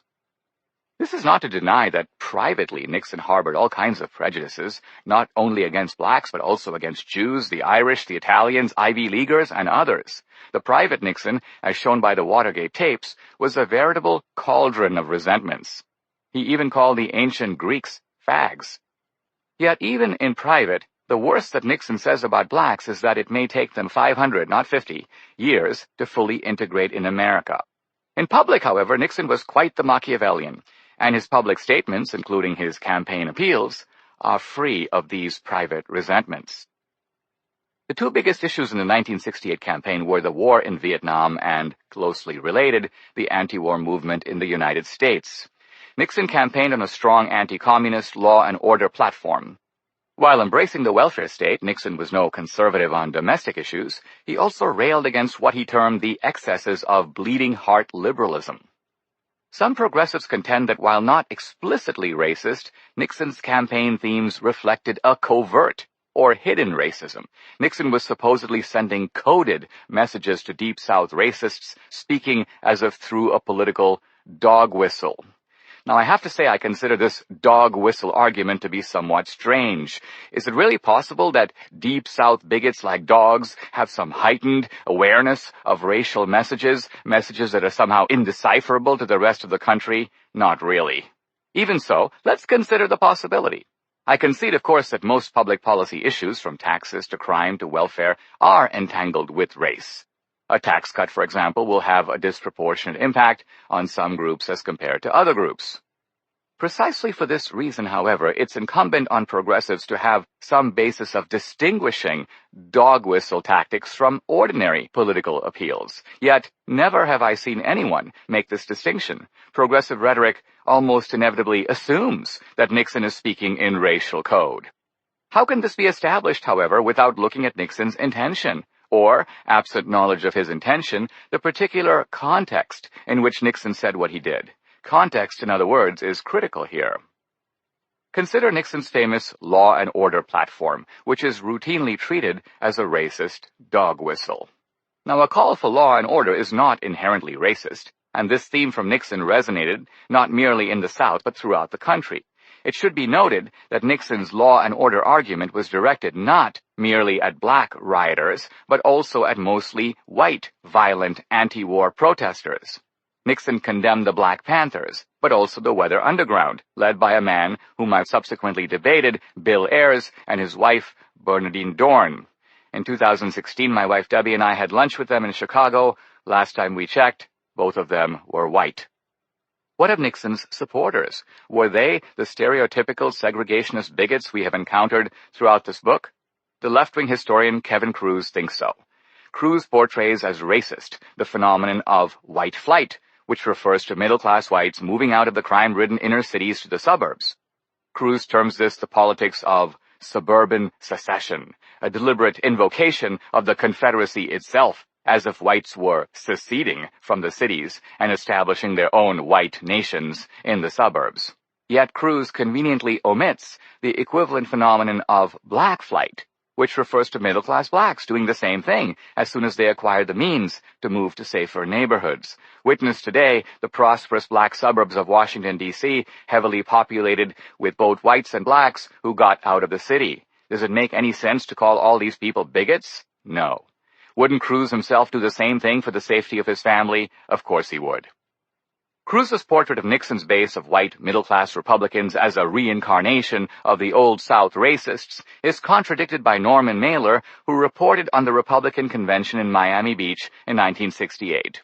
He found a parade of wives and children and men who owned hardware stores or were druggists, or first teller in the bank, proprietor of a haberdashery or principal of a small-town high school, local lawyer, retired doctor, a widow on a tidy income, her minister and fellow delegate, minor executives from minor corporations, men who owned their farms.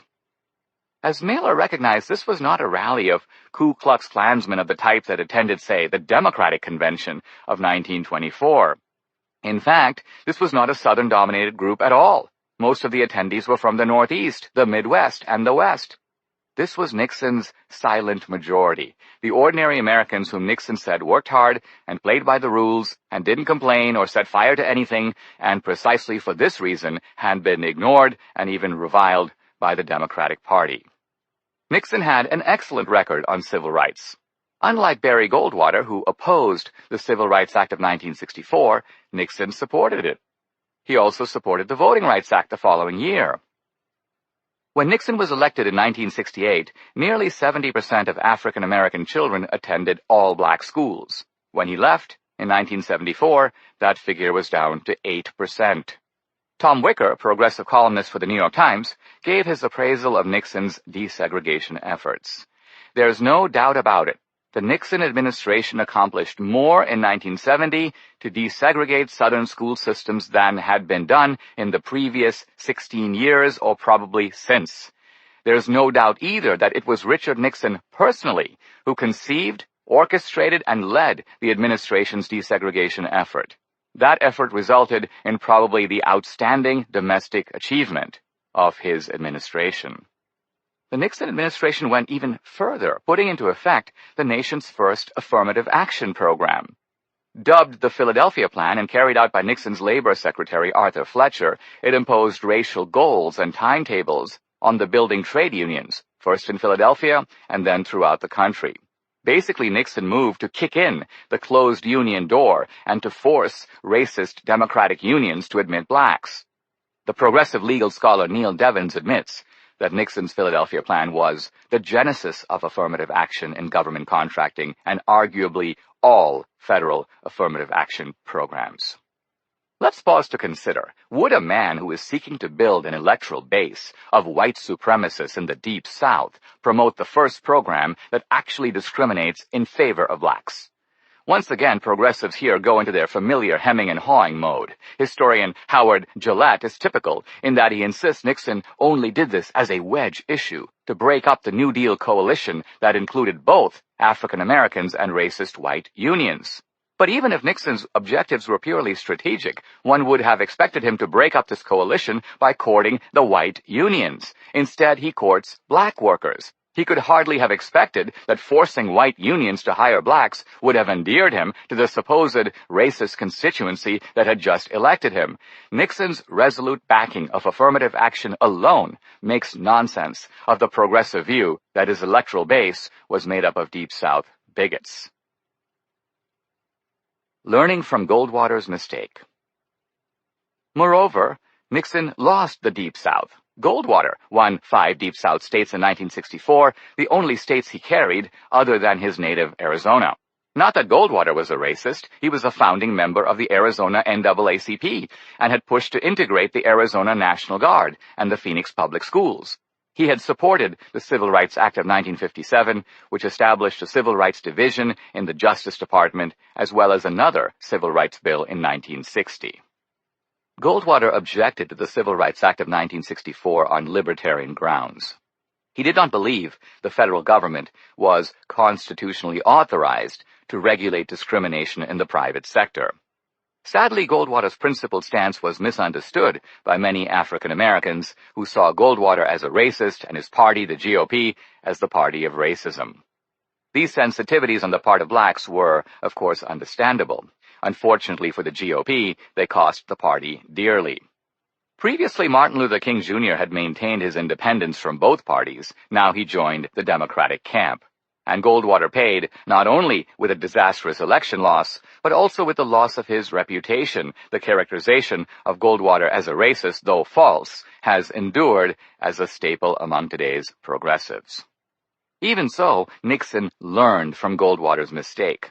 The point is made with unmistakable clarity in Kevin Phillips' The Emerging Republican Majority, published in 1969. A recent article in the Huffington Post makes the standard progressive claim that Phillips helped construct Nixon's Southern strategy. Historian Dan Carter calls him its nuts and bolt architect. Yet Phillips admits that Nixon could not have read the book prior to the 1968 campaign, since it didn't come out until the following year. What Phillips set forth was not a recipe for Nixon's success, but an ex post facto explanation for how Nixon had succeeded. According to Phillips, Nixon understood that he could never win a majority by appealing to the Deep South. He had just seen Goldwater win that region and lose the rest of the country in considerable part because of his position on the Civil Rights Act. We should remember that in 1968 the Republican base was in the Northeast, the Midwest, and some parts of the West. Nixon was not foolish enough to endanger this entire base while seeking merely to bag a handful of Deep South states. What Nixon did, according to Phillips, was appeal to the Sun Belt, a new conservative entity stretching from Florida across Texas to California. The Sun Belt reflected a modernizing economy, grounded in defense, manufacturing, technology, and services, and was, and still is, the fastest-growing part of the country. Phillips argued that whoever won the Sun Belt would win the presidency.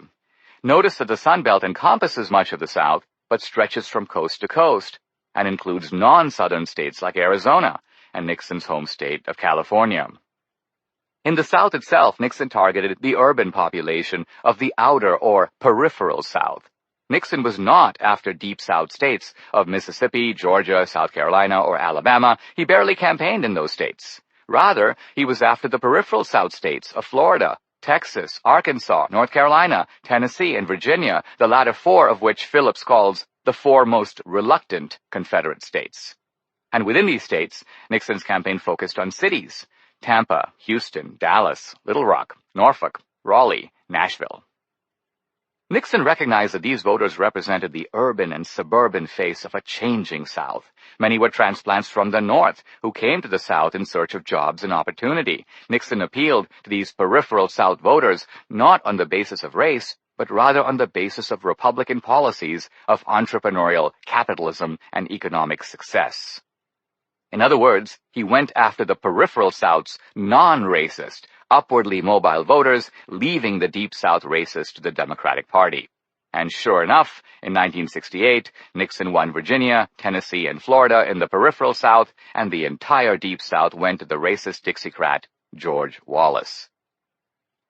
What happened to all those racist Dixiecrats who, according to the progressive narrative, all picked up their tents and moved from the Democratic Party to the Republican Party? Actually, they exist only in the progressive imagination. Of all the Dixiecrats who broke away from the Democratic Party in 1948, of all the bigots and segregationists who voted against the Civil Rights Act of 1964, I count one, just one, who switched from Democrat to Republican. That solitary figure was Strom Thurmond. The constellation of racist Dixiecrats includes Senators William Murray, Thomas P. Gore, Spessard Holland, Sam Ervin, Russell Long, Robert Byrd, Richard Russell, Olin Johnston, Lister Hill, John C. Stennis, John Sparkman, John McClellan, James Eastland, Herman Talmadge, Herbert Walters, Harry F. Byrd Sr., Harry F. Byrd Jr., George Smathers, Everett Jordan, Alan Ellender, A. Willis Robertson, Al Gore Sr., William Fulbright, Herbert Walters, W. Kerr Scott, and Marion Price Daniel.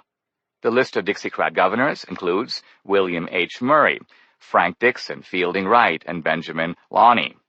I don't have space to include the list of Dixiecrat congressmen and other officials. Suffice to say, it's a long list. And from this entire list, numbering over 200, we count only a single defection. Thus, the progressive conventional wisdom that the racist Dixiecrats became Republicans is exposed as a big lie. The Dixiecrats remained in the Democratic Party for years, in some cases decades. Not once did the Democrats repudiate them or attempt to push them out. Segregationists like Richard Russell and William Fulbright were lionized in their party throughout their lifetimes, as of course was Robert Byrd, who died as late as 2010 and was eulogized by leading Democrats and the progressive media. How the South became Republican. We still have one final mystery to clear up. If it wasn't because of white supremacy, how did the South, not just the outer or peripheral South, but also the Deep South, finally end up in the Republican camp? This question is taken up in political scientists Byron Schaeffer and Richard Johnston's important study, The End of Southern Exceptionalism. This work, relatively unknown and with an admittedly strange title, provides a decisive refutation of the whole progressive theory of the Southern strategy and the Big Switch. The key questions that Schaeffer and Johnston ask are, when did the South move into the GOP camp, and which voters actually moved from Democratic to Republican? Schaeffer and Johnston show first that the South began its political shift in the Eisenhower era. Eisenhower, who won 5 peripheral South states in 1956, was the first Republican to break the lock that the FDR Democrats had established in the South. Obviously, this early shift preceded the civil rights movement and cannot be attributed to it. Schaeffer and Johnston, like Kevin Phillips, contend that after the post-war economic boom of the late 1940s and 50s, the increasingly industrial New South was very receptive to the free market philosophy of the Republican Party. Thus, Schaeffer and Johnston introduce class as a rival explanation to race for why the South became Republican. In the 1960s, however, they cannot ignore the race factor. Schaeffer and Johnston ingeniously find a way to test the two explanations, race and class, against each other in order to figure out which one is more important. Schaeffer and Johnston do this by dividing the South into two camps. The first, made up of the wealthier, more industrial, more racially integrated South, this is the New South, and the second made up of the rural, agricultural, racially homogeneous South. This is the Old South that provided the historical base of the Democratic Party. Schaeffer and Johnston sensibly posit that if white Southerners are becoming Republicans because of hostility to blacks, one would expect the Old South to move over first. But in fact, Schaeffer and Johnston find, through a detailed examination of the demographic data, that this is not the case. The wealthier, more industrial, more integrated New South moves first into the Republican Party. This happens in the 1950s and 60s. By contrast, the rural, agricultural, racially homogeneous Old South resists this movement. In other words, during the Civil Rights period, the least racist white Southerners became Republicans, and the most racist white Southerners stayed recalcitrantly in the Democratic Party. Eventually, the Old South also transitioned into the GOP camp, but this was not until the late 1970s and through the 1980s in response to the Reaganite appeal to free market capitalism, patriotism, protection of the unborn, school prayer, and family values. These economic and social issues were far more central to Reagan's message than race, and they struck a chord beyond, no less than within, the South. In 1980, Reagan lost just 6 states. In 1984, he lost only Mondale's home state of Minnesota. Obviously, Reagan didn't need a specific Southern strategy. He had an American strategy that proved wildly successful. Reagan's success, however, was made possible by the sharp leftward move by the Democratic Party, starting with the nomination of George McGovern in 1972 and continuing through the 1970s. This swing to the left, especially on social and cultural issues like school prayer, pornography, recreational drugs, and abortion, receives virtually no mention by progressive scholars because it disrupts their thesis that the trend in the South to the GOP was motivated primarily by race. As far as congressional House and Senate seats are concerned, the South didn't become solidly Republican until 1994. Again, this was due to the Newt Gingrich agenda, which closely mirrored the Reagan agenda. Leftist historian Kevin Cruz spells out the Gingrich agenda, reducing taxes, ending the marriage penalty, and more generally reducing the size of government, and then darkly implies that this sort of appeal also had a hidden racial component. But everyone who voted for the Contract for America knows that this was not the case. Small government conservatism is not racism. Finally, we can figure out the meaning of the title of Schaeffer and Johnston's book. We are at the end of Southern exceptionalism because the South is no longer the racist preserve of the Democratic Party. The South has now become like the rest of the country. Southerners are Republican for the same reason that other Americans are Republican. And black Southerners vote Democratic for the same reason that blacks everywhere else vote Democratic. For whites, no less than blacks, economic issues are predominant, foreign policy and social issues count too, and race has relatively little to do with it. We can sum up this section by drawing 2 lines in the South, the line of racism and the line of Republican affiliation. When we draw these lines, we see that they run in the opposite direction. Survey data showed that racism declined dramatically through the second half of the 20th century, and precisely during this period, the South moved steadily into the GOP camp. Thus, as the South becomes less racist, it becomes more Republican. The progressive narrative is in ruins. Still, don't expect the Democrats to quit. They have, after all, their new progressive plantation to protect. It may not have the aristocratic elan of the old 19th century slave plantation, but it's the best FDR, LBJ, and their cohorts could do to recreate the plantation system in the 20th century.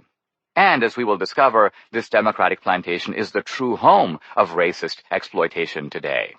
This fact, however, must be covered up if Democrats want to continue to win the votes of blacks and other minorities.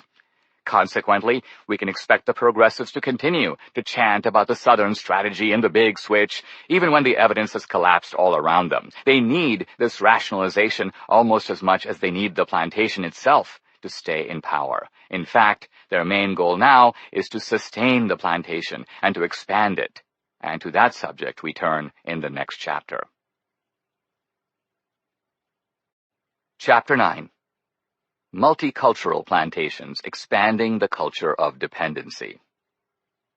Nowhere in the ancient or modern world is there the idea that people will become self-sufficient if they are given a lifetime income that is slightly better than subsistence, with no requirement either to work or educate themselves. Shelby Steele, A Dream Deferred. In this chapter, we examine the multicultural plantation, one whose foundation was established by LBJ, but was built mostly by Bill Clinton and even more by Barack Obama.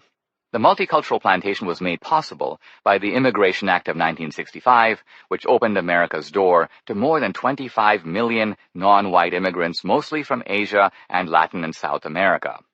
Democrats have seized on this demographic change, the third great wave of immigration in America's history, to create an expanded plantation system that incorporates blacks, Native Americans, Asian Americans, and Hispanics. This plantation, fortified by an accompanying ideology of multiculturalism and identity politics, is the new venue for the most crippling racism that exists in America today. Let's recapitulate our story about racism so far. Throughout this book, we've been examining the exploitation schemes put into place by racism and white supremacy. These schemes have been quite varied, even as racism and white supremacy have remained the same. Thus, the slave plantation from the 1820s through 1860 generated its own type of racism to justify the ownership of human beings by other human beings.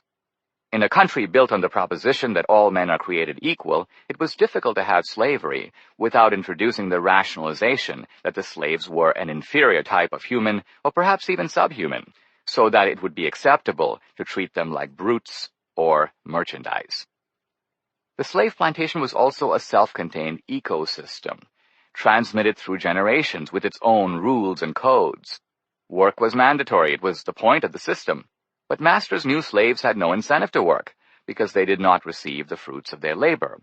Hence, even masters who were ordinarily kind people knew that they needed the whip to make slaves work against their will. Stealing in general was regarded indulgently by slave owners because they recognized that they owned not just the stolen property, but also the thief who stole it. In no slave state were slave marriages legal, and there were special laws governing mulatto children who turned up. If a plantation owner impregnated a female slave, the law held that the offspring of that union remained a slave. Slave status, in other words, was transmitted through the mother. This was the way of the old slave plantation.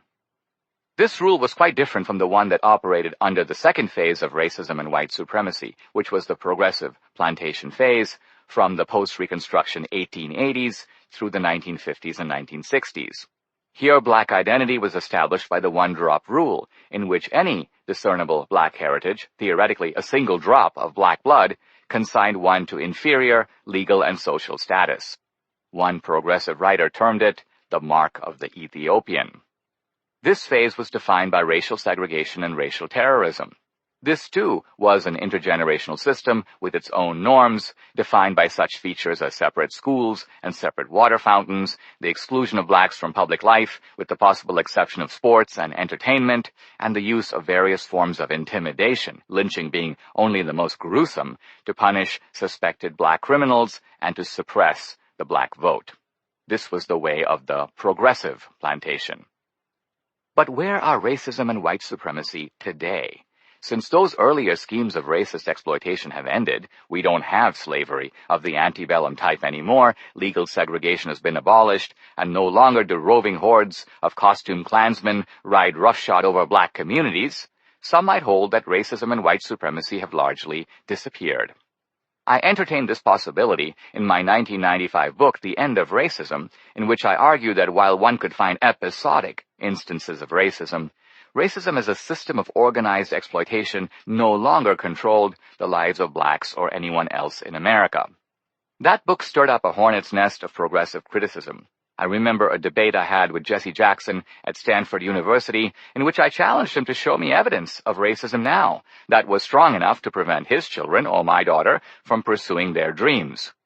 Jackson confessed he couldn't, but he insisted that that was not because racism had diminished. Rather, he said, it had gone underground and now operated covertly rather than overtly to thwart the aspirations of blacks and other minorities. The less we actually observe this racism, Jackson declared, the more insidious and powerful it is. You can imagine my frustration in attempting to refute this charge of invisible racism.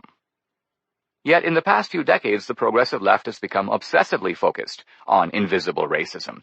The textbooks are full of concepts such as subtle racism, unintentional racism, neo-racism, and crypto-racism. On one campus, a left-wing psychologist elaborated for me the distinctions between what he termed the three phases of racism: the oral phase, the anal phase, and the phallic Oedipal phase. Progressive pundits insist that racism doesn't have to manifest itself through individual acts of racial discrimination. Rather, there is symbolic racism involving the use of coded symbols like the flag to provoke racial animosity, and institutional racism operating through seemingly race-neutral practices such as university admissions policies, corporate hiring, bank lending, and government contracts. Since those selection processes, merit-based though they might appear, disproportionately benefit whites over blacks, they are manifestations we hear of white privilege and white supremacy. This search for invisible racism strikes me as looking for racism in all the wrong places. Why pursue hidden racism when there is obvious racism staring us in the face? We can clarify this idea by asking a different question. Is there a system of subjugation today that reveals the most blatant manifestation of racism and white supremacy and also represents the third phase of the plantation? This question generates a series of others. If so, how does it operate? Why don't the people who run the system want to fix it? Why don't the inhabitants get up and leave? Is such a system limited to blacks, or does it also involve other minorities, Native Americans, Asian Americans, and Latinos? Clearly such a system exists, and it is no less an intergenerational ecosystem of racial exploitation than were slavery and segregation, only its reach is much wider. Indeed, all the progressive gobbledygook about covert racism, institutional racism, and white privilege seems designed to draw attention away from it. But here, in plain sight, is a racism for the 21st century, a whole ecology of human exploitation that is not just protected, but cherished by progressive Democrats. It is time to visit the urban plantation. Streetwise. I've seen the urban plantation myself up close, in cities like Detroit and Chicago, which I visited most recently in connection with my films. But for my guide, I'd like to use the progressives, who grew up on the plantation or specialize in studying it. I'll begin with Ta-Nehisi Coates, who was raised on the rough streets of Baltimore. To be black in the Baltimore of my youth, he writes, was to be naked before the elements of the world, before all the guns, fists, knives, crack, rape, and disease. Everyone had lost a child somehow to the streets, to jail, to drugs, to guns. The underlying emotion of the urban plantation for its inhabitants is fear. The only people I knew were black, and all of them were powerfully, adamantly, dangerously afraid. It was always right in front of me. The fear was there in the extravagant boys of my neighborhood, in their large rings and medallions, their big puffy coats, and full-length fur collar leathers, which was their armor against the world. They would stand on the corner of Gwynn Oak and Liberty, or Cold Spring and Park Heights, or outside Mondawmin Mall, with their hands dipped in Russell sweats. I think back on those boys now, and all I see is fear. I learned that, "Shorty, can I see your bike?" was never a sincere question, and "Yo, you was messing with my cousin," was neither an earnest accusation nor a misunderstanding of the facts. These were the summonses that you answered with your left foot forward, your right foot back, your hands guarding your face, or they were answered by breaking out, ducking through alleys, cutting through backyards, then bounding through the door, into your bedroom, pulling the tool out of your lambskin or from under your mattress or out of your Adidas shoebox, then returning to the same block on that same day, hollering out, "Yeah, nigger, what's up now?" Coates understands that for young men on the urban plantation, it's all about power, expressed through the ability to crack knees, ribs, and arms. He also knows how abnormal this environment is, and that there's another one in which there were little white boys with complete collections of football cards, and their only want was a popular girlfriend, and their only worry was poison oak. That other world was suburban and endless, organized around pot roasts, blueberry pies, fireworks, ice cream sundaes, immaculate bathrooms, and small toy trucks. Impressed as I am by Coates's raw, vivid descriptions, I notice he never asks the question, how exactly did my world get so screwed up? How can my Hobbesian world, where life is nasty, brutish, and short, be converted into a happier, more peaceful one?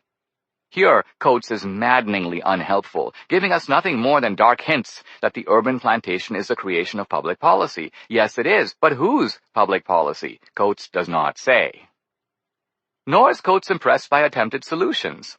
In another, more recent book, he lashes out at neighborhood gentrification, which refers to the project to transform poverty-stricken, crime-ridden neighborhoods by attracting new businesses, coffee shops, and a young, upwardly mobile residential population. Gentrification is but a more pleasing name for white supremacy, Coates writes. He views it as the interest on enslavement, the interest on Jim Crow, the interest on redlining, compounding across the years, and these new urbanites living off that interest are, all of them, exulting in a crime. A much more comprehensive account of the urban plantation comes from the work of urban anthropologist Elijah Anderson, whose research focuses on the largely black neighborhoods of Philadelphia. While Anderson is a Philadelphia native, he approaches his topic in the manner of an anthropologist visiting a distant land, in other words, with clinical detachment. This makes his observations especially illuminating. Anderson begins by describing how these same urban communities were once governed by an old head, typically a man of stable means who believed in hard work, family life, and the church. His acknowledged role was to teach, to support, encourage, and in effect socialize young men to meet their responsibilities. Young people had confidence in the old head's ability to impart useful wisdom and practical advice. Even for those who didn't have dads to look after them, the old head acted as surrogate father. But today, Anderson writes, the old head is losing his prestige and authority, displaced by drug-dealing gangs who have convinced street-smart young boys that the old head's lessons about life and the work ethic are no longer relevant. Anderson's point here is that the urban plantation isn't simply a continuation of earlier black communities that formed under sharecropping and segregation. Rather, it is a new creation of the past few decades with a new culture and new role models. The gangs have created a new code of the street, which is the title of one of Anderson's books. At the heart of the code, Anderson writes, is the issue of respect. Yet this respect is obtained by taking the possessions of others. Anderson explains, possessing the trophy can symbolize the ability to violate somebody, to get in his face, to diss him, and thus to enhance one's own worth by stealing someone else's. Even trivial conflicts, such as a dispute over a pair of sneakers or a perceived insult to one's manhood or one's girlfriend, can result in modern-day duels that leave people gravely injured or killed. Even hold-ups at gunpoint, Anderson points out, are power transactions involving respect. The hold-up man wants first to relieve the victim of his property. The victim does not want to give it up. Yet the streetwise victim fully cooperates and may even help the perpetrator rob him. He says, "All right, there it is, please don't hurt me." In saying this, he is effectively submitting to the power of the hold-up man. Such deferential behavior is itself often a large part of what the stick-up man wants. He wants the person with something to recognize him, to acknowledge his power and what he can do to the victim. Anderson contends that central to the issue of manhood is the widespread belief that one of the most effective ways of gaining respect is to manifest nerve. True nerve expresses a lack of fear of death. Conveying the attitude of being able to take somebody's life if the situation demands it gives one a real sense of power on the streets. The code of the street can turn an otherwise polite and deferential person into a potential murderer. When a street kid is murdered, Anderson says, it is customary for friends and relatives to vent anger at the newspaper for not running a long enough story, or to vent at the police calling them incompetent, racist, or worse. At the funeral, they speak of the deceased. They wonder aloud why all this happened. But in fact, they know why. They know the boy was a drug dealer. They know he violated in some way the code of the street. Yet among all the testimonials about the boy's life, nothing is said about these matters. According to Anderson, the code of the street is also built in opposition to the normal code of getting ahead in society, for example, through hard work or education. Instead, Anderson writes, gangs help to create an oppositional culture in which it's considered cool not to go to school, not to hold a steady job, but rather to make money through theft, extortion, selling drugs, or manipulating the system of federal handouts. To play the system is, in Anderson's words, and in the title of another of his books, to be streetwise. Perhaps the most interesting section of Anderson's urban anthropology focuses on how streetwise males take pride in seducing women with extravagant but dishonest promises of commitment and marriage, getting them pregnant, and then abandoning them contemptuously and repeating the process with other women. The girls have a dream, Anderson writes, the boys a desire. In Anderson's account, the man derides family values and feels hardly any obligation to his string of women and the children he has fathered. In fact, he considers it a measure of success if he can get away without being held legally accountable for his out-of-wedlock children. To his hustling mentality, generosity is a weakness. Self-aggrandizement consumes his whole being and is expressed in his penchant for a glamorous lifestyle, fine clothes, and fancy cars. The sexual conquest begins with the rap, which constitutes the verbal element of the game. Among peer group members, raps are assessed, evaluated, and divided into weak and strong. The assessment of the young man's rap is, in effect, the evaluation of his whole game. The winnings of the game are described as hit and run or booty. Moreover, the young man must not only get some, he must also prove he is getting it. At first, Anderson writes, the impregnated women feel crushed because they realize they have been betrayed. Yet they soon discover that in the culture of the urban plantation, having a baby becomes a rite of passage to adulthood. Suddenly, these young women discover that they have something they can call their own, and the teenage mother derives status from her baby. They become part of what Anderson calls the baby club. Many similarly placed women welcome the newcomer into their fold. Welfare is not a reason to get pregnant, Anderson insists, but it affords a limited but steady income that becomes the means for teenage women to escape the often painful circumstances of their own homes and to establish their own single-parent household. Sometimes this brings the deadbeat back, seeking the woman's attention, not because he now cares for her, but because he has his eye on her welfare check. Some men maintain a virtual harem of impregnated women whom they inveigle for money. And even when the actual father stays out of the picture, Anderson reports the welfare check can still serve as a mechanism to attract other men who need money. Sometimes the father of the child is willing to provide as best he can. This happens rarely because to own up to a pregnancy is to go against the peer group street ethic of hit and run. But in these cases, too, Anderson says, welfare often provides an incentive for young women to deny the paternity of the child's father because a check from the welfare office is often more dependable than the irregular support payments of a sporadically employed youth. Because of the relative security that births to unwed mothers bring in this way, Anderson argues that illegitimacy has lost its earlier stigma and become socially acceptable. Worst places on the planet. Reviewing these accounts of the urban plantation, I have to say that it is one of the worst places on the planet. Obviously, there are more impoverished places in the Third World, such as in the favelas of Brazil or the slums of Mumbai. Crime and corruption are rife. But if you take a poor slum kid from Asia or South America and transplant him to a place with jobs and opportunity, most likely he or she would flourish. The school I attended in India, St. Stanislaus in the outskirts of Mumbai, had day schoolers like me who commuted from home, but also a boarding population mostly of orphans who lived on campus and were under the care of the missionary priests who ran the school. The priests served as a kind of surrogate family for these boarding school students. Lacking every decent amenity that we day schoolers took for granted, many of the boarders went on to careers as doctors, engineers, and corporate executives. How was this possible? As I discovered, middle-class kids had lots of games and distractions, but these poor kids studied 4 to 5 hours a day. They put in an hour before school started, and another 3 or more after school let out. This more than compensated for the family advantage that I had, coming from a home with literate and relatively cultured parents. I had to work hard to compete with these students on tests and examinations. My experience illustrates the point that kids around the world lack money and they lack education, but the vast majority want to succeed and they want to learn. Give them education and they will eagerly seize it.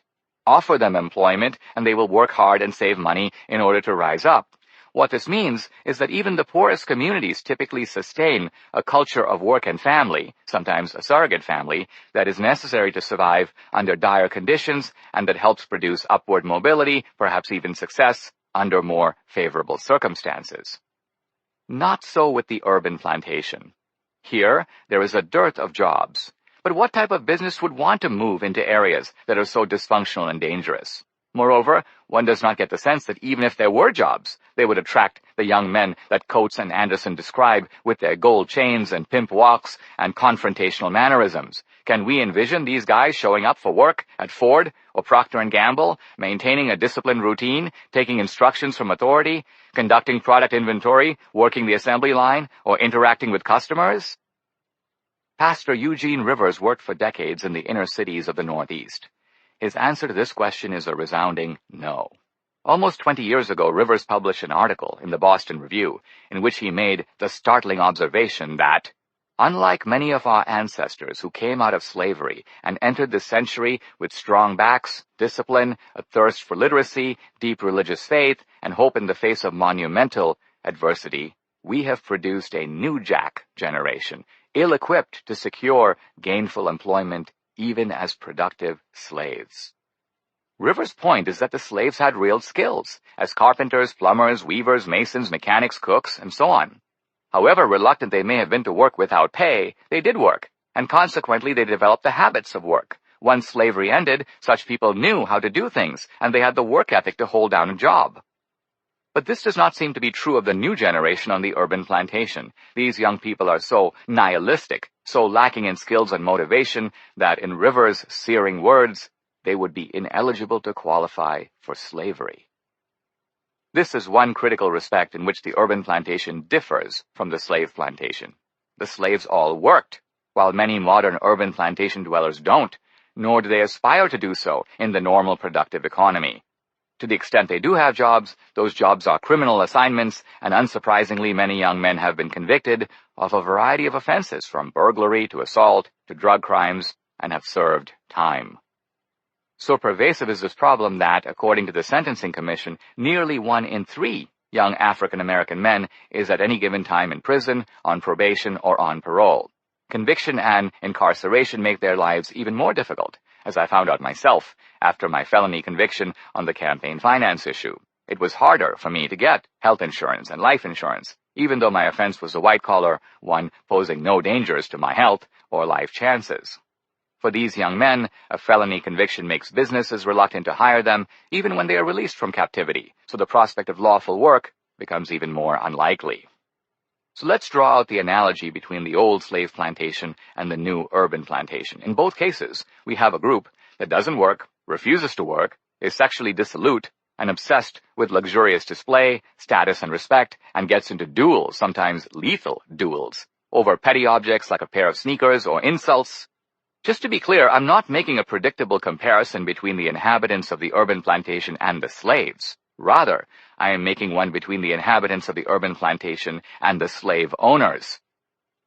The democratic planter class, after all, was made up of people who did nothing, whiling away their time in duels, sexual chicanery, card games, cockfights, and luxurious displays. And they could get by with doing nothing because they relied on the slaves to do all the work.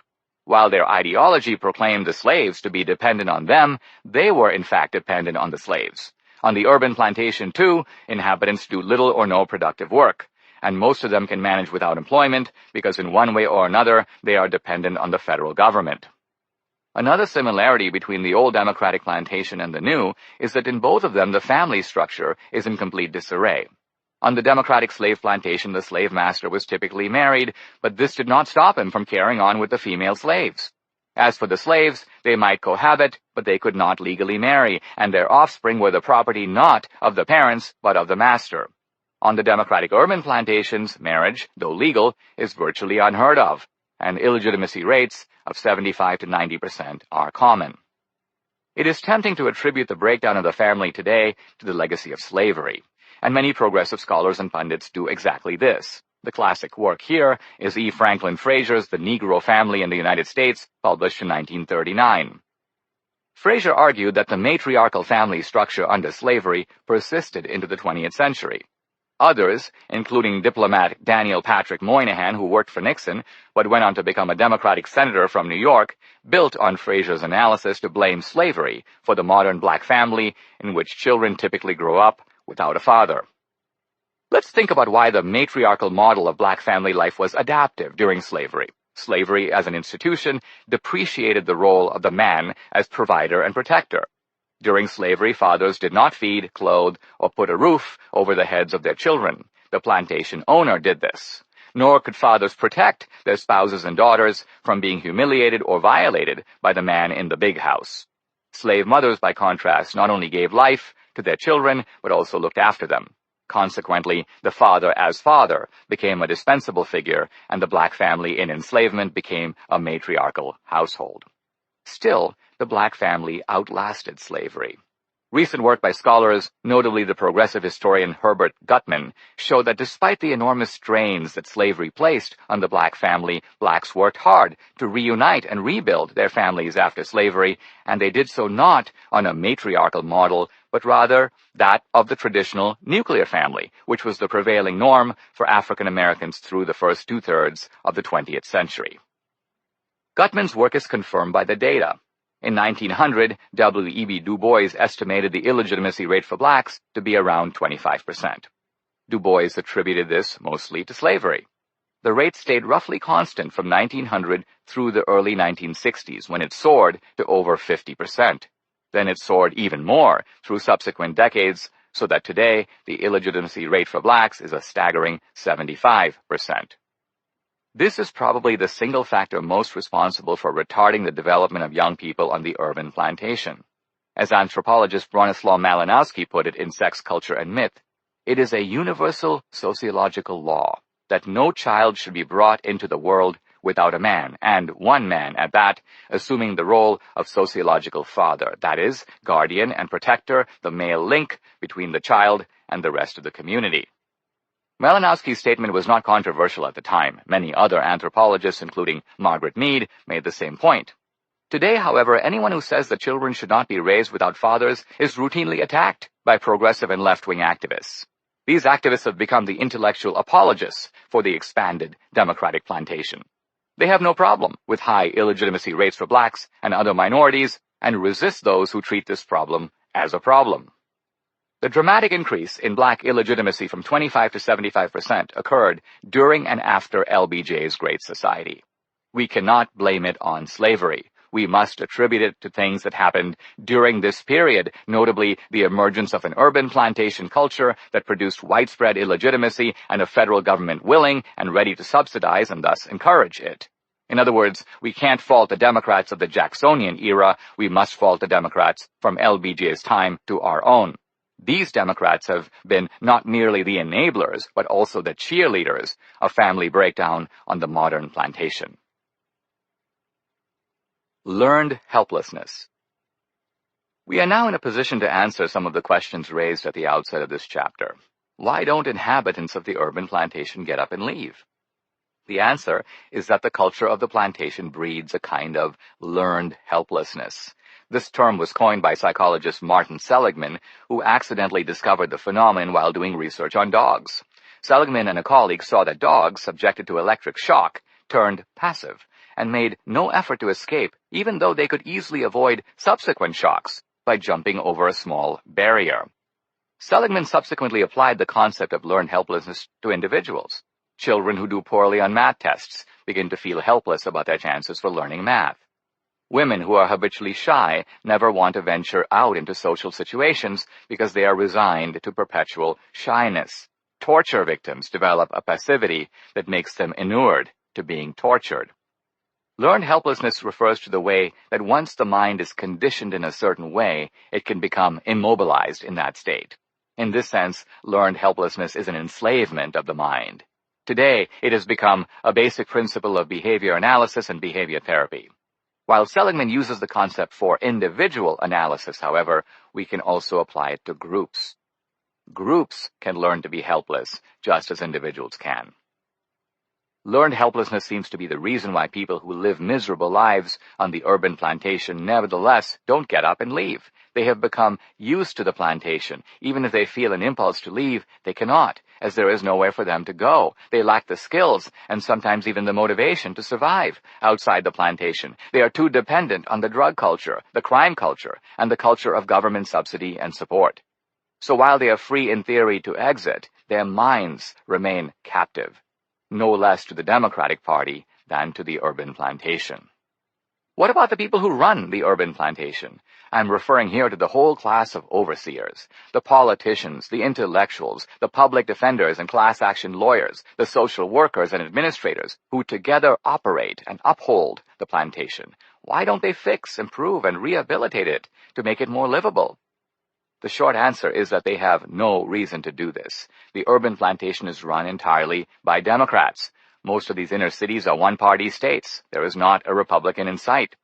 Every position from the mayor on down is held by Democrats. So these are Democratic plantations in the same way that the old rural plantations were Democratic plantations. Many things change over time, but some don't. The urban plantation as currently constructed by the Democrats works just fine for the Democratic Party. It creates a dependent class that the Democrats can service, maintaining inhabitants in a position of meager provision so they are content enough to vote, to keep the subsidies coming, but not so well provided for that they might entertain the thought of leaving or making it on their own, in which case they would cease to be a reliable political constituency for progressive Democrats. Additionally, the meager circumstances and cultural pathologies of the urban plantation create a resentment among inhabitants. The Democrats steer this resentment toward the Republicans and the white man and the larger society, always forgetting to mention that it is they, the Democrats, who actually run these places.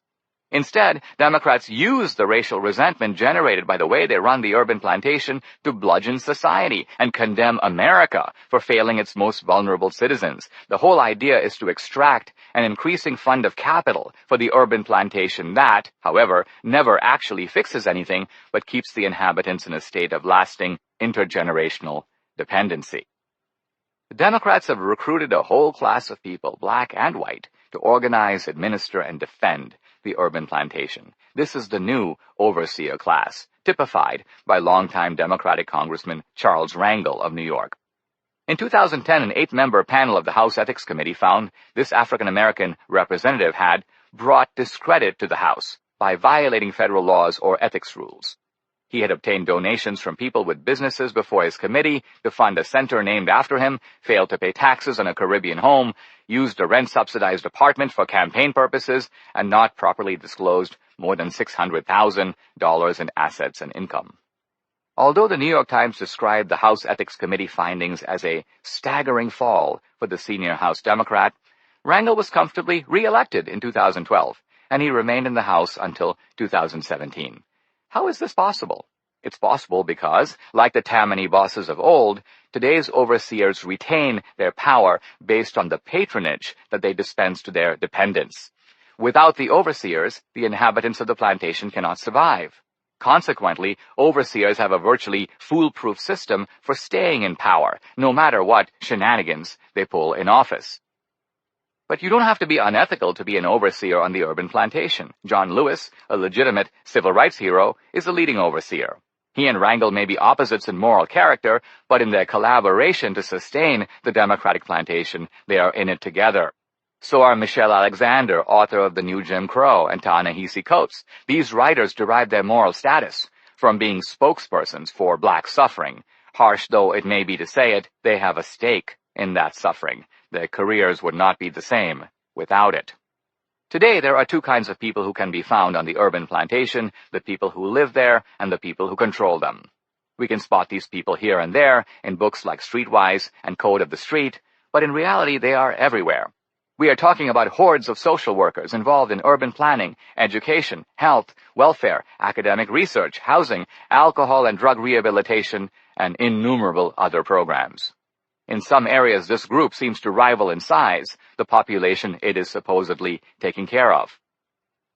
Here we see how the plantation, which does not create employment for its inhabitants, nevertheless does provide stable employment to a whole class of academics, social workers, and bureaucrats. The employment is stable because the plantation is permanent. There are no plans for it ever to be dismantled. The war against poverty is a perpetual fight in which poverty always wins, because the game is rigged, and the combatants are not fighting to win, only to hold the line. Not surprisingly, overseers of the urban plantation like Coates also become its tenacious defenders. They aggressively fend off criticism of the plantation and roundly abuse those who try to find ways to help people to leave the plantation. No wonder Coates suppresses the role of the Democratic Party in creating and sustaining the plantation. Over the past few decades, we have seen how ferociously Coates and his fellow overseers respond to proposals to transform the urban plantation or to help people escape from it. They don't want to end social policies that subsidize illegitimacy, yet they have no plans of their own to restore and stabilize the black family. They oppose law and order schemes to reduce black-on-black crime in dangerous neighborhoods. Meanwhile, they rail against white and even black policemen who may develop stereotypical biases by working in these rough neighborhoods, but who remain, nevertheless, the best protectors of black life on the urban plantation. The grand poobahs of the overseer class despise the fight against drugs and insist that drug dealers must be released from prison. Drug incarceration, they say, is the new Jim Crow. They hate gentrification or schemes for enterprise zones in the inner city. They detest parental choice and educational reforms that attempt to give young people the job skills to enable them to move out and go where the jobs are. In sum, they protect the interests of the overseer class. They don't want to dismantle the plantation, and they don't want runaways. It is time now to revisit the concept of the Uncle Tom, which I introduced earlier with Du Bois and Booker T. Washington. I do so because this is the accusation that plantation overseers routinely and almost inevitably apply to black conservatives who promote schemes of self-help and self-reliance. These conservatives are accused of being collaborators with racists and traitors to the black community. Since I know these people, I can tell you that Thomas Sowell, Shelby Steele, Walter Williams, Clarence Thomas, and many others are depressingly familiar with these baseless accusations. The latest target of overseer attack appears to be the rap artist Kanye West, who is not a conservative, but who has declared himself to be a freethinker and has shown his independence by appearing in public wearing a Make America Great Again hat signed by Trump himself. What makes the Uncle Tom charges especially ironic, of course, is that they are advanced by members of the overseer class who are, just like Du Bois, the real collaborators with the racist plantation scheme. The new overseers sustain the urban plantation just as the old overseers sustain the old rural plantation.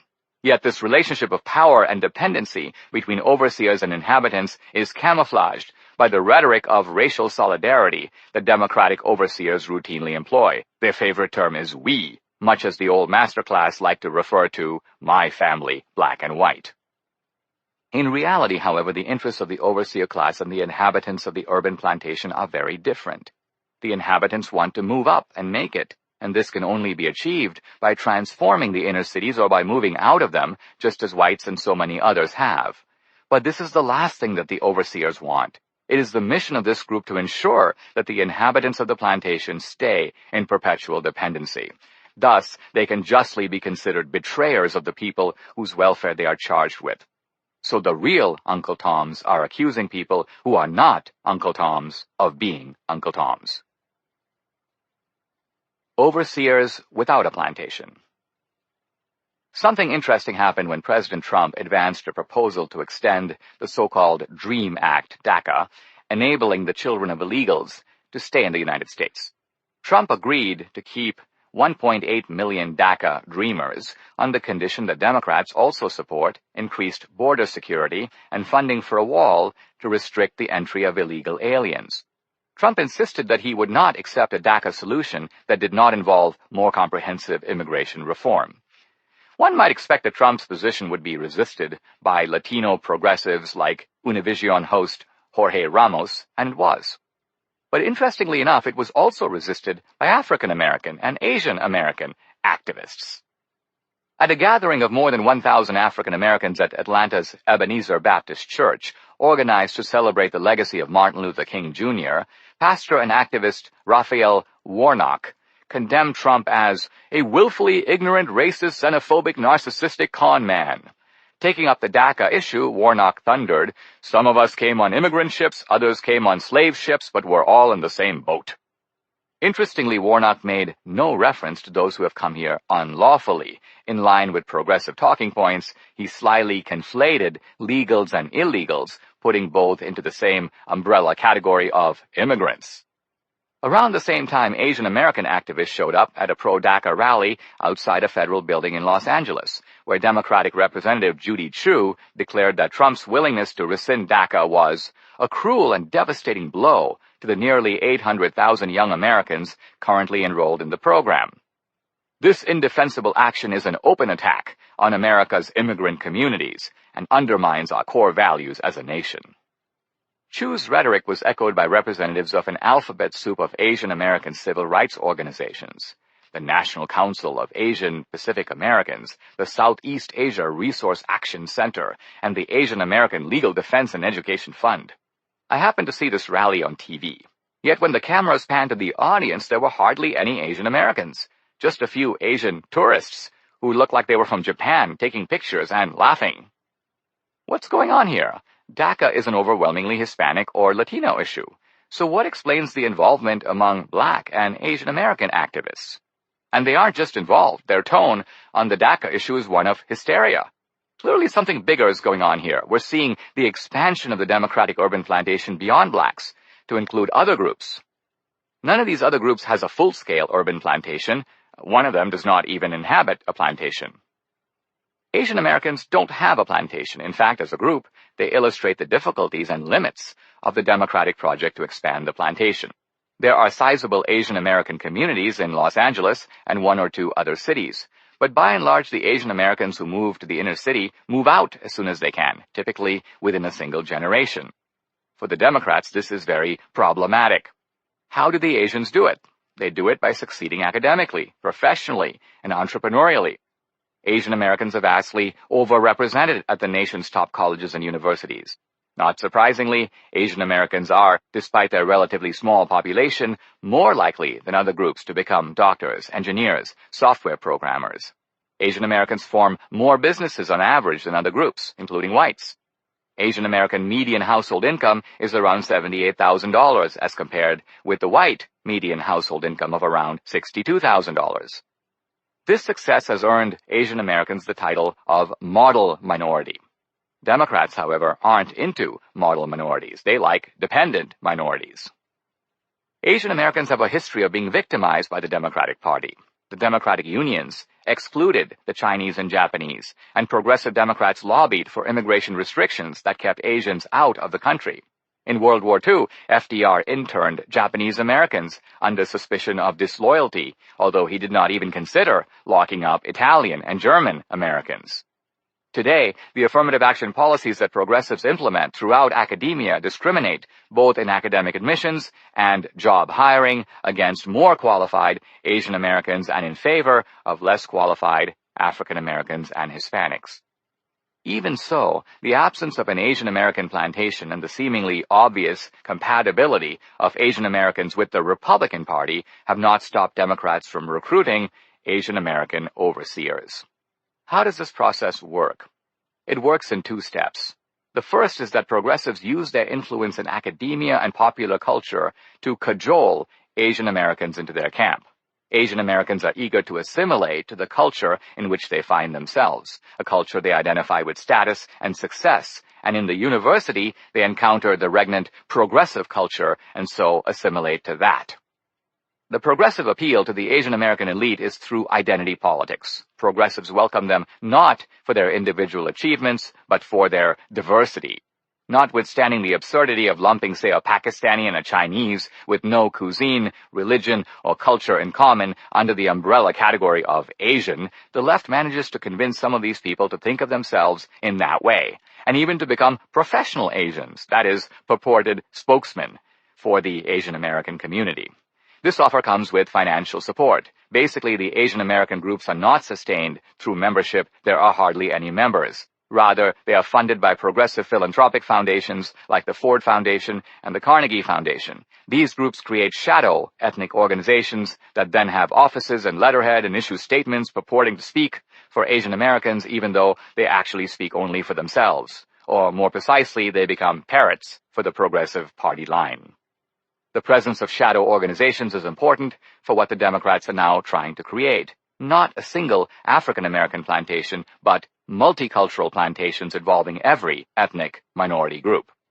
In the case of Asian Americans, if Democrats can't get full-blown plantations, they want at least the simulacra of them. But the left wants every minority group to be part of the picture. In the 21st century scenario, the Democrats want black urban plantations, Hispanic plantations, Asian American plantations, and Native American plantations. Res life. We see here how the Democrats are moving toward realizing Lincoln's fear. Lincoln feared the triumph of a democratic national plantation system, controlling and subjugating more and more groups of people. For Lincoln, the nightmare scenario was the expansion of the black plantations to some form of white plantations. The Democrats, however, have gone for a tricolor plantation featuring, to put the matter in crude stereotypes, black, brown, and yellow people. To each minority ethnic group its own plantation, with a single group, the Progressive Democrats, lording it over all of them. Native American plantations don't bear that name. They are called, of course, reservations. These reservations are rural, not urban. Most Native Americans don't live on reservations. Just 1 in 5, some 400,000 out of a population of 2 million, do. Yet reservations continue to define Native American identity. There are around 310 reservations in the United States. Most are on virtually uninhabitable land, the result of the forced relocation of the principal tribes in 6 southern states in the 19th century by the Jacksonian Democrats. Yet upon closer examination, the native Indian reservations bear a striking resemblance to the Democrats' urban plantation. I visited South Dakota's Pine Ridge Reservation a few years ago while filming the movie America.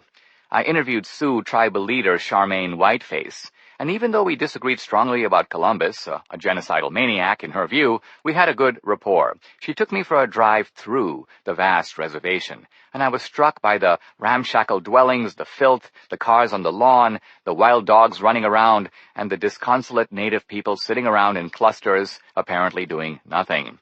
Struck by the absence of office buildings or businesses of any sort, I asked Whiteface, "Where do most people around here work?" She replied, "Our unemployment rate is 80%. Most people around here do not work." Pine Ridge Reservation, Whiteface told me, is one of the largest reservations in the country and the poorest. Like other reservations, it is run by the Bureau of Indian Affairs, BIA, an agency of the federal government. While in theory, the Native Indians are separate nations, in reality they are, as the Supreme Court once termed them, dependent nations, dependent on the government through the BIA. Government control is virtually absolute, Whiteface said, and the quality of services from housing to education to the reduction of toxic pollution is uniformly terrible. If you want to know what government-run healthcare looks like, Whiteface warned, come see the mess that we have here. David Truer, a member of the Ojibwe tribe, lives on Red Lake Reservation in Minnesota. In his book Res Life, he describes the texture of life there. There aren't really any farms on Red Lake Reservation, and there are only a few backwoods businesses advertising welding, small engine repair, or logging. There are only 4 convenience stores I know of. Other than these, there is no place to buy gas or food. There were no hotels until 2010, when Red Lake opened a casino. Until the new casino was built, the biggest building on the res, except for the hospital, was the BIA jail.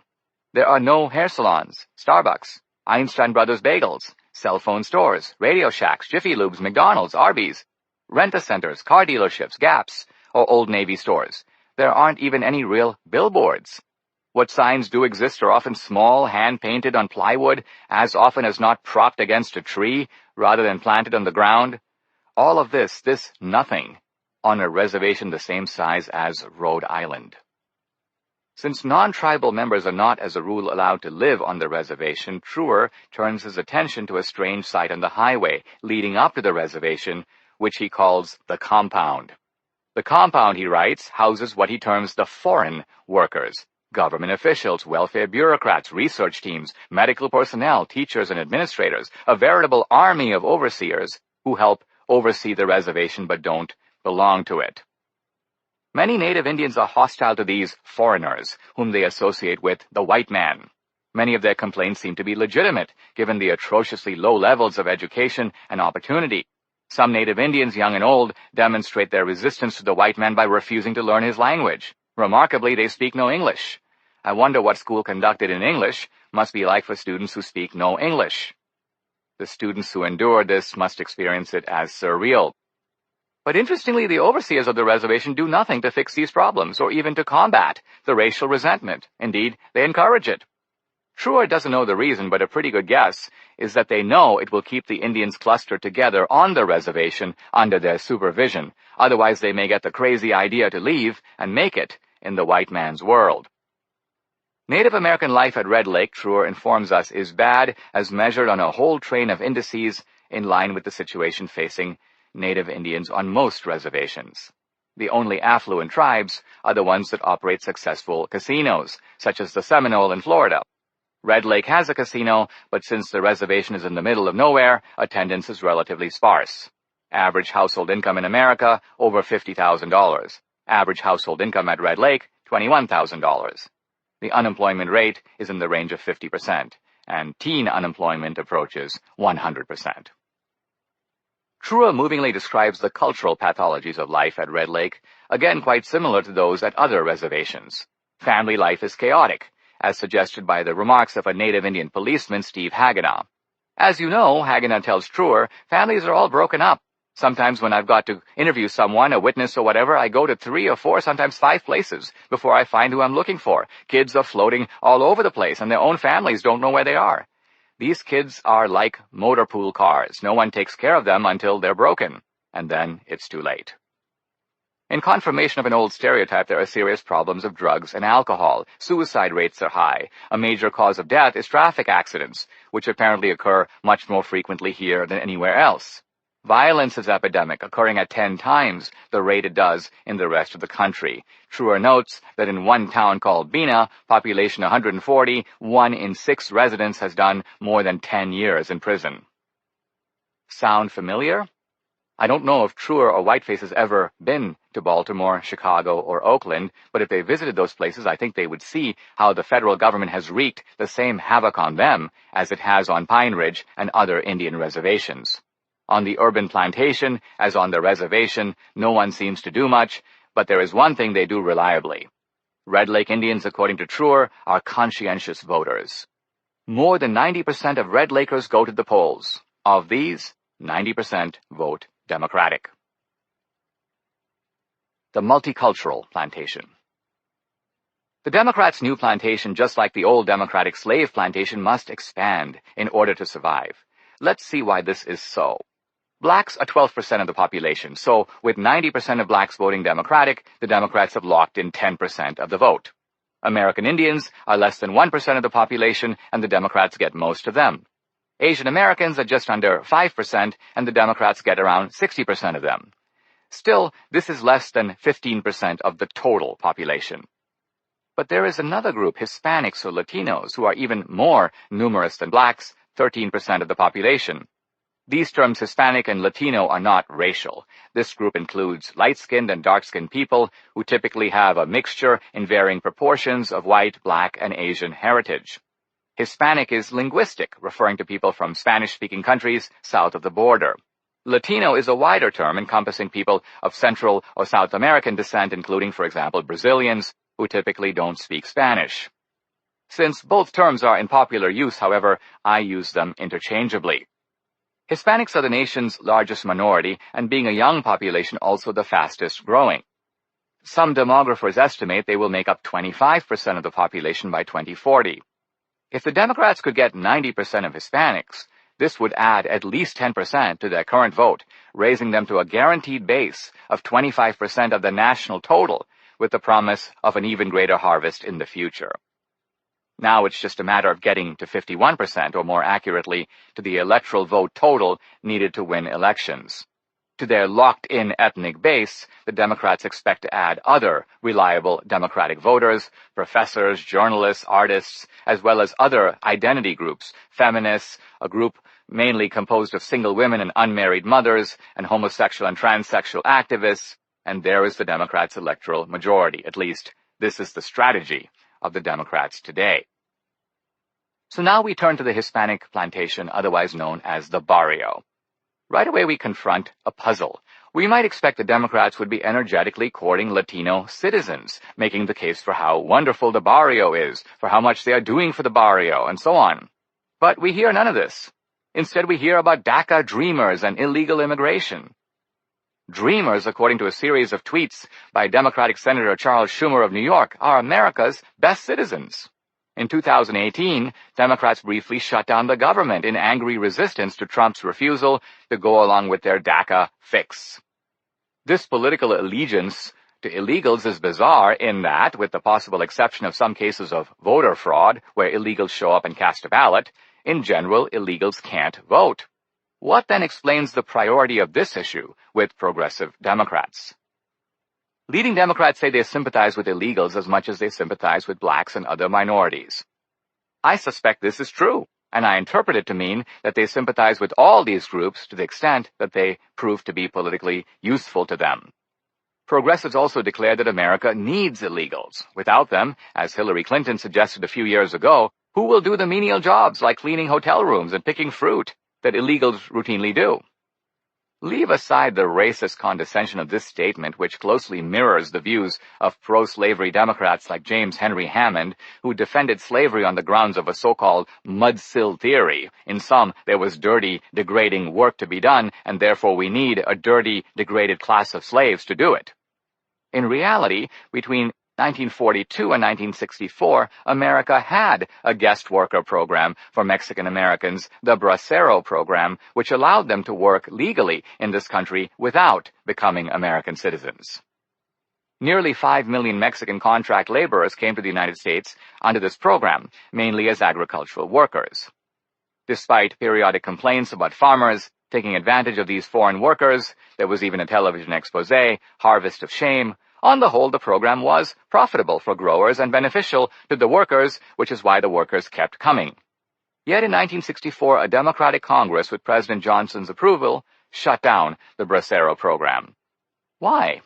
One of the strongest proponents of closing down the guest worker program was the Mexican-American activist Cesar Chavez. Chavez believed that Mexicans coming to America as guest workers and working for low wages would prevent Hispanics in this country from unionizing farm labor and pushing, with government backing, for higher wages from the growers.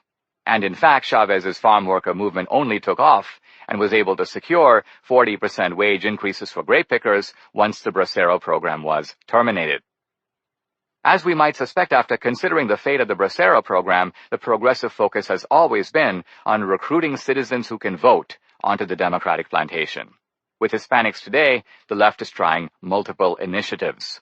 The first is to make the case that America stole the upper half of Mexico from Latinos, and therefore Latinos should take back their country by rallying together as Democrats.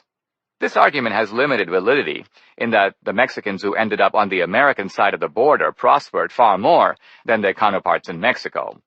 Even so, this progressive pitch resonates with some young Latinos who like to think of themselves as aggrieved victims. A second approach is bilingual education. Here the left emphasizes that it's not necessary for Hispanics to learn English in the mode of earlier generations of immigrants who shed their native languages and adopted the American lingua franca. The point of bilingual education is not merely for Democrats to show appreciation of the native language of Hispanics, but also to maintain Hispanic group solidarity. The Democrats need Hispanics and Latinos united as a class in the Democratic camp. Bilingual education is typically part of a more comprehensive progressive ideology, the ideology known as multiculturalism. Multiculturalism is a doctrine of culture, of the equality of all cultures. The basic idea here is that all ethnic cultures are equal and none is better or worse than any other. Each human culture is so unique, writes Latino anthropologist Renato Rosaldo, that no one of them is higher or lower, greater or lesser than any other. The point of this is not merely to teach ethnic pride or self-esteem. Nor is it, as usually advertised, a campaign to defeat hate. Rather, it is to teach Hispanics, along with blacks, Native Americans, and Asian Americans, to each affirm their ethnic identity, and even more, to define it in resistance to a white identity or even a unified American identity. While posing as a benign, neutral doctrine of the equality of cultures, multiculturalism is an aggressive expression of the us-against-them ideology. Far from resisting hate, it is actually a form of hate. Hate directed against what is derisively termed the dominant culture. Now, on the face of it, the multicultural premise that cultures are merely different, and no culture is superior or inferior, better or worse than any other, is manifestly silly. To make this point, I don't need to prove that the American Constitution is superior to the Iroquois Charter, or to raise the question, where is the Proust of the Papuans? Rather, I can simply appeal to immigrant experience. Every thinking immigrant, including every thinking Hispanic, knows that all cultures are not equal. How so? The reason is that immigration itself is a walking refutation of multiculturalism. As an immigrant myself, I know that we have a natural attachment to the place we are born. When I left India, I left everything I knew and loved, my birthplace, my family, my school, my friends. This is not easy, and no one makes lightly the decision to permanently leave. And yet, immigrants do. In doing so, they are casting a decisive vote. And what is the immigrant doing if not voting in the most telling way possible, which is to say with his own feet, against his native culture and in favor of the new culture to which he is relocating? And why would anyone do this if they weren't confident that the new culture would provide not merely a different life, but a better life? Despite its absurdities, multiculturalism is indispensable to progressive Democrats because it is a necessary alternative to assimilation. Democrats saw what happened in the late 19th and early 20th centuries when the Irish, the Italians, and the Eastern Europeans assimilated. Suddenly, those immigrants who previously saw themselves as Irishmen, Italians, Czechs, Slovaks, and so on, began to think of themselves generally as Americans. Their identity shifted, and this shift helped dissolve the whole ethnic urban machine system that Van Buren and others had so painstakingly assembled on behalf of the Democratic Party. When Irishmen and Italians became Americans, they were no longer reliable Democrats. By FDR's time, Democrats had to move from a system of ethnic allegiance to a new national system of worker allegiance through the labor unions. Even this new system proved fragile over time as unions lost much of their power. Imagine the catastrophe that would face the Democratic Party if African Americans, Native Americans, and Hispanic Americans stopped thinking of themselves as hyphenated Americans and thought of themselves simply as Americans. Democrats cannot afford for these groups to lose the collective solidarity that is the basis for the pact that the Democrats seek to make with them. We will take care of you if you agree collectively to vote for us. So multiculturalism is a way to defeat assimilation, at least for the black, brown, and yellow people. It is a way to undo the historical process of Americanization and substitute for it a new formula in which each group affirms its own ethnic identity and agrees to deposit itself on its own ethnic plantation, which is then run by the progressive Democrats. Far from being an ideology of empowerment, multiculturalism is in fact an ideology of ethnic resentment toward whites that is, in the end, aimed at reconciling minority groups to their own enslavement and dependency on the Democratic plantation. Yet none of this, not bilingualism, not conquest of America rhetoric, nor multicultural mantras, has delivered Hispanics fully into the clutches of the Democratic Party. Hispanics do vote Democratic by substantial margins. Obama, for instance, won more than 2/3 of the Hispanic vote. But Hillary got a few points less than Obama, which could be the result of her personal flaws, or it could mean that Hispanic support for Democrats is now holding steady or even trending down. This is not good for a party that wants and needs a heavy Hispanic vote, something close to, if not in the same range, as the virtual monopoly that it has over the African American vote. To understand the Democrats' Hispanic problem better, and what the party hopes to accomplish by raising the banner of the illegals, let's turn to the story of my wife's cousin, Ellen Martinez, who grew up in a family of migrant workers. Deploying the Big Lie. Ellen and my wife Debbie grew up in the South Texas region of the Rio Grande Valley, close to the Mexican border. Debbie was born in Venezuela. Her dad was Venezuelan, but her mom was Mexican-American, actually, a fifth-generation Mexican-American from the valley. When her parents divorced, Debbie moved to a barrio on the outskirts of Harlingen, Texas. Her cousin Ellen lived with her 12 other siblings and their parents, Raul and Maria Elena, in nearby La Grulla. Yet Debbie has very few memories of Ellen, for the simple reason that Ellen's family was always gone. They were migrant workers. This meant that every summer, and often through the year, Ellen's parents would pack up the family and drive halfway across the country in search of manual labor. Typically, they went to California or Oregon or Washington State, where both parents worked picking onions, apples, raspberries, or asparagus at pay rates ranging from $4.25 to $4.50 an hour.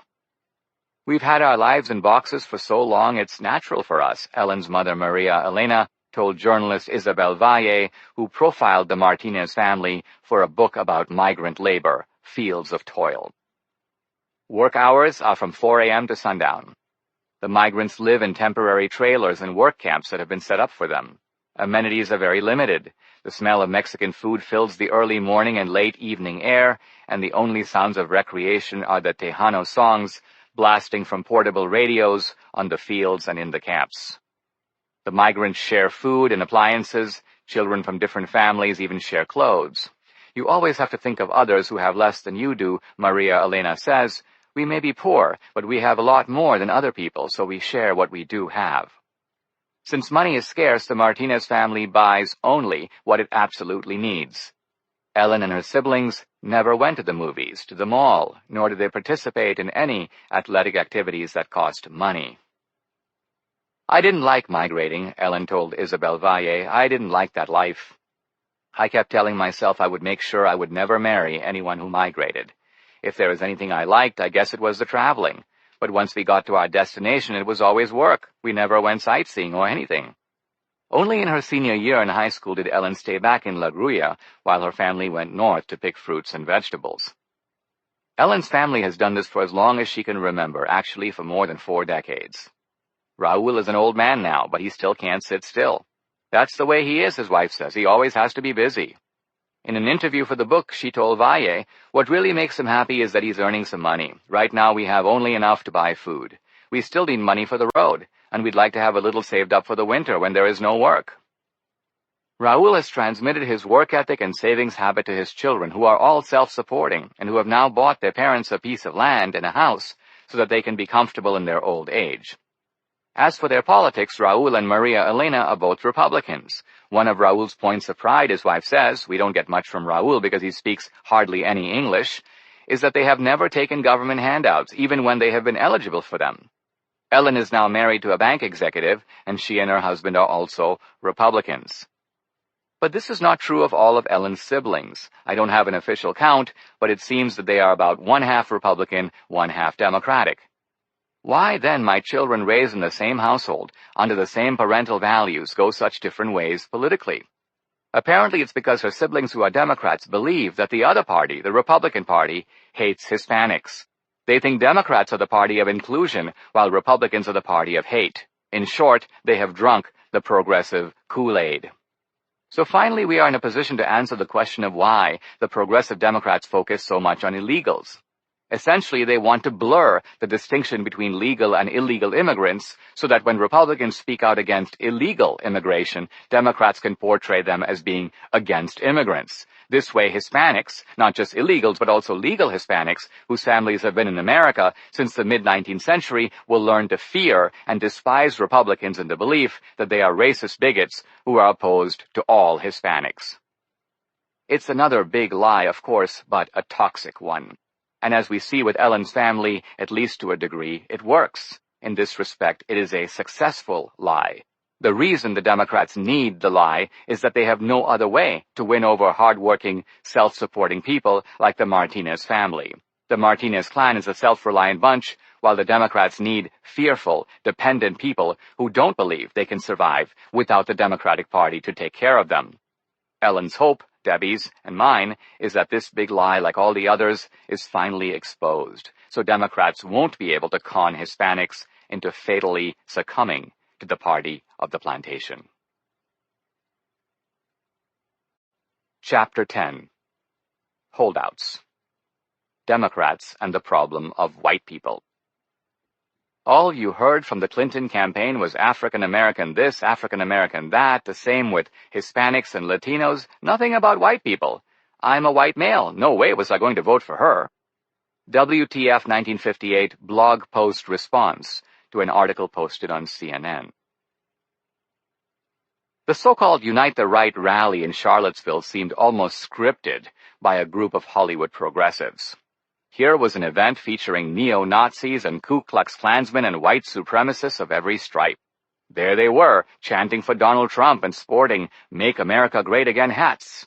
And then, in a kind of dramatic climax to the narrative, one of them drove his car into a pedestrian, killing her.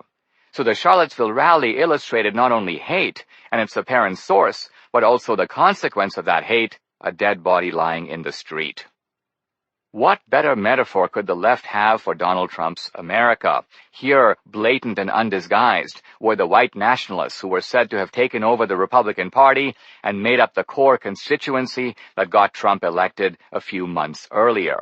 Whatever might be said about how progressive Democrats were the bad guys in the past, or about how bogus the Southern strategy and the big switch narratives might be, here was visual, irrefutable proof that today's racists are in the Trump camp, and the people mobilized to fight them, Antifa, Black Lives Matter, and the rest, are allied with the progressive cause. The progressive message following Charlottesville was clear. Say what you will about history, we are the good guys now. Trump was pressed by the left to make a full-throated denunciation of the Charlottesville rally. In a sense, the progressives in the media wanted to force him to repudiate his alleged supporters, while acknowledging that Antifa, Black Lives Matter, and the counter-protesters were right to confront them. Trump refused, going no further than to denounce violence from all sides. Later, Trump did sign a Senate resolution roundly condemning white supremacy. Still, Trump's refusal to unilaterally rebuke the so-called Unite the Right ralliers brought tears of disappointment and outrage to CNN commentator Van Jones. He's not defending the humanity of the people who were run over. He can't distinguish between Nazis with torches saying anti-Jewish, anti-black stuff and the people who went there to try and defend people from those thugs. Jones invoked his Jewish godmother to insist that she can't count on the President of the United States to stand with her when a Nazi ran over an American citizen, killed an American citizen with ISIS tactics in our country. Jones concluded with a sniffle, I'm just hurt. I'm sitting here hurt, and I think a lot of people are hurt. The Charlottesville narrative built on top of images of Richard Spencer, the poster boy of white supremacy in America today, and a few dozen of his like-minded compatriots, raising their arms in a Heil Trump Nazi-style salute in the aftermath of the election. The narrative came in the wake of news articles preceding the election showing that the Ku Klux Klan newspaper Crusader had, without endorsing Trump, nevertheless praised his candidacy. For progressives, Charlottesville was the ultimate confirmation and the ultimate vindication. No wonder media coverage of Charlottesville was intense and lasted for weeks, rivaling, if not exceeding, the coverage of, say, the two parties' national political conventions. At one point, I almost laughed out loud when I saw a single white nationalist surrounded by a dozen or so cameramen and reporters. No one, not the white nationalists, not the reporters, nor the onlookers, seemed to recognize the irony of the situation. This wasn't the Ku Klux Klan in the mid-1920s marching down Pennsylvania Avenue with 50,000 hooded Klansmen. This was one solitary guy. Yet he was the obsessive focus of the media because the reporters were convinced that he, this one guy, was the disturbing face of white supremacy in Trump's America. For the progressive left, Charlottesville is part of a larger narrative that can be summed up by Univision anchor Jorge Ramos's assertion in a CNN interview with Anderson Cooper that Trump and the Republicans want to make America white again. So make America great again, in this view, is a disguised way for Trump and the Trumpsters to say they want to go back to a country where whites are supreme and blacks, Hispanics, and other groups are second-class citizens, vulnerable to deportation and discrimination. This theme is perhaps most fully fleshed out by Ta-Nehisi Coates, Coates takes issue with commentators across the political spectrum who say that Donald Trump got elected by winning the white, working-class vote. Trump defeated Clinton, Coates writes, among white voters in every income category, winning by a margin of 57 to 34 among whites making between $30,000 and $50,000, 61 to 33 for those making $50,000 to $100,000, 56 to 39 among those making $100,000 to $200,000, 50 to 45 among those making $200,000 to $250,000, and 48 to 43 for those making more than $250,000. Trump won rich whites and poor whites. He won young whites, middle-aged whites, and the white elderly. He won whites with college degrees and whites without them. He won white women and white men. And in varying margins, he won them in every part of the country. Part of Trump's dominance among whites, Coates writes, resulted from his running as a Republican, the party that has long cultivated white voters. Notice, Coates says, that Trump did not win blue-collar Hispanics or blacks. If Trump made some sort of a working-class pitch to restore jobs to America, Coates asks why that appeal fell on deaf ears among working-class minorities. Only white workers seem to have heard it. Consequently, Coates concludes, Trump didn't really win by assembling a working-class coalition. Rather, he won by forging an ethnic coalition, and therefore he is, in the title of Coates' essay, the first white president. Obviously, there were white presidents before Trump, but Trump is the first to win election by harnessing the power of whiteness. The Know-Nothing endorsement. Before I dive into this debate, I want to point out that we've actually been here before. I realize that many on the left consider Trump's presidency to be unprecedented, and even Republican never-Trumpers seem to agree, justifying their defection from the GOP and their persistent attacks on Trump on this basis. Both groups are wrong. The issue of how to deal with a noxious, bigoted group that professes to be in one's camp was faced by Reagan in the 1980s, and also in a more serious form by the first Republican president, Abraham Lincoln. During one of his election campaigns, a woman confronted Reagan with the news that an extremist group perceived as white supremacist, the John Birch Society, was supporting his candidacy. "What's your reaction," she demanded to know, "to your endorsement by the Birchers?" Reagan responded, "They will be buying my philosophy. I'm not buying theirs." And that's how he successfully diffused the issue. Still, Reagan's response was, in my view, insufficient, because it made no effort to answer the question, if you don't agree with these white supremacists, why do they think you're their guy? Now let's turn to how Abraham Lincoln handled this same issue. There was a powerful political party in the 1850s, colloquially known as the Know-Nothings. The term came from the group's self-appropriation of an insult. Their critics called them ignorant buffoons who knew nothing, and in the manner of blacks who call each other nigger, the Know-Nothings ironically embraced the label. Officially, though, their party was called the Americans. When the Whig Party dissolved, many of its members joined the Know-Nothing Party. The Know-Nothings were both a reform movement and an anti-immigrant movement. Know-Nothings supported anti-slavery, missionary projects at home and abroad, charitable aid for orphans and the poor, and temperance. They also despised the new immigrants, especially the Irish, for their rum and Romanism. The Know-Nothing platform called for slavery restriction, alcohol prohibition, a halt to immigration, and a law banning immigrants from benefiting from the Homestead Act, which made cheap land available to settlers moving west. The immigrants, for their part, hated the Know-Nothings. The Irish, in particular, associated them with the same English Protestants who had been oppressing them back in Ireland. We have already seen how the Democratic Party had been organized by the Van Burenites in the North to recruit Irish and other immigrants to the urban machines. Even though the immigrants were clearly being exploited by the Democrats, this was exploitation with their consent. So the immigrants identified with the Democrats, and the Know-Nothings identified first with the Whigs, and then with their own American Party. By 1860, this American Party had dissolved, but the underlying movement had not. It still counted upwards of 1 million supporters. Given the association of the Irish and other immigrants with the Democratic Party, the Know-Nothings were naturally disposed to vote for the opposing party. This made them potential Republican voters who, in a close election, could easily make the difference. Lincoln knew he needed the votes of these Know-Nothings if the Republican Party was to prevail in that critical year. Throughout the 1850s, the Democratic stalwart Stephen Douglas had repeatedly and vociferously castigated the Know-Nothing movement, branding its followers a bunch of ignorant xenophobes. Douglas did not hesitate to do this, even when the Know-Nothing movement was at its zenith in the mid-1850s. Lincoln, by contrast, made no such condemnations. He recognized that the nativist movement, despite its malevolent elements, was part of the anti-slavery movement, and he had no intention of dividing the forces of the anti-slavery movement.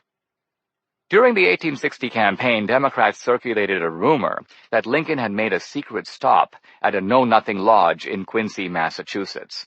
The issue was all over the papers, and Abram Jones, a Jewish Republican attorney in Quincy who detested the Know-Nothings, wrote to Lincoln to ask if it were true. Lincoln responded that it was not, but then added this: "And now a word of caution. Our adversaries think that they can gain a point if they could force me to openly deny the charge, by which some degree of offense would be given to the Americans. For this reason, it must not publicly appear that I am paying any attention to the charge." In private, Lincoln made his position clear in an 1855 letter to his friend Joshua Speed. "I am not a know-nothing. That is certain. How could I be? How can anyone who abhors the oppression of Negroes be in favor of degrading classes of white people?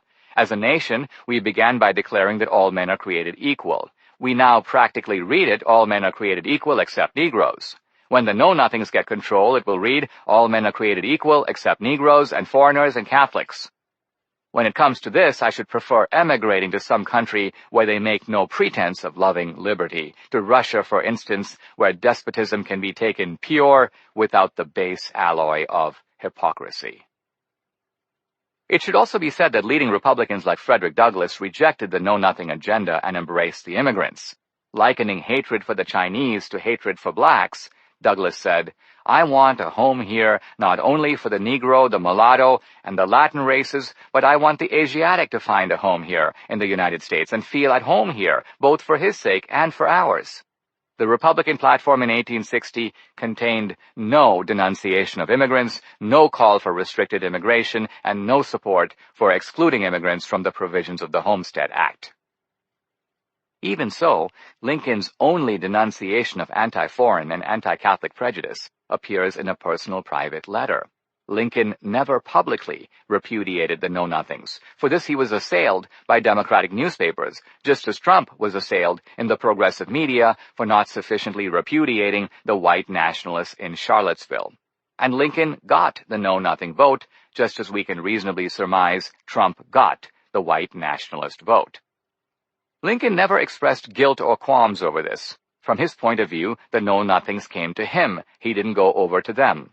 Moreover, in rejecting the bad elements of the Know-Nothings, such as their hatred of immigrants and determination to shut America's door to them, he did not hesitate to identify with the good things they stood for, such as social reform, temperance, and anti-slavery. In this episode, if we think about it, there is a valuable lesson for Trump and the Republican Party. The Obama-Trump voter. Now we turn to Coates' charge that Trump got to the White House through a successful appeal to whiteness or white supremacy. Progressives like Coates interpret Trump's campaign slogan, "Make America Great Again," as a call to return America to a time and place where women were out of the workforce, blacks were segregated and discriminated against, Hispanics and Asians were barred from coming to America, and gays were a silent group confined to the closet.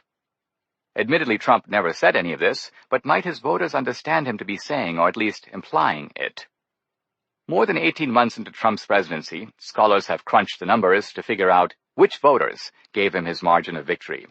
The consensus holds that Trump did not win by getting out his vote, nor did Hillary lose by failing to get out her vote.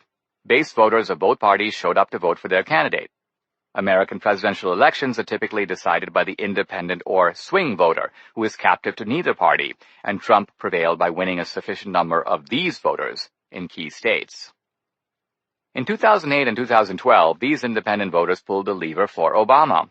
In the 2016 Democratic primary, many of these same voters were for Bernie Sanders. So Trump won by getting Obama voters and Sanders voters. This is confirmed by the fact that Trump won blue states like Pennsylvania, Michigan, and Wisconsin. Obama won all those states. Even while Hillary had regarded Wisconsin as so securely in the bag, that she didn't even bother to campaign there. Consider Youngstown, Ohio, which is regarded as America's prototypical working-class town. This is Union territory, so heavily Democratic that Republicans often don't field candidates in many races and think they have done well when they get 1/3 of the vote. Bruce Springsteen wrote a song about a father who returns to Youngstown after World War II to work in the steel mills. But now the yard's just scrap and rubble. Them big boys did what Hitler couldn't do. Translation: America used to be great, but isn't anymore. The evil corporate bosses have ruined it. Youngstown is in Mahoning County, and Mahoning, together with adjoining Trumbull County, gave Obama the margin he needed to win Ohio in 2008 and 2012. No one thought these voters would switch parties. In the words of columnist Paul Strasek, it would be like asking a New York Yankees fan to cheer for the Boston Red Sox. Yet Trump almost took Mahoning County. Hillary won it by a hair, and he did win in Trumbull County. His promise to make America great again seems to have resonated. In Wisconsin, Trump won 21 working-class counties that just 4 years earlier had gone to Obama by comfortable margins. Howard County, Iowa, which is 150 miles northeast of Des Moines, went for Obama by a margin of 20 points. In 2012, in a massive swing, Trump won it by 20 points. Maine's 2nd Congressional District, which Obama won by 8 points, went for Trump by 12. Of nearly 700 counties that twice voted for Obama, more than 200 defected to Trump. Who are these voters? They are white voters. We can call them Bruce Springsteen voters, and we can safely dismiss the idea that they are white supremacists. White supremacists don't vote for a black presidential candidate, however well qualified. Nor was Obama well qualified. He was a community organizer who had not yet served a single term in the Senate. Clearly, Obama's skin color did not prevent these swing voters from going over to his side. The website 538.com examined what happened in Howard County, Iowa. Laura Hupka, Navy veteran and ultrasound technician who chaired the county's Democratic Party and knocked on doors for Hillary, shared her perspective on why Democratic voters switched to Trump. We are a blue-collar town. People who were longtime supporters didn't want to hear what we had to say anymore. As for Hillary, she was an elitist, was what I kept hearing. Holly Rasmussen, an Obama voter, admitted she ended up voting for Trump, just to shake up Washington, to be honest. We've been in a rut for so long. People here don't want to be multi-gazillionaires, they just want to get paid a decent wage. Before casting her ballot, Rasmussen went to see a movie that exposed the history of the Democratic Party. Quoting 538.com, the week before the election, emboldened Trump supporters took out a full-page newspaper ad and rented out the historic city-owned Cresto Theater and Opera House, a long-ago vaudeville haunt, for screenings of conservative filmmaker Dinesh D'Souza's documentary Hillary's America and the Benghazi film 13 Hours. To Democrats' dismay, the theater was packed. I may have helped, but in the end it was Trump's message that got through. A few weeks before the election, CNN's Van Jones interviewed Scott Seitz of Trumbull County, Ohio, another lifelong Democrat and Obama voter who flipped to Trump. We put Democrats in office, he said, and they turned around and forgot completely about us. We have a ton of mills that seem to close up, and not only did they close up, but they've been torn down and removed. They look like ghost towns. We truly want to make America better. We hope the bleeding can actually stop in our area. When we get a downturn in the economy, we still need to feed our families. And when they talk about the Second Amendment or taking our guns away, that's exactly what we think of. All the time we have hunting together and as a family, and we go out and we harvest and we put food in the freezer. Do these sound like people who are trying to force women out of the workforce or to reestablish segregation and state-sponsored discrimination or to send immigrants like me home? These may be Democrats, but they are not those types of Democrats. Outraged at the defection of these voters to Trump, progressives have concocted a narrative designed to discredit them, but it is maliciously false, just another big lie. What the hillbillies figured out. We have so far an indication of why working-class Obama voters pivoted to Trump, but we need to probe deeper, because we also have to answer Ta-Nehisi Coates' question. Why didn't the white working class follow the black working class and the Hispanic working class in opting for the Democratic Plantation? In other words, what differentiates the white workers from their black and Latino counterparts? Let's begin with a bit of white history.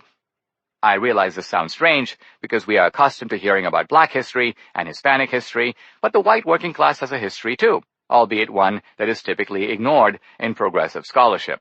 Progressives won't tell you, for example, that historically whites around the world have been enslaved in numbers comparable to blacks. The Roman slaves, for example, were mostly whites, and over the centuries, several million whites were captured and enslaved by the various Muslim dynasties, from the Abbasid to the Ottoman.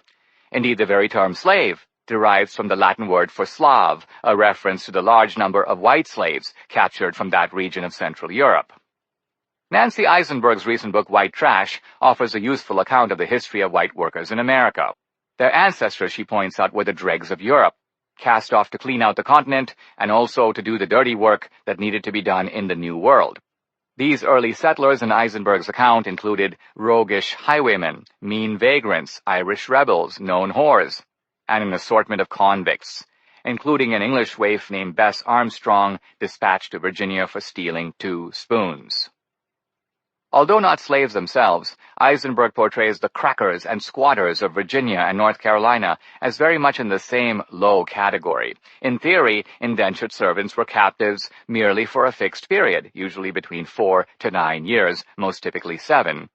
But during this period, Don Jordan and Michael Walsh write in White Cargo, masters had more or less total control over their destiny, and servants soon discovered that for relatively minor offenses, including attempts to run away, their terms could be extended.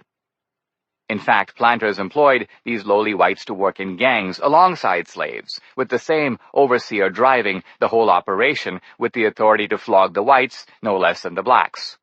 The lives of white workers, historian David Bryan Davis writes, were not significantly different from the lives of most slaves.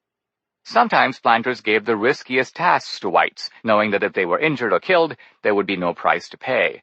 The whites were wage laborers, after all, while the slaves cost close to $1,000 apiece in the early to mid-19th century. The term white trash made its first appearance in print in this period in 1831. But here Eisenberg goes astray because she focuses too narrowly on the poor whites of the South, flaying them for their racist condescension toward black slaves without calling out the Democratic Party that cultivated these sentiments for political gain. Eisenberg implies that today's Trump voters are the descendants of those racist white Southerners. This, however, is clearly wrong. The white working voters that delivered the election to Trump in Pennsylvania, Michigan, and Wisconsin are obviously descended from ancestors who fought on the Union side in the Civil War. Even the poorest of poor whites in the South, the Appalachians, were mostly independent-minded folk who resisted the demand for secession. When the white hillbillies of Virginia refused to join the Confederacy, Lincoln carved out a new state for them, West Virginia, which remained in the Union. So much for history.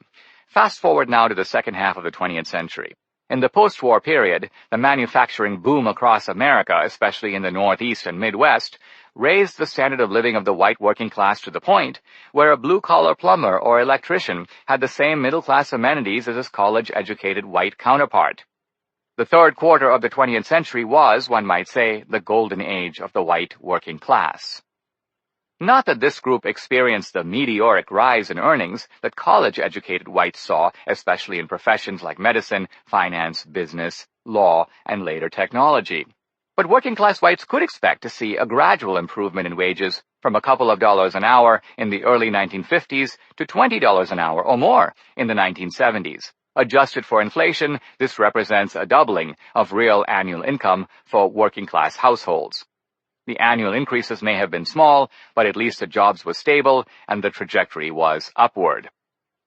With a comfortable and steady wage, whites built working-class communities where young people expected to follow in the path of their parents. Their lives were not defined by moving up and moving out, nor by the need for creative self-expression. Rather, these people found solace in staying put, devoting themselves to providing for their families and earning respect not only through their skilled trades, but also through the involvement in the civic life of the community by becoming, say, volunteer firemen or Little League coaches.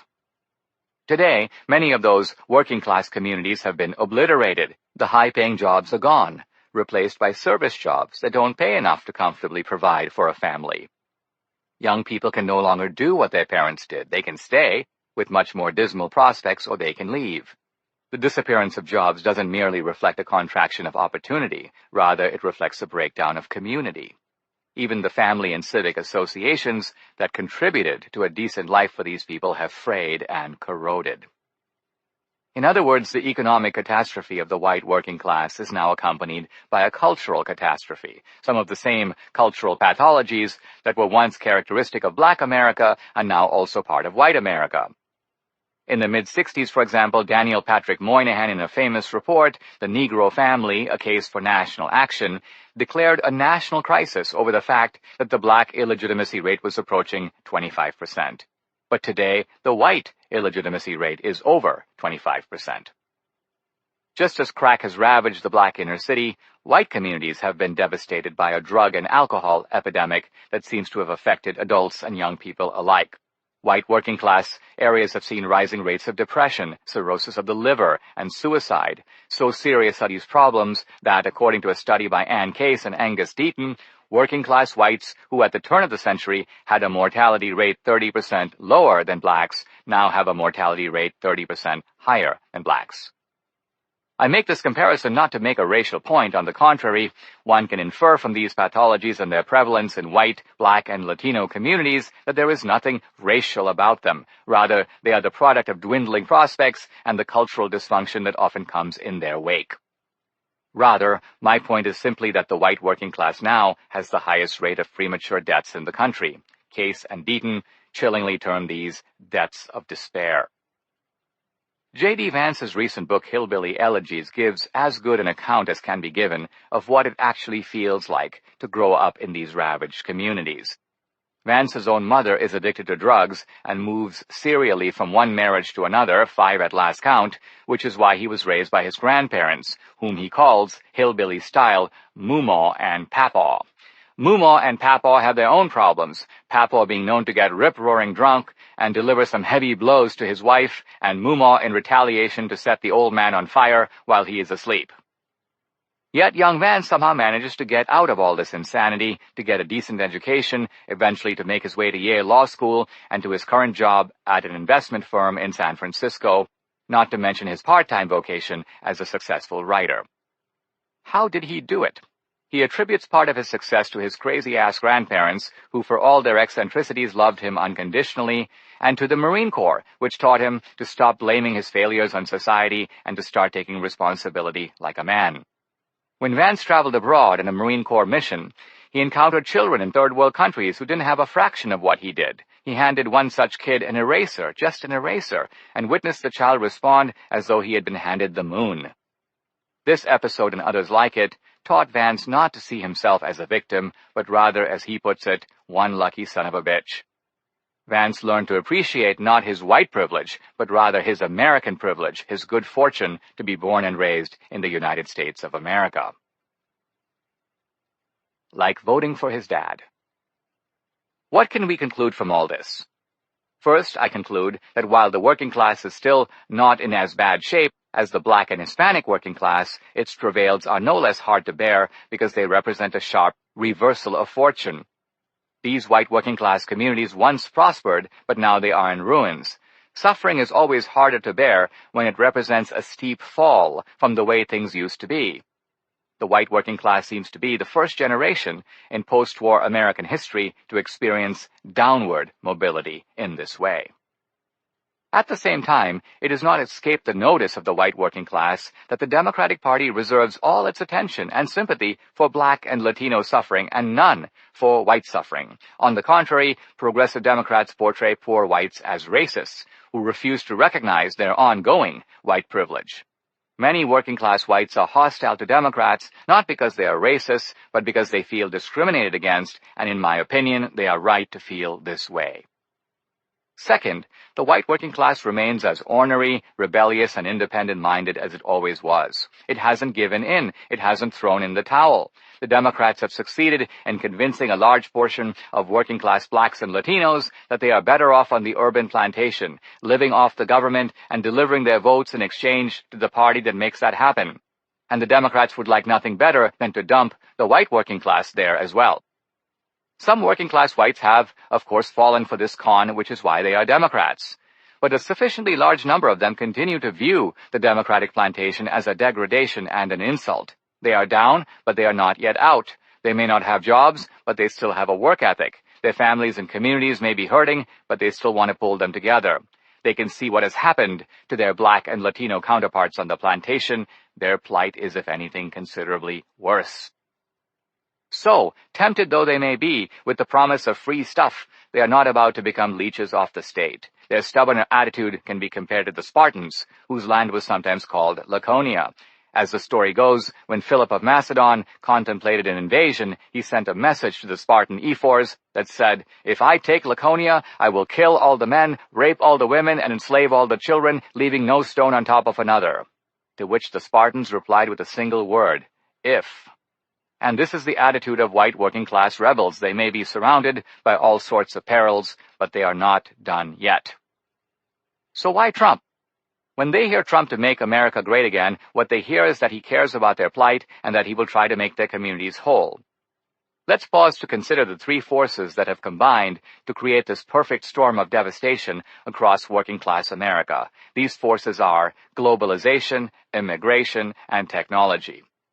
Jobs go abroad via one-sided trade agreements, immigrants come here and work for less, and technology puts machines to work doing what humans used to be required to do. Now ask yourself, what has the Democratic Party done to address these problems? Answer, nothing. And the GOP record is not much better. Both parties, of course, are reconciled to modern technology. Both parties have in general welcomed globalization, allowing other countries to freely sell here, even though they impose tariffs on American goods sold there. Finally, both parties have ignored the problem of illegal immigration, the Democrats largely because they want illegals on their plantation, the Republicans to appease their business constituency, which can get away with paying these people lower wages.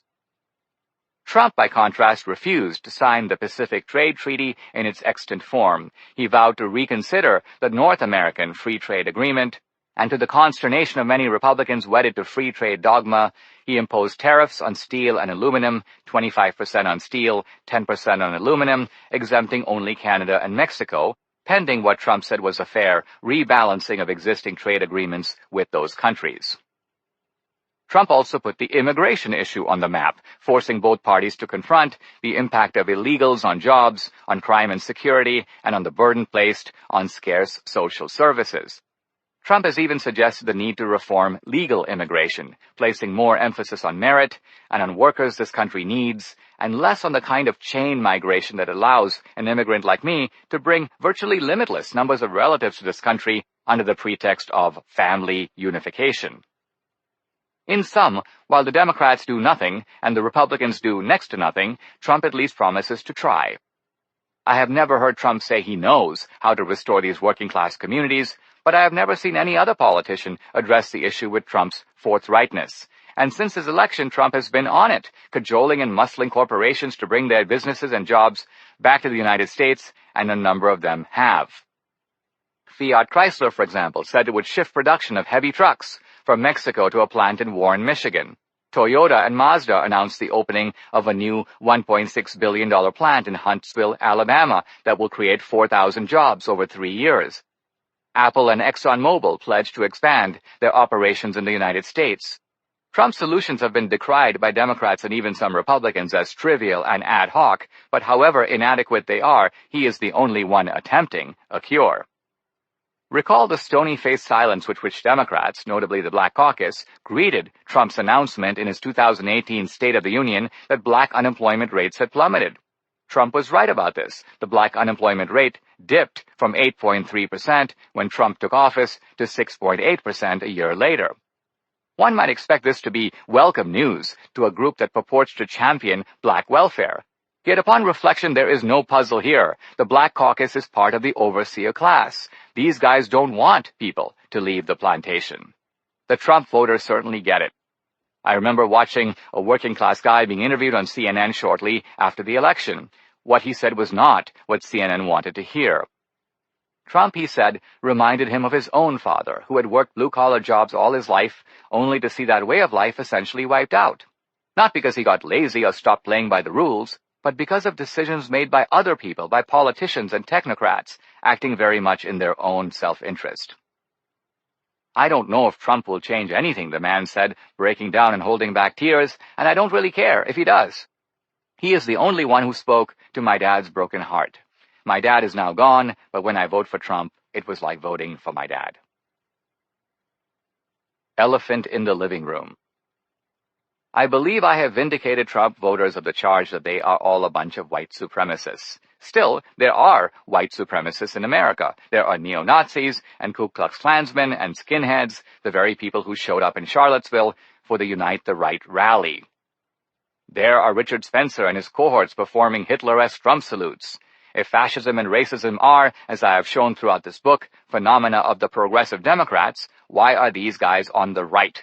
How to explain their support for Trump? This is the elephant in the living room.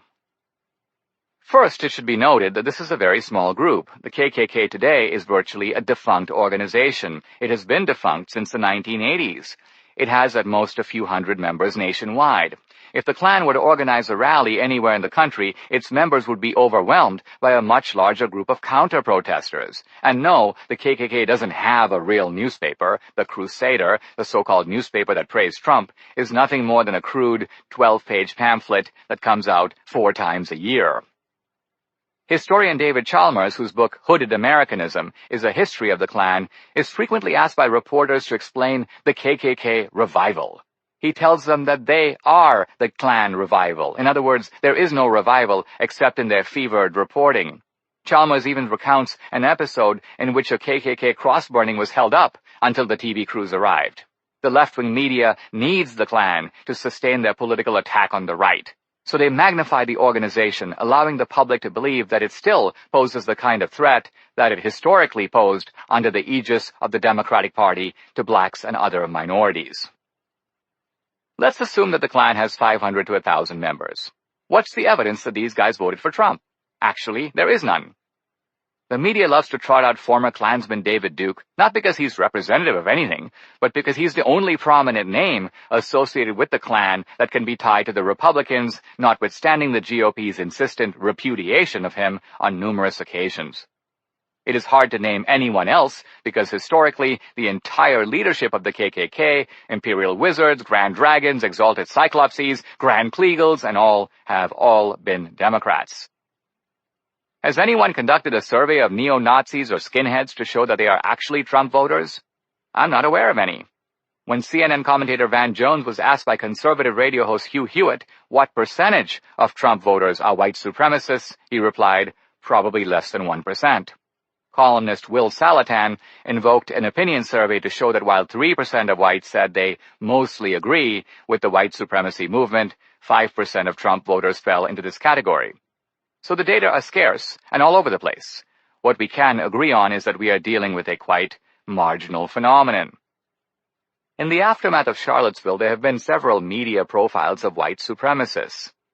The intention, I'm sure, is to show what clear and present dangers these individuals pose to society. Given racism's dark history, I was prepared to believe it. But reading the articles, I'm struck by how pathetic and powerless these people are.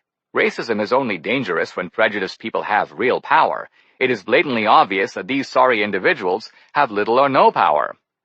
Something else emerges from the profiles peeping out from under the overwrought verbiage. Many of the most prominent white supremacists have a left-wing background. The Southern Poverty Law Center looked into the past of Jason Kessler, organizer of the Charlottesville rally, and was astounded to discover that he had been an Obama supporter and active in the left-wing Occupy movement.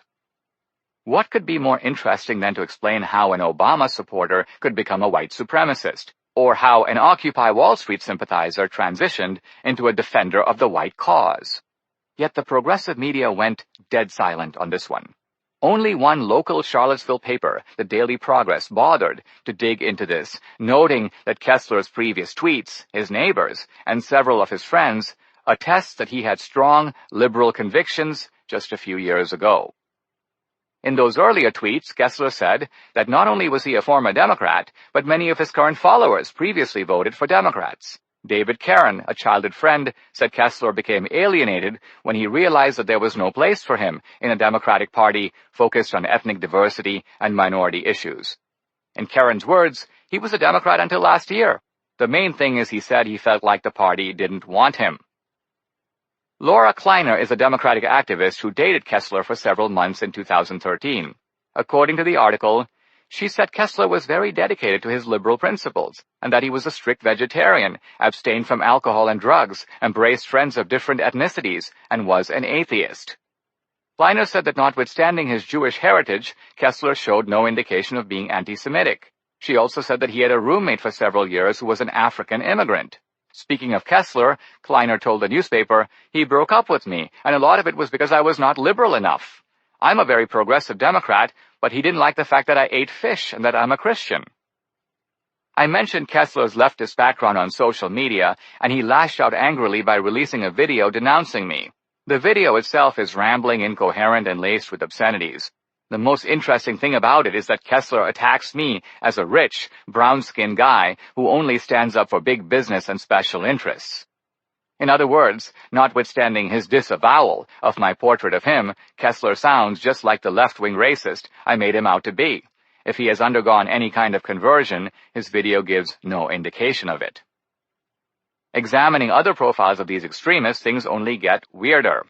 The New York Times profiled Tony Hoveter, portrayed as a foot soldier of various white supremacist and neo-Nazi groups. Yet despite the paper's attempt to make Hoveter look menacing, his comments suggest a tone not so much of fanaticism as of irony. Hoveter insists, for example, that Hitler didn't necessarily want to exterminate the Jews. That was Himmler. Hitler, he claims, was a lot more kind of chill on those subjects. The problem with the diversity mongers in politics, according to Hoveter, is that at this rate, I'm sure the presidential candidate that they'll put up in a few cycles will be an overweight, black, crippled dyke with dyslexia. Hoveter interrupted one of his tirades against democracy with the aside, "I guess it seems weird when I'm talking about these types of things. You know, I'm coming at it in a mid-90s Jewish New York observational humor way." Apparently we have a Nazi Seinfeld on our hands. And the beat goes on.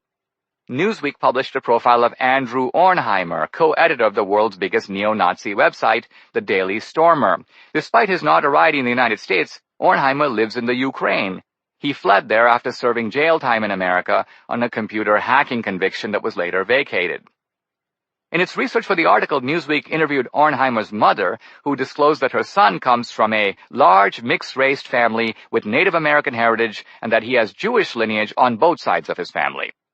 So we have a mixed-race guy who hates mixed-race people and a descendant of Jews who wants, in his words, to slaughter them like dogs.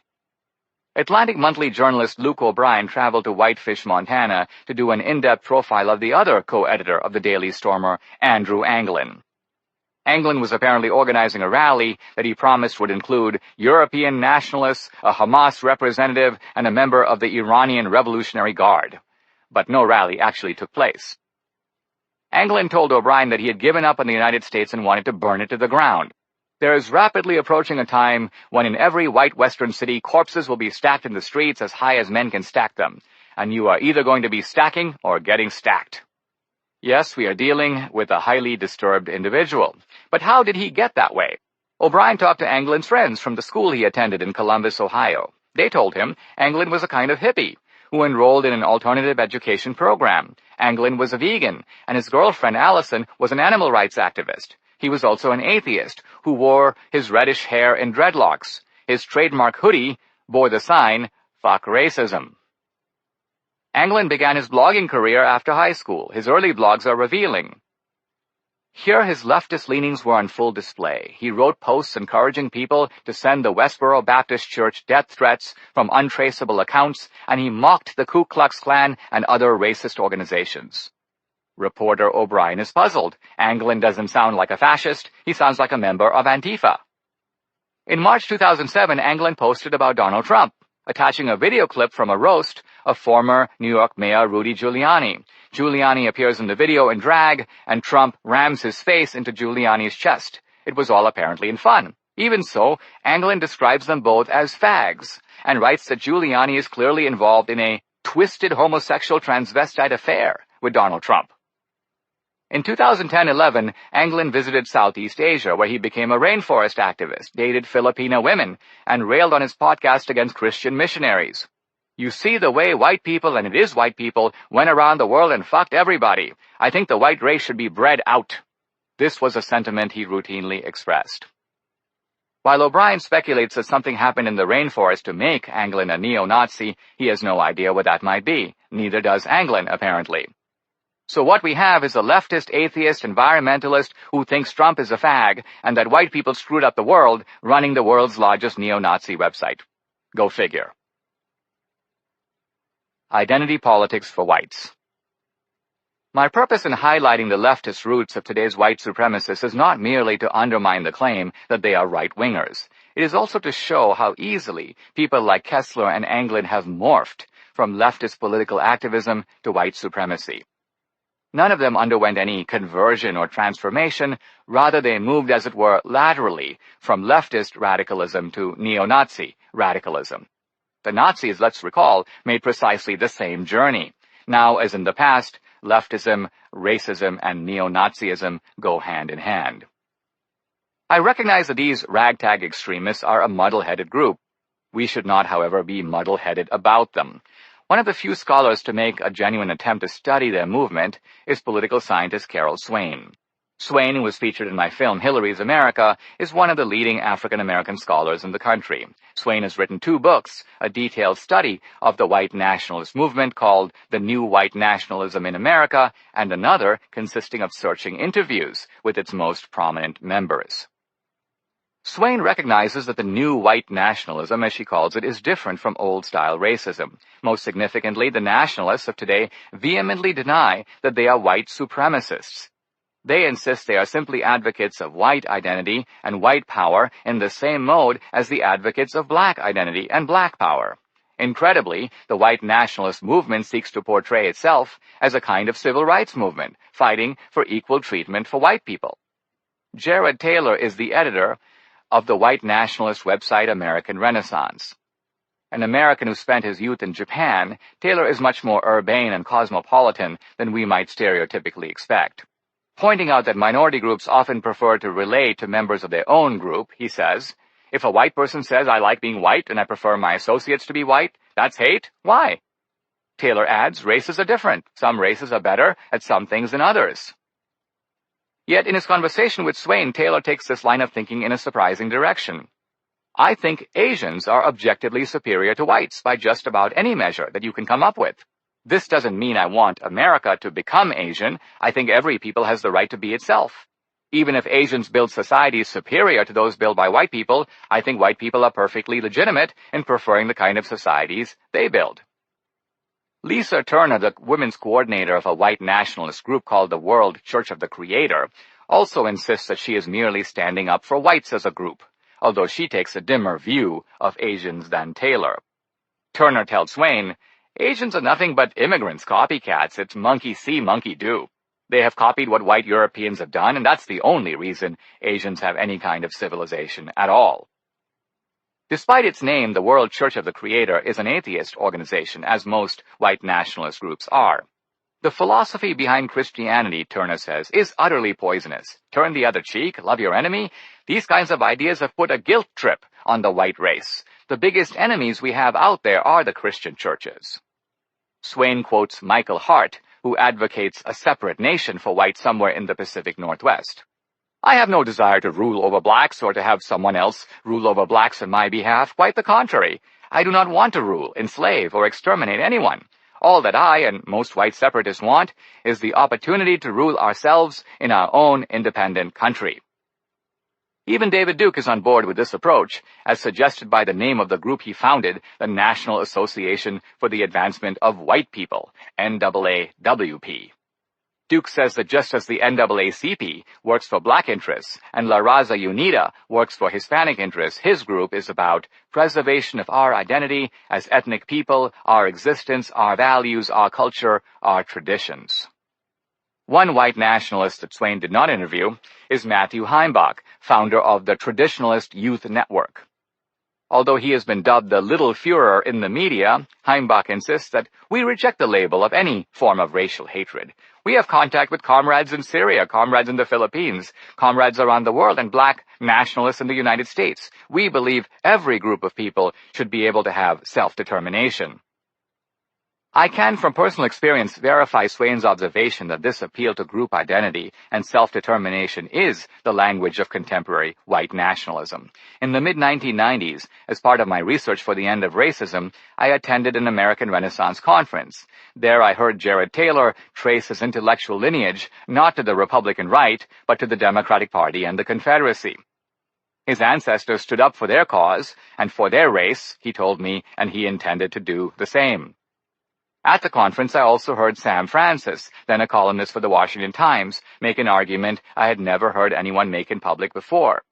What we as whites must do, he said, is reassert our identity and our solidarity, and we must do so in explicitly racial terms, through the articulation of a racial consciousness as whites. The civilization that we, as whites, created in Europe and America could not have developed apart from the genetic endowments of the creating people, nor is there any reason to believe that the civilization can be successfully transmitted to a different people. I quoted Francis saying this, and the Washington Times fired him over it.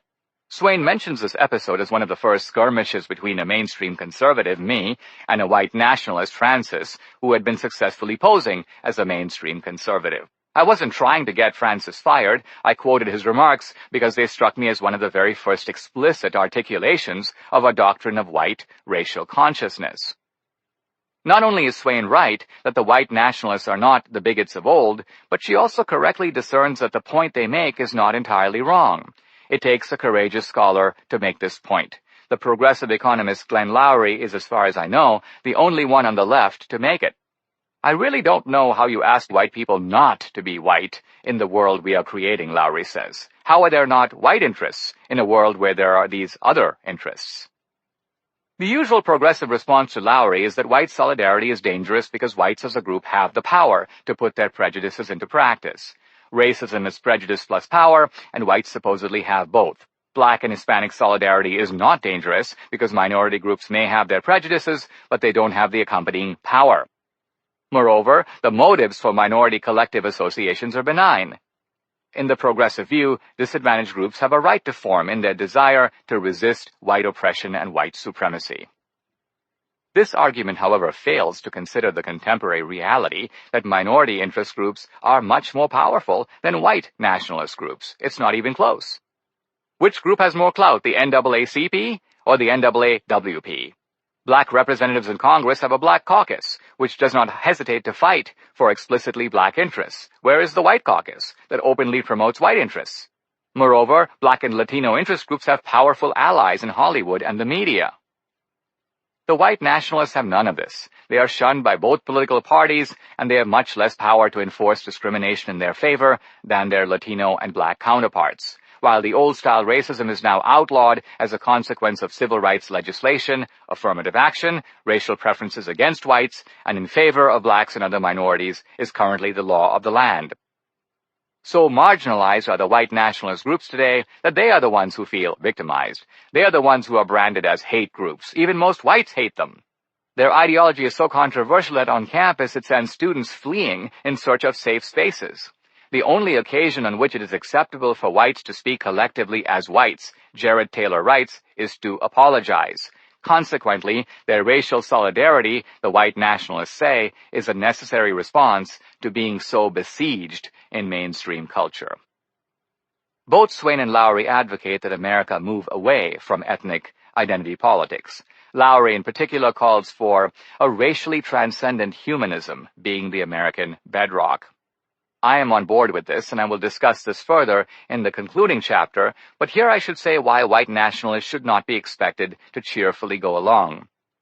It is all very well to tell them that politics ideally should not be structured along the lines of race or ethnicity. Their point is, it is. And as long as the Democratic Party mobilizes groups along ethnic lines, they are going to feel justified in doing as whites what every other group does in the name of its own ethnicity. Multiculturalism has come home to roost, and white nationalists are its newest advocates. Who is Richard Spencer? I had never interviewed a white supremacist before, so I didn't know what to expect when Richard Spencer showed up to talk to me, with my film team present and the cameras rolling. Spencer is often portrayed as the most dangerous man in America. A recent profile of him in the Atlantic Monthly likened him to Hitler with the title His Kampf, and when he showed up to speak at the University of Florida, the governor declared a state of emergency. Normally, you have to be a hurricane or an epidemic to qualify for that designation. Debbie and I had arranged security. After all, we are both immigrants from third-world countries, and Spencer is not known to be a fan of our type. But from the moment we saw him, we knew we had nothing to fear. Spencer came alone, unaccompanied by goons. He looked around nervously, giving me an eager-to-please smile. I saw right away he was a cordial, diffident guy. Dressed in a tweed jacket, he looked somewhat like an academic from a previous era. "No, I am not a Nazi," Spencer said right away. "I'm not a neo-Nazi. I'm not any of those things." "Why then," I asked him, "did you and your pals give the Nazis salute, the raised arm, and the Heil Trump?" At first, Spencer pretended it was no big deal. "Well, you know, we have Hail to the Chief, lots of things." But when I pressed him, he acknowledged it was for effect, a kind of up yours to the politically correct class. I was being provocative. Spencer said he wasn't a white supremacist either, but he admitted to being a white nationalist. I don't believe in nationalism in terms of silly or hokey flag-waving, and I definitely don't believe in nationalism in the sense of Europeans fighting one another. I believe actually in a greater brotherhood of European peoples. Would this, I asked, include Greeks and Italians? Spencer said yes, we are all cousins, we are all part of a big extended family. What's so great, I asked him, about the white race? Spencer spoke of what he termed its Faustian spirit. The white race is expansive, whether in terms of conquering, in terms of exploration of the seas or space, or scholarship and analysis of science. We possess something that's peculiar to us, and it makes us special. And was that something, I inquired, in the genes? It is, Spencer replied, no question. Everything is in the genes. My real interest was to find out what Spencer really believed, and where he belonged on the political spectrum. I asked him whether he sought to conserve the principles of the American founding. He responded, "I've been critical of the American founding throughout my career. The whole concept of individual rights," he said, was problematic. Me: "So all men are created equal, true or false?" Spencer: "False, obviously." Me: "The idea that we have a right to life, true or false?" Spencer: "I don't think we have rights to really anything." I asked Spencer about the two main prongs of Reaganite conservatism. Me: "One prong is American influence is good for the world, and that American power should project American values.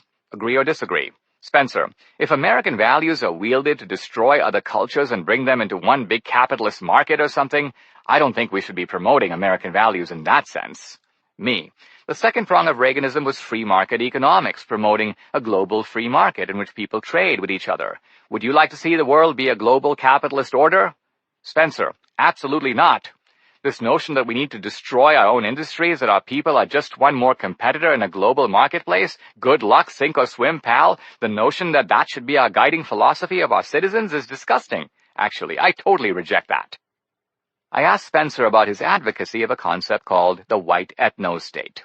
Me: "What I take you to be saying is that the white ethno-state would have a powerful state at the center of it." Spencer: "No question." Me: "But this notion of limited government, as you know, the founders saw the government as the enemy of our rights." Spencer: "No individual has a right outside of a collective community. You have rights, not eternally or given by God or by nature." Me: "Who gives them to us?" Spencer: "Ultimately, the state gives those rights to you. The state is the source of rights, not the individual." Me: "Would it be fair to say you are not just against illegal immigration, but immigration, period?" Spencer: "I'm definitely against illegal immigration. That's an easy one.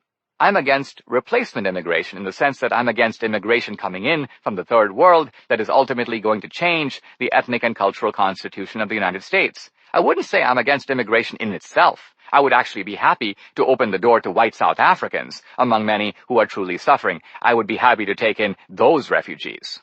Me: "Would you be happy with an immigration policy that said, we want people from New Zealand, Australia, white guys from Europe and South Africa. We don't want people from Barbados or Bombay?" Spencer: "Yes. And that was the immigration policy beginning in 1924 up until 1965. That period of time coincided with American greatness." Me: "Now, this seems very different than Trump. Trump was quoted in the paper saying to Bannon, if there's an Indian guy working in Silicon Valley and his visa runs out and we have to send him home, that's a loss. That's something we should try to prevent. You disagree?" Spencer: "I do disagree with that. The H-1B visa program has been totally detrimental to white people. I want white people to become doctors, lawyers. I want white people to achieve their dreams. I asked Spencer about his favorite presidents. Reagan? I do not think he was a great president. Lincoln? Spencer blamed him for starting an unnecessary war instead of negotiating a solution with the slave owners. Spencer wasn't too hot on Washington either. Who then were his favorites? There's something about Jackson, he said. There's something about Polk, who took something from Mexico and made it ours. I pointed out to him that they were both Democrats. Finally, I asked Spencer about the movie Birth of a Nation. Me? Have you seen it? Spencer? Yes, I have. Me? What did you think of it? Spencer? It's an amazing film, one of the most important films ever made. Me? Leaving aside its technical merits, the notion that the sex-crazed blacks are taking over the country and the Ku Klux Klan was a redemptive movement of white identity to clean the place up, you agree with that? Spencer? It was a romanticization of the first Klan in response to Republican Reconstruction. It's an idealized vision that paints in really broad strokes. Me? But it's your music. Spencer? Sure. It appealed to many Americans, including presidents. As I interviewed Spencer, I kept saying to myself, obviously this guy is not a conservative, but what is he? He's not a progressive in the contemporary sense either, and yet his ideas are so familiar. Only toward the end of the interview did it hit me. Spencer's views are virtually identical to those of the progressive racists of the Woodrow Wilson era. He even dresses the part. Basically, the guy is a relic. In a purely logical sense, Spencer should be a progressive Democrat. Progressive Democrats invented the ideology he espouses, and even today, the Democratic Party is the party of ethnic identity politics. Spencer's problem, however, is that the Democrats mobilize Black, Latino, and Asian identity politics against that of whites. Since whites are now the all-round bad guy, Spencer's brand of progressivism is no longer welcome at the multicultural picnic. Thus, Spencer, a man without a party, turns to Trump. Now, there's very little on which Spencer and Trump actually agree. Trump is a flag-waving patriot who cherishes the American founders. Spencer isn't and doesn't. Trump is a capitalist. Spencer prefers a strong state regulating markets on behalf of white interests. Trump wants to keep illegals out so legal immigrants and other American citizens, whether white, black, or brown, can thrive. Spencer wants more white immigrants, fewer, if any, black and brown ones. In sum, Trump is generally conservative in his ideology, and Spencer is clearly not. Why then did Spencer vote for Trump? Why does he consider himself on the right? The simple answer is that Spencer has no place else to go, so he's trying to carve out a niche for himself in the only party where he can find some measure of agreement, however small. The point here is that Trump isn't embracing Spencer, just as Lincoln didn't embrace the know-nothings. Rather, Spencer is going to Trump, as the know-nothings eventually went to Lincoln. Look at it from Spencer's point of view. If you're a white nationalist who wants racial preferences for whites, would you rather go with the Democrats who want racial preferences against whites, or with the Republicans who want racial preferences for no one? Clearly the latter. If you're a white nationalist who wants to eliminate minority immigration altogether, legal and illegal, would you rather vote for the Democrats who encourage more illegals with a view to gaining more future voters, or for the Republicans who support legal but not illegal immigration? Again, the answer is obvious. We can see the same phenomenon on the Democratic side of the aisle. Consider a radical communist who wants a 100% tax rate and the complete abolition of private property. Would such a guy prefer the Republicans who affirm property rights and seek to lower the tax rate, or the Democrats who push for tax increases and more regulation of private property rights? Obviously the latter. Does it follow then that the Democrats are the party of communism, or that they should feel morally obligated to repudiate the communist vote? Not at all. No one even asks this of them. To sum up, white nationalism is not conservative, even if white nationalists end up in the Trump column. The left tries to portray Spencer and other white nationalists as right-wingers in the same way that they claim Hitler was a right-winger. It's an attempt to conceal their own history. Nor is white nationalism the most potent form of racism in America today. The institutionalized racism of the Democratic plantation is far worse. This is the new form of progressive ethnic exploitation that whites as a group have, at least to date, bravely resisted. Chapter 11. Emancipation. How American Nationalism Can Save the Country. Go down, Moses, way down in Egypt land, and tell old Pharaoh, let my people go. Negro Spiritual. On November 19, 1863, Abraham Lincoln stood at the battlefield of Gettysburg and delivered some brief, telling remarks. Without making any specific reference to the Battle of Gettysburg, and without once mentioning the word America, he said that the Civil War was a test of whether a nation dedicated to the proposition that all men are created equal can long endure. Lincoln said it was for us the living to continue the unfinished work of the war dead, to ensure that this nation under God shall have a new birth of freedom, and that the government of the people, by the people, for the people, shall not perish from the earth. For all their familiarity, these words are also strange. Clearly, Lincoln was saying that in the Civil War, America's very survival was at stake. But why? Wouldn't America still exist whichever side won the war? Let's say that Lincoln negotiated a settlement with the Confederacy, in which the Missouri Compromise, the law that had kept the peace from 1820 to 1860, was restored in an expanded form, so that slavery would be permanently allowed south of the Mason-Dixon line, which would now be extended all the way to the Pacific. This is not imaginary or counterfactual history. Such a solution was proposed and seriously debated. The Crittenden proposal was named after the man who devised it, Kentucky Senator John Crittenden. Historians agree that it was the only way the Civil War could have been averted. Some Republicans, terrified of the prospect of war, warmed to a seemingly equitable division of territory that would have prevented it. Had Abraham Lincoln gotten behind the Crittenden proposal, it would most likely have passed, and there would have been no Civil War. Yet Lincoln worked behind the scenes to defeat it. Stand firm, he told his fellow Republicans. Compromise on the very core of what the Republicans campaigned for, he said, would mean all our labor is lost, and sooner or later must be done over. Admittedly, the pressure to give in seemed irresistible. That was why Republicans had to be tough. The tug has to come, and better now than at any time hereafter. We must admit, in taking his stand against Crittenden and other compromise measures, Lincoln, notwithstanding his seeming attributions of the war to unavoidable circumstances, and the war came, nevertheless played a decisive role in its tragic and bloody occurrence.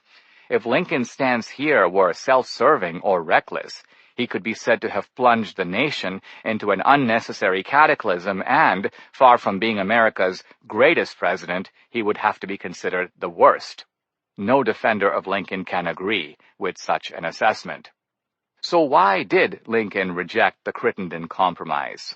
For him, the issue was starkly simple, and yet unutterably profound. He had won a free election, and now the Democratic Party was attempting to reverse the outcome of that election.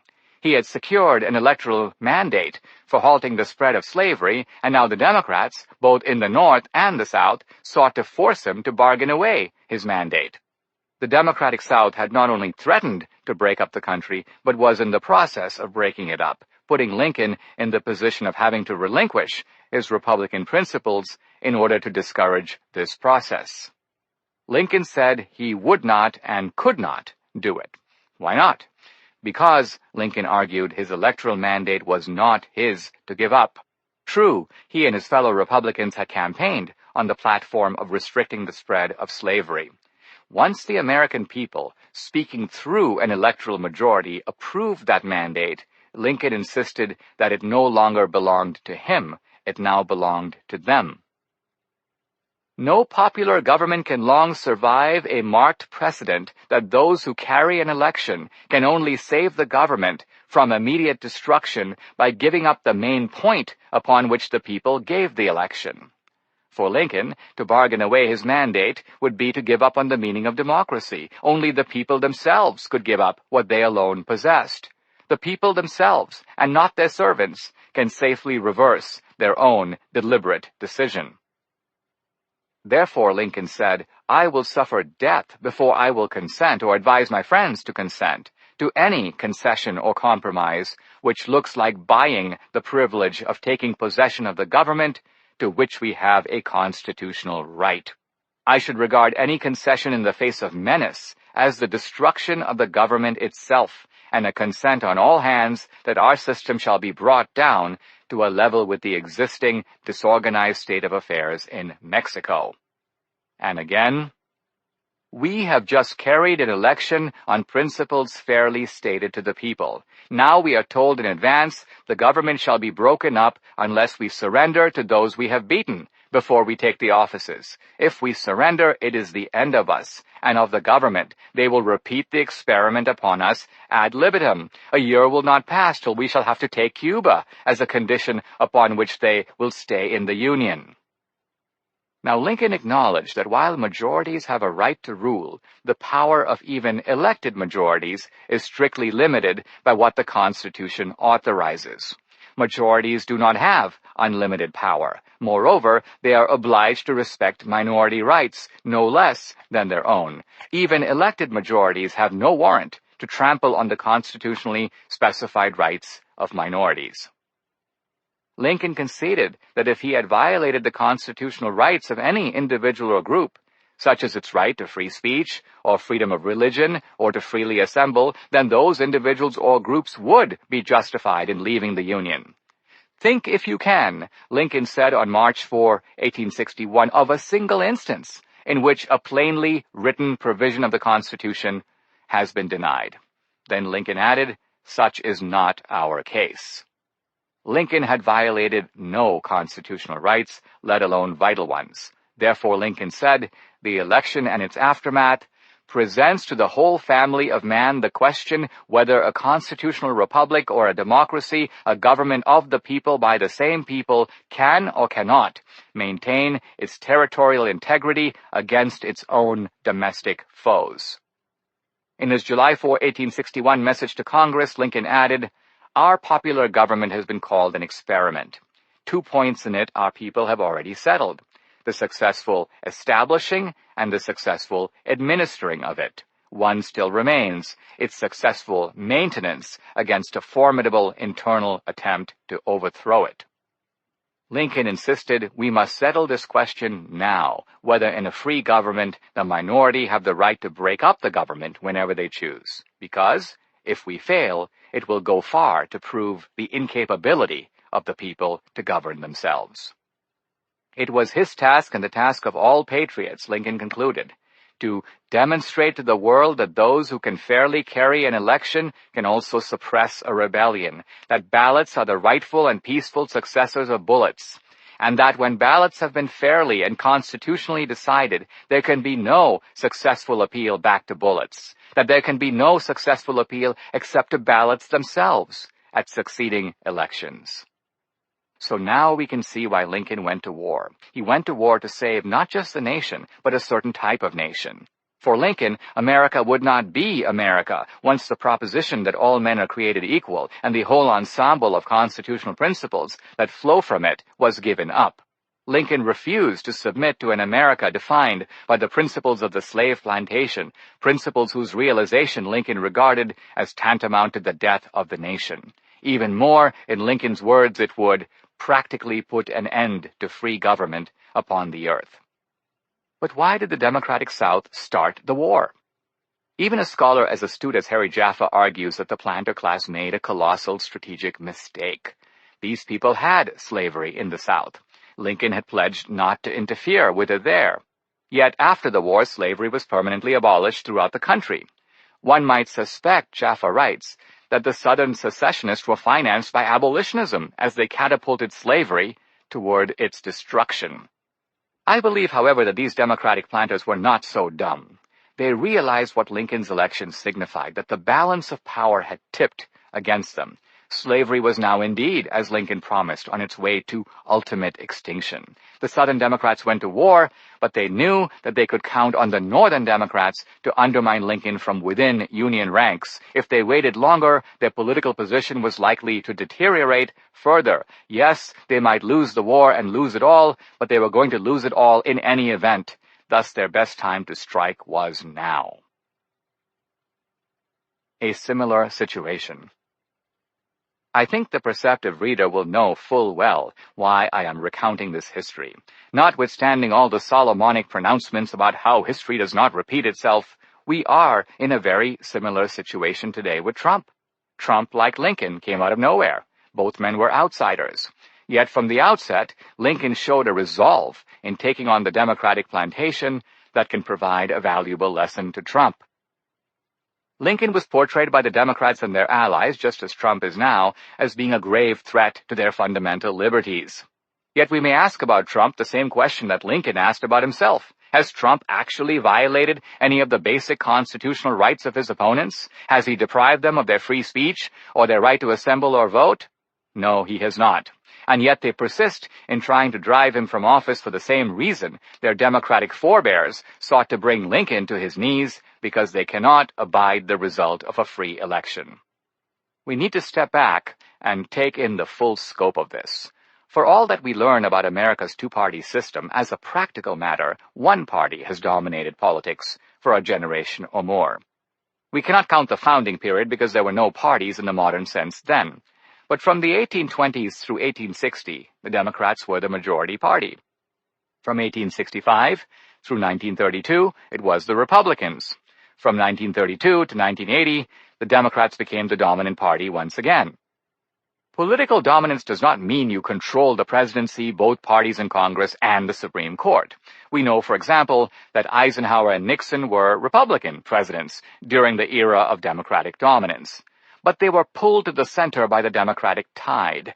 Neither Eisenhower nor Nixon sought to undo the New Deal, nor could they have done so had they wanted to. In a way, Eisenhower solidified the New Deal, and Nixon parts of the Great Society by acquiescing to them. Since 1980, however, American politics has been a draw. Neither party has enjoyed real dominance. Reagan was president for 2 terms in the 80s, but he had mostly a Democratic Congress. Then Clinton was president for 2 terms in the 90s, but the GOP swept the Congress in 1994. George W. Bush and Barack Obama both initially had congressional majorities in both houses but couldn't hold them, forcing them to deal with rival party obstruction in their second term. Then in 2016, everything came up for grabs. The Democrats saw a chance to make their plantation permanent. If Hillary won the presidency and Democrats rode her coattails to make strong gains in the House and the Senate, Democrats would have not only the presidency and the Congress, but also the chance to lock the Supreme Court into a 6-3 Democratic majority. This would spell the beginning of the end for Republicans, sending them the way of the Whigs. Then the Democrats could open the gates to massive illegal immigration while at the same time granting amnesty to the illegals already here.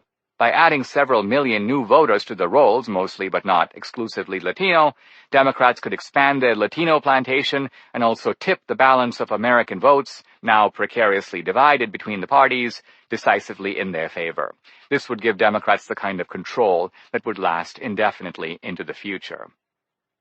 We've seen it happen in California, which was once Nixon country and Reagan country.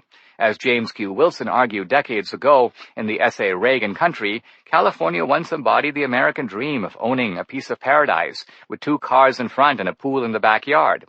But illegal immigration has changed the demographic composition of the state. The Republican Party is no longer competitive at the state level, and Democrats can safely count on Californians to vote for whomever they nominate in a presidential year. I moved to California in 2000. Much as I like the sun, the palm trees, and the ocean, over time I saw what it means to live in a progressive one-party state. Eventually I grew weary of the confiscatory taxation, the absurd regulations, the preposterous edicts making it illegal to report illegals, and granting children the right to decide their own gender. This I realized is progressive utopia, and I didn't want to subsidize it anymore. So Debbie and I moved to her home state of Texas. For progressive Democrats, however, California is the model, and their hope is that as California goes, so goes the nation.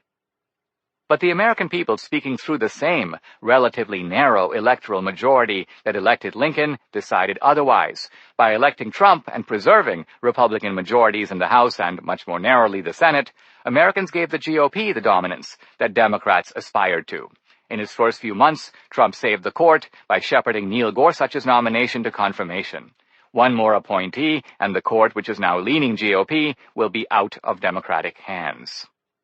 So this explains the dismay and horror of the Democrats at Trump's presence in the White House. For them, in the words of progressive critic Walter Kern, the unimaginable has become the historical. Trump's election gave me the impression that time was warping. It was a trick of the gods to remind us cocky mortals that we are not in control of our affairs. It was a total eclipse, cutting a spooky swath of darkness across the Republic, giving Kern himself a sense of temporal displacement. This quasi-religious vocabulary gives you a sense of how big the stakes were for Kern and others like him. Then there is Trump's Olympian vigor, which must only add to the left's dismay. Not only is Trump in there, but he's a fighter, and he fights on both the political and cultural fronts. He's the most politically incorrect president in American history. And as the tax bill, the Gorsuch nomination, and progress on peace in Korea and in the fight against ISIS showed, Trump has the ability to get things done. Having dismissed him as a buffoon and a moron, the progressive left is now deathly scared of him. The Wolf and the Lamb. The similarities between Lincoln's day and our own go far beyond the surface resemblance between the 1860 and 2016 elections. Today, too, we have a Democratic plantation, not just black this time, but populated with dependent and subjugated minority populations. Today, as well, we have a befuddled Republican Party tempted to make peace with the plantation and in search of a leader who might have Lincoln's prescience and fortitude. Today, Republicans have a chance, as Lincoln did, to topple the Democratic plantation, perhaps this time even beyond the possibility of salvage and rehabilitation. Let's begin with the perversion of language, a problem as familiar in Lincoln's time as it is in our own. Then, as now, enslavement was justified by the Democrats through an appeal to obfuscation and deception. Lincoln did not hesitate to point this out. In an 1864 address at a Baltimore fair, Lincoln said, "We all declare for liberty, but in using the same word, we do not all mean the same thing. With some, the word liberty may mean for each man to do as he pleases with himself, and the product of his labor, while with others the same word may mean for some men to do as they please with other men, and the product of other men's labor." Continuing in his characteristic manner of being both homespun and deep, Lincoln added, "The shepherd drives the wolf from the sheep's throat, for which the sheep thanks the shepherd as a liberator, while the wolf denounces him for the same act as the destroyer of liberty. Plainly, the sheep and the wolf are not agreed upon a definition of the word liberty, and precisely the same difference prevails today among us human creatures, even in the North, and all professing to love liberty." Even in the North. Lincoln recognized that the Northern and Southern Democrats were in it together, and that the Democrats were the party of the wolf, invoking liberty for themselves even as they suppressed and choked the liberty of others and stole the fruits of their labor. For all the vicissitudes of history, some things remain the same. Vulpine extortion and theft have defined the Democratic plantation from the outset, and they continue to define the Democratic plantation even now. This is not to say that the plantation in the 21st century is unchanged from what it was in the 19th. In a partial vindication of both Parmenides and Heraclitus, we see that history is an account of both continuities and discontinuities. In the movie The Godfather, the Corleone family moved its operations from New York to Las Vegas. Why? Because their opportunities in New York grew thin. Thus, they moved from labor rackets involving control of the unions and bootlegging to the more fertile territory of casino gambling. The move to Vegas showed creative improvisation, the ability to start afresh and build from the ground up, and yet the Corleones remained the Corleones. The crime family itself did not change, even when it changed location and tactics. Theft and extortion continued as the heart of the operation. In New York, it was camouflaged as the olive oil business. In Vegas, it was hidden behind the operation of casinos. In both places, however, the Corleones used their power to forcibly extract money from others. In some respect, the Democrats elect the Corleones, and just like that large and varied family, the Democrats over time have shown themselves to be a mixed bunch. Some are thoughtful, like Calhoun and Fitzhugh. Others are dull, like Pierce and Buchanan. Some are swashbuckling, like Van Buren, Boss Tweed, and LBJ. Others are drearily pedantic, like Woodrow Wilson and Obama. Some are straight-laced, like Tawney and Jimmy Carter. Others are con artists, like Andrew Jackson, FDR, and Bill and Hillary Clinton. What unites this political family through time, however, is the commitment of its leaders to the plantation in its various guises and phases. The old Democrats made a gallant attempt to make an open public defense of the slave plantation. Today's Democrats, however, recognize that their new urban plantations are indefensible. In this respect, we can liken the Democrats to today's neo-Nazis. The old Nazis were open about their anti-Semitism, and they attempted to justify their horrific treatment of Jews. Hitler repeatedly warned that the Jews deserved what was coming to them, and so on. But after the Holocaust, things changed. Today's neo-Nazis don't try to defend the Holocaust, they deny it even happened. In a similar vein, today's Democrats don't claim credit for the conditions of their urban plantations. Even though those places are one-party systems run exclusively by Democrats, they attempt to foist the blame for their unlivable conditions on white racism, on Republicans, on America in general, on anyone except the group that created those plantations and has governed them for over the half-century from their formation to the present. 2 big lies. The progressive account of American history, which is basically a narrative designed to cover up the plantation, is defined by 2 big lies. The first big lie is that fascism is a phenomenon of the right. The second is that racism is a defining characteristic of conservatives and of the Republican Party. Both lies work together to distort American history and to project the blame for democratic atrocities onto the very people who sought, with varying degrees of success, to stop them. In reality, as I have shown in this book, fascism is a phenomenon of the left, and racism is the defining characteristic of progressives and the Democratic Party. This is true not merely of the origins or the history of progressives and Democrats, it is also true of the ideology and practice of progressive Democrats today. So they are the real fascists. They are the real racists. Only when these big lies are fully exposed can we clearly see the plantation in full view and recognize who is responsible for it. We need to look closely because the Democratic plantation is a kind of amoeba. It evolves over time. In this book, I have shown 5 distinct plantation phases, bringing us up to the present.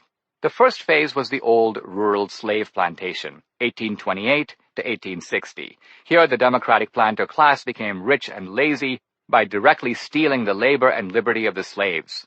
The Democrats became prosperous by ripping off the poorest of the poor. We should not think of this as a purely private racket. The state played a role as well, through an elaborate structure of laws that upheld the plantation. The state also employed slave patrols to protect what it viewed as the property of the plantation. It was a good racket while it lasted, but unfortunately for the Democrats it was ruined by Lincoln and the Republicans and finally came to an end at Appomattox in 1865. The second phase was Van Buren's northern urban machine, 1836 to 1932, itself modified from the rural plantation. Here the Democrats figured out how to exploit not blacks, but ethnic immigrant populations, recognizing them to be as fearful, vulnerable, and insecure as the slaves. Democrats bought the votes of these groups through goodies appropriated from the city treasury. Essentially, they perverted the founders' constitutional scheme by turning politics into a crooked game of looting the taxpayer to fund an ethnically based patronage system of government employment and government handouts designed to keep the crooks perpetually in power. The third phase was the national progressive plantation, which we can also term the fascist plantation. I date this from 1932 to 1964. Here, Wilson in theory and FDR in practice converted the local and state ethnic machines of the 19th and early 20th centuries into a single machine. The federal government became the big house, controlling the private sector and, increasingly, the ordinary lives of citizens. FDR's plantation overseers were not city ward operatives, but rather labor union organizers and strongmen who drew on the muscle of the federal government to force into compliance employers and also fellow workers. While importing ideas from Mussolini's Italy and Hitler's Germany, FDR created in America a distinctive democratic brand of fascism, which is to say, fascism that courted popular support in order to sustain FDR in office. Yet, notwithstanding his appreciation for Mussolini, FDR's fascist plantation more closely resembled Nazism than Italian fascism in that it had a strongly racist component, facilitating segregation, lynching, and racial terrorism against African Americans. The fourth phase was LBJ's plantation, which can be officially dated 1964 to 1980, although a good bit of it continues to the present day. LBJ realized that after World War II, racism had declined sharply, and therefore the Democratic Party could no longer count on the white racist vote even in the South. The problem was that Americans were simply not racist enough. So, in an historic turn, LBJ decided that Democrats thereafter should go after the black vote. He reconstituted FDR's plantation by, in effect, turning blacks from a group directly oppressed and exploited by the Democrats into a group only indirectly exploited because now they were an ethnic constituency, as, for example, the Irish had been in the past. Unlike the old plantation where slaves worked and produced things, LBJ's plantation was designed to produce nothing and prevent its inhabitants from working. Self-control was replaced by government control, and the idle, uneducated, irresponsible citizen became LBJ's model citizen. The big house now existed to take care of such people. LBJ's plantation was responsible for the cultural pathologies of the inner city, in some cases doing even more harm to the African American community than had been done by earlier generations of Democrats through slavery. Slavery, for example, disabled, but did not permanently destroy the black family. Somehow LBJ's welfare state managed to do what even slavery could not do. Democrats, although rhetorically inconsolable about the plight of the black underclass, have no intention of changing it because they want to keep this population fully dependent on them.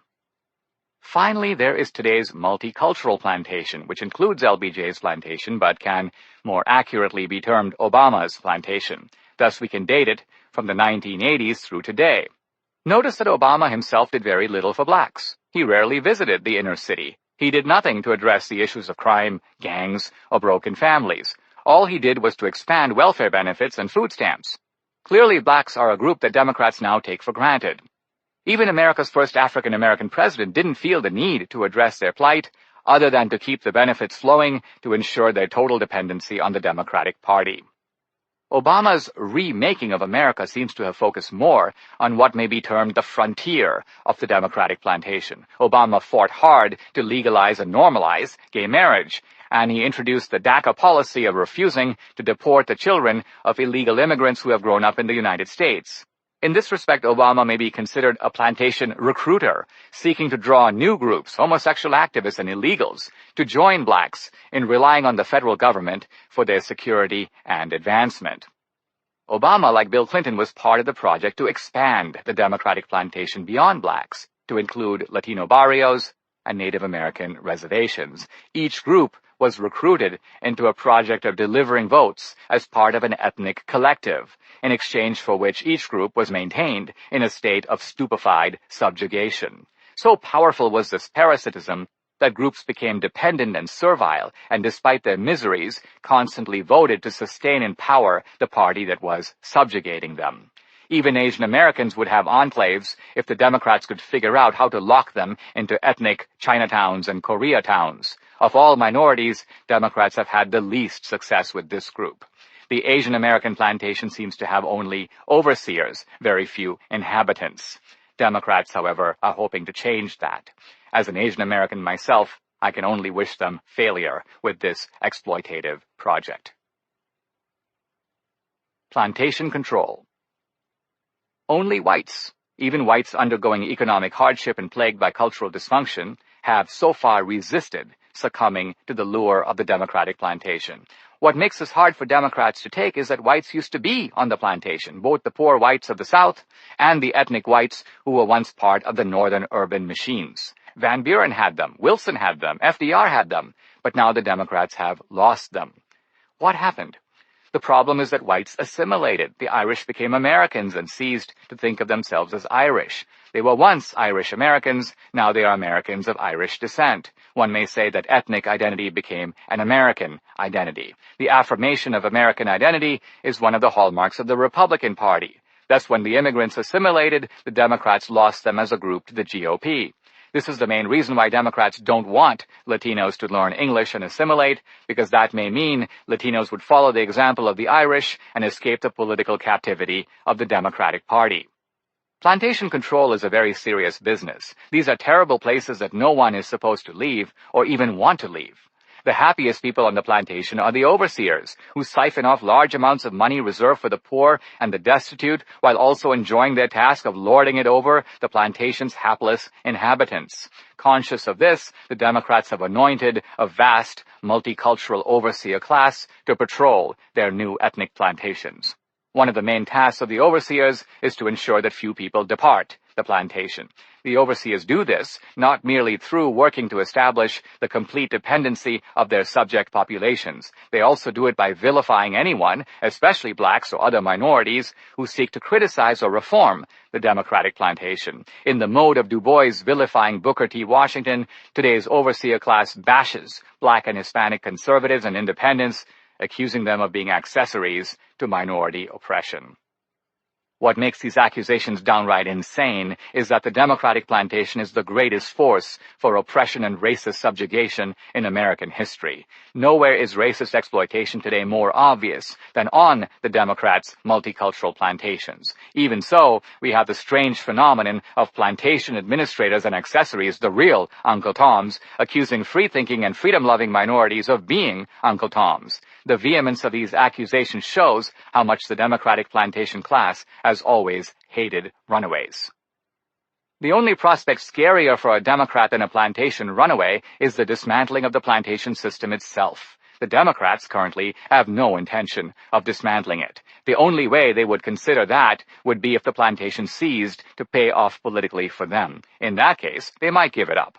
But that would spell the end of the Democratic Party as it is now constituted. The Democrats in that case would have to go straight, or what seems more likely, given the party's history, find themselves a new scam. A glorious history. There is only one group that can shut down the plantation, Trump and the Republican Party. Both have a direct stake in doing this because the plantation is antithetical to what Trump believes and to what Republicans have stood for and stand for today. While many Republicans have no idea how to defeat the plantation, some are in fact wasting their energies fighting against Trump, they can and must learn. Only Trump and the GOP together can save American nationalism and avert the death of the nation. To a degree never recognized, Lincoln and the Republicans are the founders of modern American nationalism. Wait a minute, you say, shouldn't we credit the American founders for that? Not really. It is true, as Samuel Huntington writes, that only in the founding era did the British settlers on the Atlantic coast begin to identify themselves not only as residents of their individual colonies, but also as Americans. Ben Franklin, who called himself a Briton prior to 1776, began to consider himself an American following the Revolution. Even so, Huntington recognizes it was not until the conclusion of the Civil War that America's identity as a single nation was securely established. Prior to the Civil War, we were the United States plural. Only after Appomattox did we become the United States singular. Since the Civil War, Huntington writes, Americans have been a flag-oriented people. The Stars and Stripes has the status of a religious icon and is a more central symbol of national identity for Americans than their flags are for people of other nations. Memorial Day was also commemorated for the first time following the Civil War. Today's progressive Democrats, just like their Democratic forebears, loathe American nationalism because it advances a unifying vision that poses a mortal threat to their politics of ethnic mobilization and to the Democratic plantation itself. I never used the word nation in speaking of the United States, John C. Calhoun declared in 1849. We are not a nation, but a confederacy of equal and sovereign states. If Calhoun reviled American nationalism in the name of states' rights, today's Democrats do so in the name of internationalism or ethnic diversity. Progressive philosopher Martha Nussbaum denounces patriotic pride as morally dangerous and urges Americans to give their allegiance to the worldwide community of human beings. Political scientist Amy Gutmann insists it is repugnant for Americans to regard themselves above all as citizens of the United States. And invoking the ethnic diversity in this country, Elizabeth Brunig recently wrote in the Washington Post that nationalism is a chimera because the American nation itself is a chimera. Such a thing does not exist. The Republican Party is well equipped to fight the plantation because it has a glorious history of fighting against racism and white supremacy. This is hardly known even in the precincts of the GOP.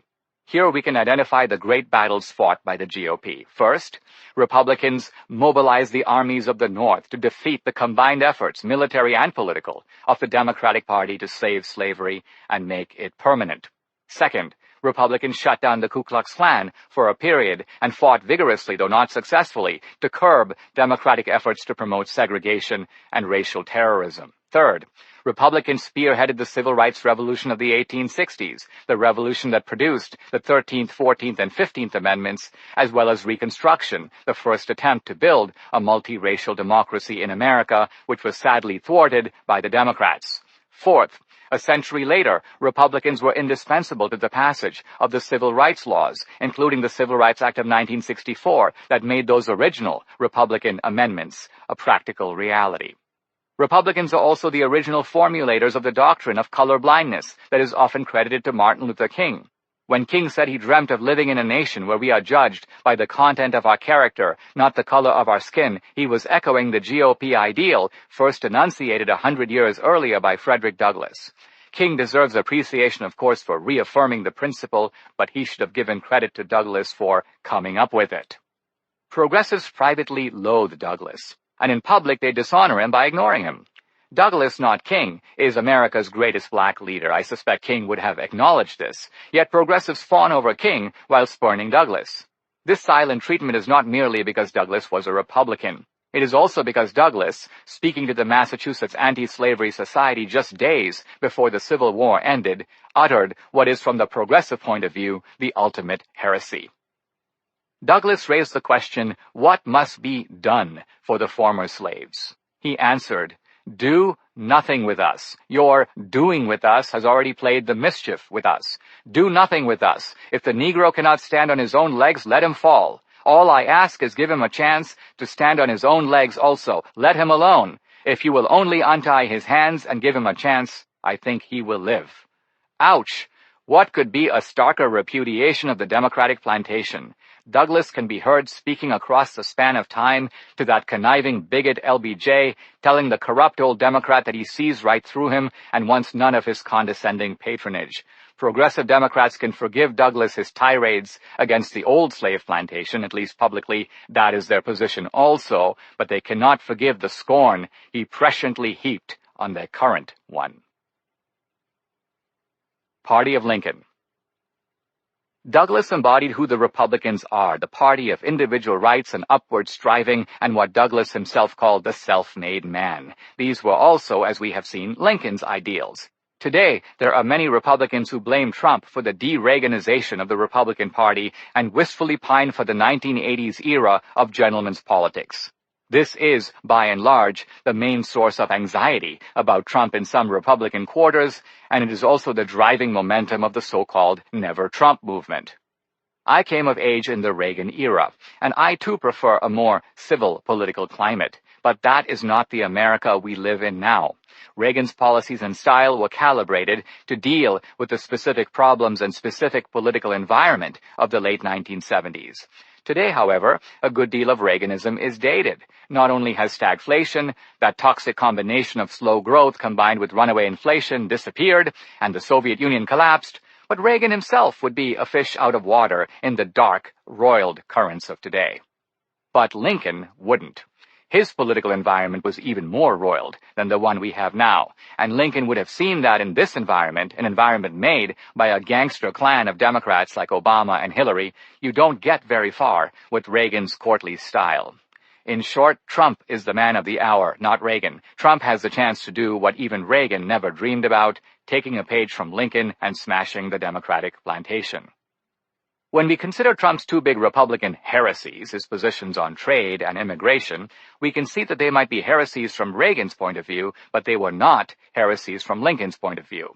As Gaber Boric shows in Lincoln and the Economics of the American Dream, Lincoln's GOP was unabashedly protectionist and viewed tariffs as a necessary and valid economic strategy to protect American workers and American industry from mercantilist competition from European powers. And while many progressives as well as conservatives insist that tariffs have never worked, Boric shows that America had tariffs from Hamilton's time through the end of the 19th century, and it was during this period that America grew most rapidly and became the largest economy in the world, surpassing Great Britain. On immigration, too, Trump and Lincoln can be seen as generally aligned.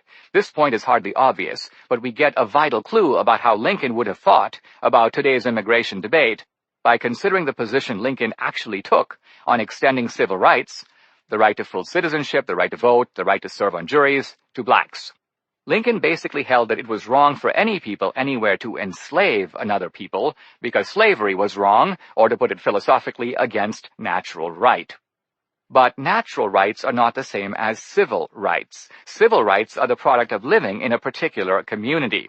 The community is a social compact between the citizens who have formed that community. These existing citizens have the right to decide who gets to be a member of their club and on what terms. For this reason, Lincoln insisted that opposition to slavery and the extension of civil protections to blacks were two separate issues. Before the war, Lincoln was committed to fighting only for the former. Only after the war did he move tentatively in the direction of the latter. It follows from this that Lincoln would have agreed with Trump that the interests of natives must be considered prior to those of potential new immigrants, and that natives are the ones who get to decide who is allowed to immigrate and in what number and on what conditions. This, by the way, applies to decisions about legal and illegal immigration. But hold it, the progressive will say, America is a nation of immigrants. Immigrants are the ones who made America. Actually, this is only a partial truth. As the founders and Lincoln all recognized, the first Americans were not immigrants. They were settlers. There's a difference. Immigrants are people who come individually, in families or in small groups, to a country that has already been created and established. Immigrants, one might say, are people who apply to be members of a club whose rules appeal to them. Settlers, however, are the original group that forms that community in the first place and charts out its basic rules or constitution. This settler label would apply both to the Pilgrims and the American founders. Trump somehow knows all this, either through learning or just intuitively. And ironically, Trump, in adopting the policies of Lincoln rather than those of Reagan, is proving that he is the first Republican since Reagan to win the support of the group once known as the Reagan Democrats. Since Reagan, the GOP has unsuccessfully wooed these voters by anodyne appeals to abortion and other social issues. Trump is the first one to appeal to them both on economic and social issues, and that is why the descendants of the Reagan Democrats now have a new name, Trumpsters. Trump is the only Republican on the scene today who actually has the chance to launch the final defeat of the Democratic plantation. Trump can realize Lincoln's goal of a country that lifts artificial weights from all shoulders and affords its citizens an unfettered start in the race of life. To do this, he must re-Lincolnize the GOP. First, this means going further than opposing racial preferences and affirmative action. He must eliminate racial categories from the census and promote a new Civil Rights Act that outlaws using those categories to discriminate against any ethnic group, black, white, brown, or yellow. Republicans have been talking color blindness for a long time. It's time to implement it. Second, Trump must invade the Democratic plantation with creative policies that restore entrepreneurship, jobs, and opportunity to America's barrios, ghettos, and Native American reservations. Surely there are blacks, Latinos, and Native Americans in these communities who would welcome a chance to learn, to improve themselves, and to prosper there. Trump and the GOP can help this process through a bold combination of tax incentives, deregulation, and arm twisting of the kind that Trump specializes in, as well as the suspension of destructive family and social policies that encourage illegitimacy, crime, and civic breakdown. The GOP already has the formula. What's needed now are the spine and the nerve to put it into effect. It won't be easy. Trump needs the Republicans behind him on this because the Democrats, who are already in a fevered mode, are going to go berserk. We are likely to see a Democratic uproar echo through the halls of Congress, reverberate through the media, cause fainting spells in Hollywood, and crack the tectonic plates of the culture. Trump and the Republicans, united, calm, and collected, should show the same resolve that Lincoln set in effect to the Democratic planters of his time. Bring it on. To be clear, the long-term goal for Trump and the GOP is not merely to improve life on the plantation. The goal, rather, is its shutdown, the panic-filled dispersion of the overseers, in short, total emancipation. Once these hellholes are permanently transformed, no longer will America be plagued by the wretched politics of white supremacy and ethnic exploitation. Whites, blacks, and browns can all dream the American dream and pursue happiness, not so much as whites, blacks, Latinos, or whatever, but rather as individuals, as families, and as Americans. Finally, we need the cleansing antidote of truth. Democrats today are not content with promoting lies. They are insistent that we collaborate and bow to their lies. This is not a new demand. The question recurs, Lincoln said, of the Democrats in his Cooper Union speech in February 1860, what will satisfy them? And Lincoln answered, this and only this, cease to call slavery wrong and join them in calling it right. Silence will not be tolerated. We must place ourselves avowedly with them. The enforcement of political correctness has been a Democratic strategy from Lincoln's day to our own. For too long, conservatives and Republicans have allowed big lies to take over the culture and, in some cases, their minds. This progressive cultural hegemony has polluted our education system and our media with fake narratives and fake history. It has also created a kind of Stockholm syndrome among conservative intellectuals. In our hearts, we know we're wrong. But we're not wrong. We've been lied to. It's time for us to stop apologizing. We have nothing to apologize for, and go on the offensive. Truth is our deadliest weapon if we will deploy it. The defeat of the plantation would make Trump the first great president of the 21st century, and the GOP the worthy custodian of American ideals. With our support, Trump can bring to an end the vicious strain of exploitation that the Democratic Party has wrought for nearly 200 years. What better way to rescue the principles of the founders and to vindicate the philosophical statesmanship of Lincoln than to sweep away this blight on the American experiment, this nightmarish interruption of the American dream? The fiery trial through which we pass, Lincoln said in his annual message to Congress in 1862, will light us down in honor or dishonor to the latest generation. The point, he had already stated in his Peoria speech several years earlier, was not merely to save the Union. Rather, if we do this, we shall not only have saved the Union, but we shall have so saved it as to make and to keep it forever worthy of the saving. This America, worth saving, is the object of our striving. It is what Lincoln termed the last best hope on earth.